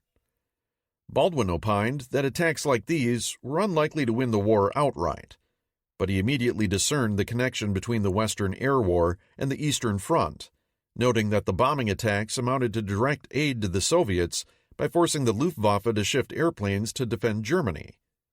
He was correct. And while it would take some time for that to happen, Cologne served notice to the Reich that the air war was going to represent an increasing drain on its resources. Harris was understandably pleased with the results. At last he could point to clear, unequivocal evidence of what his force might be able to do when its strength was fully built up. A total of 1,364 sorties had been launched in dribs and drabs against Cologne over the past 9 months to little effect. Harris's single concentrated attack had accomplished more than all of those together, leaving much of the city in ruins and dehousing 45,000 Germans in the process. Harris had also delivered a much-needed jolt to Allied morale at a time when there was precious little good news. Yes, the raid had been a giant PR stunt. Attacks of this magnitude simply weren't sustainable over the long haul, at least not at the moment. Nonetheless, it had cracked the door open long enough to give Churchill and others a glimpse of the aerial Gotterdammerung they so badly wanted to believe in. Cologne effectively ended the debate over Bomber Command's existence and guaranteed it pride of place in Britain's ongoing war effort. For all these reasons, Cologne ranks as one of the 4 most significant air attacks of the war, the others being Pearl Harbor, Curtis LeMay's Tokyo firebombing, and the twin atomic bombings of Hiroshima and Nagasaki. The parallels here with LeMay's command decisions, 3 years later in 1945, are striking. Both Harris and LeMay recognized that radical changes had to be made to save their commands. Both men made those calls and accepted sole responsibility. Both reaped outsized rewards. For all of Harris's limitations as a wartime leader, he must be given credit here for having what Max Hastings calls military showmanship, knowing what was needed to make his case, and also the bloody-mindedness to undertake the operation. There were considerable risks. Had the results been lesser, the losses greater, or both, Bomber Command might have been dismantled, its training pipeline amputated, or even the bombing offensive itself shelved. Instead, Harris had struck an awe-inspiring blow against the enemy, and one loaded with portent of more to come. He also immensely increased his personal authority and that of his command. There were other factors at work as well. First and foremost, as Hastings points out, despite the fact that there was a formidable body of dissent in the British government about whether the strategic bombing campaign had succeeded, none of this made any impact on the decisive debate of this period between the Chief of the Air Staff and the Prime Minister himself. After the Butt Report and America's entry into the war, Churchill never held the same radical notions of victory through air power alone that Harris and Portal had. However, his support of Bomber Command never wavered through its trials. That had proven crucial. Then, too, there was a formidable level of industrial inertia at play. Earlier in the war, when expectations for bombing had been high, the decision had been taken to build a massive bomber force. A significant chunk of Britain's war effort had then been allocated to this strategic direction, paying for the plant and equipment that would make that air armada a reality in the future. That investment couldn't just be undone overnight, particularly now that the air fleet was beginning to take shape. Stirlings, Halifaxes, and particularly Lancasters were all coming off the lines in greater numbers.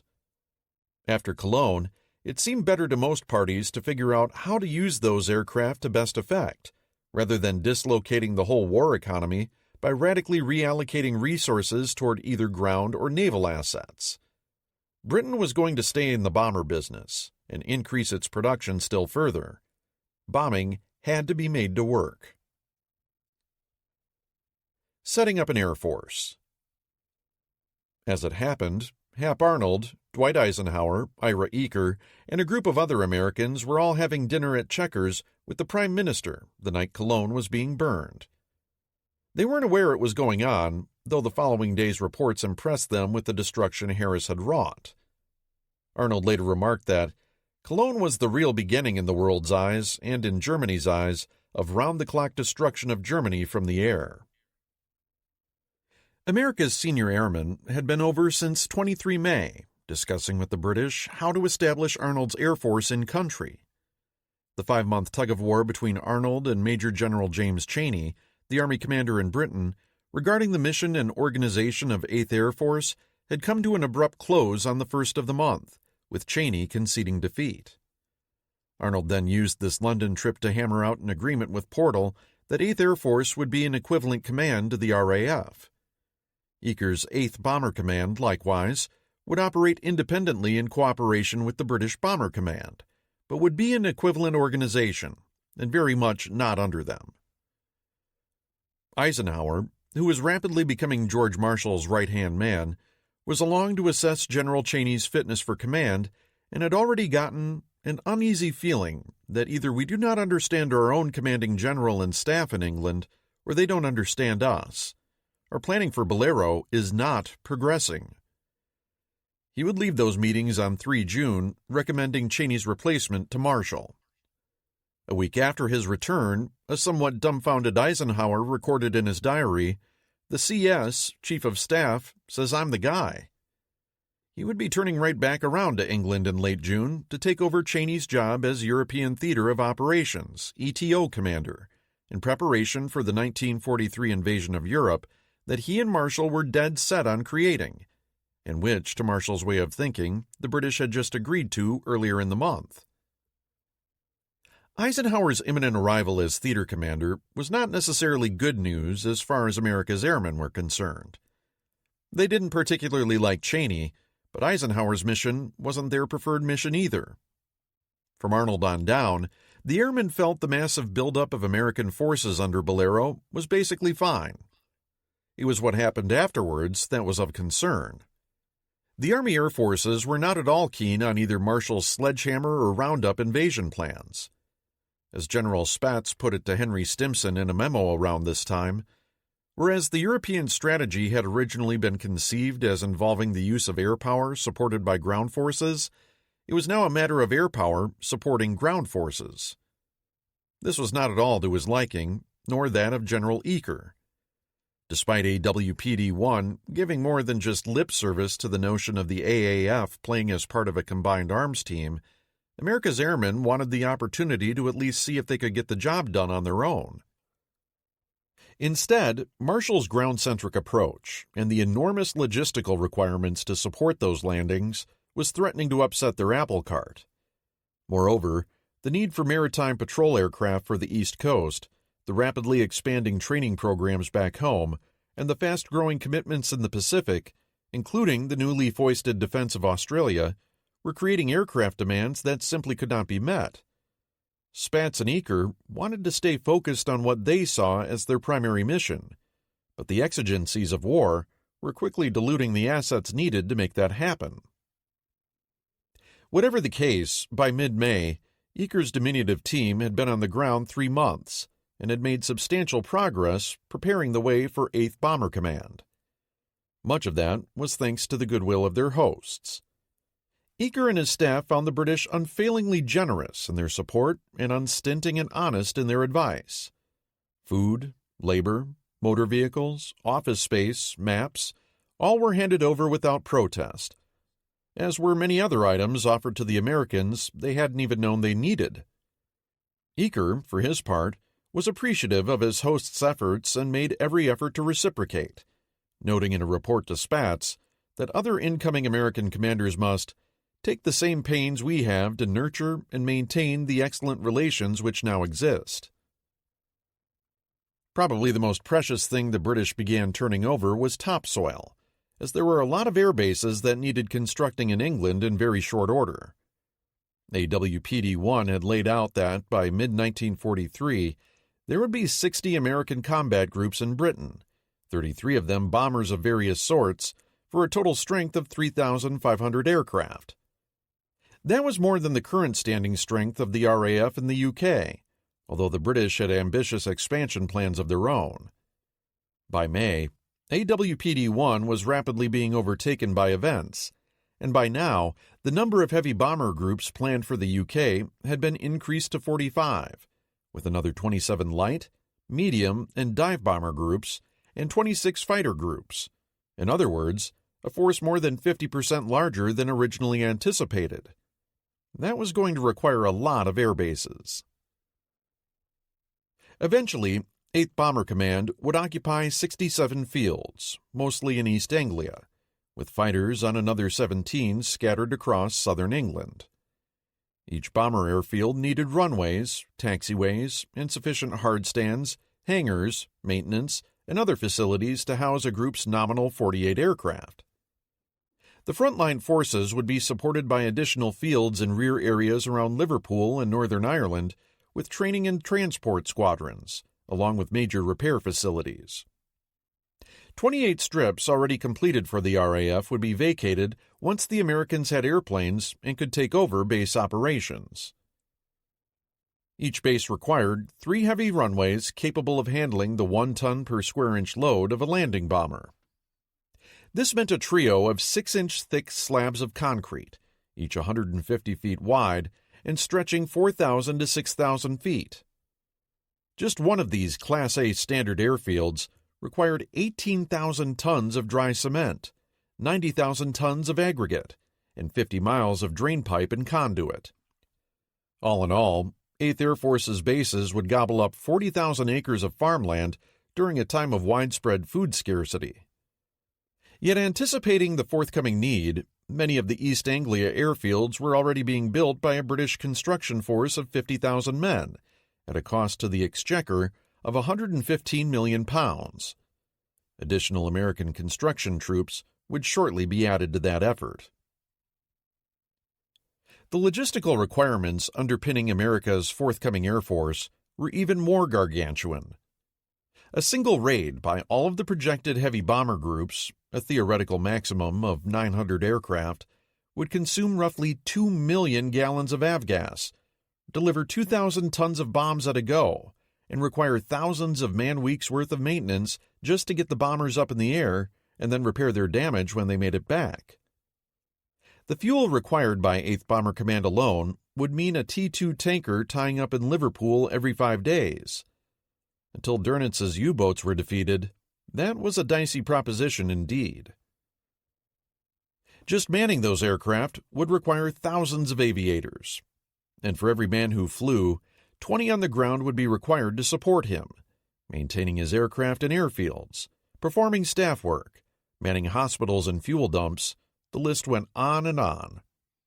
A single heavy bomber airfield would require 2,000 to 3,000 personnel, and they in turn would be backed by a network of rear area training, repair, supply, and other technical depots. All these men would need to be fed, housed, moved around, and cared for, which would require yet more fuel, food, building materials, and provisions of all kinds. 3 million square feet of warehouses, not to mention tankage, would be needed to store all of it. Setting up 8th Air Force was the equivalent of founding a very small country, but one with an outrageous appetite for machines and logistics of all kinds. Already, the personnel pipeline was beginning to be filled. The first 400 officers and men had just landed, followed by another 1,850 on 11 May. A contingent of 15,000 was scheduled to come over on the Queen Elizabeth in early June, at which point Eaker and his senior officers would have an actual command to run.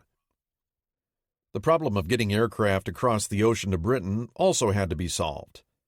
There was no way to crate up something as large as a B-17 and ship it over. They would have to fly. With the current limitations on shipping space, most smaller aircraft like fighters needed to do the same.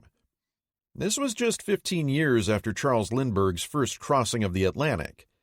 Flying a short-range, single-engine plane over to the UK was not for the faint of heart. Hence, a chain of airfields was created stretching from Presque Isle in Maine to Goose Bay or Gander in Labrador, Newfoundland, then straight to Iceland, and finally to Prestwick, Scotland. Shorter-ranged aircraft couldn't make the jump directly to Iceland and had to transit to Bluey West 1 or Bluey West 8 fields in Greenland, and then east over to Iceland and Northern Ireland or Prestwick.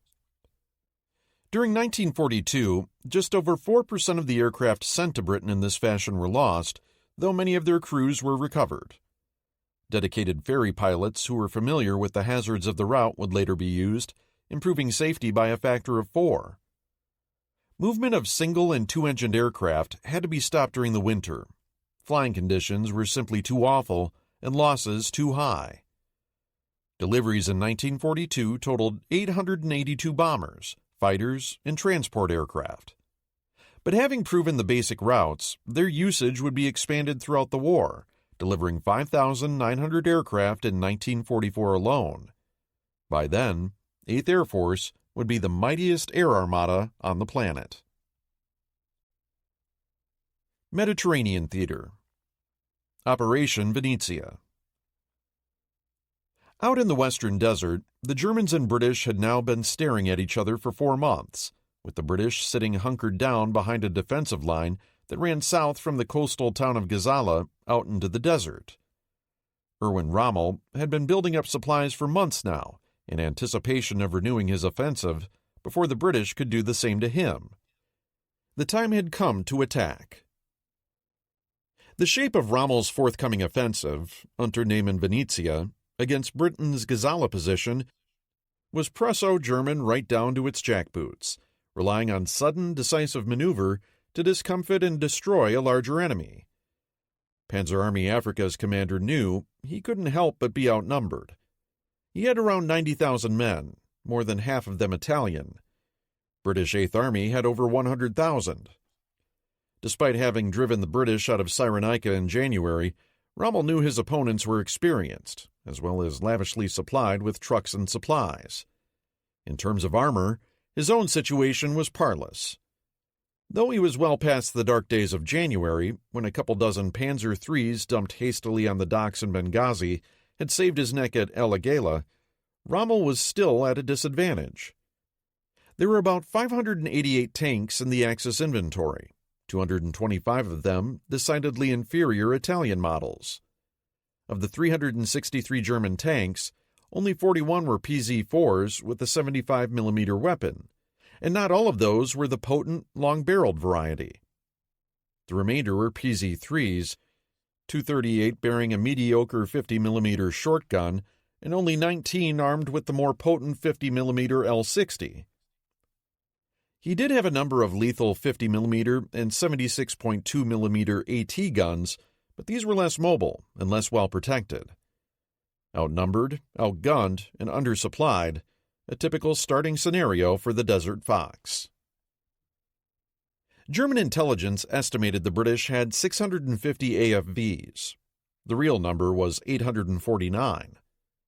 The bulk of these were assorted British infantry and cruiser models armed with the 2-pounder gun, which was by now quite underpowered against most German tanks, and also did not have high explosive ammunition, making it worthless against infantry and AT guns. However, the British now had 167 American M3 Grant medium tanks. The Grant was a newcomer to the Desert War. Tall, ungainly, and boxy, they were also reliable, well-armored, and sported both a 75mm and 37mm gun. "You can tell your people," said one British tanker to an American war reporter, "that she's lovely. She's lovely. She's got a smashing gun. Smashing." The Grant's main gun was indeed smashing, and unlike the fragile British cruiser tanks, with their 2-pounder pea-shooters, this hefty American AFV was perfectly capable of punching a fist-sized hole right through any Axis tank in Africa. Rommel had no interest in directly charging at Gazala. The 1st South African Division's brigades were dug into 3 stoutly fortified zones, boxes in the British parlance, along the coast road, with the 50th Division's brigade boxes south of it. Each box was surrounded by mines and barbed wire, and bristled with artillery and anti-tank guns sighted for all-around defense. These were thorny obstacles indeed, and not to be approached carelessly. Worse, as one of Rommel's staff officers recalled later, the British front was protected by immense minefields, of a scale and complexity never yet seen in war. Rommel also had a healthy respect for British artillery and the commodious piles of shells that invariably came with them. Behind those minefields would be fortified hedgehogs, and behind those would be other defenses arrayed in depth, although Rommel had only the murkiest idea of what they looked like. At the least, the vital road junctures at Knightsbridge and El Adem could hardly help but be heavily protected. Indeed, what Rommel faced was less a defensive line than a deep, cohesive, fortified system stretching all the way back to Tobruk's own minefields and bunkers, 40 miles in the rear. Slogging frontally through all of that, while getting shot to pieces by Neil Ritchie's artillery park, was the distilled essence of how the German here preferred not to do things. With numbers and terrain stacked against a frontal attack, Rommel fell back on the traditional German staple, decisive maneuver. He intended to get around Ritchie's flank. The Gazala defensive system was extensive. However, whereas the desert might stretch away endlessly inland, British fortifications could not. They petered out south of the oasis of Bir Hakeim, about 40 miles from the coast. There, in a griddle-flat, mustard-colored swath of sand, sat the final box, and a formidable one, too, held by a Free French brigade on the site of an old Ottoman fort. Only a few miles southeast of that, 7th Armored Division's 3rd Indian Motor Brigade was lagered out in the open, but not really dug in. Rommel didn't know about 3rd Indian.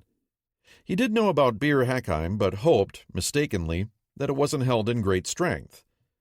Further south of that, though, so far as he could tell, only British recon patrols were sprinkled out into the open desert. Rommel's plan was first to send the infantry divisions of Italian 10th and 21st Corps and a German rifle brigade directly against the British front. Backed by the bulk of the Panzer Army's artillery, they would make a great, noisy demonstration and keep the British attention fixed near the coast. Then, under the cover of darkness, Rommel's entire mobile force, 3 German and 2 Italian divisions, would decamp from behind the center of his own position, lateral out to his extreme right flank, and head south into the open desert in a great right hook. If he could sneak past the British patrols, skirt Bir Hakeim, and then make it into Ritchie's rear areas, he could unhinge the entire British defensive position at a stroke. The Desert Fox was relying on speed, with his approach march occurring over a single night. The following morning, he would materialize out of thin air, drive north, gut-punch 8th Army, capture the road junctures at Knightsbridge and El Adem, and be halfway to the Mediterranean by dinner. His entire force would be massed like a giant armored fist in 8th Army's sternum. The day after that, Rommel would drive to the sea. The bulk of 8th Army would be shoved back west into its own minefields and destroyed. There would be no prolonged defense of Tobruk. And after it fell, the gates to Egypt and the Suez would lie wide open. It was an ambitious plan, one only a highly trained, cohesive mobile force could hope to pull off. Yet, if there was anything baked into the Heer's DNA, it was the ability to make unexpected lunges at an enemy's flanks. At the same time, Italian participation in this upcoming battle was vital. The German mobile forces didn't have the strength themselves to encircle and destroy 8th Army. Rommel needed the tanks of Trieste and Arietta divisions to round out his inventory. The Italians would be given the shortest approach march of any of the forces. If all went according to plan, Trieste and Arietta would only brush their left sleeves past Bir Hakeim before turning back to the north, a necessity given the lower speed of the Italian M1441 tanks. Meanwhile, nearer the ocean, the 4 Italian infantry divisions of 10th and 21st Corps were essential for fixing British attention to their front, while Rommel drove around their flank. The British knew that Rommel was brewing something. Starting in late April, British intelligence had begun relaying increasingly specific indications of German intentions. This brought the temperature of the ongoing debate between Claude Auchinleck and his superiors in London regarding the timing of the next British offensive back to a boil. Churchill wanted Auchinleck to preempt Rommel by attacking. Auchinleck demurred, doubting that Rommel's Materiel situation would allow him to take the offensive as soon as London thought, and desiring a better ratio of tanks before going over to the offense. Having stewed for months already on this topic, Churchill was irate at Auchinleck's lengthy build-up. For his part, Alan Brooke was deeply concerned that a delayed offensive might doom Malta. Finally, the Chiefs of Staff ordered Auchinleck to attack in June in support of a convoy being run through to the beleaguered island, or resign. For a number of days, it was unknown what Auchinleck would do. Eventually, he complied with London's wishes, though by then the signs were that Rommel would open his own offensive before June in any case. Auchinleck assured the Chiefs of Staff on 15 May that our plans to meet such an attack are made. All preparations are in hand.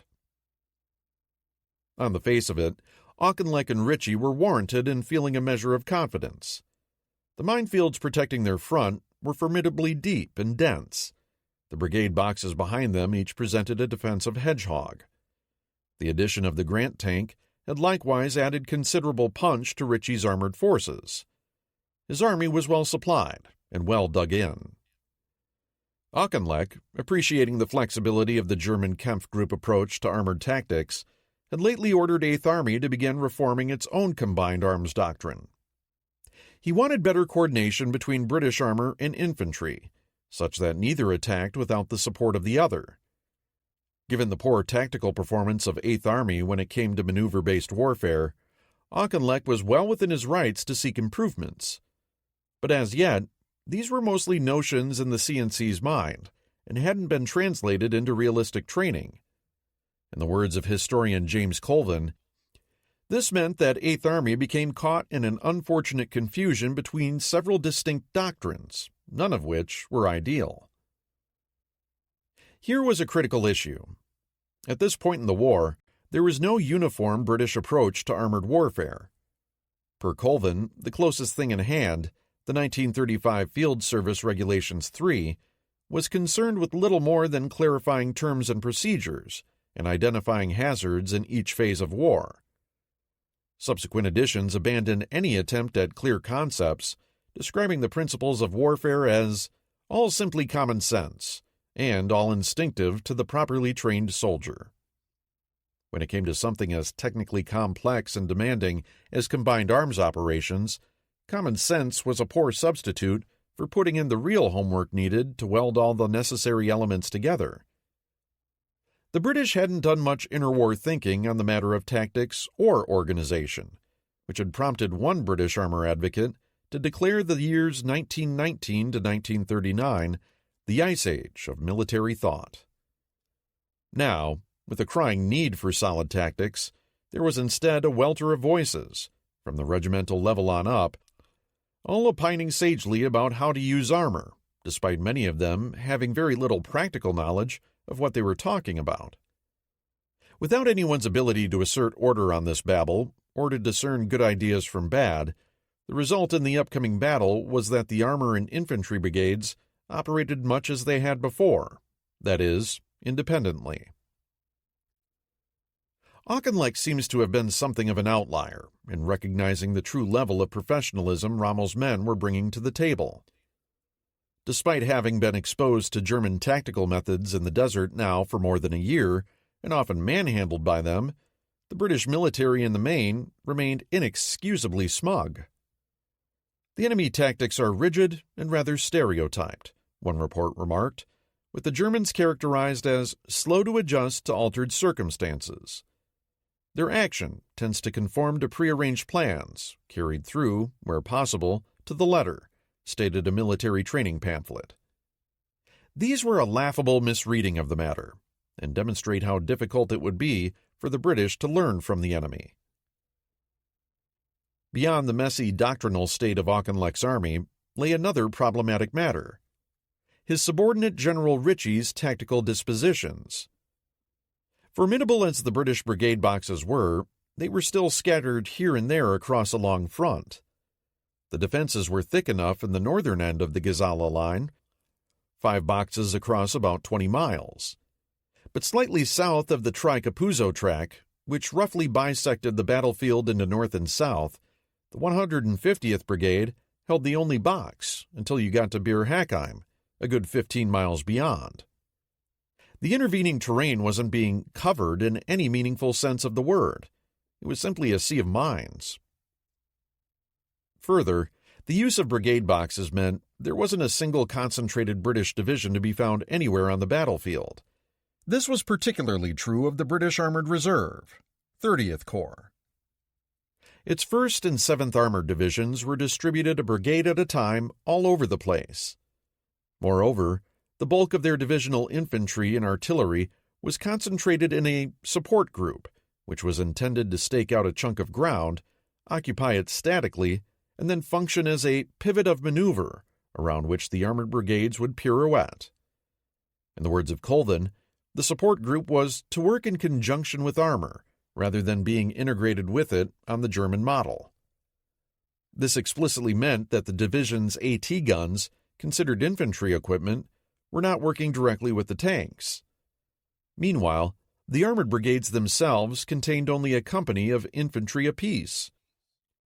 The attitude in the armored forces very much remained that of a 7th Armored Division training pamphlet. Like crabbed age and youth, unarmored and armored vehicles do not go well together. The Germans had long ago given the lie to that approach to mechanized warfare.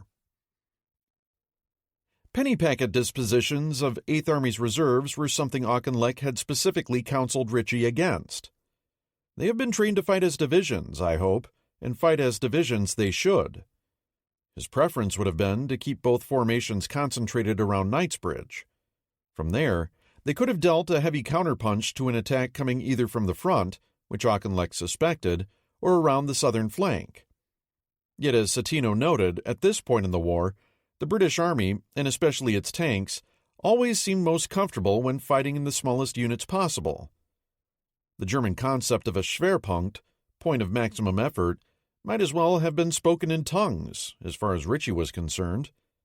Against a master of concentration and movement like Rommel, this raised disquieting portents. As planned, the Axis diversionary attack under General Ludwig Krühl began its demonstration against the British center on 26 May.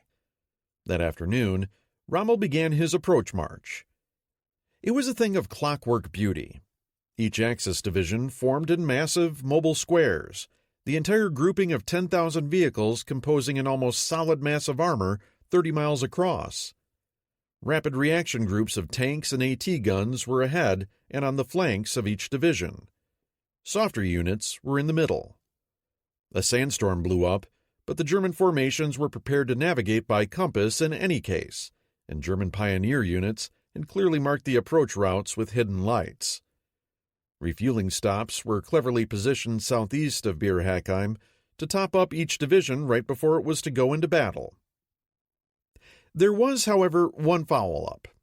Trieste Division got lost and started turning to its left too soon before it had passed south of Bir Hakeim.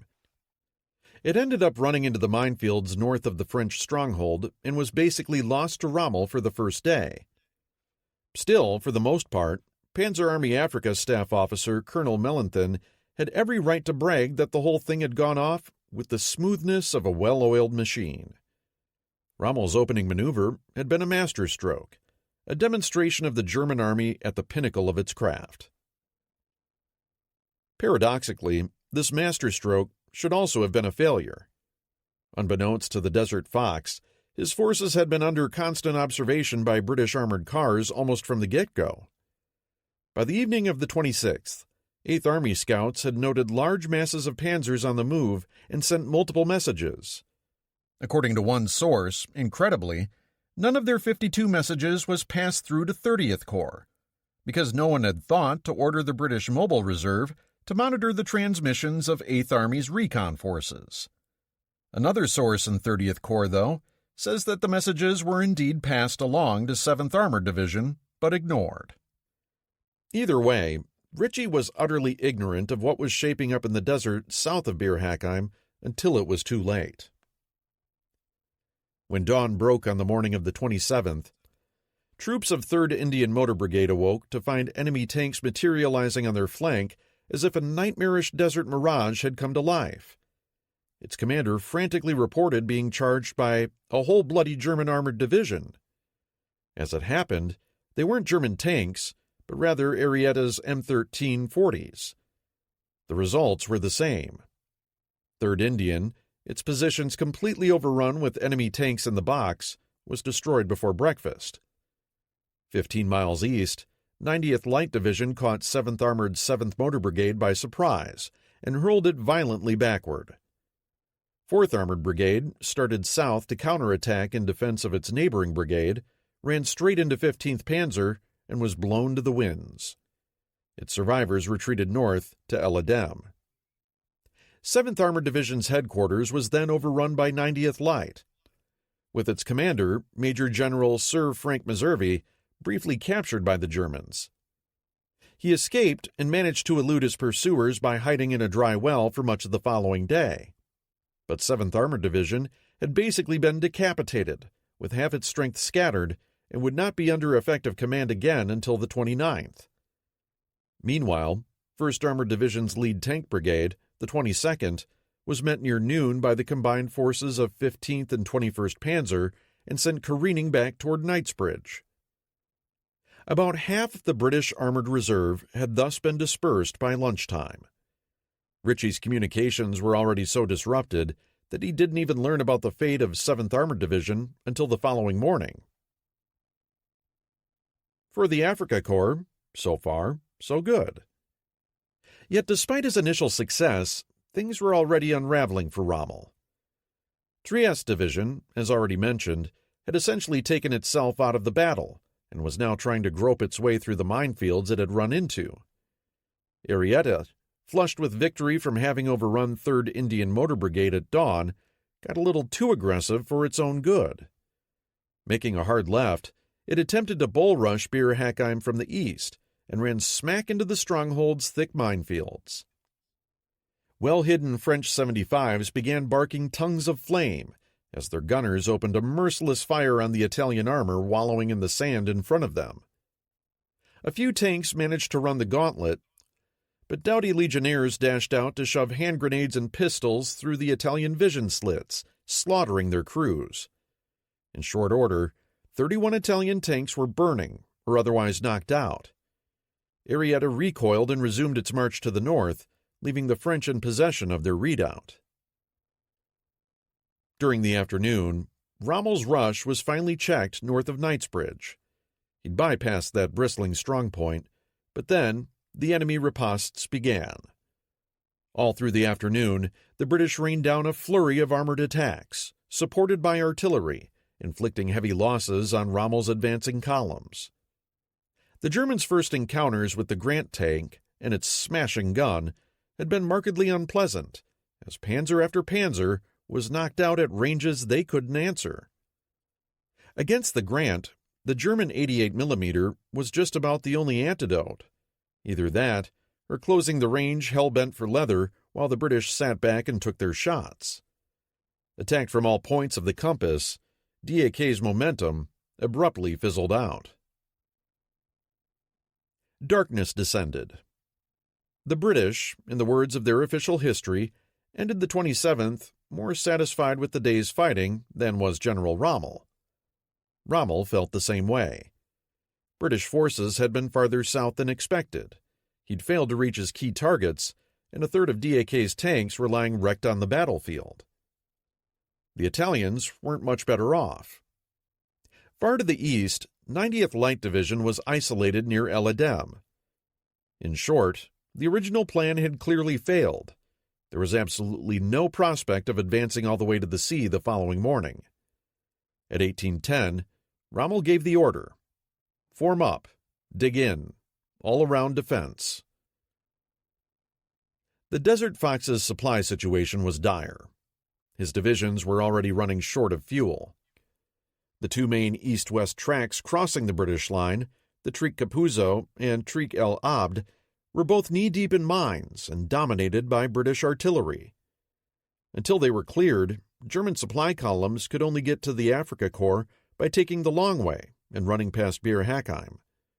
The French knew it and dispatched mobile columns to shoot up any Axis trucks that came across their sights. Rommel thus had not a single viable supply line to his name.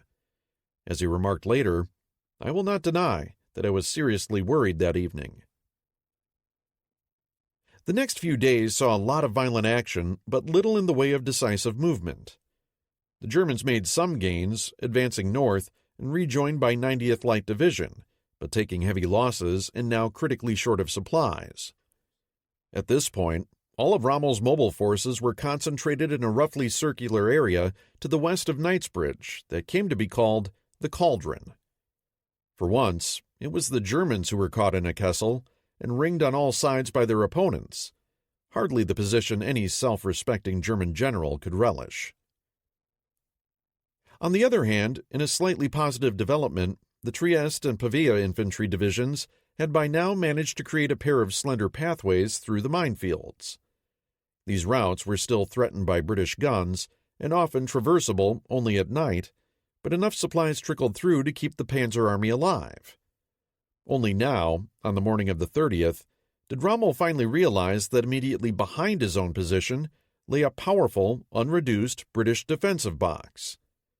There, slightly west of Sidi Mufta, neatly sandwiched between the Trik Capuzzo and Trik El Abd, hunkered the entire 150th Infantry Brigade and about 30 tanks. Clearly, German pre-battle intelligence did not warrant a gold star for this particular campaign. In the skies overhead, things were chaotic. Incredibly, Rommel had kicked off his new offensive without informing Fliegerführer Africa and its new commander, General Hoffmann von Waldau, of the exact date of his opening move. After that, Rommel had done what he usually did, led from the front, and was out of contact with both von Waldau and their mutual superior Albert Kesselring, not to mention Rommel's own staff. For 2 days, Fliegerführer Africa could get no information on German dispositions on the ground. This left von Waldau complaining to his diary that his staff had to resort to guesswork, leaving them sometimes obliged to make decisions without having the least idea whether they are appropriate to the overall military situation. This was classic Desert Fox. You had to take the bad with the good. Von Waldau's temporary confusion was welcome news for the RAF, which was doing its level best to go after enemy troop concentrations, transport, and, of course, establish air superiority. Air Vice Marshal Coningham pushed as many squadrons as far forward as he could to enable his flyers to increase their daily sorties. Maintenance personnel were running on 4 hours sleep a night. The RAF was doing everything it could to maximize its impact. However, it was also paying the cost. Within days, Coningham's frontline squadrons had lost 20% of their strength and were down to 7 to 8 aircraft apiece. The truly jaw-dropping thing about this phase of the battle, beyond even the British tactical ineptness on the battlefield, was the extreme lethargy of 8th Army's command. Ritchie and Auchinleck had every right to have been reasonably satisfied with blunting the Panzer Army's initial thrust on the 27th and 28th. Rommel's forces had found themselves dispersed, poorly supplied, and badly overextended. Yet, in the next few days, Ritchie couldn't figure out how to actually destroy them, and one searches in vain for any sense of a coherent vision on his part of how he was going to go about it. The British official history is damning, noting that, while the British higher command undoubtedly seems to have kept in mind the enemy's probable embarrassments, that same command was seemingly baffled by the fact that the enemy's armor in the Cauldron showed no signs of withdrawing. 7th Armored Division's commander, Frank Meservey, remarked later that Ritchie was rather stupidly optimistic in remarks and demeanor, but uncertain beneath it all. He was always saying, "Ah, now we've got him," when it was clear we hadn't. Unwarranted optimism might have been redeemed with sound operational execution, but 8th Army's commander didn't seem to have any idea of how to come to grips with Rommel other than battering the Axis perimeter and hoping that something would break. This resulted in a sputtering stream of isolated counterattacks mounted by lone British armored brigades, from this direction and that, expending themselves uselessly on the Axis anti-tank screen. The results were invariably the same. The burning hulks of British tanks sprinkled across the desert, guttering like forlorn candles. One British staff officer later damned this series of uncoordinated advances at the enemy on a wide front, which came to a halt when the leading tanks were knocked out by guns which had not been located or neutralized.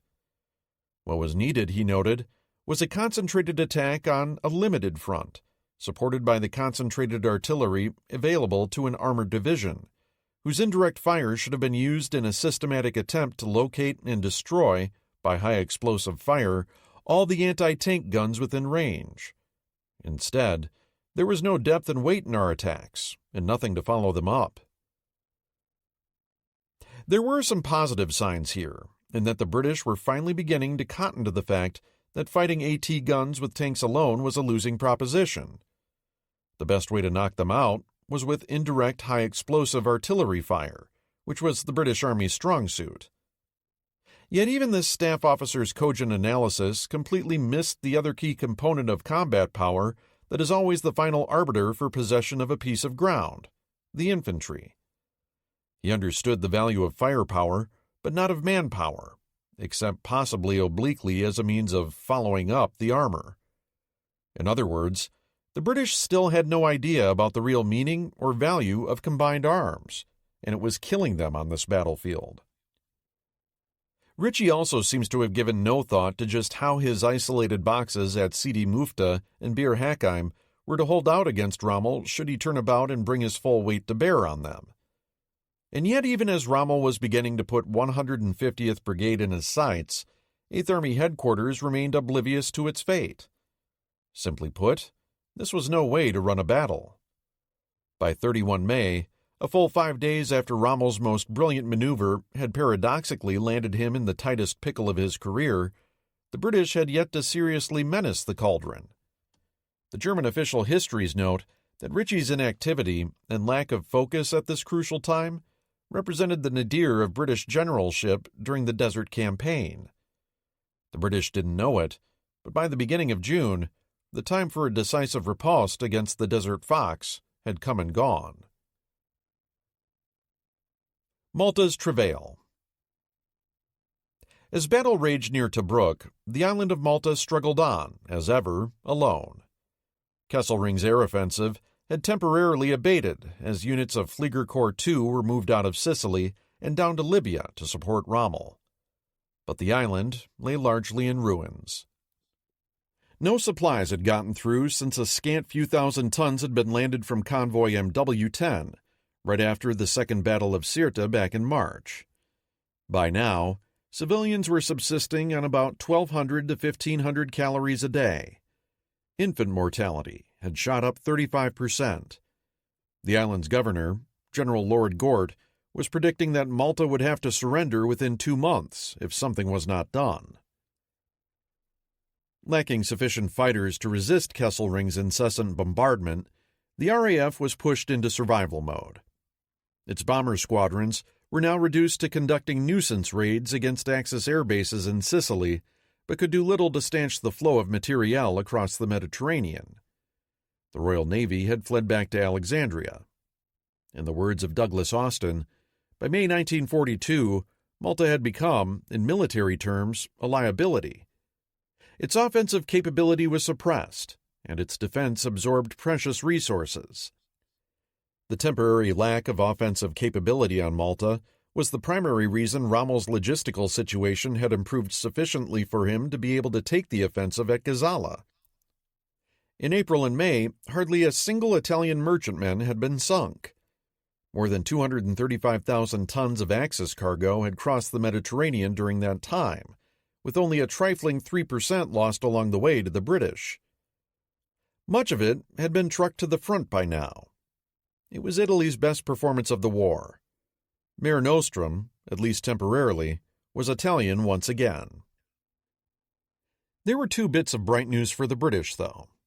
First, on 9 May, the American carrier Wasp reprised her earlier mission along with HMS Eagle, delivering 61 badly needed Spitfires to the island. This time, meticulous preparations had been made to receive the new aircraft and get them airborne again before they could be caught on the ground, as they had been the month prior. With fresh pilots jumping into the cockpits, some were fueled, rearmed, and back in the air in as little as 6 minutes. When the Germans arrived, they found the British waiting for them and were unable to inflict substantial losses on their foes. Malta's Spitfires gained some breathing room, and Malta's fighter defenses stepped back from the brink of extinction. 3 days later, the big mine-layer Welshman slid into the Grand Harbor, carrying 340 tons of high-priority cargo. Spitfire engines, barrels of chemical smoke, anti-aircraft ammunition, and 120 aviation techs. Fast as a thief, she had disguised herself as a neutral French destroyer, then bent on every ounce of her 38-knot top speed to race in. She had hardly moored before German aircraft were on their way. When they arrived, Spitfires and a thick smoke screen covered the harbor, allowing Welshman's valuable cargo to be offloaded before she hurried back out to sea that evening. London understood, though, that hopeful as these events were, they were merely scraps thrown to a starving man. Without food and fuel, and soon all the Spitfires in the world weren't going to save the beleaguered island. This was causing considerable angst to both Churchill and his chiefs of staff. Thus, in mid-May, preparations were afoot for 2 separate resupply convoys to be run into the island the following month, one from Gibraltar, the second from Alexandria. Given the Luftwaffe's dominance of the air above the island, though, the jury was out as to whether the British would be able to get a convoy anywhere near Malta, let alone unload it once it was there. Eastern Front. The Red Army. Resurrection of a Colossus. In the previous chapter on April 1942, I described the ways in which the Red Army was rebuilding and re-equipping itself. May saw another important milestone in that rebirth as the Red Army formed its first 2 tank armies, the 3rd and 5th. These large, powerful formations heralded the first glimmers of a return to an important operational concept that had been banished from the Red Army since the Great Purges of 1937, deep battle. Every great military can point to a set of visionaries who made it what it is, giving it a unique battlefield style. These individuals look beyond what warfare currently is, grasp what warfare may become, and envision how to adapt to that future state. They impose their vision on their military, shape it, and create the foundation for its future. History is replete with these leaders: Subutai, Frederick the Great, Napoleon. By May 1942, the Red Army visionaries that ultimately shaped their army's eventual victory over fascism were already mostly dead. One had died in a plane crash. 3 had been shot by NKVD executioners. Only one was still alive, but residing in the Gulag. The most prominent of these military thinkers was Mikhail Tukhachevsky, one of the 5 original marshals of the Soviet Union, and once the Red Army's chief of staff. A true Renaissance man, he was a linguist, musician, and a friend of composer Shostakovich. He was also a wounded veteran of the First World War and a hero of the Russian Revolution, having driven the Poles from the Ukraine in 1920. Beginning in the 1920s, Tukhachevsky had begun carrying on a lively debate with Alexander Svechin, a professor at the General Staff Academy, and Vladimir Triandafilov, the deputy chief of the General Staff, regarding the nature of future wars. They were later joined by military writer Georgy Isserson and Nikolai Varfolomeev, a military theorist at the Frunze Military Academy, the Soviet equivalent of West Point or Sandhurst. Collectively, they were interested in technology and the likely impact of the tank and airplane on the battlefield. They also noted that modern armies were getting bigger and more resilient. They couldn't be destroyed in a single battle because they were backed by all the modern logistics of their mother country. As such, even if one could win a great battle, it did not necessarily mean that the war was finished, or even that the opposing army would fall apart. To guarantee the enemy's collapse, Tukhachevsky and his cohorts believed one would need to deliver sustained blows against them.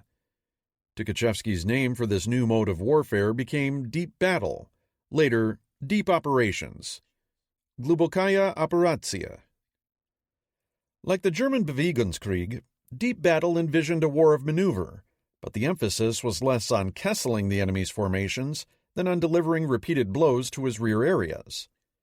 The rear was where the logistical and regenerative apparatus of modern armies lived: supply and repair depots, command centers, rail hubs, airfields, and so forth. The farther you penetrated, the more important these became. Destroying them also destroyed the enemy's ability to recover from an attack. If these attacks could be administered not once, but repeatedly in rapid succession, the enemy's military infrastructure would eventually collapse. Whereas the German operational approach to warfare might be characterized as death by amputation, the Soviet style was death by systemic shock. However, Soviet theory recognized that reaching those choice targets was difficult. Attacking forces became dispersed and worn down. Enemy counterattacks channeled and degraded them. So it was key to build sustainability into operations from the get-go. Deep battle advocates argued that forces needed to be arrayed in depth. Initial assaults would be made by a first echelon of shock infantry backed by heavy artillery, specialized armor, and engineering units. After the breakthrough, second and sometimes even third echelons of highly mobile mechanized forces would slam into the enemy's rear. By 1936, the Red Army's revised field instructions dictated an offensive posture using new weapons and new procedures in a manner not expected by the enemy. Tanks were to be employed en masse for penetrating the enemy line, with the goal of destroying his reserves, artillery, headquarters, and storage areas, and to make the enemy retreat routes impassable. This encapsulated the style of warfare the Soviets would eventually practice later in the Second World War. Triandafilov died in a plane crash in 1931. Then in 1936, a power struggle emerged between Tukhachevsky's more progressive military faction and reactionary elements opposed to them. Stalin had to choose, and in the end, he sided with the members of his old guard, opting for political loyalty at the expense of promising new ideas. Tukhachevsky's execution in 1937 on trumped-up charges was followed by those of Svechin and Varfolomei. Isserson was sent to the Gulag. The conservative faction under Klement Voroshilov, Semyon Budeny, and Grigory Kulik re-cemented its power. Kulik, the head of the main artillery directorate, was particularly infamous for retrograde thinking. He staunchly opposed armored warfare, declaring that mechanization would never replace the horse. Under his watch, the development of the Katyusha rocket launcher was delayed. The chronic shortages of 76mm ammunition for the T-34 and KV-1 tanks during the opening months of the conflict were also his doing. Kulik opposed issuing submachine guns to the infantry, deriding them as ammunition-hungry police weapons, and lobbied vigorously against motorized support for the Red Army's artillery. Not surprisingly, in the atmosphere of fear prevailing during the purges, Deep Battle and its tenets were too closely associated with Tukhachevsky's faction and quietly shelved. By 1942, though, things had come full circle. Kulik and his Confederates were being shoved aside.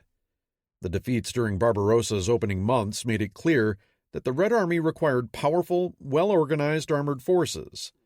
If the Soviets were ever to bring the war to German soil, the offensive tenets of Deep Battle had to be revived, even if the Red Army was no longer even theoretically capable of fighting such a war. Little of its leadership had any experience, theoretical or otherwise, with deep operations, nor was its force structure suitable for armored offensives.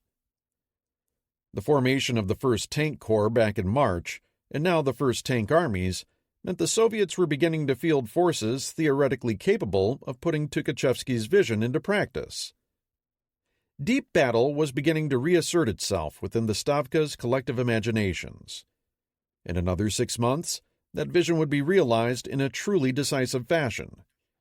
In May, however, the Red Army would be put through the ringer yet again, and its newly minted mobile forces baptized in fire. The Battle of Kerch Peninsula. The first significant military action of the spring took place in Crimea, where the Rasputitsa dribbled itself out long before the snows melted in the north. Here, on the Kerch Peninsula, General Dmitry Kozlov's Crimean front faced Erich Manstein's 11th Army. It was clear to both sides that something major was shaping up on the peninsula. Manstein's ultimate goal was obvious: capturing Sevastopol. But Kozlov's army was a gun aimed at the heart of Manstein's position. Whichever task Manstein turned to first, capturing Sevastopol or recapturing Kerch, he would have an enemy at his back. On balance, Manstein preferred tackling the stronger Soviet force first, and that meant figuring out how to crush Kozlov. Kozlov's Crimean front had 3 armies on its roster: 47th, 51st, and 44th, comprising 21 divisions and 4 tank brigades, amounting to 250,000 men and nearly 300 tanks. The correlation of forces did not favor Manstein, who could boast only a single panzer division, the rebuilt 22nd, with 180 mostly obsolete armored vehicles, 5 German infantry divisions, and 3 Romanian divisions, 2 infantry and 1 cavalry. Kozlov probably outnumbered Manstein by a cool 3-1. These were hardly propitious odds for a German offensive. Manstein's case was made still worse by the terrain. In contrast to the rugged interior of the Crimean Peninsula, the narrow 11-mile neck of land near the Parpich Isthmus is griddle flat farmland with almost no cover. The Soviets had strung 3 defensive lines across it. The foremost, the Parpich line, was truly formidable. Anchored on a massive anti-tank ditch that straddled the entire isthmus, the terrain behind was studded with wire, minefields, bunkers, dug-in tanks, and spiky steel anti-tank obstacles welded together from railroad tracks called Spanish horsemen. Behind it were the Nasser and Sultanovka lines, at 5 and 20 miles remove, the latter based on an ancient earthen rampart the Germans and Russians called variously the Tatar Wall or Turkish Dike. The port of Kerch, Manstein's ultimate objective, lay 50 miles in the rear. 11th Army's initial onset could not help but be frontal. Unless it broke clean through, buying the room for maneuver in the process, the Germans would be faced with the prospect of slugging it out through multiple defensive lines all the way to Kerch. Manstein, however, often saw possibilities in the most difficult of situations, and would shortly demonstrate why he is often considered the best German general of the war. The 10th son of an aristocratic Prussian general who had given him to another Prussian general to raise, he grew up surrounded by an extended family that produced senior officers the way other clans produced farmers or doctors. Manstein was perfectly representative of his warrior caste, a deeply conservative technocratic elite that exuded disdain for corrupt politicians and industrialists, yet had pledged unthinking loyalty to a Nazi warlord because he pandered to their sense of superiority and grievances over losing the First World War. Arrogant, coolly reserved, often prickly, Manstein was unafraid of standing up to his superiors. He got away with it because of his intellect and his ability to quickly cut to the nub of a problem. With respect to Kerch, Manstein had 3 things going for him. First, by the time Kozlov's March-April offensives had run their course, the front line on the peninsula had been left in the shape of a lazy S, with the northern sector jutting into German lines, and the southern portion much closer to the anti-tank ditch behind it. This led to a second advantage. The bulk of Kozlov's units were packed like sardines into the northern area, the site of the stiffest fighting 2 months earlier. There were actually too many Red Army troops concentrated there to defend themselves properly. If Manstein could break through the southern part of the line, a big if, and do it quickly, he might be able to make a sharp northward turn and capture a good portion of Kozlov's forces before they could retreat from their northern redoubts. It wouldn't be easy, but Manstein had a third edge: air power. By early May, the majority of Colonel General Alexander Lohr's Luftflotte 4, including Richthofen's ground support specialists, Flieger Corps 8, with 460 aircraft, was based in or near Crimea, with a total of about 600 machines. Richthofen's force alone represented the same amount of ground support usually accorded a complete army group. Manstein had them all to himself, albeit at the cost of denuding the rest of Army Group South's air power. Oddly enough, despite Manstein and Richthofen both having what might be charitably described as difficult personalities, they got on very well indeed. Richthofen and Lohr's aircraft had already spent the previous month isolating the peninsula, crushing VVS opposition, and pounding Soviet supply routes and points of embarkation across the Kerch Straits.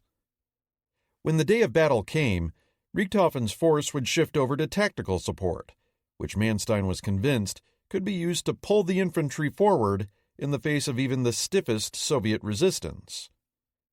Richthofen was itching to give it a try, and Manstein had faith in him. For their part, Kozlov and his political minder Lev Meklis, manifest incompetence both, in the words of Vasilevsky, didn't doubt that a German offensive was brewing. But they were unclear on how Manstein intended to assault their defenses and undecided on how to counterattack whatever was coming their way. Nor was Kozlov particularly eager to try his luck in a spoiling attack, although some accounts suggest he was actually preparing to launch one within the next few days. In the event, Manstein rendered the issue moot. On the night of 7-8 May, 30 small assault boats slipped out of Feodosia Harbor carrying a German commando team of infantry and demolition experts. They motored up the southern coast, then waded out of sight off the beach, where the anti-tank ditch ran into the sea. At 03:15, every gun in the 11th Army opened up on the startled Soviet units defending the southern end of the line. 45 minutes later, as troops from 132nd Infantry Division were picking their way toward the ditch, Manstein's amphibious force swooped in and stormed the beach. Richthofen's fighters strafed anything that moved, as the commandos drove their boats right into the ditch, then disembarked and attacked the Soviet defenses point blank. By 0600, 132nd Infantry, backed heavily by Stu G3 assault guns and 88mm flak, was across the ditch. Its neighbor to the left, 28th Light Division, followed suit an hour later. At the same time that the assault was launched, the Luftwaffe uncorked a deluge of bombs over the peninsula. Richthofen and Lohr's pilots flew an astonishing 2,100 sorties on the 8th, unleashing what Richthofen termed giant fire magic the entire day. They crushed the VVS and established total air superiority, shooting down 82 Soviet aircraft on the first day alone. A belated counterattack by 2 Red Army tank brigades against the breach was brought to ruin by Stuka's and HS-129 ground attack aircraft, which destroyed 48 tanks in a matter of hours. Richthofen's warbirds paralyzed Kozlov's entire army. The isthmus offered hardly any cover to begin with, but Kozlov's units compounded this problem with sloppy camouflage and signal security. The Luftwaffe knew where practically every Red Army artillery position and headquarters was located and bombed them all into oblivion, Kozlov's headquarters included. Soviet command and control, never the Red Army's strong point to begin with, evaporated. The Crimean Front CNC found himself presiding over a mob rather than an army, with Meklis carping at him all the while. Kozlov's orders became nothing more than babbling, divorced from the realities on the ground, making a bad situation worse. On the morning of the 9th, having breached the anti-tank ditch, Manstein was itching to send 22nd Panzer Division across to begin moving north. First, though, he inserted the Grodok Brigade, a composite unit composed of Romanian and German motorized infantry and artillery, and sent them tearing pell-mell straight to the east. Their orders were to go as far and as fast as they could, and prevent the Soviets from recovering their balance or consolidating their rearward defensive positions. That done, 22nd Panzer crossed in the afternoon, turned hard left to begin its decisive drive north, and promptly ran into a torrential downpour that brought everything to an immediate, muddy halt. Manstein and Richthofen stewed, knowing that their golden opportunity to Kessel Kozlov might be slipping away. There was nothing they could do but wait for the weather to relent. Unfortunately for Kozlov, his forces were just as immobilized. Even if their communications network hadn't already been shattered, Kozlov's ineffectual command ensured neither the opportunity to counterattack nor escape. By the 10th, Manstein's tanks were in motion again, reaching the northern shore of the isthmus the following day. The better part of 51st Army and a chunk of 47th Army, 10 divisions, were now trapped inside a pocket with their backs to the Sea of Azov.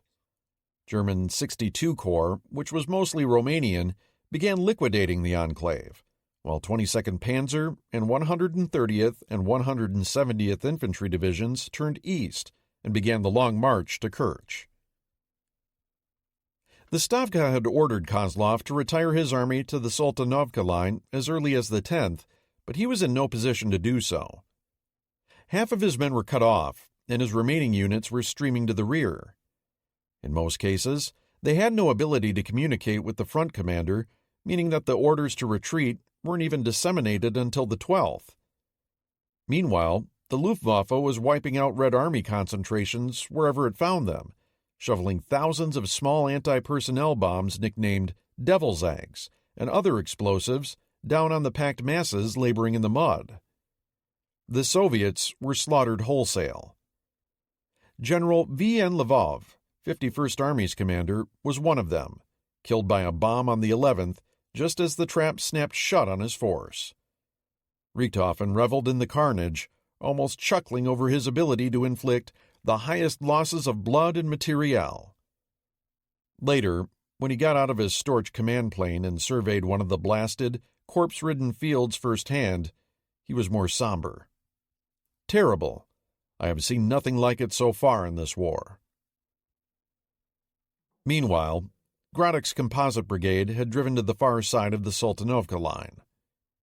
Although they were now running low on ammunition and surrounded on all sides by Red Army units frantically trying to escape, Richthofen's flyers managed to keep the Soviets at bay.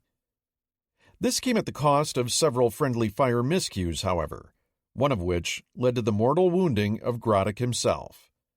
Nevertheless, Gradek's men made it impossible for the Soviets to form a coherent line before the main force of 30th Corps, along with 22nd Panzer, came against them in strength on the 12th. The Soltanovka line was broken on the 13th. By then, Kozlov's remaining units had only one thought: making it to Kerch and getting across the narrow Taman Strait for safety. At the critical moment, when Kozlov's forces were essentially done for, Manstein's air support abruptly ran out on him. From north around Kharkov came sudden howls for help from 6th Army, which had been hit square in the face by Timoshenko's spring offensive. Richthofen's units were yanked precipitously from Crimea just as German forces were pushing the Soviets back to the beaches near Kerch. From the Tatar Peninsula, the Soviets sent out as many small craft as they could find, hoping to architect their own Dunkirk and evacuate Kozlov's doomed army. In the face of ferocious rearguard actions and with diminished air power, Manstein briefly became stuck. He couldn't reach the sea or cut off the retreat. Richthofen was furious, howling into his diary, "The Russians are sailing across the Narrows, and we can do nothing about it. It makes me sick." Finally, on the 14th, Manstein's forces broke through south of Kerch and drove on the city. One of the most vivid mental images in all of warfare is that of one army pushing another into the sea. It almost never happens. But this was the real deal. With Richthofen's Stukas no longer available, Manstein's guns would have to suffice. The Germans began hauling their artillery, as many as 80 batteries, up to the bluffs overlooking the harbor. And just as quickly as it had begun, the Soviet Dunkirk was terminated, with the Germans firing over open sights, first at the evacuation craft, then on the huddled masses below. It was the closest thing to shooting ducks in a barrel. A horror show of exploding equipment, sinking small craft, and blasted, blackened corpses littering the sands. The surviving Soviet boats turned about and fled, leaving Kozlov's men either to die where they stood or surrender. Though scattered fighting continued for several days, the battle was over. The toll on the Red Army was enormous, yet difficult to quantify. Soviet sources claim that as many as 120,000 men escaped to the Taman Peninsula before the end.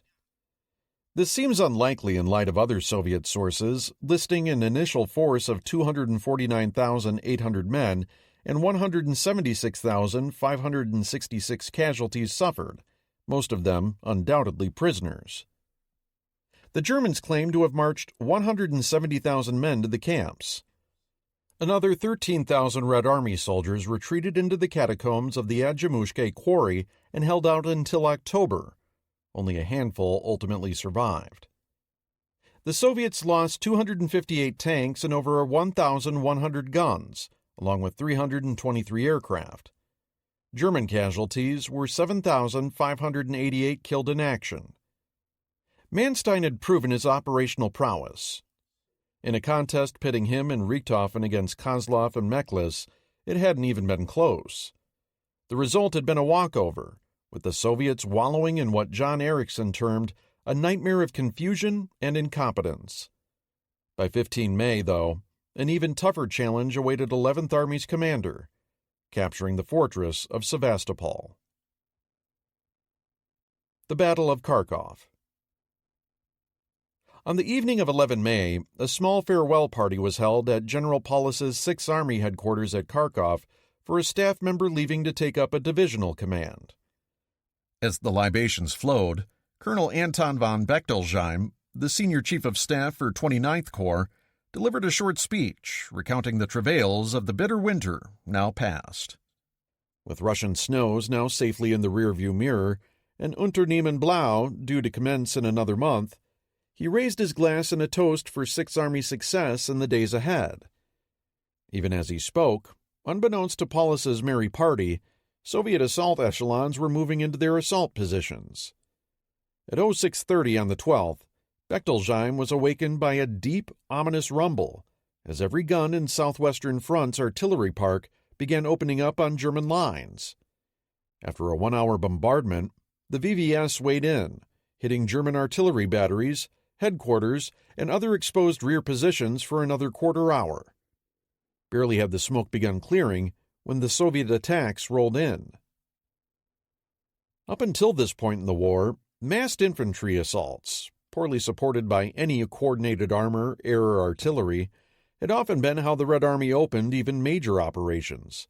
Just dumb, straight-ahead bull rushes by a herd of men with rifles, frequently charging into the teeth of prepared German defenses and across frontages far too wide. The opening at Kharkov was a different beast.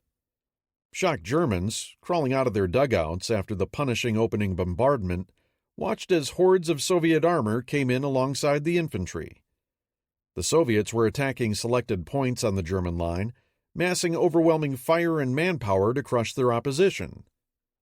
VVS aircraft delivered frenzied blows from overhead. The front-line German Lancers, still stretched thin from the winter's combat, quickly folded. In the north, 21st, 28th, and 38th Armies attacked out of the Staryi Saltov bridgehead almost directly toward Kharkov. Colonel Bechtolsheim reported that the German 294th Infantry Division was virtually annihilated as it bore the brunt of the attack. The frontline German regiments didn't exactly break and run, but they were shoved violently backward, and in some places encircled. By 14 May, the Soviet 28th Army was within 10 miles of Kharkov's suburbs, having advanced 15 miles through 6th Army's front in vicious fighting. It was even worse in the south. Here, Army Group Babkin, named for its commander, Major General Leonid Babkin, and 6th Army took deliberate aim at the badly dispersed and underarmed 62nd Infantry, 454th Security, and 108th Hungarian Light Divisions. Security and light weren't words to strike fear into the hearts of a Soviet shock group. Neither formation had much in the way of heavy weapons, and it took just 2 days for the Red Army to rip them to shreds. Babkin immediately shoved his 6th Cavalry Corps through the gap and charged west, using it to begin developing an outer curtain to shield 6th Army as it moved north to Kharkov. By the 14th, Both Soviet formations were 25 miles into the German defenses. They were now almost halfway to sealing the deal, and little seemingly stood between them and victory. To Colonel Bechtolsheim, the front line west of the Donitz Bend, to all appearances, seemed on the point of collapse. Things had reached a critical juncture for both sides. Not surprisingly, Sixth Army's General Paulus had almost immediately begun screaming at Bach for reinforcements, with Bach quickly freeing up the brand-new, untested 23rd Panzer and 2 infantry divisions. They'd been earmarked for Operation Fredericus. Now Bach moved them into the area opposite the Soviet northern pincer. On the morning of the 14th, they counterattacked against 38th Army and stopped it in its tracks.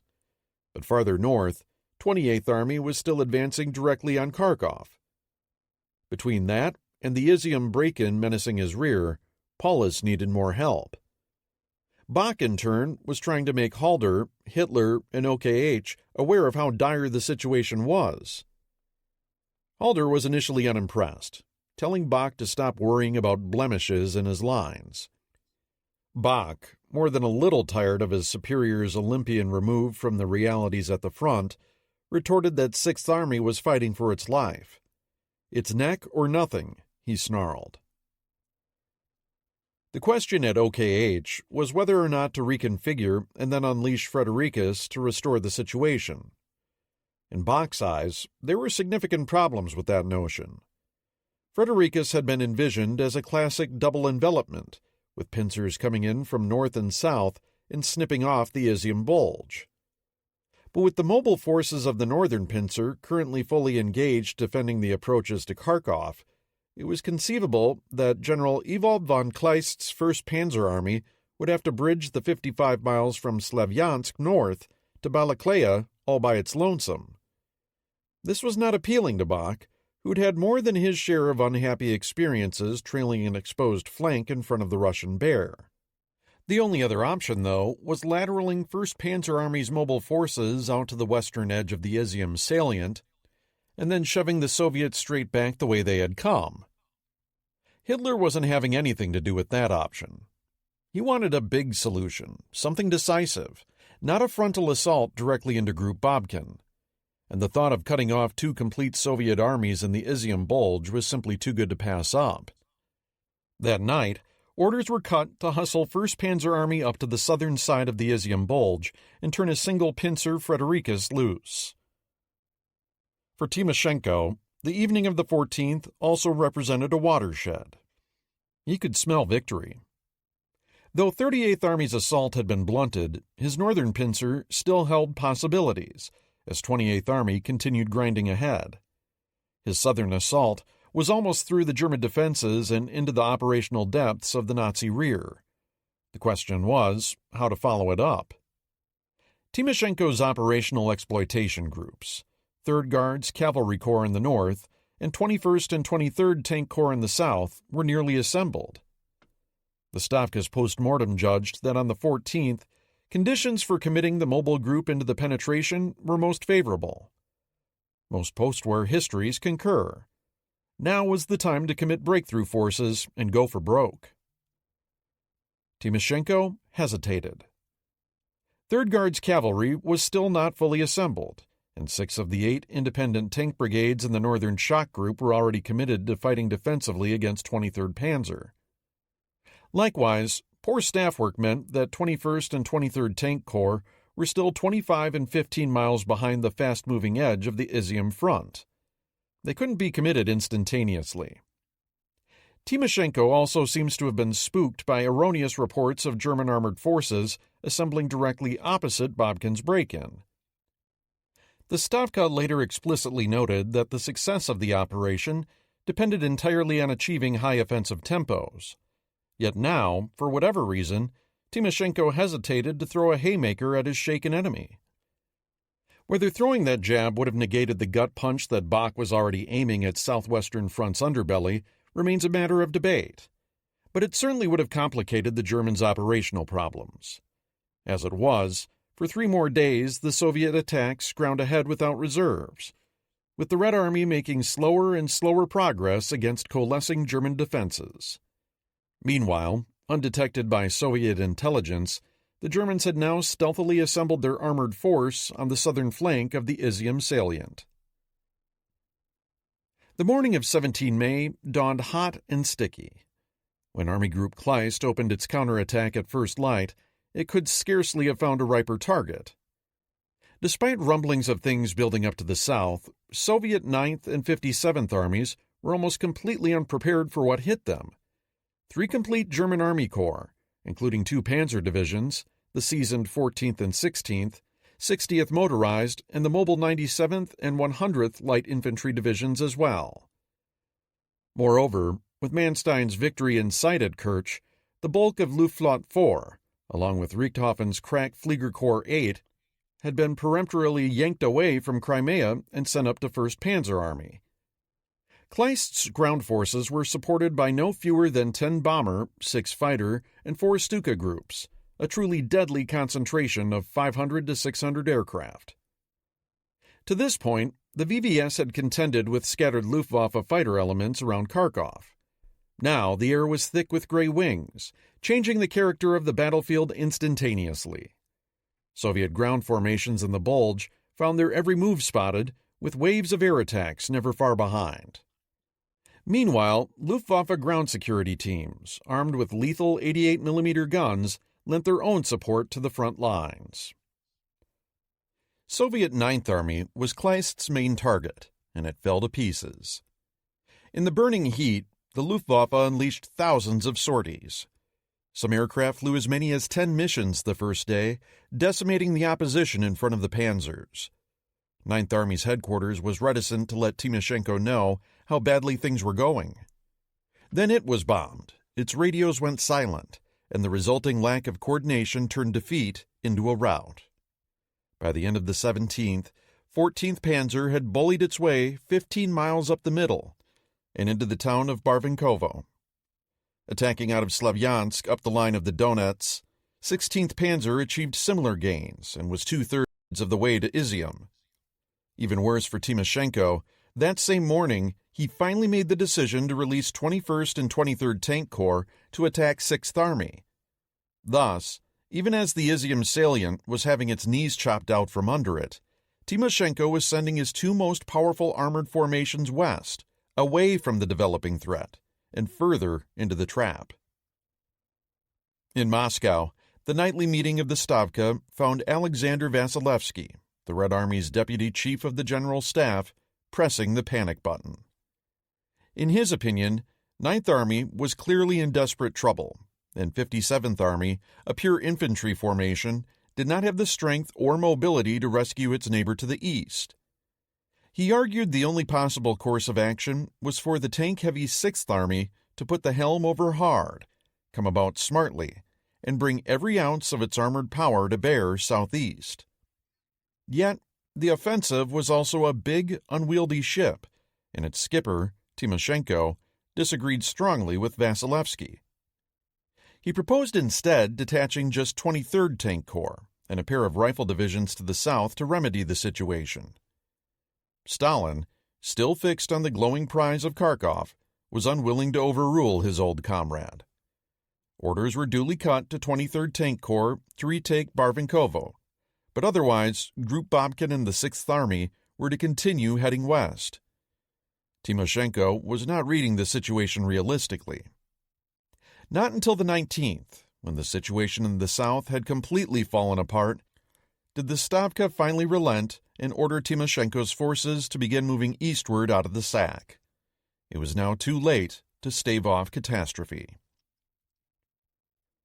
By 20 May, the neck of the salient had been squeezed down to 12 miles. Though 23rd Tank Corps unleashed a heavy blow against 16th Panzer Division, a combination of deft armored maneuvers and swarms of Stukas crushed it. 4 more miles of the salient's neck were hacked away the next day. Finally, having blocked Timoshenko's northern attack group at the gates of Kharkov, Paulus released 3rd and 23rd Panzer Divisions to turn around and thrust southeast out of the city in support of Frederikus. They met General Eberhard von Mackensen's 3rd Panzer Corps on 22 May. The door was now officially closed, and Kleist industrially set about investing the pocket and crushing it from all sides.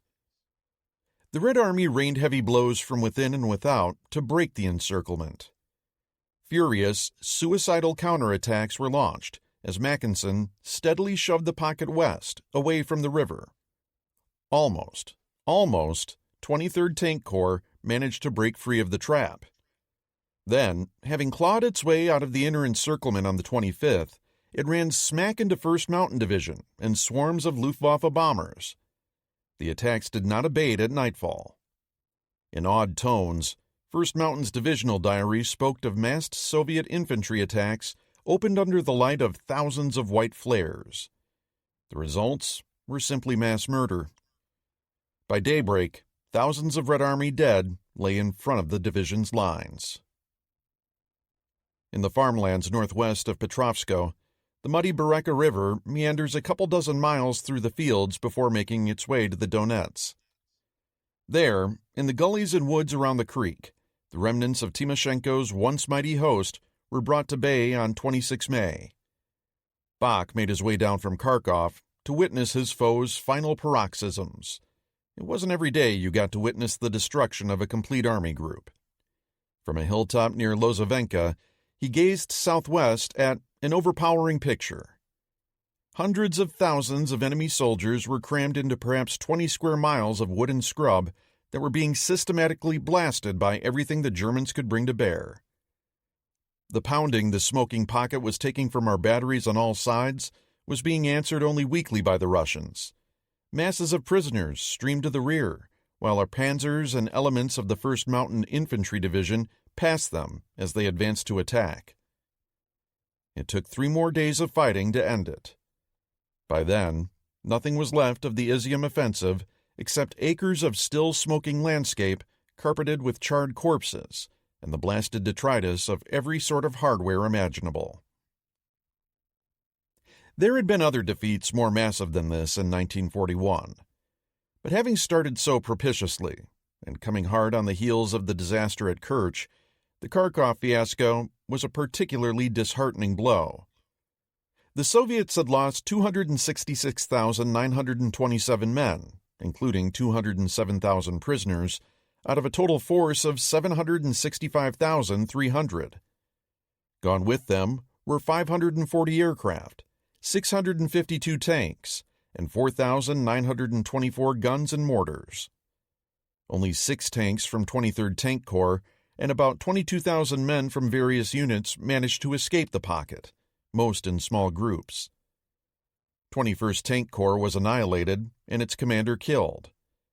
Army Group Babkin and 57th Army's commanding generals were dead as well, along with Lieutenant General Avksentий Gorodniansky, the highly decorated commander of 6th Army. Fewer than 1 man in 10 made it out of the Izium pocket. For their part, the Germans had suffered only around 20,000 casualties. Timoshenko's offensive had been a catastrophe. The Wehrmacht renewed. The effect of the twin victories in May 1942 at Kerch and Kharkov on the spirits of the Wehrmacht can scarcely be overstated. After the horrendous winter, when it seemed as if the proud German here might be disastrously broken, this was exactly what the Germans needed. The true worth of Bewegungskrieg had once again been demonstrated in the hands of its foremost practitioners. In the 8 weeks leading up to Blau, the Germans ended up demolishing the better part of 9 Soviet armies, extracting casualty ratios of 9-1 in personnel and 10-1 in tanks along the way. Likewise, the Red Army's new mode of combined operations, though demonstrably scarier than the massed infantry attacks of the previous summer, didn't yet pass muster. The lofty aspirations of deep battle still lay out of grasp, undermined by a host of issues: poor staff work, inadequate communications and control, wooden tactics, poor coordination with the VVS. The list went on and on. For the Germans, the portents for Blau seemed good. The Red Army was growing more formidable without question, but the Wehrmacht still apparently had its number. However, these dual disasters precipitated a positive change for Stalin and the Red Army. The veneer of Stalin's infallible military expertise was being stripped away. Time and time again, he had overestimated his strategic abilities, overestimated the Red Army's capabilities, and underestimated the Wehrmacht's skill and resilience. Time and time again, the price had been humiliating defeat and rivers of Soviet blood.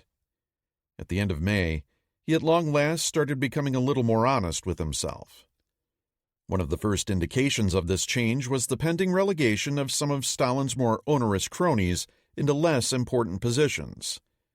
Marshal Semen Boudeni, who had just overseen the catastrophe in Crimea, still had one more act to play during the summer, but then would be on his way out. After sporadic command assignments until late 1943, Kliment Voroshilov would be similarly shuffled off the stage. Semyon Timoshenko would command a front one last time before transitioning into acting as a Stavka representative, a role he played until the end of the war. As for Lev Meklis, he saw his star begin falling even before the Kerch disaster had fully unfolded.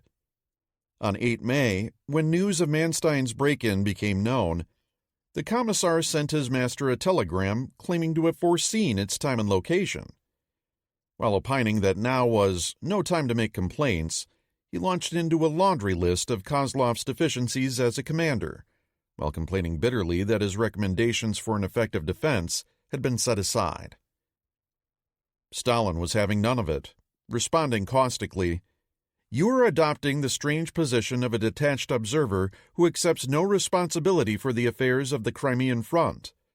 That is a very comfortable position, but is one which absolutely stinks." Stalin continued by noting that if Meklis did not take all possible measure to repulse the enemy, limiting yourself to mere passive criticism, then the worse for you. Meklis was reduced in rank 2 grades and would not serve again as a Stavka representative, although he continued in his role as a commissar.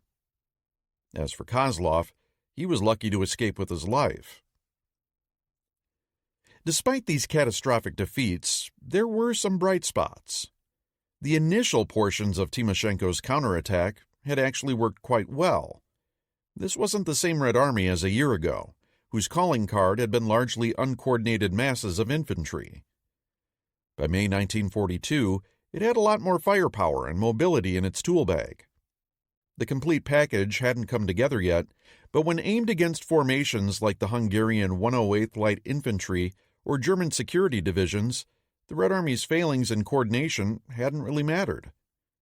Those failings were also correctable.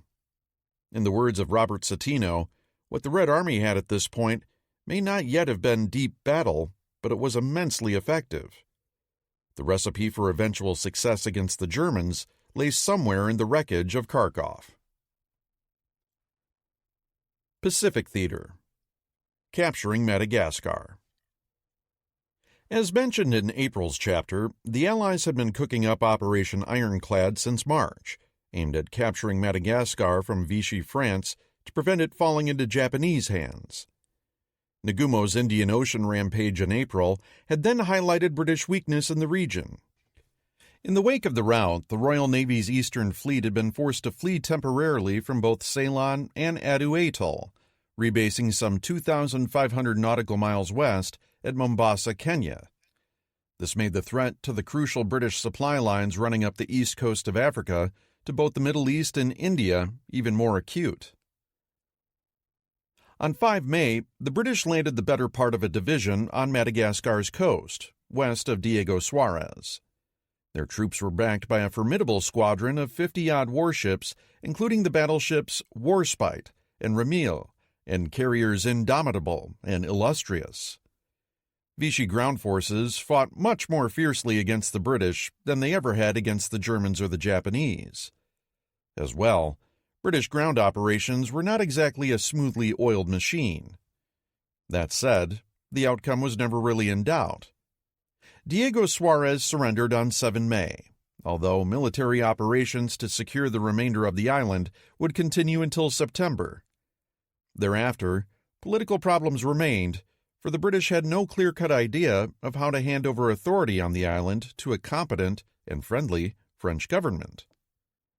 Months of wrangling ensued, and not until late November would a free French governor finally be installed. Whether the underlying reasons for the invasion were driven by paranoia or not, the British had at least gotten to Diego Suarez before the Japanese, who did end up sending 3 submarines a few weeks later to contest the landings. 2 of these launched a pair of midget subs, one of which punched a truck-sized hole in the bow of Ramil, knocking her out of the war until June 1943.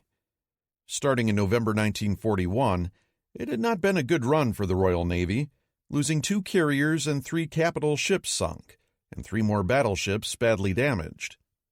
But this potential military thorn in the Indian Ocean was now removed for good.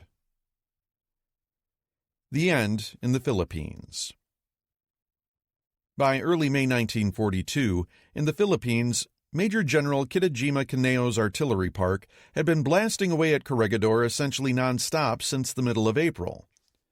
The results were devastating, as one after another the American defenses were systematically torn up, smothered, and smashed. One of Kitajima's 240mm howitzers delivered a stupendous punctuation to this on 2 May, lobbing a shell into the concrete-reinforced central magazine at Battery Geary, one of Corregidor's 12-inch mortar emplacements. The ensuing explosion blew one of the mortar barrels 150 yards through the air.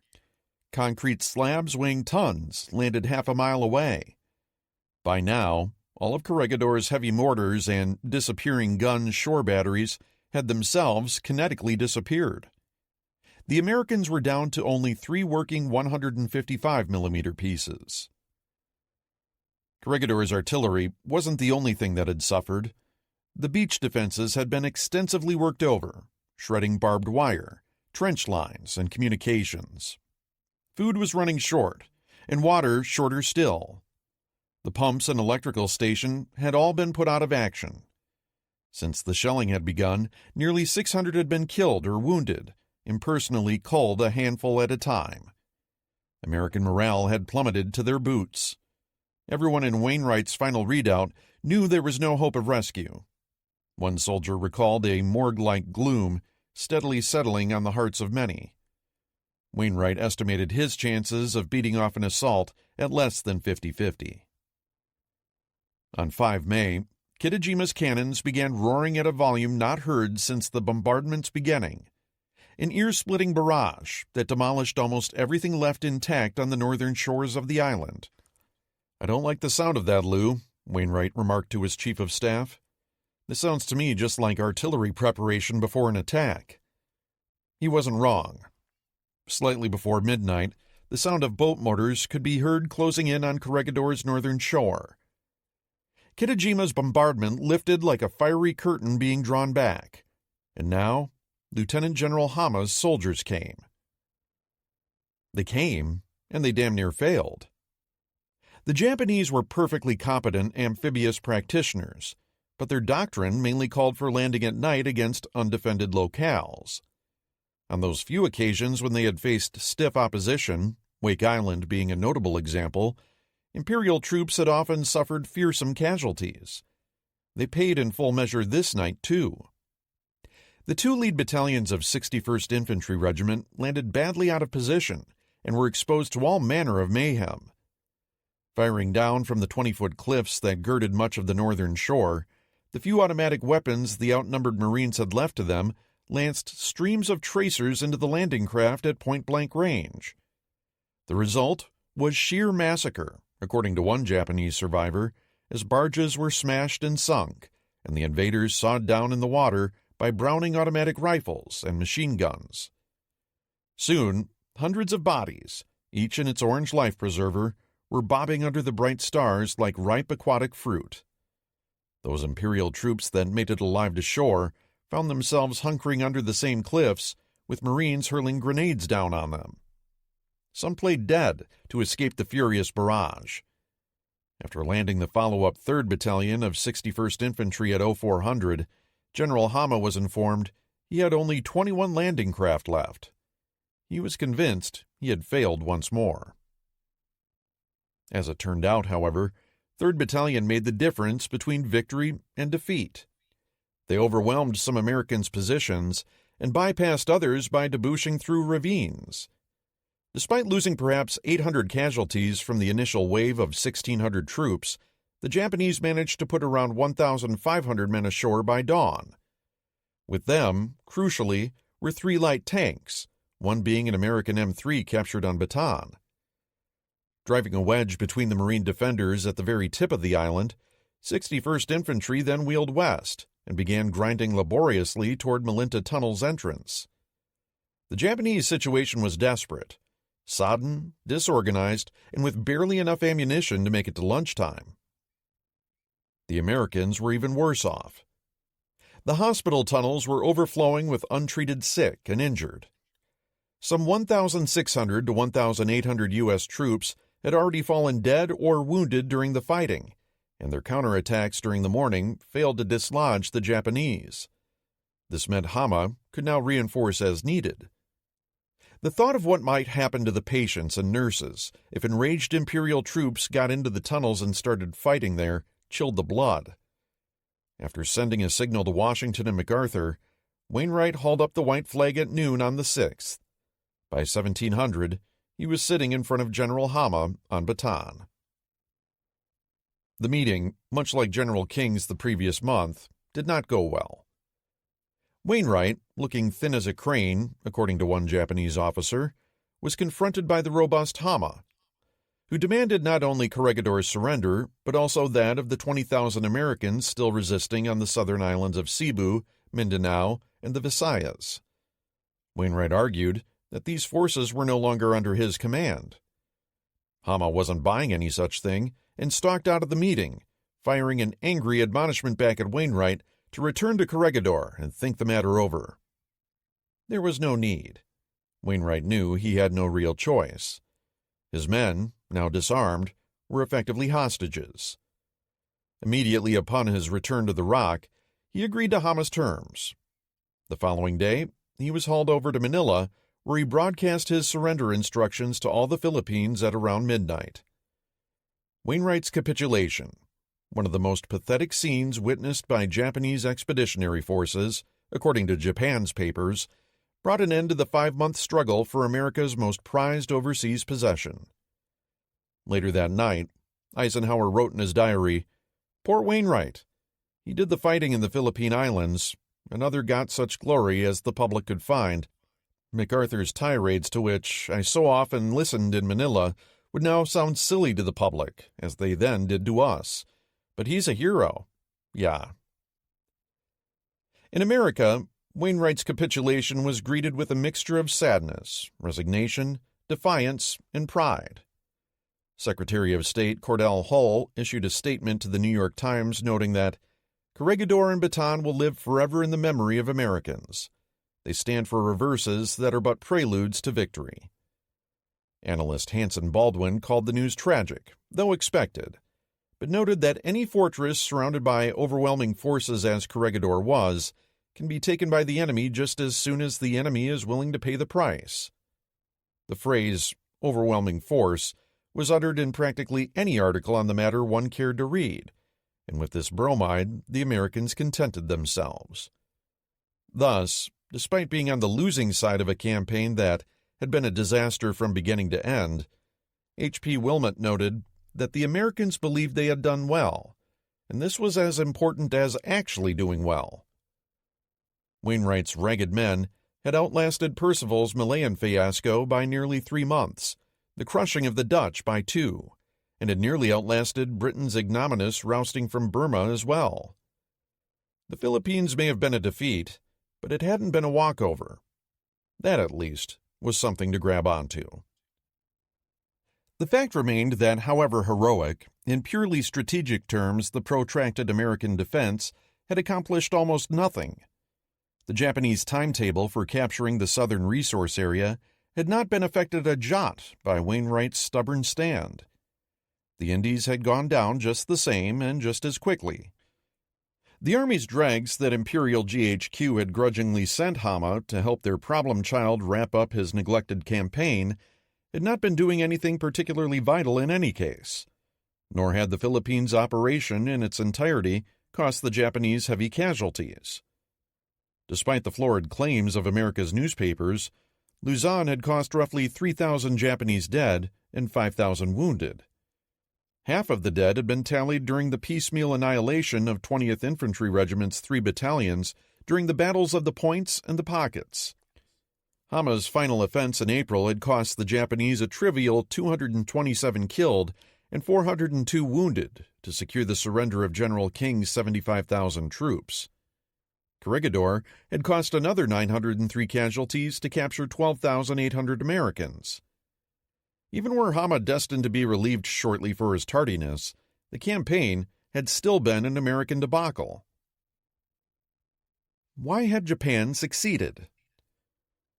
The fall of Corregidor and Slim's near-simultaneous retreat from Burma marked the absolute nadir of Allied fortunes in the Pacific and the high point of Japan's. The greater East Asian co-prosperity sphere, that cherished goal of Japan's nationalists, with the Western colonial powers cast out of Asia and the East marching forth to a glorious future under Japan's enlightened tutelage, was now apparently a reality. During their opening campaign, the Emperor's legions had slain approximately 65,000 Allied soldiers, sailors, and airmen, and captured 300,000 more, of which about 140,000 Western troops would be permanently incarcerated. The cost of this monumental achievement had been trifling, perhaps 15,000 Japanese killed and another 35,000 wounded, handing out a 7-to-1 casualty ratio in the course of delivering an epic beatdown. Geopolitically, Japan had secured the vital raw materials it had gone to war for, and also captured a formidable natural defensive line stretching from Burma through the Malay Barrier, Sumatra, Java, Bali, and the Sundas, then New Guinea, and anchored on Rabaul in New Britain. This was catastrophic for the Allied strategic position in Asia. Japan now threatened Britain's lines of communication linking the Middle East, India, South Africa, the Persian Gulf, Australia, and New Zealand. Likewise, Rabaul threatened the Solomons, which in turn led directly toward Fiji, Samoa, and Australia, and New Zealand's eastern lines of communication with America. Put another way, the Japanese had gained the advantage of internal lines of communication, while the Allies were left playing a perimeter game, having been pushed far back from Japan's home islands and with a disadvantageous portfolio of largely undeveloped locales from which to mount a counteroffensive. Why had Japan been so wildly successful, and the Allies so glaringly inadequate? What was going on here? For despite MacArthur's press releases, overwhelming Japanese force had nothing to do with it. Clearly, matters hadn't exactly augured well for the Allies in the first place, and many on the Allied side were aware of their weaknesses in the region. Germany's earlier successes in the war had obliquely compounded these difficulties, both by conquering France and the Netherlands, making any realistic defense of their colonies impossible, and by forcing the British into shortchanging their defenses in Asia in order to fight the Reich in Italy. Germany thus handed their new Japanese ally a priceless opportunity to capitalize on the Wehrmacht's successes. The Japanese also had the invaluable advantages of being able to pick and choose the timing and location of their opening blows. Allied forces in the region often outnumbered their opponents on the ground, but had been dispersed, undertrained, and unprepared to meet an opponent of Japan's caliber. The Allies, likewise, had little in the way of a unified command system, although Abda's short, unhappy tenure at least provided a framework for doing so in the future. Even with these disadvantages, the results for the Allied forces could scarcely have been more embarrassing. In 5 months of fighting, they had been routed, humiliated, and captured en masse. To the average person on the street, it appeared that Japan's military was simply better than the Allies in every facet of modern warfare. This was not true, of course. Japan's successes were obscuring some real weaknesses. Like all militaries, Japan's possessed a portfolio of capabilities, some of which were superior to certain opponents, but not all of which were universally superior to everyone, however fondly the Japanese may have imagined otherwise. That said, the Emperor's military definitely had a number of things going for it, and until it was handed some visible reverses, that outsized reputation was going to persist. At sea, the Imperial Navy had fought extremely well, destroying Allied naval forces wherever they encountered them. By 1 May 1942, it had not lost a vessel larger than a destroyer, and had proven that its warships, unit for unit, were a match for anyone's. The IJN's surface warfare skills, and in particular its night-fighting prowess, could no longer be doubted. Japan had also cleverly utilized its limited assault shipping to implement a tightly choreographed series of invasions, suffering minimal losses along the way. The Imperial Navy's trump card was its carrier fleet, which had revolutionized naval warfare. Nagumo's Kido Butai currently sat at the fortunate nexus of possessing more large flight decks than any other navy, along with quality aircraft and pilots and a workable doctrine for their employ. The resulting package was superior to anything the Americans or British had at this time. Kido Butai could project air power almost anywhere in the Pacific, wielding hundreds of aircraft at a time. Until this capability could be checked or replicated, the Japanese would retain the initiative at sea. Less apparent was Kido Butai's fragility. Thus far, no Japanese carrier had been so much as scratched. And though some Japanese officers gave lip service to the notion that carriers were highly vulnerable, at the moment, no one saw much reason to worry about what might happen if their opponents should become either more skillful or luckier. Kido Butai's ability to concentrate air power against targets had been won at the price of tactically concentrating its flight decks in a single task force. Concentration was great when it came to launching coordinated groups of aircraft. Defensively, it meant that all of Nagumo's eggs were in one basket. Should that basket be attacked effectively, the results might be ruinous. In the air, beyond the high quality of planes like the Zero and Oscar, both the Imperial Navy and Army's Air Forces had proven that they were hardly the second-rate organizations that antediluvian thinkers like British Far East Command's Robert Brooke Popham imagined. The Japanese had ripped Allied air power to shreds in the opening campaign. It is tempting to blame older Allied aircraft, Buffaloes, Blenheims, Curtiss Hawks, Glenn Martins, and other models, and imagine that their wholesale replacement would fix the problem. But the truth was more complex. The Allied air forces in Asia needed a complete overhaul. Aviator training and tactics needed to adapt to the strengths and weaknesses of Japanese aircraft. Base facilities needed improving, with better runways, revetments, maintenance facilities, adequate spare parts, and robust anti-aircraft defenses. Proper early warning radar nets and fighter direction needed to be put in place. Only then could the provision of better aircraft have any effect.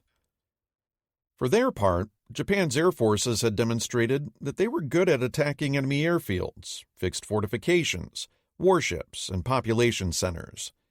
They could perform fighter sweeps. They were proficient at reconnaissance. Their aircraft were well suited to operating from rough forward bases. The Japanese had also demonstrated they were proficient at putting captured air bases back into operation, although it remained to be seen how quickly they could construct their own forward bases if the situation demanded. However, Imperial Aviation had also demonstrated that their air doctrine was perhaps less well-rounded than it might have been. Neither Japanese air service was world-class when it came to battlefield interdiction, and particularly in directly supporting ground operations. There were no Japanese Army equivalents to, say, a Stuka or Sturmovik that could destroy enemy armor or place a bomb accurately on an enemy strongpoint to get an advance moving again. The Ki-51 Sonya light bomber may have been used for such tasks in places like Burma, but we know so little about Imperial Japanese Army air doctrine that it's difficult to say. The Imperial Army also seems not to have had much in the way of forward air controllers. They certainly did not liaise with their ground forces with the same degree of sophistication that either the Luftwaffe did or the Western Desert Air Force would later in 1942. The Japanese never developed into the same sort of full-spectrum air power practitioners that the RAF and AAF would become by the end of the year. Some of this was simply a result of industrial power and gross domestic product. For instance, the later existence of four-engine Nakajima G5N and G8N bombers demonstrate Japan's interest in developing the same sort of strategic reach that the AAF and Bomber Command possessed. But their total combined production of just 10 units, along with their disappointing performance, demonstrates that such airframes were simply beyond Japan's means. Other capabilities, such as large-scale air transport, were similarly attenuated.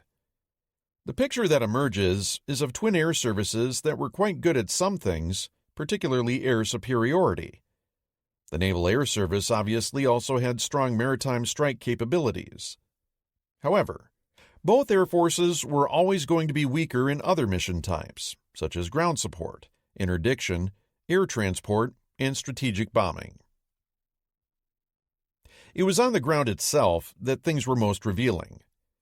There is a tendency to view the Asia-Pacific War as primarily a contest of naval and air power. But territory still had to be taken and defended, and it was there that the vast majority of the war's killing and dying occurred. If the Imperial Army could not be defeated on land, Allied proficiency in the air or at sea would count for little.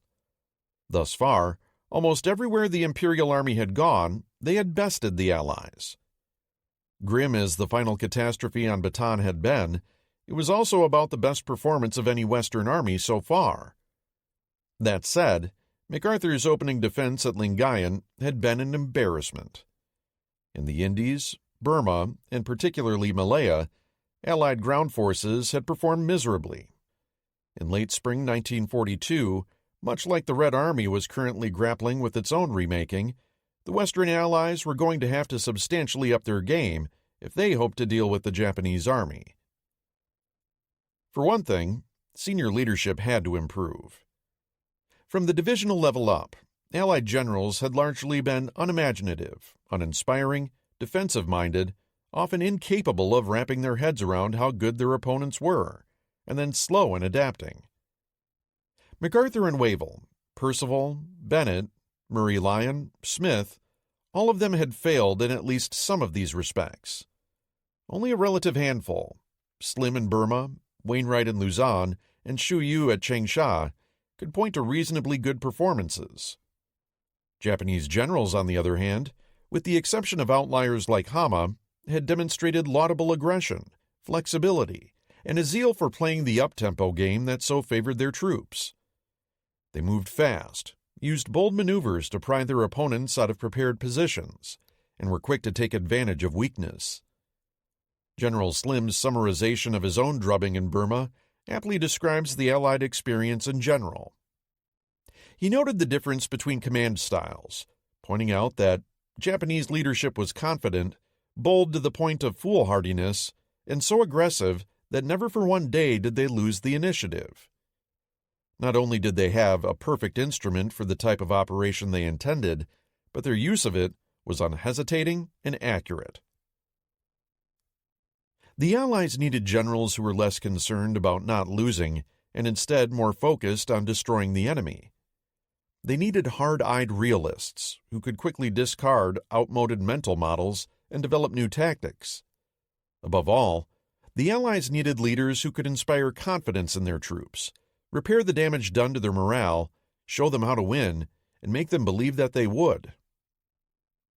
Doctrine, and its natural outgrowth, battlefield tactics, broadly describes how an army thinks about combat.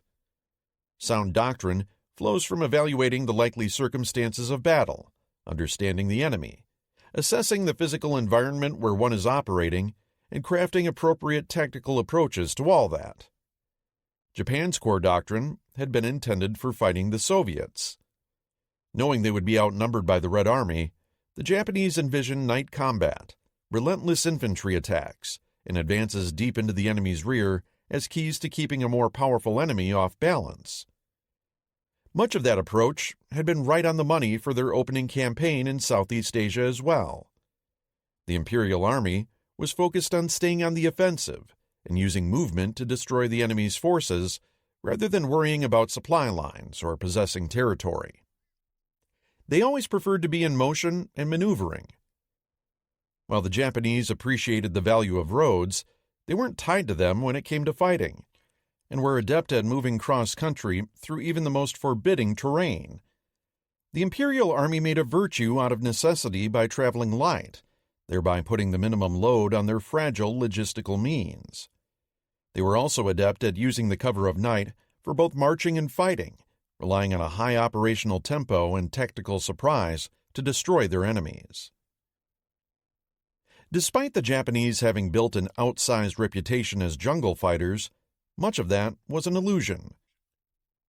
As one prominent scholar of the Imperial Army noted, the lack of a Japanese jungle warfare doctrine was evident on Bataan in 1941 through 42. When the 16th Division met American units that were trained to fight in the jungle, such as the Philippine Scouts, the 43rd and 57th Infantry Regiments, and the 4th Marine Regiment, they were beaten back with heavy losses. Indeed, the Japanese themselves noted that their initial failures on Bataan had been due to the poor training received in the type of fighting peculiar to those ground conditions. In other words, they'd won in their early campaigns not because of any native affinity for the jungle or a doctrinal edge, but because they were more seasoned soldiers. Everything the Japanese did in the jungle was based on the ferocity of their infantry. Over and over, they used the same basic tactics for success, pinning opponents with frontal spoiling attacks while working around their flanks, then either launching close-range assaults to destroy the enemy or dropping immovable roadblocks behind Allied formations to force their retreat and make them shed their heavy equipment in the process. Amphibious operations did the same thing, except deeper in the rear. The Japanese preferred close-range combat, so opponents couldn't employ their own artillery for fear of friendly fire. Their own field guns were typically shoved far forward and used to pin the enemy or break up his formations rather than destroy him at a distance. Japanese troops gladly fought hand-to-hand when they could.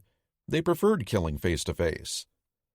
Armor was employed for frontal thrusts along roads when it was time to change things up or for help in driving home major assaults. While a number of Allied officers understood the basics of what was going on, at least intellectually, none had crafted a consistently workable response. As the Australian official history rightly noted, Japanese tactics were predictable and could hardly have been cause for surprise had the substance of intelligence reports on the subject been adequately circulated and sufficiently digested by commanders. Nonetheless, the enemy had employed them with unfailing success. That had to change. The British had the steepest learning curve ahead of them, given that their troops in 1942 were of such variable quality and remained tied so firmly to roads. The British saw roads not only as a means of movement for their vehicles and heavy weapons, but also as the logical focus of combat operations. The British didn't like jungle fighting. Other than 12th Indian Brigade's performance in Malaya, the British could not really point to any capable jungle fighters in their ranks. Yet against the Japanese, linear, static, or road-oriented operations spelled doom. Likewise, being overly concerned with holding positions led to an inherently defensive frame of mind, which often proved disastrous. Until the British could change their mindsets, they would never be the equals of the Japanese in the jungle. As for the Americans, things were better than they appeared. Indeed, what was overlooked in the immediate aftermath of the disaster on Bataan in April, and is largely overlooked today, is that the campaign there contained the kernels of future success. The fundamental core of U.S. Army doctrine was the infantry-artillery team, and as it turned out, that team, when correctly employed, had performed well. On those occasions on Bataan, when the Japanese had attempted to rush staunch infantry backed by good artillery, they had suffered heavily. Not only that, but the well-trained Philippine Division troops had demonstrated that they had what it took to counterattack against Imperial soldiers. Unfortunately, with the end of the Philippine campaign, all of that first-hand corporate knowledge was now lost. Essentially every Phil-American soldier who knew anything about fighting the Japanese, and MacArthur honestly didn't count, was either dead or a prisoner of war. There were no lessons learned briefs coming out of the Philippines, no instructional pamphlets, know your enemy, being disseminated to the rank and file based on the Bataan experience. The Americans would have to relearn all of that on some future battlefield. As is the way of things in war, those lessons would have to be paid for in blood. A third Marshall factor, cohesion, involves grit, stick-to-itiveness, resiliency, and morale. It speaks to the ability of a unit to endure the rigors of combat without falling apart. Cohesion could be the product of many things: training, combat experience, cultural homogeneity, religious fervor, channeled anger, or inspired leadership. Whatever it was, and wherever it came from, the Japanese had it in spades, and it made the Imperial Army uniquely dangerous. Japanese troops endured physical privations that would have been inconceivable in any other military. They also fought to the death as a matter of course. Nobody else's troops routinely did that. Those two things together would largely define the brutal nature of the fighting in the Pacific. Most Allied units didn't have the cohesion they needed to stand up against the Japanese. The British, in particular, had demonstrated that the half-trained colonial levies in their Indian divisions could not compete with Japanese infantry, and many of their white battalions were no better. When confronted by Japanese attacks, they fell apart. The Americans had seen the same with their green Philippine Army formations. There had been isolated exceptions, like the Philippine Division, some of the Australian units, and 12th Indian Brigade. However, most other Allied outfits did not have sufficient resiliency to win a pitched battle against seasoned pros like Japan's 5th or 33rd Divisions. Truthfully, the Allies didn't need to match Japanese in cohesion, and they never would. But at least they had to be gritty enough to get things done on the battlefield. The classic military answer to this problem is training, training, and more training, and it was the remedy that generals like Slim were already reaching for in the wake of their defeat. Allied doctrine had to be changed. Soldiers had to be physically and mentally toughened. The jungle had to be rendered neutral rather than inimical. Units had to exercise together so that they could maneuver in coordination, and the soldiers would have confidence in the men on either side of them. All of these things took time and effort. There were no magical remedies. Still, they could at least be fixed. A final factor, firepower, needs consideration. This can be quantified in a number of ways: rounds fired per minute, weight of explosives delivered, bombs dropped per sortie, and so forth. But the end result is dead enemy soldiers and wrecked equipment. The Japanese weren't slouches when it came to generating this crucial battlefield currency. They were better than the Italians and well ahead of militaries like the Hungarians, Romanians, Chinese, and Dutch. Japanese infantry weapons were perfectly adequate and developed credible volumes of fire. Their armor had proved serviceable thus far. Their artillery and mortars were adequate as well, although they lacked sophisticated fire control. British and American firepower was on another level entirely. This was a simple manifestation of relative wealth. British and American infantry units had more individual and crew-served automatic weapons. They had more AT weapons. The Americans would eventually make the semi-automatic Garand rifle, which was markedly superior to bolt-action rifles in rate of fire, standard for both their Army and Marine infantry units. The Western powers also would be fielding more and larger tanks in the Pacific by 1943. All of these things would make their infantry formations much more formidable. It was in their artillery that the British and Americans held the largest advantage. By investing in expensive heavy weapons, the Allies removed the need for their infantry to act as the primary killing arm. Whereas an average Japanese infantry division was allocated 36 75mm guns, a British infantry division had 72 25-pounders, and its American counterpart had 36 105mm and 12 155mm howitzers. In terms of total throw weight, as it is known, the Allied divisions each generated about 3 times what a Japanese division could produce. Moreover, the Allies usually could be counted on to have almost limitless quantities of shells. Both the British and Americans, further, possessed world-class fire control and could perform sophisticated shoots, such as time-on-target missions, that were completely beyond Japanese capabilities.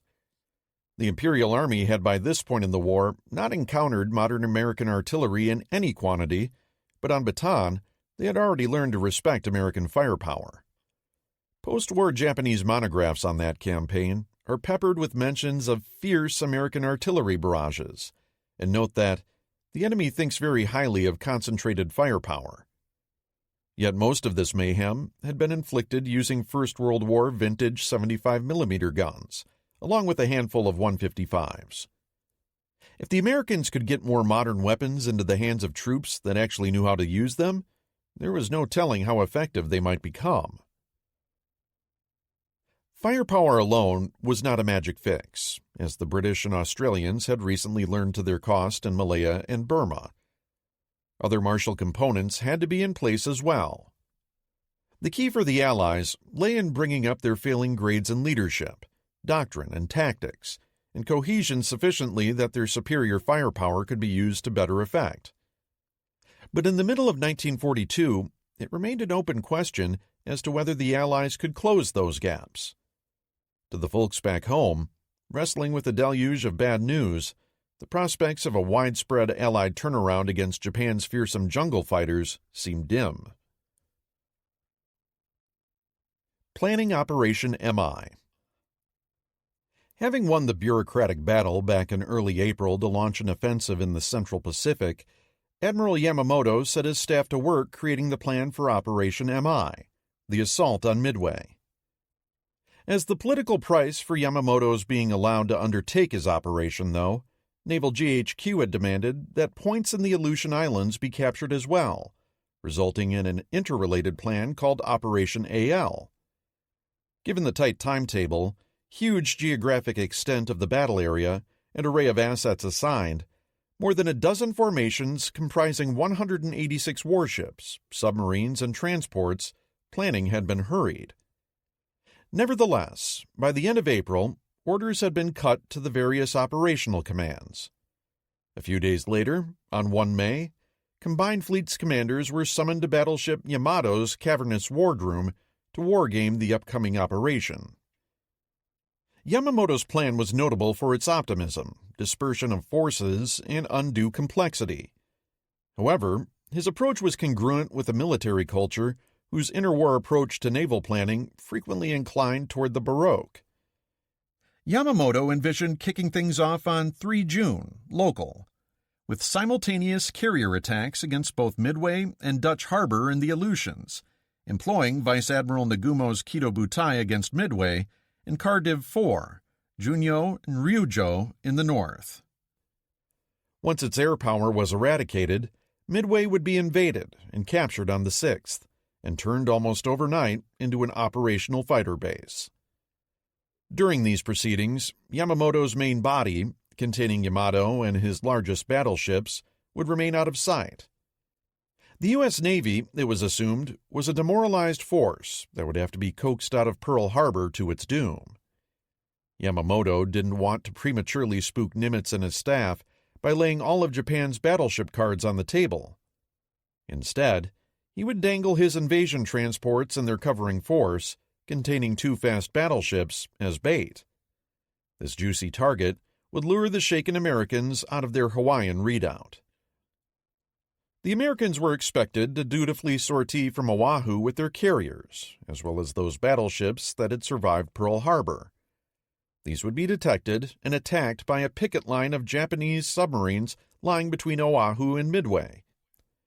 Yamamoto's heavy forces, his main body, along with Cardiv 4 and the quartet of battleships up in the Aleutians, would begin secretly converging on the waters northwest of Midway. Once Nagumo and the submarines were done destroying the American carriers, Yamamoto's big guns would shoulder their way in to annihilate the American battleships.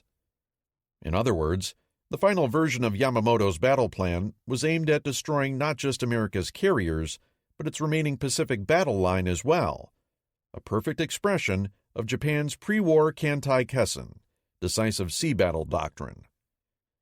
The U.S. Navy would be shattered, Oahu invaded a few months down the road, and America would be forced to the bargaining table to negotiate a peace deal that would cede Japan her newly won Pacific Empire. It was a heady vision. However, Yamamoto's plan for nautical Götterdämmerung was purest folly in a number of respects.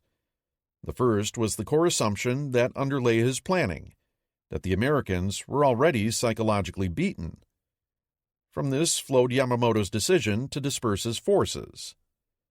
Deception, in his mind, was more crucial than mass. The consequence of dispersal, though, was that Yamamoto's forces could not be mutually supporting. If Nagumo got into trouble, for instance, a main body trailing some 300 miles behind him might as well have been on the moon. Dispersion also increased the plan's overall complexity.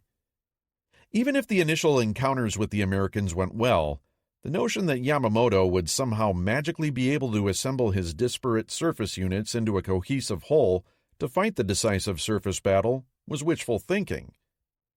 Forces at sea do not typically operate together like clockwork, particularly when sailing under conditions of radio silence. Finally, dispersion meant wasting 2 valuable light carriers and 50-odd other warships in pursuit of a frivolous sideshow up in the Aleutians. The war games on board Yamato revealed only a few of these flaws. The exercises were so tightly choreographed by Yamamoto and his staff that they negated any real learning. To many of the officers, the planning felt slapdash and arrogant, and not a few left uneasy about the upcoming operation. But no one was willing to brook Yamamoto's displeasure by saying so. All in all, as one Japanese officer wrote after the war, it could not be said of them, everything was done that was humanly possible. Despite some misgivings, though, the truth remained that the Imperial Navy still retained its most powerful trump card, a fully constituted Kido Butai. No matter how sloppy Yamamoto's planning was, so long as Nagumo brought all 6 of Japan's fleet carriers with him to the party, it would be extraordinarily difficult for the Americans to challenge him off Midway.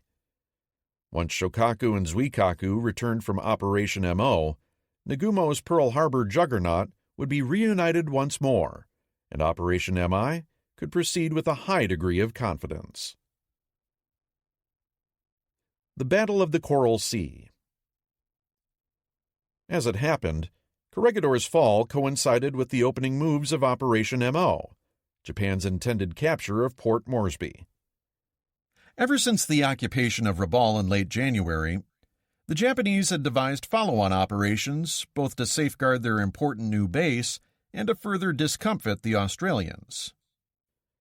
Port Moresby, on the southern coast of New Guinea, possessed a well-developed airfield that threatened Rabaul.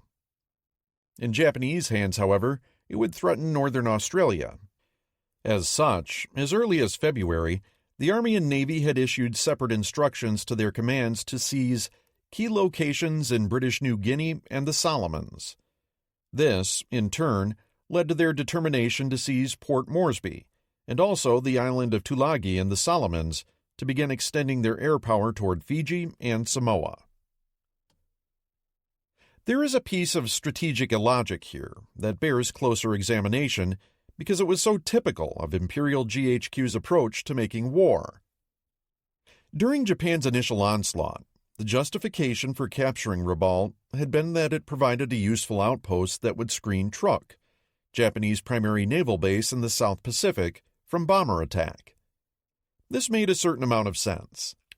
However, having grabbed Rabaul at the very end of January, the Japanese realized that it was also a perfect naval and air base from which to project power both toward New Guinea and down the Solomons toward Fiji and Samoa, with the former being particularly key should the Allies launch a counteroffensive from Australia. Rabaul was itself exposed to bomber attack from Port Moresby, thus necessitating Moresby's capture as an outpost for Rabaul. Had Moresby been secured, yet more outposts would have been needed to protect it, with this infinitely replicating nonsense thinking presumably terminating somewhere in Kansas.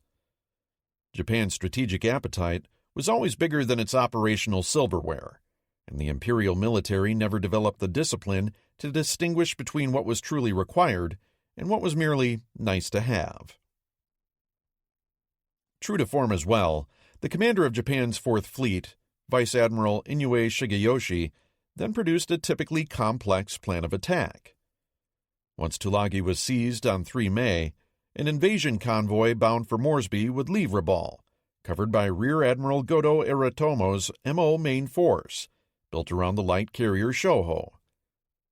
But the real hitting power of the operation was Vice Admiral Takagi Takeo's MO striking force, centered on Rear Admiral Hara Chuichi's Cardiv 5, Shikaku and Zuikaku, with 127 aircraft.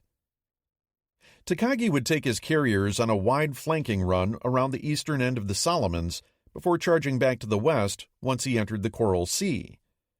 Hopefully, he would elude Allied air patrols over the Solomons, surprise the Australian air base at Townsville, and crush its air power. Thereafter, the invasion convoy and MO main force would proceed unmolested to Moresby, invading it on 10 May. Two elements of the Coral Sea Plan have long been misunderstood and bear correction. The first is the misapprehension that carrier Shoho was acting as bait to lure any enemy carriers in the neighborhood toward her and away from Takagi's striking force. Shoho was nothing of the sort. Instead, she was doing what other Japanese light carriers like Ryujo had been doing throughout the war, providing air cover for an invasion convoy. Second, Takagi's eastern hook around the Solomons was not intended to ambush American naval forces in the region. In fact, neither Inoue nor Takagi suspected that the Americans were operating nearby. If the Americans showed up at all, the Japanese expected they would arrive only toward the end of the operation. Takagi was more focused on destroying Australian land-based air power. This would not be the last time in the war that the Japanese would be disagreeably surprised by the presence of uninvited American carriers. Given that Inoue's invasion fleet off Leh back in March had been savaged by American carriers, this conceptual oversight seems rather incredible. The other flaw in Inoue's plans was one the Japanese would never suspect during the entirety of the war. The Americans knew roughly where and when he was coming. In a cryptographic coup fully equal to the Allied penetration of Germany's Enigma codes, American cryptanalysts had broken into the Imperial Navy's primary operational code, JN-25B. They were only reading about 10 to 20% of the message traffic, but when combined with other traffic analysis techniques, that had been enough to start sussing out Japanese intentions. American intelligence had warned Nimitz as early as 9 April that signs point to an offensive in the New Guinea area the latter part of the month. By the 20th, the analysts were judging that Japanese operations would commence on 3 May, with Port Moresby the enemy's most probable objective. Intelligence was also saying the Japanese might be operating as many as 5 carriers in the area. Both MacArthur and Nimitz were understandably quite concerned by these developments. Port Moresby figured prominently in MacArthur's plans to retake the offensive and served as a shield against a potential Japanese invasion of Australia. In light of the catastrophes that had just overwhelmed the Indies, this didn't seem unlikely. As such, Port Moresby had to be fiercely defended. At the conference in San Francisco between Nimitz and Ernest King between 24 through 26 April, Nimitz proposed trying to ambush whatever portions of the Japanese carrier fleet might be supporting the upcoming operation. King was somewhat taken aback by Nimitz's combativeness and willingness to commit the Navy's carriers to a fight at odds in very distant waters. He withheld his approval initially, wanting to chew over Sinkpak's plans. Nonetheless, by the time Nimitz returned to Pearl Harbor on the 28th, King's okay was waiting for him. This marked the point where King's opinion of Nimitz began shifting, and he started appreciating his Pacific commander's understated yet persistent aggressiveness. Nimitz only had 2 carriers in the area: Rear Admiral Frank Jack Fletcher's Yorktown and Rear Admiral Aubrey Fitch's Lexington. Back at Pearl Harbor, Vice Admiral Halsey's Enterprise and Hornet had only just returned from their Tokyo raid and were still reprovisioning. Nimitz ordered them south as soon as they could weigh anchor, knowing that unless the Japanese attacked later than anticipated, Fletcher was probably on his own. If the Japanese were going to bring a large party to the dance, though, Nimitz wasn't about to be a wallflower. He was fully committed to fighting a decisive battle in the South Pacific, if he could engineer one, and if the Japanese would give him time. During the battle, Fletcher would not be helped by the fact that American cryptanalysts had no idea regarding Takagi's flanking movement with Shokaku and Zuikaku. Neither would he be aided by the weakness of his scouting assets. These weaknesses point to the almost absurd frailties of aerial scouting that both sides labored under at this point in the war. Frailties that modern readers, who in many cases can barely navigate to their local grocery store without phone-enabled satellite aid, often find inexplicable, yet which would influence every carrier battle fought during 1942. Visually spotting anything from an airplane while flying over the ocean was, and still is, exceedingly difficult. Doubly so if flying at high altitude or in any sort of cloud cover. Even if a ship was sighted, misidentification of its class tended to be the norm rather than the exception, with smaller ships routinely being mistaken for larger ones, courses and speeds being misjudged, and so on. Creating a quality spotting report wasn't easy either. To reiterate the comments made regarding ferrying aircraft to Britain, it had been less than 15 years since Charles Lindbergh's first solo flight across the Atlantic. Overwater navigation in 1942 was little better than Lucky Lindy's, which is to say, compass, paper, pencil, dead reckoning gumption, and not a little prayer. At this stage of the war, few planes carried radar. Thus, in many cases, the spotting aircraft had only the vaguest idea of its own location, which didn't help in pinpointing the enemies. Once a report was dispatched, there was a danger that the radio nets of the era might not pick up the transmission, or that its contents would be mishandled, misunderstood, misinterpreted, ignored, or tardily sent upstairs to decision-makers. This was doubly true if scouting was being handled by different military services or a multinational coalition, whose personnel sometimes either didn't know how to talk to each other or disinclined to do so. This description fits Coral Sea to a T.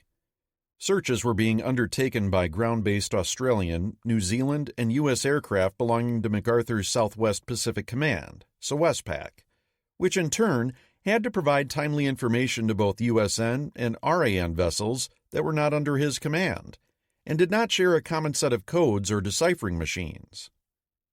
And if this all wasn't bad enough, the South Pacific was a zone of unusually high atmospheric radio background noise, making receiving reports a bit of a crapshoot.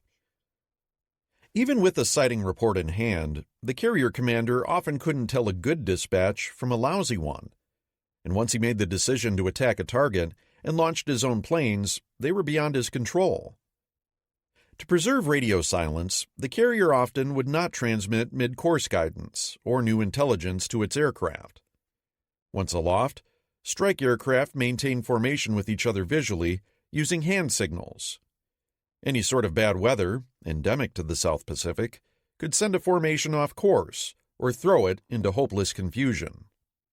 Thus, beyond the distinct likelihood that the spotting report that initiated the strike was most likely an error, and the near certainty that the enemy had moved in the interim, just managing to get a group of aircraft to some point over the ocean and then actually finding something to attack was cause for celebration.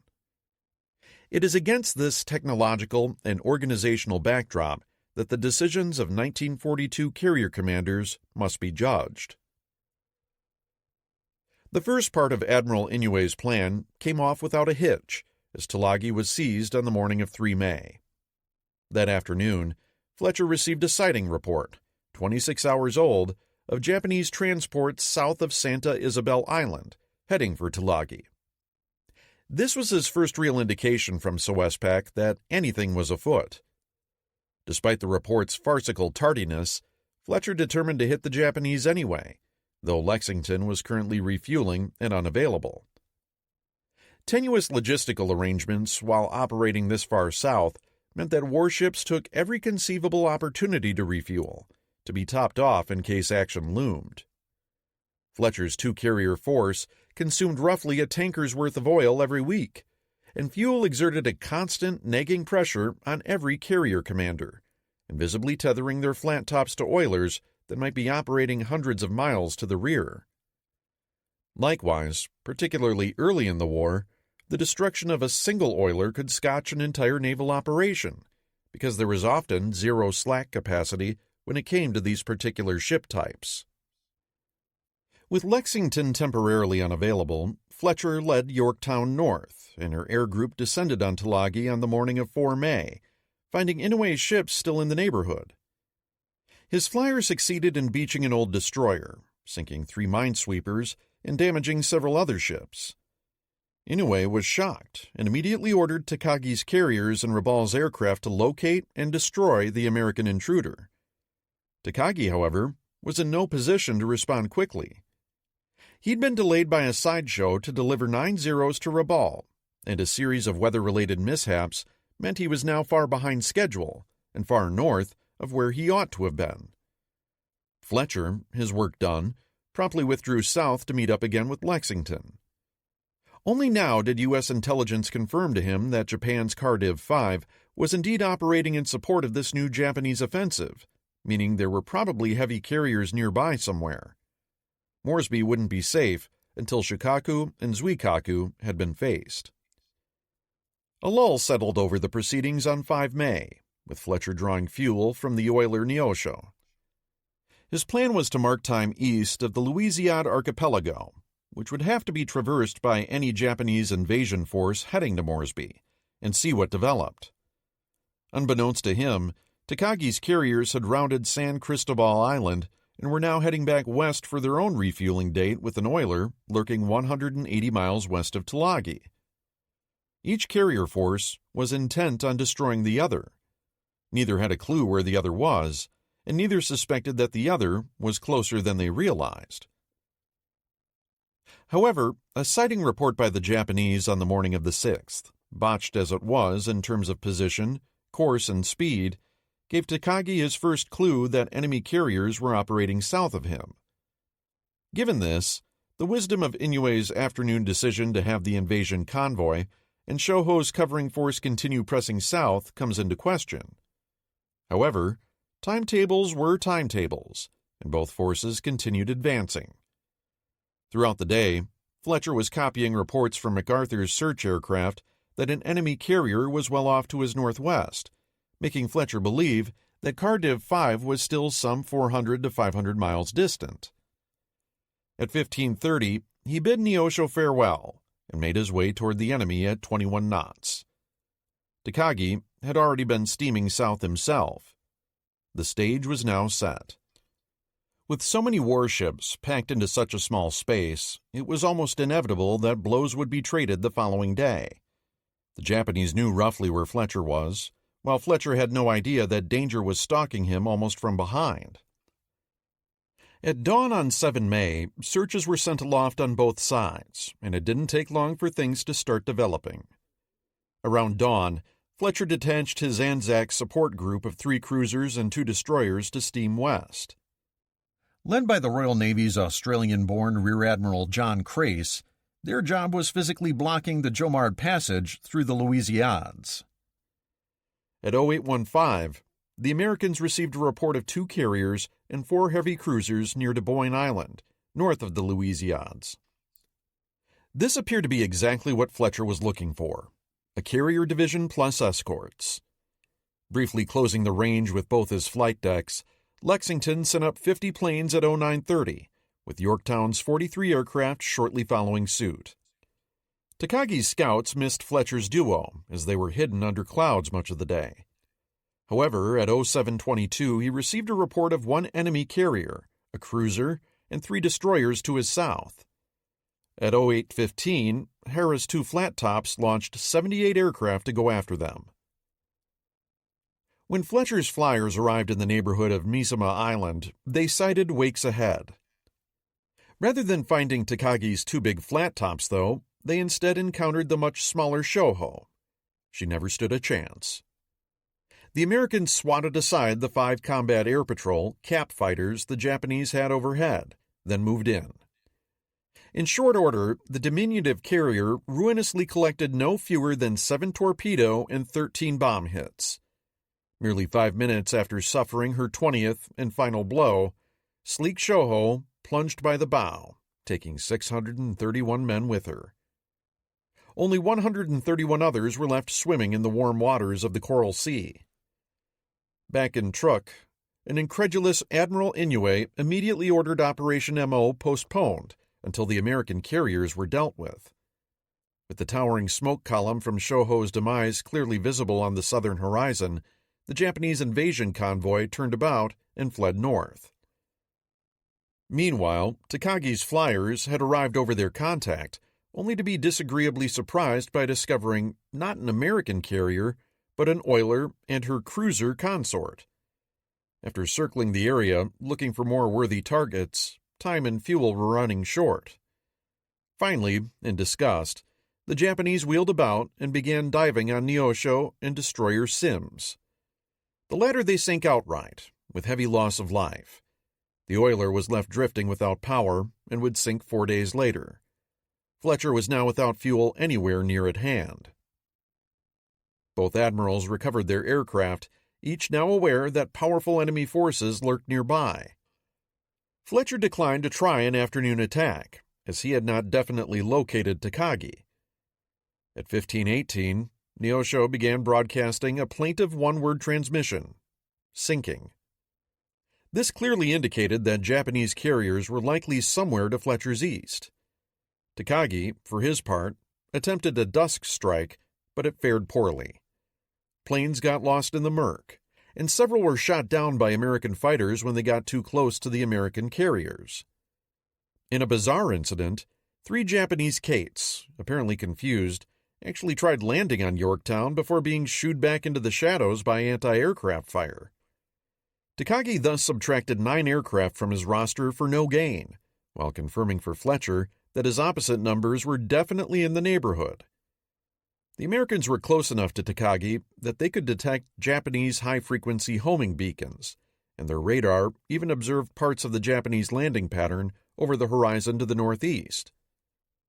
Wary of his fuel situation, especially with Neosho now clearly out of business, neither Fletcher nor his surface group commander were excited by the prospect of pressing eastward and forcing a night fight. Thus, at exactly the same moment General Wainwright was preparing for his humiliating radio broadcast in Manila, both carrier forces were settling down for the evening, knowing that battle was inevitable the following morning. The next day, 8 May dawned with Fletcher putting up a 360-degree search with Lexington's Scout dive bombers, SBDs. The weather front that had hidden him the previous 2 days had now blown off to the north. Meanwhile, Takagi searched to his west and southwest. Both sides got contacts at about the same time, with the Japanese sighting Task Force 17 at around 0800, and Fletcher receiving a report of Takagi's duo 20 minutes later.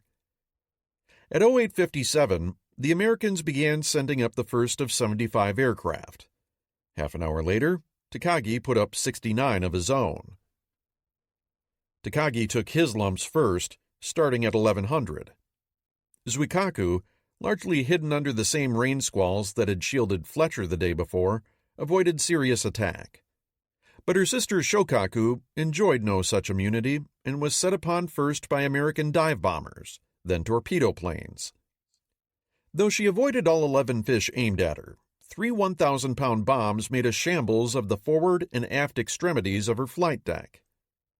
Heavily afire, with 223 of her men dead or wounded, and completely incapable of handling aircraft, she was ordered to retire northward at high speed.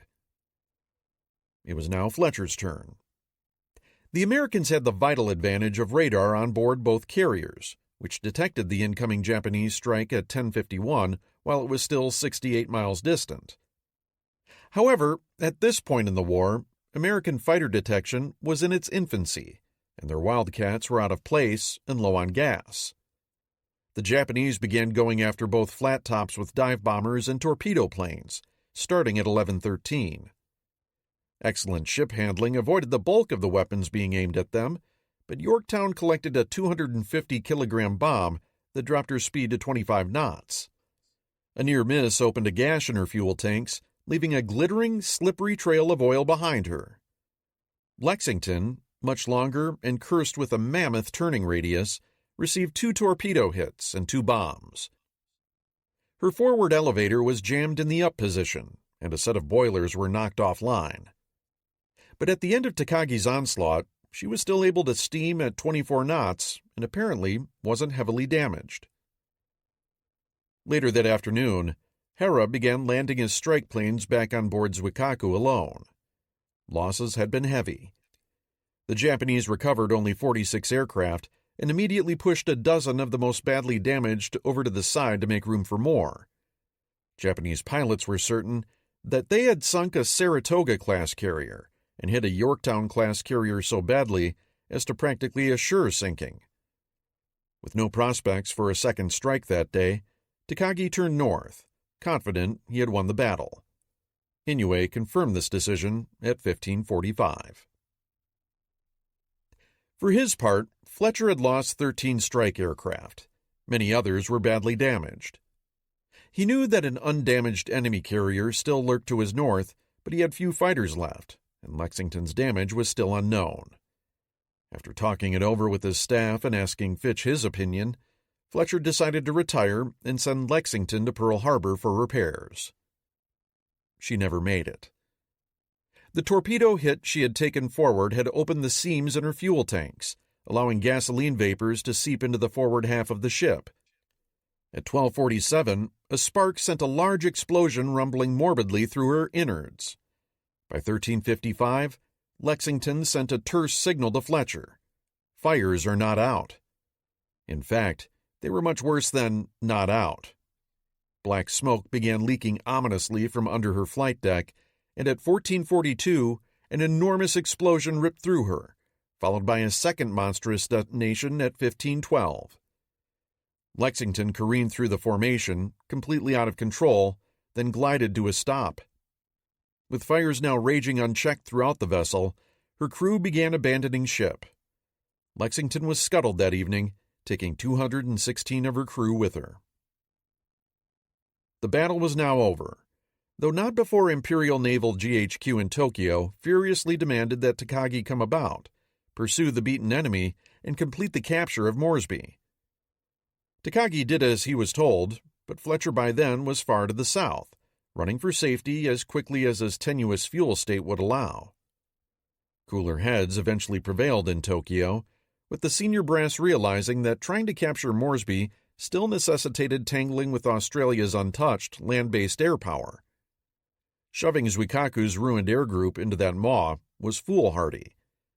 Operation MO would have to be postponed until Operation MI finally brought the American carrier force to ruin. Coral Sea remains a dauntingly complex battle to analyze, although in its essentials it can be summarized as 4 days of nearly blind groping around, followed by a single meaningful exchange of carrier strikes, at which point both sides decided to call it quits. That said, no one had ever fought a proper carrier battle before, and as a result, everyone's playbook was rather thin. Carrier aviation was currently the Wild West of naval warfare, and both sides were at the bottom of the learning curve. The Japanese had demonstrated they were better at launching coordinated strikes from multiple decks. The Americans, aided by radar and solid damage control, on one carrier at least, had shown they had the fundamentals for playing better defense. But at this stage of the game, no one really knew which side's carriers were superior, and Coral Sea certainly didn't settle matters. Superficially, the battle was a Japanese victory. Trading the mighty Lexington for tiny Shoho was a wretched exchange in anybody's book, and both Nimitz and King rued it bitterly. Yorktown was left leaking oil and limping home, damage unknown. Yet Shokaku was heavily damaged too, and would be in the yards until late June, while Zuikaku's air group had been savaged. Thus Cardiff 5 had been removed from Nagumo's midway lineup just when he needed it most. As H.P. Wilmot noted, the balance sheet for the Coral Sea has to be compiled in terms of the demands made on resources by time and distance. The ability to concentrate mobile forces was the all-important factor in the conduct of the Pacific War. As such, simply counting warship or aircraft losses was somewhat superficial. The true cost of the battle was not to be found in calculations of ship losses, but rather in contrasting the effect of the battle on the carrier forces. Wilmot further noted that the effort the Japanese expended at the Coral Sea could have been better spent preparing for the main endeavor, Operation MI, for that alone held out some hope of decisive strategic success if the Americans accepted battle. By this calculus, the permanent loss of Lexington looks more palatable when set against the temporary loss of Shokaku and Zuikaku on the eve of Yamamoto's decisive battle at Midway. That they had been lost in the service of a sideshow that Yamamoto should have brusquely shoved a few places further back in the operations queue made things even worse. Yamamoto's plans revealed. Within a few days of Coral Sea, Yamamoto knew he would not have the services of Cardiff 5 for Operation MI. However, he declined recasting his plans. His timetable for invading Midway and the Aleutians was driven by the need for full moons, high tides, and decent weather. The operation had to happen no later than 8 June. Furthermore, with his intel officers telling him that the Americans were now down to only 2 or 3 carriers at most in the Pacific, Yamamoto believed that the 4 crack flight decks of Cardivs 1 and 2 should easily suffice to get the job done off Midway. Under normal circumstances, that might have been true, but the same cryptographic advances that had tipped the Americans off prior to Coral Sea betrayed Japanese intentions yet again. Barely had the smoke of battle dissipated over the Coral Sea than on 14 May the crypto unit in Pearl Harbor, Station Hypo, began getting indications of an upcoming Japanese operation aimed at the Central Pacific. Judging by the fact that the Japanese intended using 4 to 5 carriers in support of whatever was afoot, something important seemed to be in the works. By the 16th, Nimitz was a believer. 2 days later, King was on board too. The question was, what to do about it? Far from being cowed by Japan's victories to date and his loss of Lexington, Chester Nimitz, whom King had once dismissed as a desk admiral, was positively chomping at the bit to waylay and destroy Japan's carriers, and willing to run great risks to do so. The first task was getting all his carriers back to Pearl Harbor as quickly as possible. Knowing that King was still focused on the threat to Australia, on the 14th, Nimitz sent an eyes-only message to Halsey, ordering him to allow his force, containing Enterprise and Hornet, to be deliberately detected by the Japanese. Halsey complied, and a Japanese flying boat played its role to the letter, snooping TF-16 east of Tulagi the next day. Nimitz promptly used that sighting as a pretext for bringing Halsey home, as he intended all along. Even with Halsey's duo, Nimitz still needed every flight deck he could get a hold of. Saratoga was in San Diego, completing a refit after being torpedoed back in January, and probably wouldn't be ready in time. That left just Yorktown, whose availability would be unknown until she docked in Pearl. Despite that, Nimitz signaled King on the 18th that he would use Halsey's 2 carriers to offer battle, whether Yorktown could be repaired in time or not, and even if the Japanese brought 5 carriers, a true measure of his boldness if there ever was one. In the meantime, Nimitz began crafting his battle plan. In contrast to Yamamoto's complexity, Nimitz's blueprint was a model of simplicity. He knew his carriers would be outnumbered, but the carrier doctrine and interwar wargaming he had in hand indicated that each of his flat tops theoretically had sufficient firepower to destroy 2 enemy carriers at a stroke, if they could attack first. The key, therefore, lay in good scouting to get the drop on the Japanese and begin whittling down Kido Butai before committing his own flat tops. Accordingly, Nimitz beefed up Midway's air group with everything he could scrape together, then placed a group of 12 submarines in a fan northwest of the island.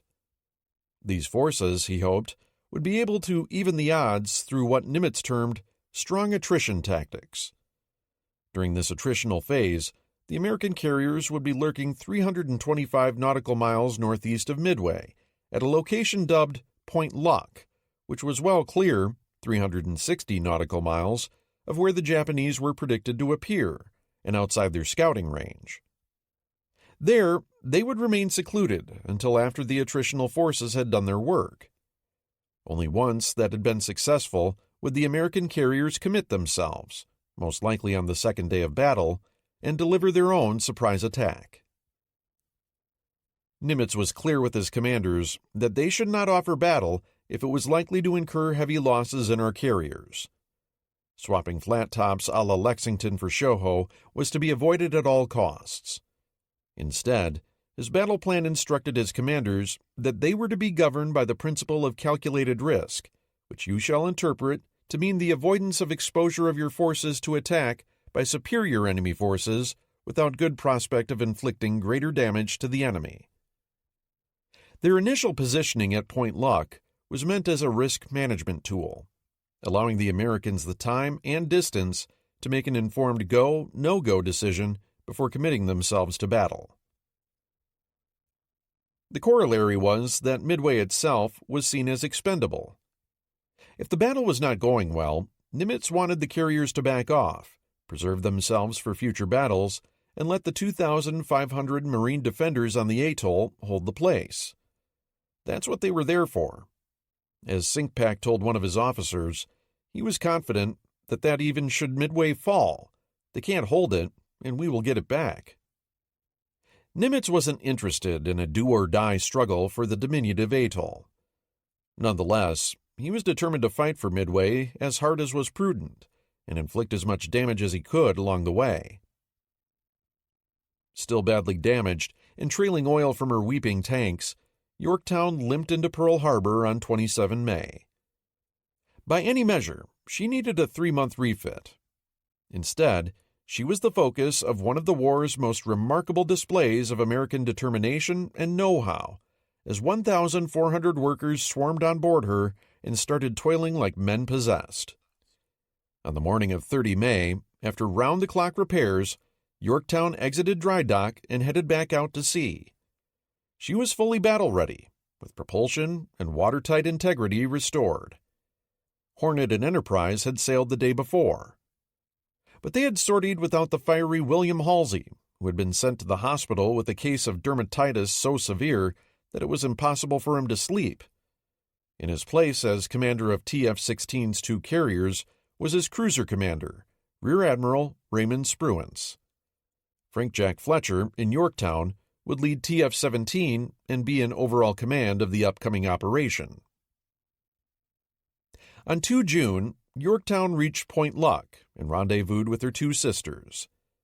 Nimitz, knowing that he now had 3 carriers on station, and having recently learned from his intel team at Hypo that Suikaku would definitely not be coming to the party, now demonstrated his flexibility and decided to open the battle more boldly. That afternoon, he sent a message to Fletcher wherein it was suggested to Task Force 16 and 17 that a position further to the west might be advantageous, that is, away from Point Luck and closer to where Kido Butai was anticipated to arrive. Nimitz was intentionally dialing up the risk a bit, and now wanted Fletcher in a position to ambush Nagumo from the outset. Fletcher, being nobody's fool, understood that suggestions from 4-star admirals were to be taken rather seriously, and dutifully moved his 2 task forces 175 nautical miles further west that night. There he waited. The stage was now set for the most consequential naval battle in the Pacific, and indeed in all of the Second World War. 8. June 1942. It is up to us to get the most out of the troops. General Friedrich Paulus.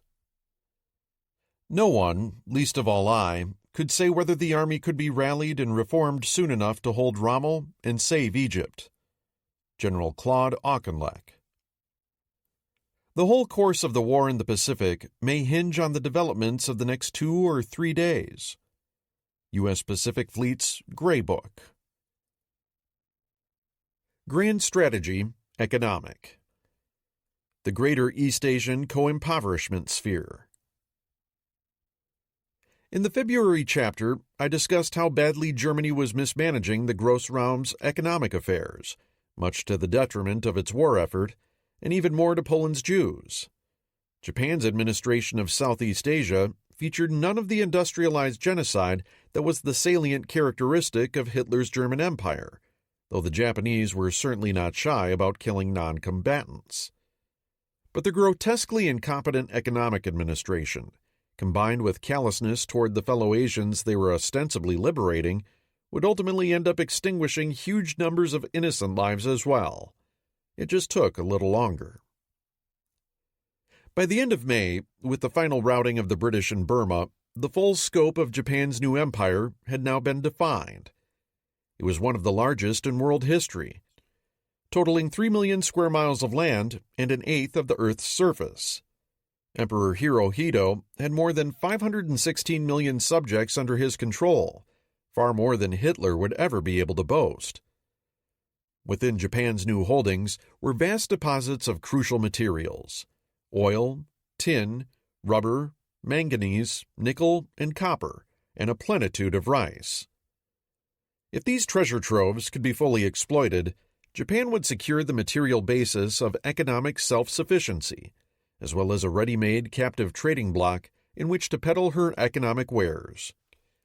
However, just as with Hitler's grandiose dreams of neo-colonial autarky, Japanese ambitions were ultimately to be badly disappointed. Things like surface area and mineral reserves, as it happens, were fairly superficial and transient measures of imperial power, since by any number of other metrics, Hirohito's new realm was shockingly weak. Unlike Germany's conquests, which included modern economies like France, the Low Countries, and Czechoslovakia, Japan had conquered an economic backwater. Per capita GDP across the region varied from $750 to $1,400, well below Japan's $2,400, which made her, as noted earlier, the poorest of the major combatants, indicating the area's extreme underdevelopment. Japan had certainly netted impressive stocks of important raw materials and denied them to the Allies, but it hadn't captured any industrial capacity to speak of. Except for Thailand, Southeast Asia had been held by colonial powers, who had applied an economic model of extracting raw materials, returning them to the home country for production, and then re-exporting finished goods back to their colonies. Colonial powers tended not to invest a great deal of manufacturing capital into their holdings. It was far better to make those investments in the form of greater extractive capacity, bigger mines, bigger rubber plantations, and so forth, and then rely on the home country's centralized manufacturing for production. It was not surprising, then, that there was not so much as a single factory anywhere in Japan's newly conquered empire capable of building a modern armored fighting vehicle, or a shipyard capable of launching a vessel larger than a destroyer. Given this, Japan had little choice but to impose the same economic model on the region as the colonial powers it had just evicted. Raw materials, of necessity, had to be returned to Japan for manufacturing. And here, the Japanese ran into their first major obstacle, and one that they never overcame: a lack of seaborne transportation.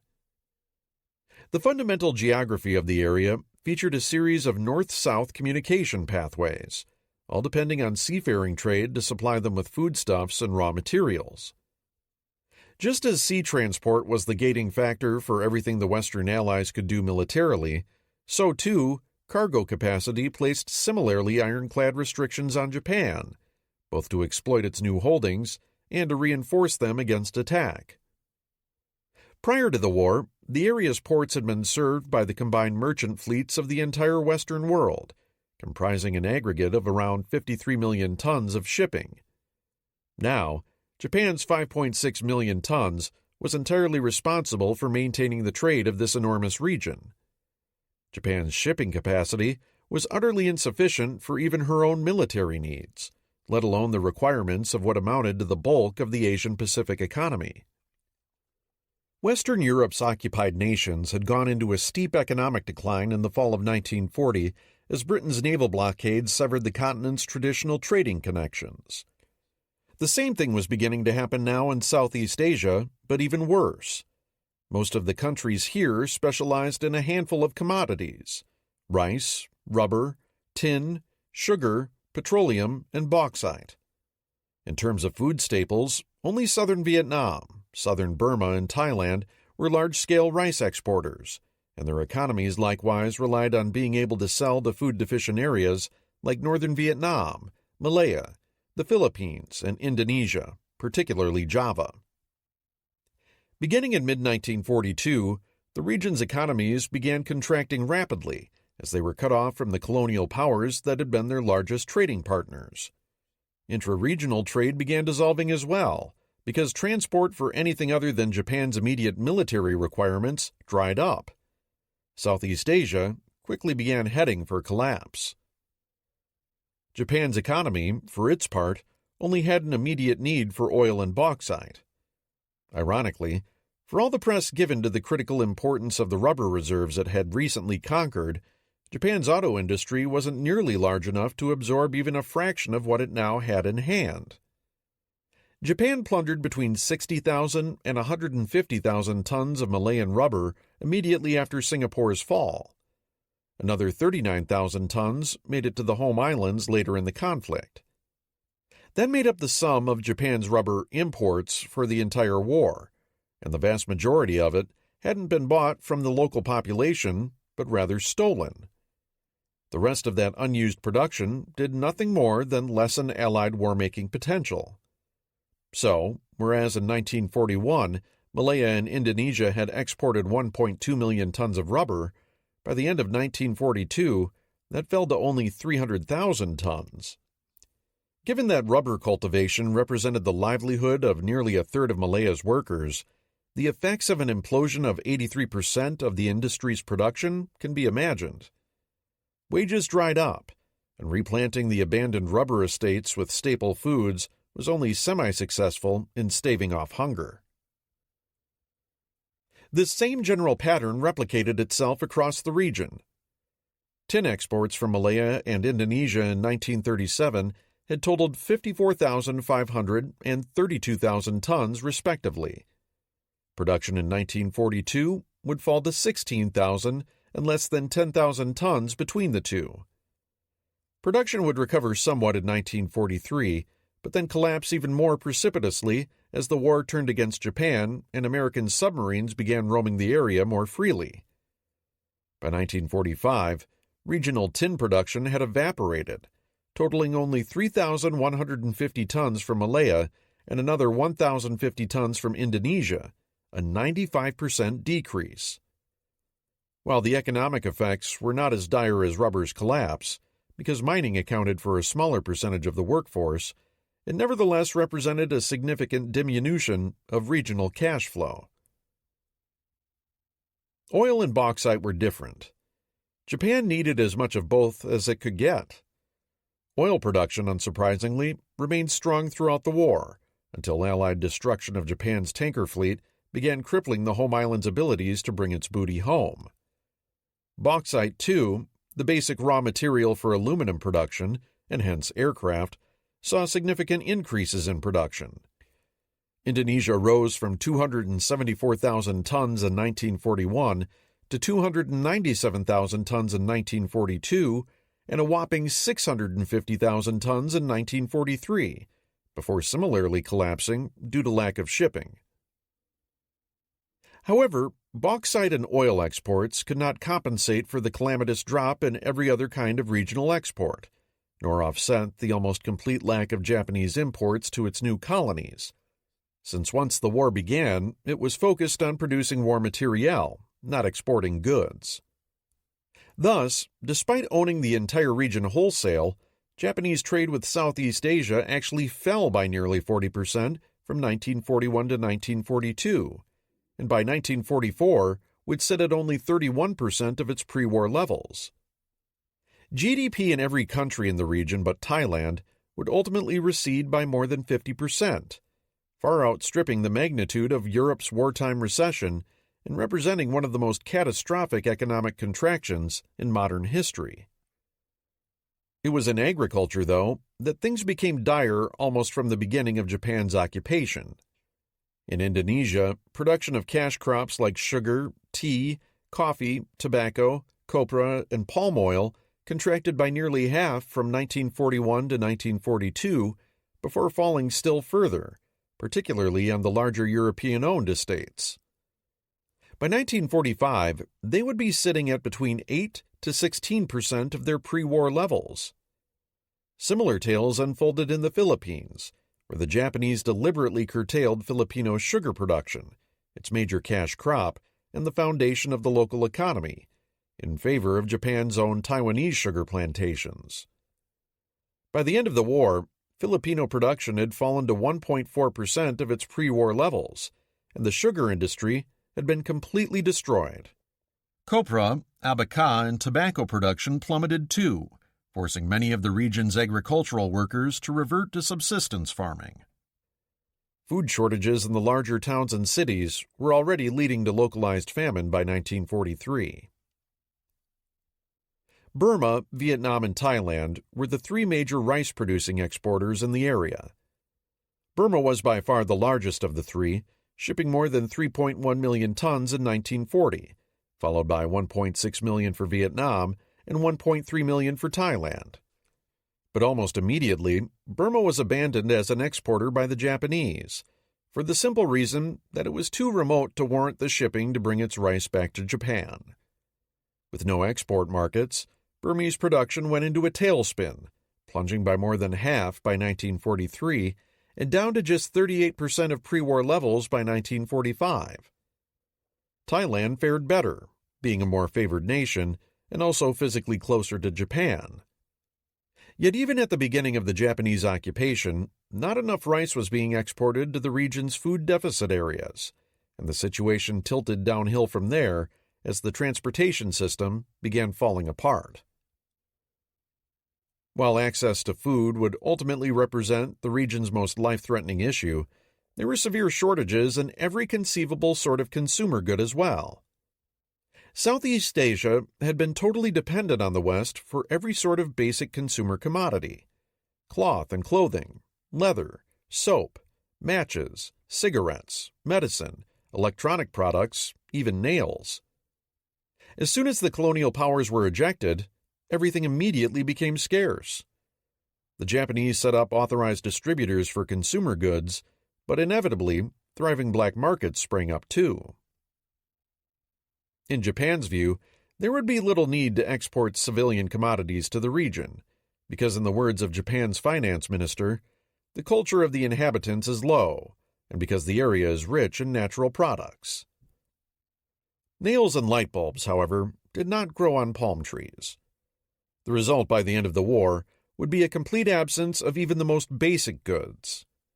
Families were sharing garments made from gunny sacks, rubber sheeting, or banana leaves. In Manila, graves were being robbed to strip the clothing from corpses and remove the gold in their teeth. None of this was helped by the cruelty of the Japanese occupiers, who treated their new vassals with arrogance and contemptuous indifference from the outset. With few Japanese civilian administrators available, the military authorities relied on co-opting local elites instead and ruling with an iron rod. The slightest infractions or perceived slights by a local toward any Japanese citizen could result in being punished by standing in the sun for hours, bowing over and over, beatings, or far worse. The Imperial Army's dreaded secret police, Kempeitai, were set loose on the entire area. Though few in numbers, they made up for it with sheer terror, routinely employing the most drastic, violent kinds of interrogation and torture as tools for cowing the local populace. It largely worked. With the notable exceptions of Burma and the Philippines, where lethal guerrilla movements were active from the get-go, most of the emperor's new subjects understood that their very lives depended on not stepping out of line. Even in Singapore, where thousands of Chinese were murdered during the Sukching massacres at the beginning of the Japanese occupation, the remainder of the Chinese population offered at least superficial compliance because, in the words of one Japanese officer, they valued their lives and wanted to gain profits. In such a climate of fear, Japanese propaganda regarding Asia for the Asians was quickly revealed as the cynical fiction it always had been. Japan's real interest, as the conquered peoples quickly understood, was Hakko Ichiu, all the world under one roof, which described the emperor's divine right to unite the entire planet under his benevolent rule. Unsurprisingly, local aspirations to political independence, let alone racial parity with Japan, were distinctly unwelcome to the Japanese authorities. Although Japan would grant Burma independence in 1943, this was patently due to the country's deteriorating internal security situation. By contrast, Java, Malaya, and Sumatra were always envisioned as permanent colonies of the empire, due to the importance of their raw materials and strategic locations. Meanwhile,